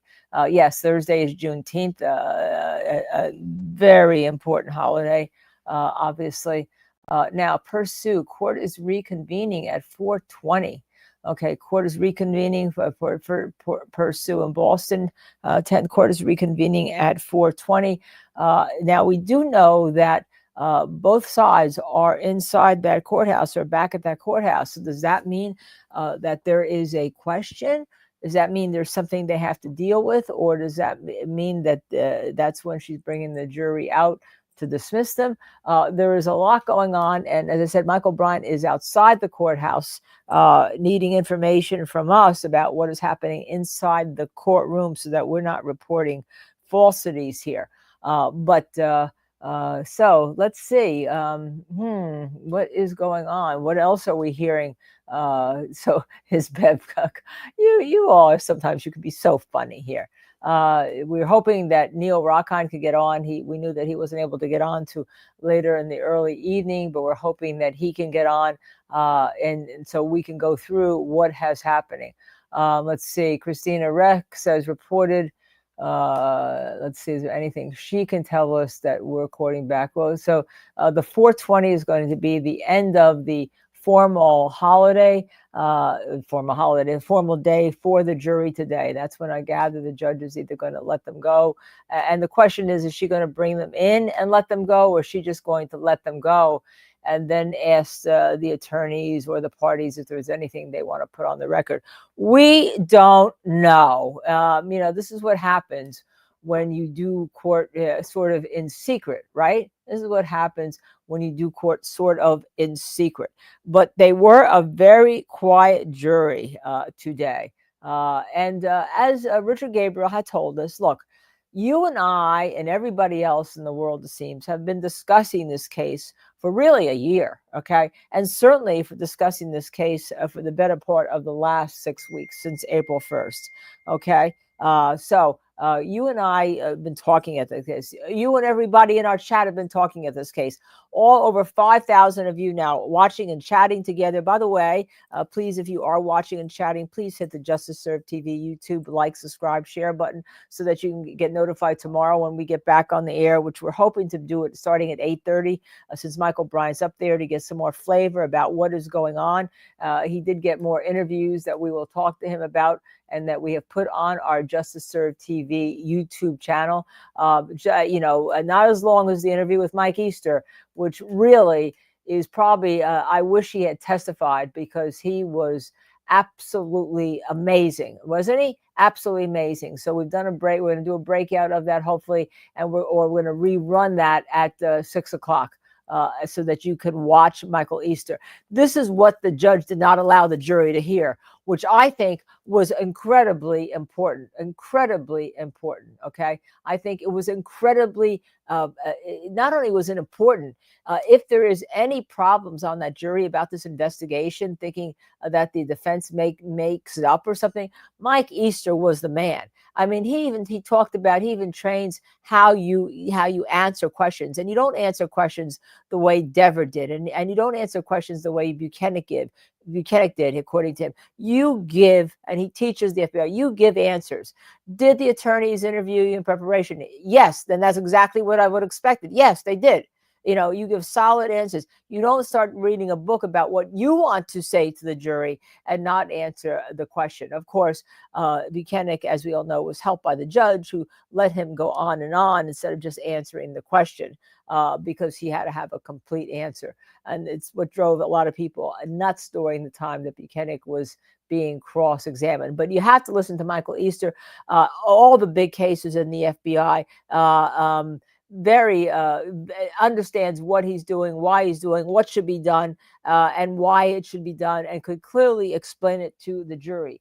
Michael Easter, as you know, talked about actually what you try to, if you're a witness or an investigator, you try not to have what is called in their terms vapor lock. It was a new word I learned for confirmation bias. He calls it vapor lock when he teaches it. That means, you can't, you just have to, just because you have a thought at 11 o'clock in the morning after an an incident occurs, you don't then just stick to that and don't run a perfect investigation. He thought this investigation was, and he talked about it in terms of the eyes, the 3 eyes, right? Let's see. It was, let me find it for you because I had written so much down. Actually, I wrote more down with regarding Mike Easter than I did with regarding Brennan's closing, which, by the way, when I look at it the second time, is much more powerful than I thought. If you think that something happened and Karen Reed was the person who made it happen. But he said the investigation was incomplete, right? It was inconsistent, right? And it was inaccurate. And that the things they should have done to complete the investigation, to make it consistent, to make it accurate, they didn't do. They even had a plan early on to preserve some evidence, and they failed to do it. They didn't follow the CCTV cameras and get all the Ring cameras on routes, right? That would give you a whole route of when Karen Reed went to places, where she went, and how she was driving. They did not do the basic of basics. The evidence collection, just outrageously, fundamentally bad. All right. But he spoke about it in a way that I can speak about it as a lawyer, or I can speak about it to you. But he spoke about it in a way that he teaches people, and that he teaches these, with the FBI for many, many years. Right. He said that with regard to the timeline was the one thing you first develop. And there are issues with regard to how they tried to develop the timeline and the data they're using. And he talked about the Cellbrite data not being exactly something that's valid. He told you what Cellbrite is valid for. He talked about these officers here, what stood out to him. I said, what is the thing that stood out to you most of the 3 things, right? In the 3 categories that you said. And what did he say? He said, well, the fact that the response, there wasn't any. This is an officer down case. This is an officer who's down. People should have been walking through the snow. Law enforcement should have been walking through the snow to make sure that this crime scene was clear, to make sure this crime scene was preserved. By the way, defense is at the table. Karen and father just entered. I'm watching the fan. The fan of injustice, as I call it right now, because it hasn't shown to me that there is any justice in that Sacco and Vanzetti courtroom. He talked about, Michael Easter, going back to him, the lack of training here. And we can go through this more after. He talked about the investigative process itself lacked a process. The investigative process itself, they took shortcuts. They fell in love with the subject. In other words, this was who they were going to arrest, and they fell in love. And that it was subject to vapor lock. Okay, it was subject to vapor lock. That they never got off and did a fair investigation, a proper investigation. Now, we do think that this jury may be going home for the day, but until 4:20, when Judge Beverly Cannoni comes out, and I think she should be bringing the jury out. Now, I'm trying to recollect in the cases in Hernandez whether the judge brought the jury out and dismissed them in front of us or not, or whether he asked us whether we wanted that. I know that in certain cases, in some cases, we as defense we want that, but some judges don't do that. Okay. So Meg is reporting no one from the O'Keefe family in the courtroom, but we know they came back to the courthouse. I reported to you when Michael Bryant actually saw them coming back to the courthouse because he had left his spot that he was transmitting our show from out there and saw them come back to the courthouse. That's why we were able to say that to you. Okay, that's why we were able to say that to you. So apparently Sue Sue from Boston 10 is in the courtroom right now and all. By the way, I don't know if you saw the New York Post have an absolutely incorrect headline. Talk about Turtle Boy. And I don't exactly remember the headline. I just saw it. But that Turtle Boy caused some kind of fracas outside the courthouse. And it was not. It was John DePetro, who was over Turtle Boy's shoulder. Turtle Boy was streaming on his phone and just ranting at Turtle Boy, who stayed, Dr. Aiden Carney stayed still, didn't do anything. And it was quite a remarkable watch. And even a state trooper came on the other side, but they didn't do anything to John DePetro. I mean, I just think if that had been Turtle Boy, they would tell him, please, quiet down, shut up, you're too loud or whatever and all. But quite a scene. And of course, to get headline clicks, in my opinion, the New York Post actually reported it absolutely wrong. It was a ridiculous report. Let's see what if I can find the actual report here. It's in my links here. It will come back to me. All right, hold on 1 second, everybody. It says, hold on. It says, I'm going to go right to it. Controversial blogger Turtle Boy gets into altercation outside of courthouse. Well, he wasn't aggressive at all. He didn't get into any altercation. He was just streaming from his phone. You can see it. You can watch it by yourself. All right. DePetro, in my opinion, was uncontrollable, but purposely so, because he was kind of smiling, like he knew that people were filming it and all. And so it really is quite a situation. And I'm actually going to, from my personal account, retweet this Aiden Carney's quote about it, because what you see and what the headline is are two separate things, right? What you see and what the headline is are absolutely two separate things. That's why people in this town don't trust a lot that's going on. And Karen Reed's trial is just a symptom of what's going on. So Michael Bryant has indicated that he's going to post a Scott, as you know, Scott's been on our show, update trial 1 versus trial 2 comparison that Michael Bryant got the interview for. And he is also at the courthouse. He's going to wait for the exit interviews. I'm not sure we'll be able to go live to them or whether he'll record them and we're going to upload them because the courthouse Wi-Fi is not necessarily great, and we prefer to be on the Starlink Wi-Fi when we can, but we'll see. Again, we don't have that, and I think more will become clear once we know what this judge is doing and what she's going to say here. So supposedly the O'Keefe family arrives, but they arrived at the courthouse earlier than if they're not getting into the courtroom right now. It's just because they were either at the DA's office or whatever, because they were arrived at the courthouse a lot earlier. It's when I posted that in our watch. That's why we have Michael Bryant there. That's why we have Michael Bryant right there, so he can tell you. Okay, Pursue, Lally, and McLaughlin have entered. There's a baby crying in the hallway. A reminder that other trials are going on. Yeah, other trials are going on. All right. So it's interesting what's happening in that courtroom. Remember, there's a big courtroom in that courthouse. And then there's this little teeny weeny courtroom where the ghost of Sacco and Vanzetti and their terrible trial, where at least there was one wrongful conviction. Some people say two. I've only really analyzed one that I can think of that was wrong, and I forget which one it was at this point. I have to go back and look at my notes on that, because I do have a lot of notes on the reevaluation of that evidence in Sacco and Vanzetti. Okay, yes, you all just went to that posting, right? It was pretty ridiculous and all. It was pretty. It was pretty. Just what I could say is ridiculous. Aiden Carney was doing nothing but broadcasting from his phone. Okay, so It just, I have nothing else I can say about that except that you have to go watch it. And that's why you have to look at things from your own eyes. Even though don't take what we say is necessarily the truth, right? Even though take what we say is necessarily the truth, because we can get it wrong too.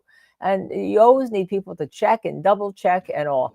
Missy Mayhem has pulled it up in case we need to watch it. Yes, we may want to watch it when we're making for Michael Bryant afterwards. All right, I'm hearing sounds in the courtroom, so I think I will be quiet. Let's go in and let's watch.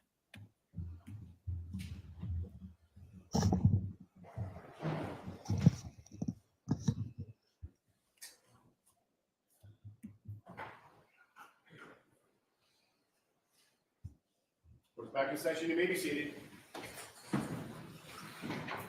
All right, jurors, we appreciate how hard you've worked today. It's been a long day. I'm going to send you home. So I do have to give you those cautions. Please do not discuss this case with anyone.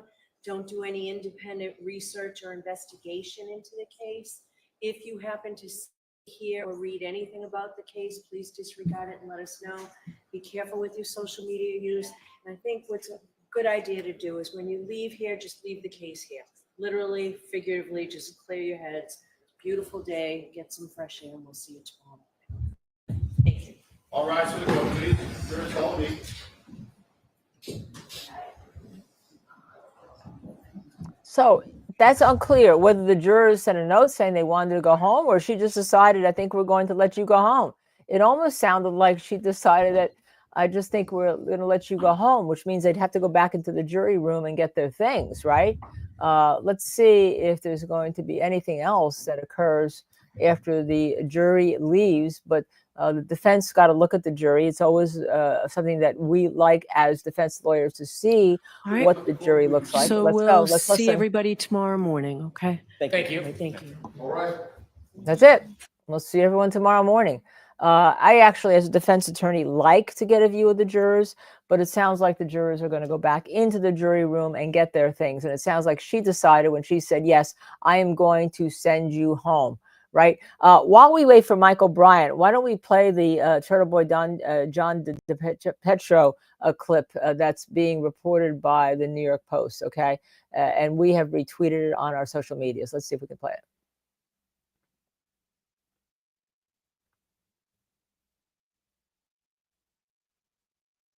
No sound. We don't have any sound.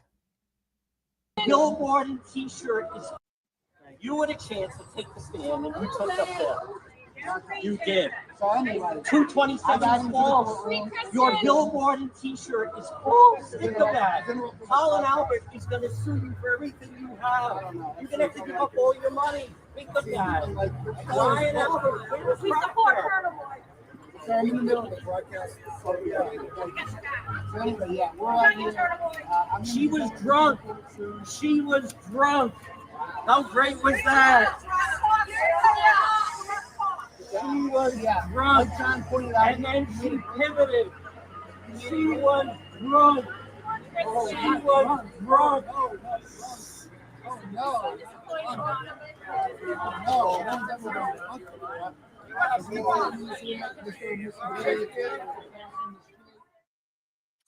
You had a chance. There, let's watch it again. Let's watch it again. Let's watch it again. Let's rerun it again, Missy. You did. 227 is false. Your billboard and T-shirt is false. Think of that. Colin Albert is going to sue you for everything you have. You're going to have to give up all your money. Think of that. Ryan Albert, where's Proctor? So I'm in the middle of the broadcast. So anyway, yeah, we're out here. She was drunk. She was drunk. How great was that? She was drunk. And then she pivoted. She was drunk. She was drunk. Oh no.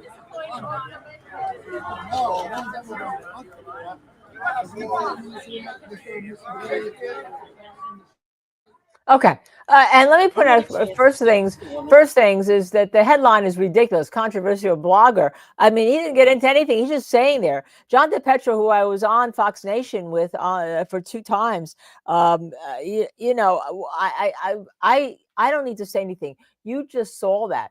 And yet he's yelling in front of the courthouse. Now, if you yell in front of the courthouse where the jurors could hear you, that could end up undoing our First Amendment zone.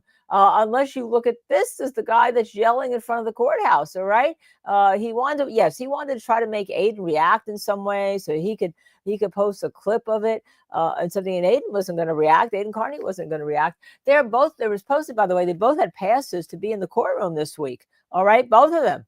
So John DePetro, actually, I saw him smiling at the end there because he knows, things, people are recording him, and then the state trooper comes by on the left, but they're not going to arrest him. They would have, in my opinion, arrested Aiden if he did something, even like stepped off the bench wrong, or stepped off the stairs wrong. Okay. But that is a ridiculous headline. It does get clicks because I wanted to click on it to see, but now we've all clicked on a number more times to see that it's not true. The headline isn't true, but there's a lot of clicks that was there, right? No, Court TV won't care. All right. No one's going to care because it gets them headlines, right? And people want to get the headlines. They want to get the clicks instead of just saying that, you should have a little bit of self-respect about your own decorum when you're outside there. I mean, can you imagine Michael Bryant doing that? It would never happen. It would never happen. Michael Bryant is such a gentleman and makes people laugh and is funny and all. He would never do something like that, right? And yes, he did call the cops over on Turtle Boy a couple of weeks ago. It wasn't even a reverse scenario. Turtle Boy was trying to get an interview with him and trying to interview him, and he said, "I'm broadcasting. You can't." Well, it was sort of like a reverse scenario, wasn't it? I'm broadcasting. It's illegal for you to interrupt me. Of course, there's no such thing, and all. Just like there's no such thing here. But it's right on the courthouse steps, right in this zone that Michael Bryant and Justice Serve TV have fought so hard to get, right? So hard for everyone's rights to get and to be able to speak, not yell, right?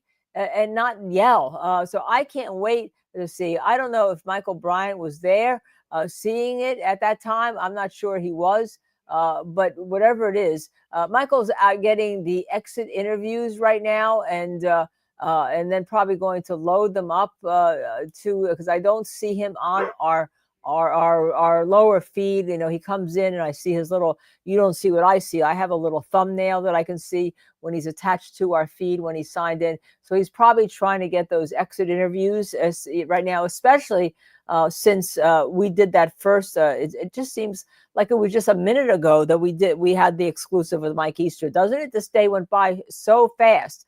But the judge was going to send them home. Michael Bryant is my co-host and co-executive producer and co-owner of Justice Serve TV. If you're just new to us here, we are a young channel, but that's what you're watching, Justice Serve TV. And he is our co-host. He is live at the courthouse. He has been there all day. This is his 14th, I kid you not, 14th trip since this trial started, or since just before this trial started. I think he went one time before and got a tour of the courtroom, which was empty at that time. It was between the trial that Judge Bev had and the trial that she was going to start. It wasn't much time. It was only like a couple hours or a day, but he got it just before. So, by the way, thank you, Diane G. Gifted 5 Justice Serve TV memberships. 5 Justice Serve TV memberships. We truly appreciate that. And you know who appreciates more? The people that will be getting those Justice Serve TV memberships. So let's go through that. The jury was out about an hour on Friday, right? We had Richard Gabriel on, and I know he ruffled some of your feathers because he tells you the truth. And we're going to bring you the truth here. He said to you by the closing of Hank Brennan that Hank Brennan was a good lawyer. That closing was good. And when I rewatched it today, it was a lot better than I initially thought on Friday. It was a lot tougher, and basically it was a lot better because Karen Reed gave him so much ammunition in those interviews that he used, in my opinion, pretty effectively. All right. That's not saying I think there should be a conviction here. Let's not mistake the two about when we give you information about what's going on. And when we said to him, how long the jury going to take? Because some of you thought, well, they're just going to be Friday. They're going to have a decision. We were on the air. Why don't they have a decision now? How about Monday? Aren't they going to come in and have a decision? He said Tuesday or Wednesday. And what he said was something that we've talked about, that we are all talking about this case. The jury has not been talking about this case. They would like to have their voices heard. They want to look at the evidence. They want to discuss each, and it depends on how the foreperson wants. Did they go around and just around the table and say, okay, tell us what your concerns are, what your high points, what your initial thinking is. He said with Judge Beverly Cannoni's it was almost an admonition, wasn't it, that they weren't to take a straw vote. All right, she didn't tell them that they couldn't. She advised them strongly against it. All right, so they probably figured, well, strongly against means that we don't take a straw vote, but that you can sit down and discuss what you're feeling around the table. That is going to take some time. All right. And they heard all this testimony, right, without being able to discuss it. And even when they were like smiling or laughing about it, remember one of the jurors who's still on the jury, the younger male who was talking with the younger females, and they were and the judge kind of admonished them, didn't she? Right? She kind of admonished them, didn't she, about how, they have to keep their focus on. So his seat got moved to another seat, but they all apparently made the final jury, right? They all apparently made the final jury. So the jury needs to be able to talk about it. So he says, you should be able to have a discussion, right? You should be able to have that discussion. And then they'll start discussing what the issues are. And they're going to get hung up. They're going to get hung up on this gosh darn stupid, in my opinion, criminal, after you've had a trial and you have somebody's life on the line, all right, a criminal verdict, right, sheet, which is terrible. So it's just terrible. So the judge did tell them to go over the evidence. Not a bad thing, but some jurors, as Richard Gabriel told you, are more fact finding, and other jurors want to just get to the end result. There are some that want to go through the evidence, and some that just want to get to the end result. And the judges basically ordered them to try to not get to the end result quickly, but to fact find. And quite frankly, their job is not really to fact find, but some jurors then get put in the position of fact finding. And when you tell a jury that that they're strongly admonished not to have a straw vote, what you're telling them is that they need to more be a fact finding or more cerebral type jury. I think that is a terrible thing as a judge to do. She should have no input about how the jury goes about their work. Okay, she should have no input about that. Now, some of you were complaining because the gentleman who was juror number 1 was put in. He is African American. Actually, that was a smart move by the judge, because when we and Hernandez attacked the whole, the judge gets to make the rule under law in Massachusetts, we argued that it was a violation of the Equal Protection Clause, because not everybody in the jury who was of different ethnic backgrounds or basically gender had the same chance to be a juror, or to be the jury foreperson. And that is wrong. And that's why most states, it's either juror number 1 or it's a rolling of the jury gets to vote there.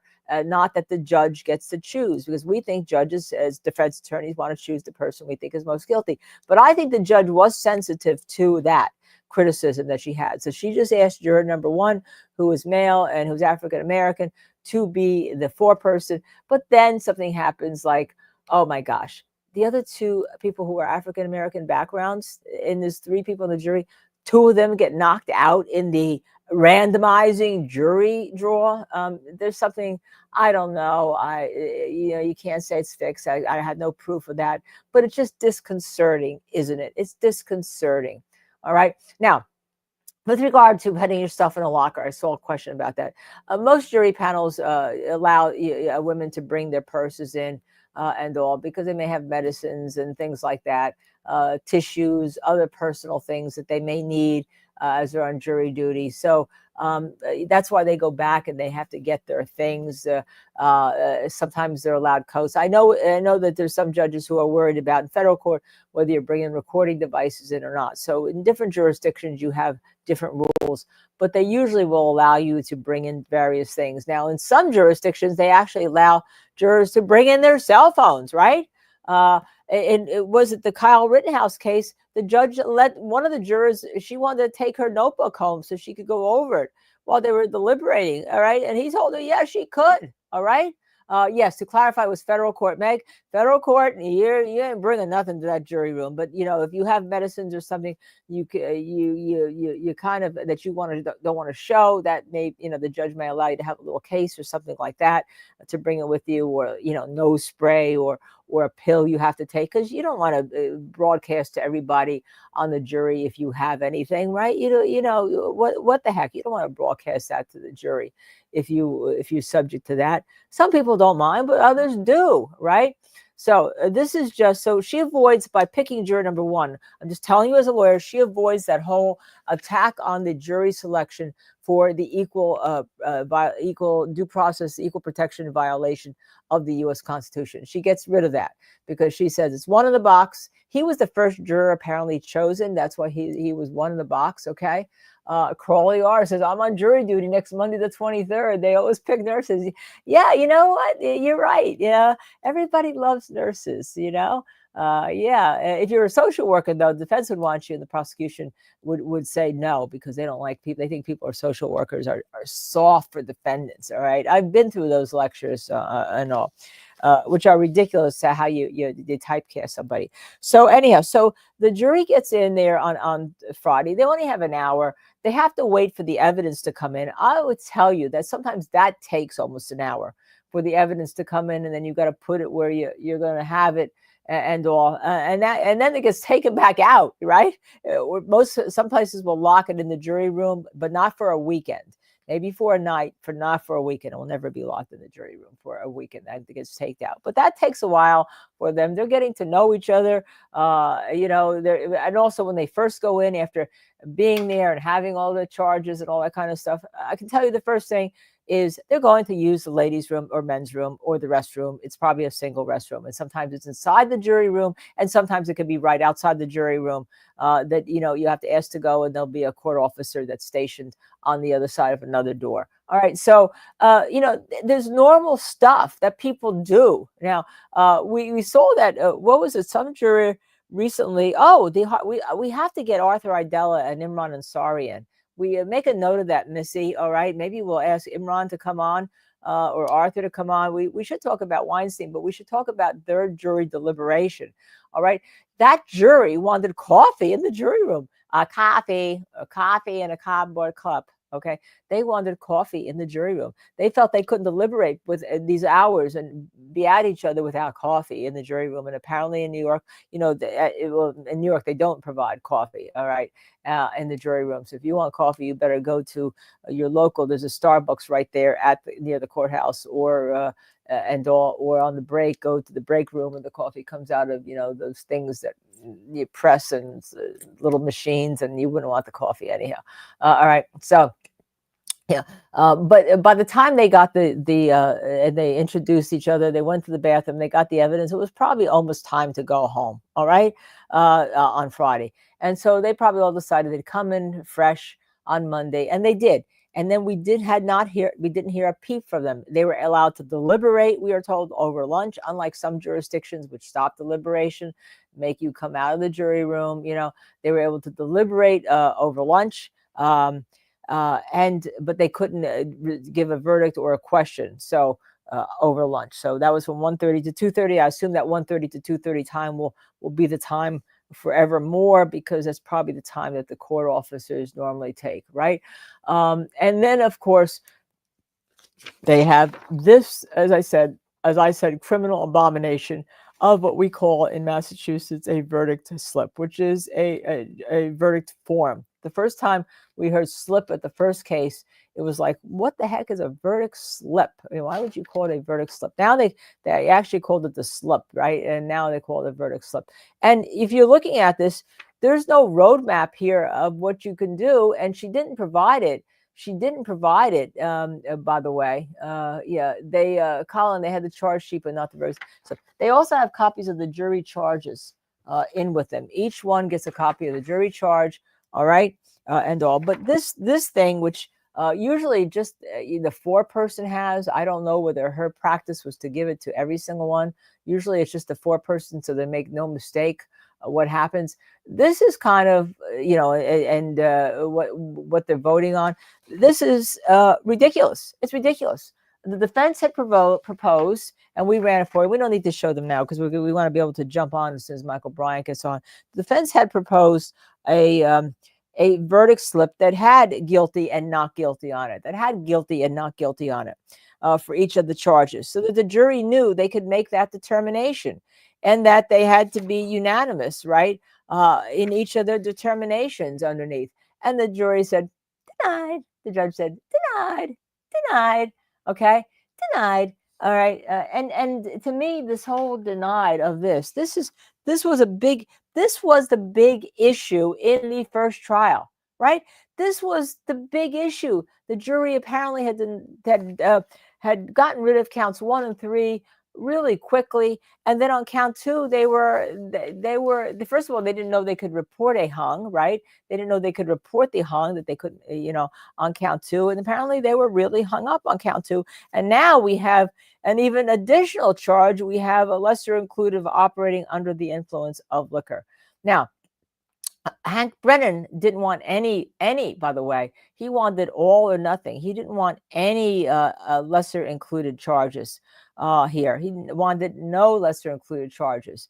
And the judge still gave them anyhow. Now, that's an all or nothing strategy that Hank Brennan wanted. He was going to either win or he wasn't going to go through, all these lesser included. And they're like, guilty as offense charged, manslaughter while operating a motor vehicle under the offense of liquor.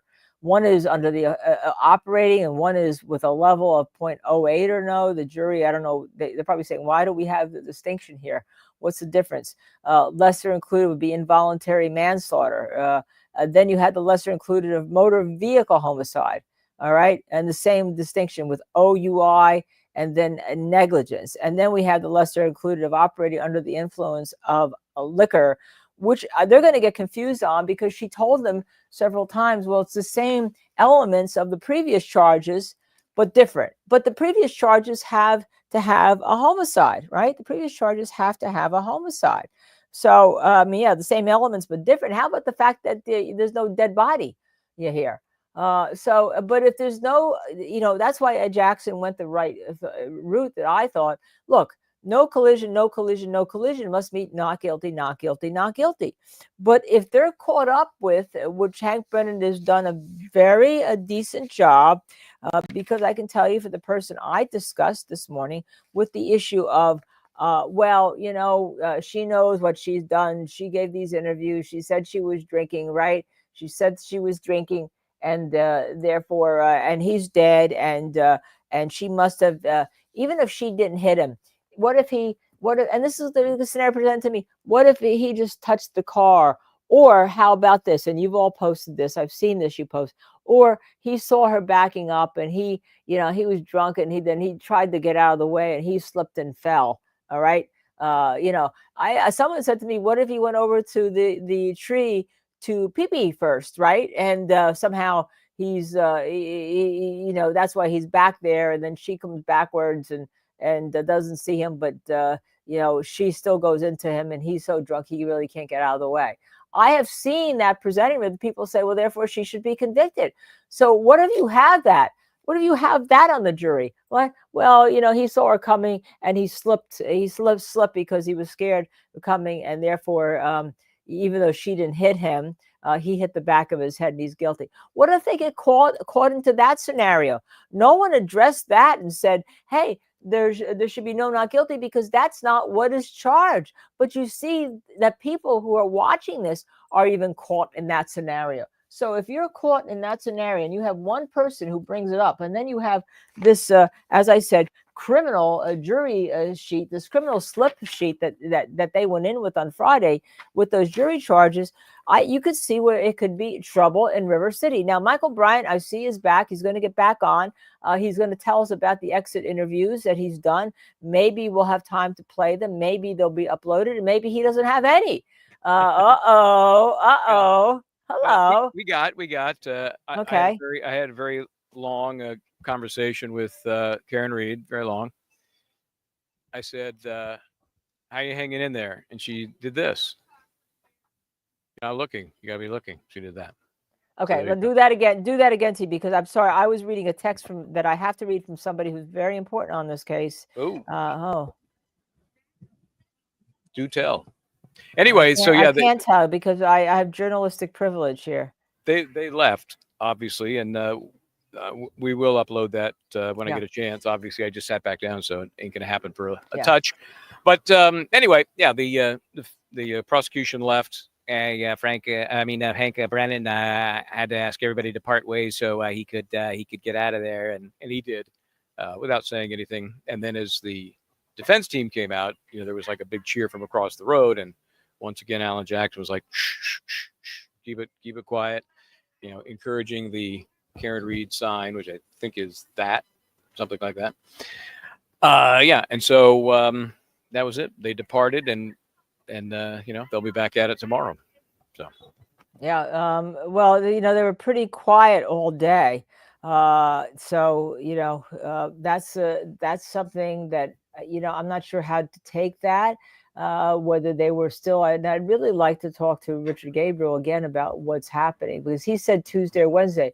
Yeah. But Tuesday or Wednesday, if they come in tomorrow morning, if they're still quiet tomorrow morning and they don't show any sign of disagreement, that could be a problem. Okay. a problem meaning they can't come to a decision. I think that could be a problem with the defense if they're extremely quiet, because if you're going to have a hung jury, and I'm spitballing here a little bit, Penny, I did see that, and Michael's my husband's not going to take a look at that. He's not going to, just so you know, I'm not ignoring you. He's not going to diagnose somebody by looking at a photograph. If anything, you have Robert's. This is a concern about Robert. You have his website. We posted it. Just send him a note. I mean, I'm sure he'll be considerate, and he may even know what you're talking about. All right. I'm thinking to get a hung jury, you really need to have some disagreement. The jury has to stay in there a long time, right? They have to stay in there a fairly decent amount of time. Yep. Even Harvey Weinstein, 4 days or so? It used to be you needed to be in there. Yeah, theirs was odd because they had piecemeal decisions. They had two verdicts, one conviction, one acquittal, and then the court let them go forward on the third, which was the rape charge, which ultimately ended up being hung. We know that this court is not nearly that sophisticated. They couldn't possibly tell this jury that they could decide 1, 2, or 3 and work on the others. Actually, it's a little worse, because they said they were hung. And then the judge did ask, or the defense wanted to know, if they had reached a verdict on any issue. Okay. And that's what I want to have on any of the counts. That's why I'd like to have Imran on. This is how I read it. And they said, yes, we have reached a verdict after they reported they were hung. So it's the reason. It's like we talked about last year, why the defense wouldn't want to know if there was a hung jury with a verdict, right? Because you ask for what you want for, you may get it. So yes. I think if you could reach, I know you reach out to Imran, maybe he can come on tomorrow morning. Yeah, he should have some breathing room now. Last time we reached him, it was he said, I'll come on, and then we know all hell broke loose. So right. But on the whole issue of what the jury is now doing, I'd really love to hear from him, and certainly from our jury consultants, both Michel and Richard, but they're in California time. But I think I don't know what I think. I think that we're going to be. I think that my feeling is that we need to have something from them tomorrow morning, either in a question or a disagreement or something, because if they're getting along so well, then or they're going to have, or they have an acquittal right away, right in the morning. The longer they go, I'm not sure, without any type of sign from them, that maybe they're stuck up on this jury sheet of what I told you that the person I discussed this case with this morning said to me. Of course. Yeah. What a surprise. I got to do a little research tonight to remind myself of when in the first trial they came back with a question, and then when was the first we can't go forward, and then we know the ultimate we're hung came pretty quickly after that first notice. Yeah. But I can't remember when the first question was, if it was at the first day or second day. Again, it was 4 days total. So now, what have you heard? We heard that that perhaps they're not going to even be allowed to deliberate if it comes to Thursday, Friday. Are you Well, hearing that? Has that been now confirmed? Thursday's a federal court holiday. It's Juneteenth. So that's definitely they're not deliberating. But apparently they are deliberating Friday. There is some If confusion about that. necessary. Yeah. Yeah, if necessary. But Thursday is Juneteenth, so they're not staying open on a federal court holiday. They're just not. Okay. Yeah. So to me, that basically says Wednesday is Friday. So if if they're close to something, great. If not, I can just see them. Look, that's the throw up the hands time, Wednesday, which will effectively be Friday with Thursday off. Yeah. Now in Aaron Hernandez, we felt that Aaron Hernandez was an absolute reasonable doubt case and actually innocent, right? But the jury still took 5 days. Yeah. They went out Monday and they came back on Friday, if I recall. So they still Yeah. took, or 4 days. They still took that period of time, 4 or 5 days, even on an actual innocence, reasonable doubt case. Sure. And And that's the process. That's the way it should be. You're going to have factions. I think the only thing we know for sure after, do we have a total runtime? 8.5 hours, 9-ish? did 9-ish hours, right? After that period of time, I think all we know for certain is that there is disagreement on something. Okay, and I'm going to assume it's on the second charge. That's about all we know. Because if they were in alignment, we wouldn't be having this conversation. We'd be done. Well, they may have not disagreement. They may not even understand what these mean. Well, but that's a whole if you different have, issue. well, that's the other thing though. But if you have no collision, they may be confused about this. That says guilty of offense as charged. Well, it seems to me that they would have a question if they really were that confused that we can't even go forward, Judge, because we don't know what that means. They're going to have a question. The fact they don't have a question, to me, says for whatever reason, however they've construed it, they understand what they need to do, but they're not in alignment on what they need to do. Okay. All right. It could easily be. I think we have to have some indication from them tomorrow morning, one way or another, either a question, either we're discussing this, we're hung, or something. But this is certainly, if I'm the attorneys on either side, I'm not sleeping well tonight. I'm not sleeping at all on either side. And there was no commenting coming out of the courthouse walking down. It was very tight-lipped. I got a reaction from Karen, but it was nonverbal. So do the reaction again. Tell us what the reaction again was. I just said, "How are you hanging in there?" And she looked at me and just gave me a thumbs up. And then Elizabeth Little, when after I did that, others started peppering with questions, and Elizabeth Little just said, "No comments." So. Okay. And you saw them when they went into the courthouse. I know you went out there and you saw them coming in. What did they give us the play-by-play? Were you able to get any tape of them coming in or no? Yeah, I've got that video. I'll try and slap that all together so we have it. Instead of little chunks, we'll have it all together. Okay, and we'll play it later on for everybody. I'll post it later, and obviously it's going to be out there. There are 1 or 2 other cameras there. It is so busy compared to what it has been since we've been here in the beginning. There are so many media, and I just listen to the buzz, and so many people have no clue what has been happening, what has happened, what the protocol is, what the practice is, just in the day to day, because they're just they're parachuting in. But I would say as they were walking to court to basically watch the jury be dismissed for the day, very stoic, not emotive at all. I thought Alan Jackson's suit looked pretty good. I said, "Oh, maybe this is a verdict suit." I don't know. He looked pretty sharp. There was, as they turned the corner to climb up the stairs, Alessi gave I keep doing this, hang loose.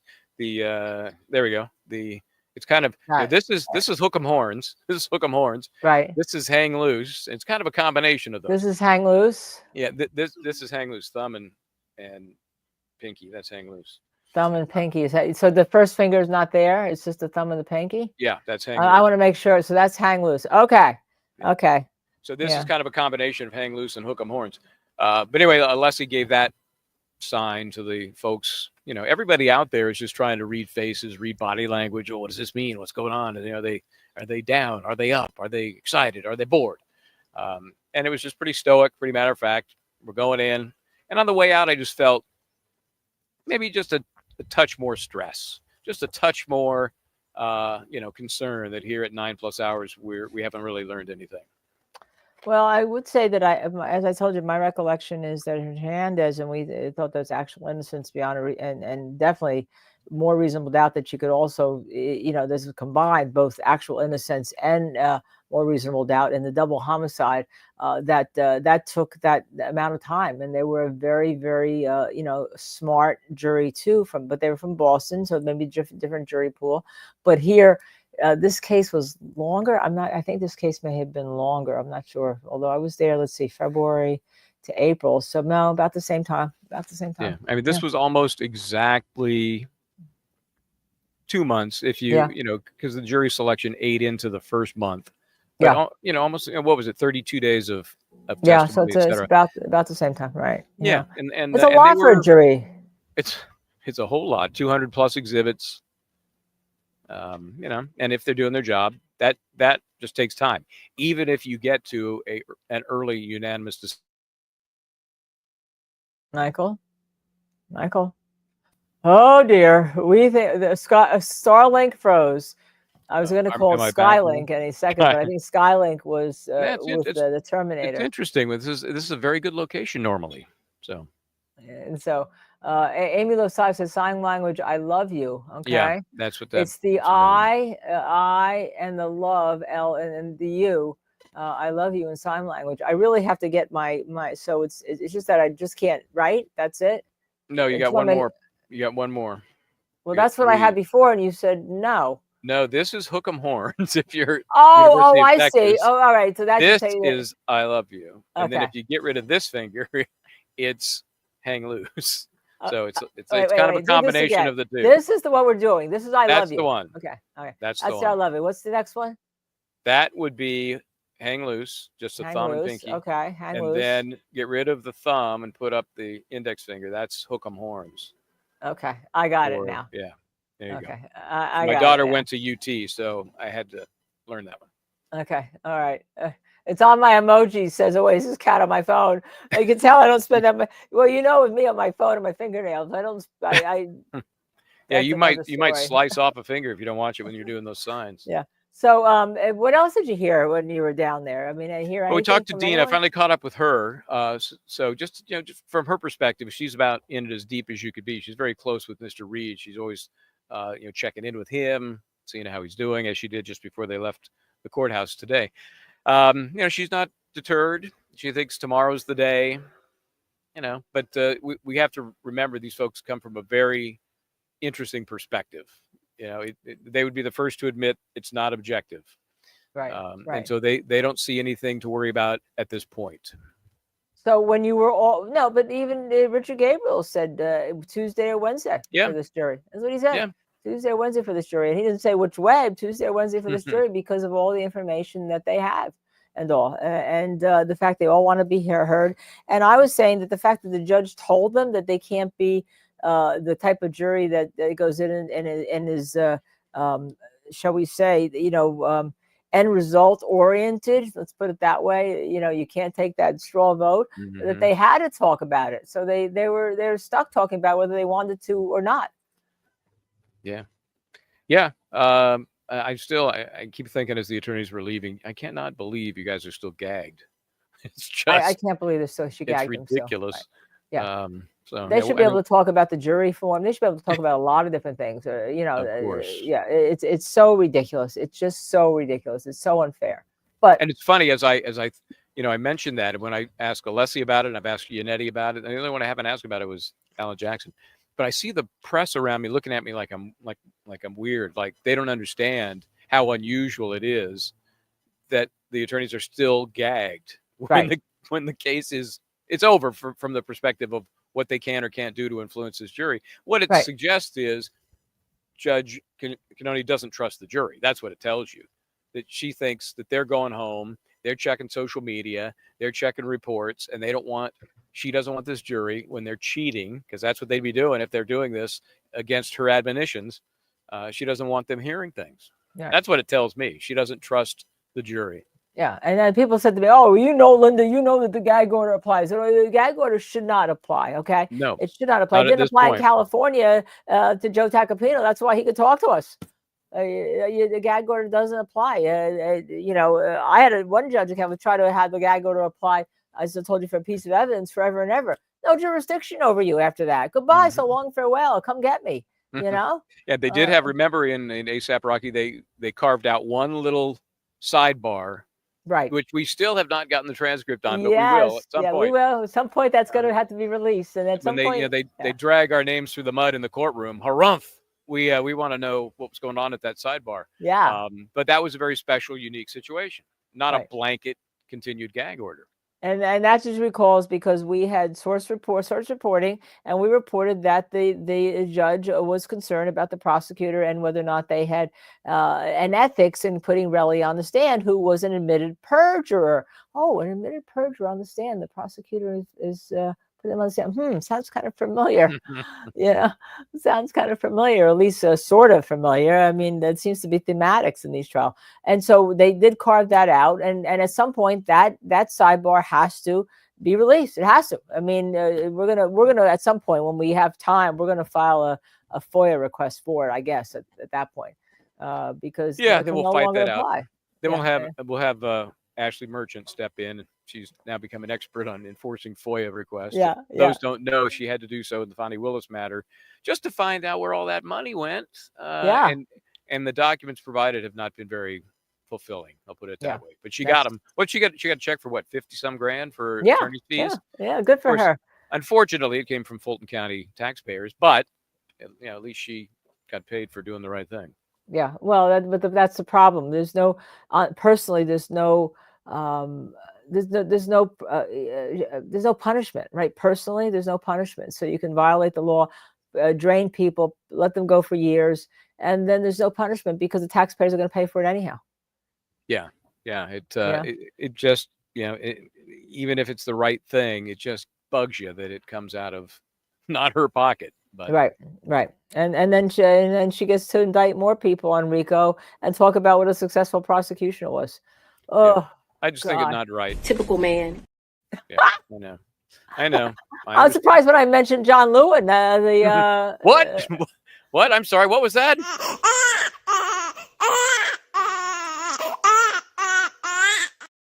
Okay.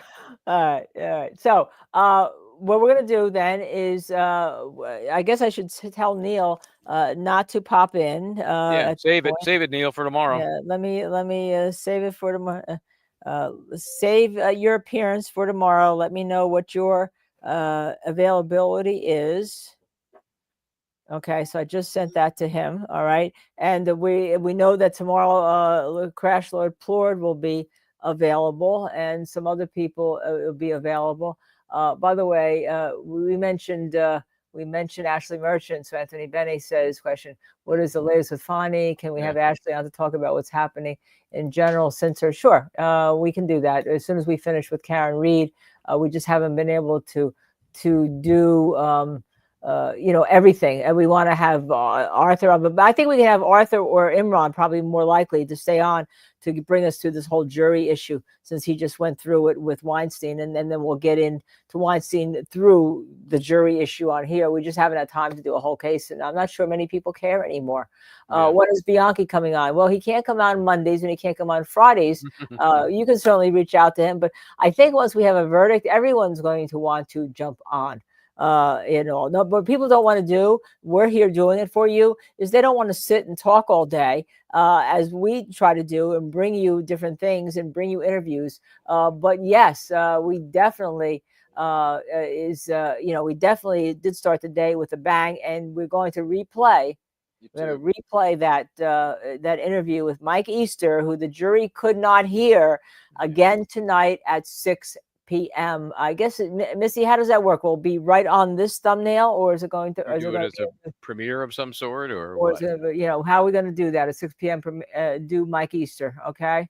at 6 p.m. I guess if you sign up and subscribe, come to our YouTube page and subscribe, hit share, like, and then hit that notify button. You'll get notified when it comes, whether it's on this thumbnail that we have for today. We just started and replay it from the thumbnail that we have, from the link we have. That may be a break, or I have to break out and premiere it. Okay, so we're gonna have to let Missy go then, which means that you're gonna post. You did post something with Scott, and you're gonna post your exit interviews. Yeah, I'm going to put together a couple of little chunks. The bigger chunk, it was some time, because it was funny that the prosecution attorneys left, and then it seemed like forever for the defense team to leave. I don't know what the hell they were doing up there. It was weird, but I just let it roll. So it gives you a lot of atmosphere.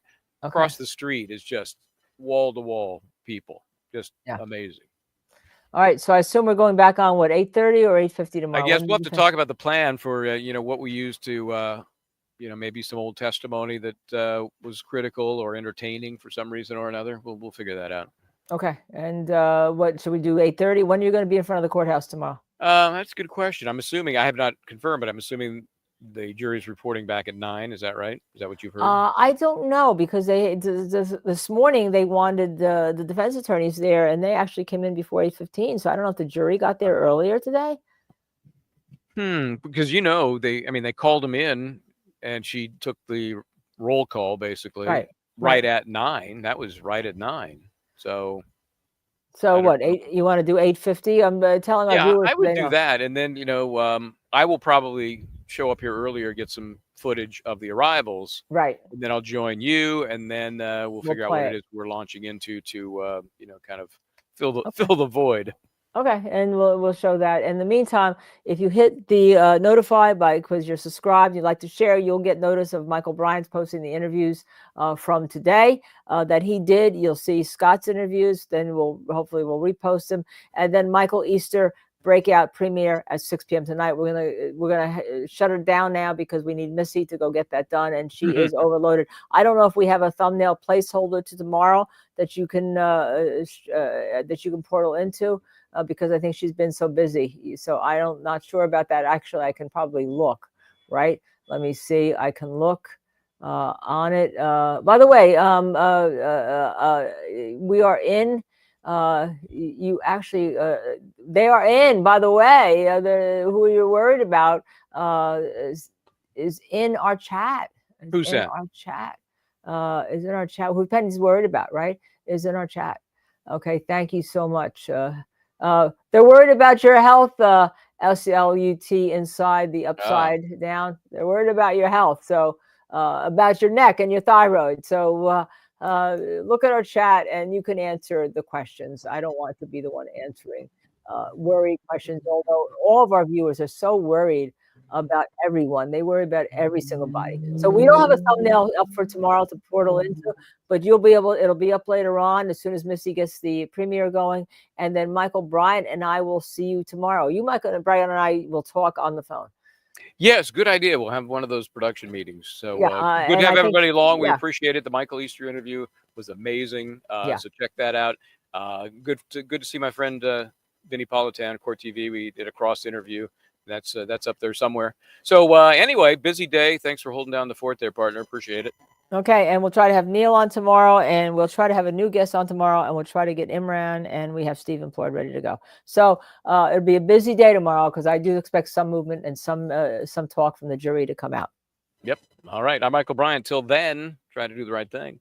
And I'm Linda Kenny Botten. Before you go, hit like, share, subscribe, notify. We're Justice Served TV.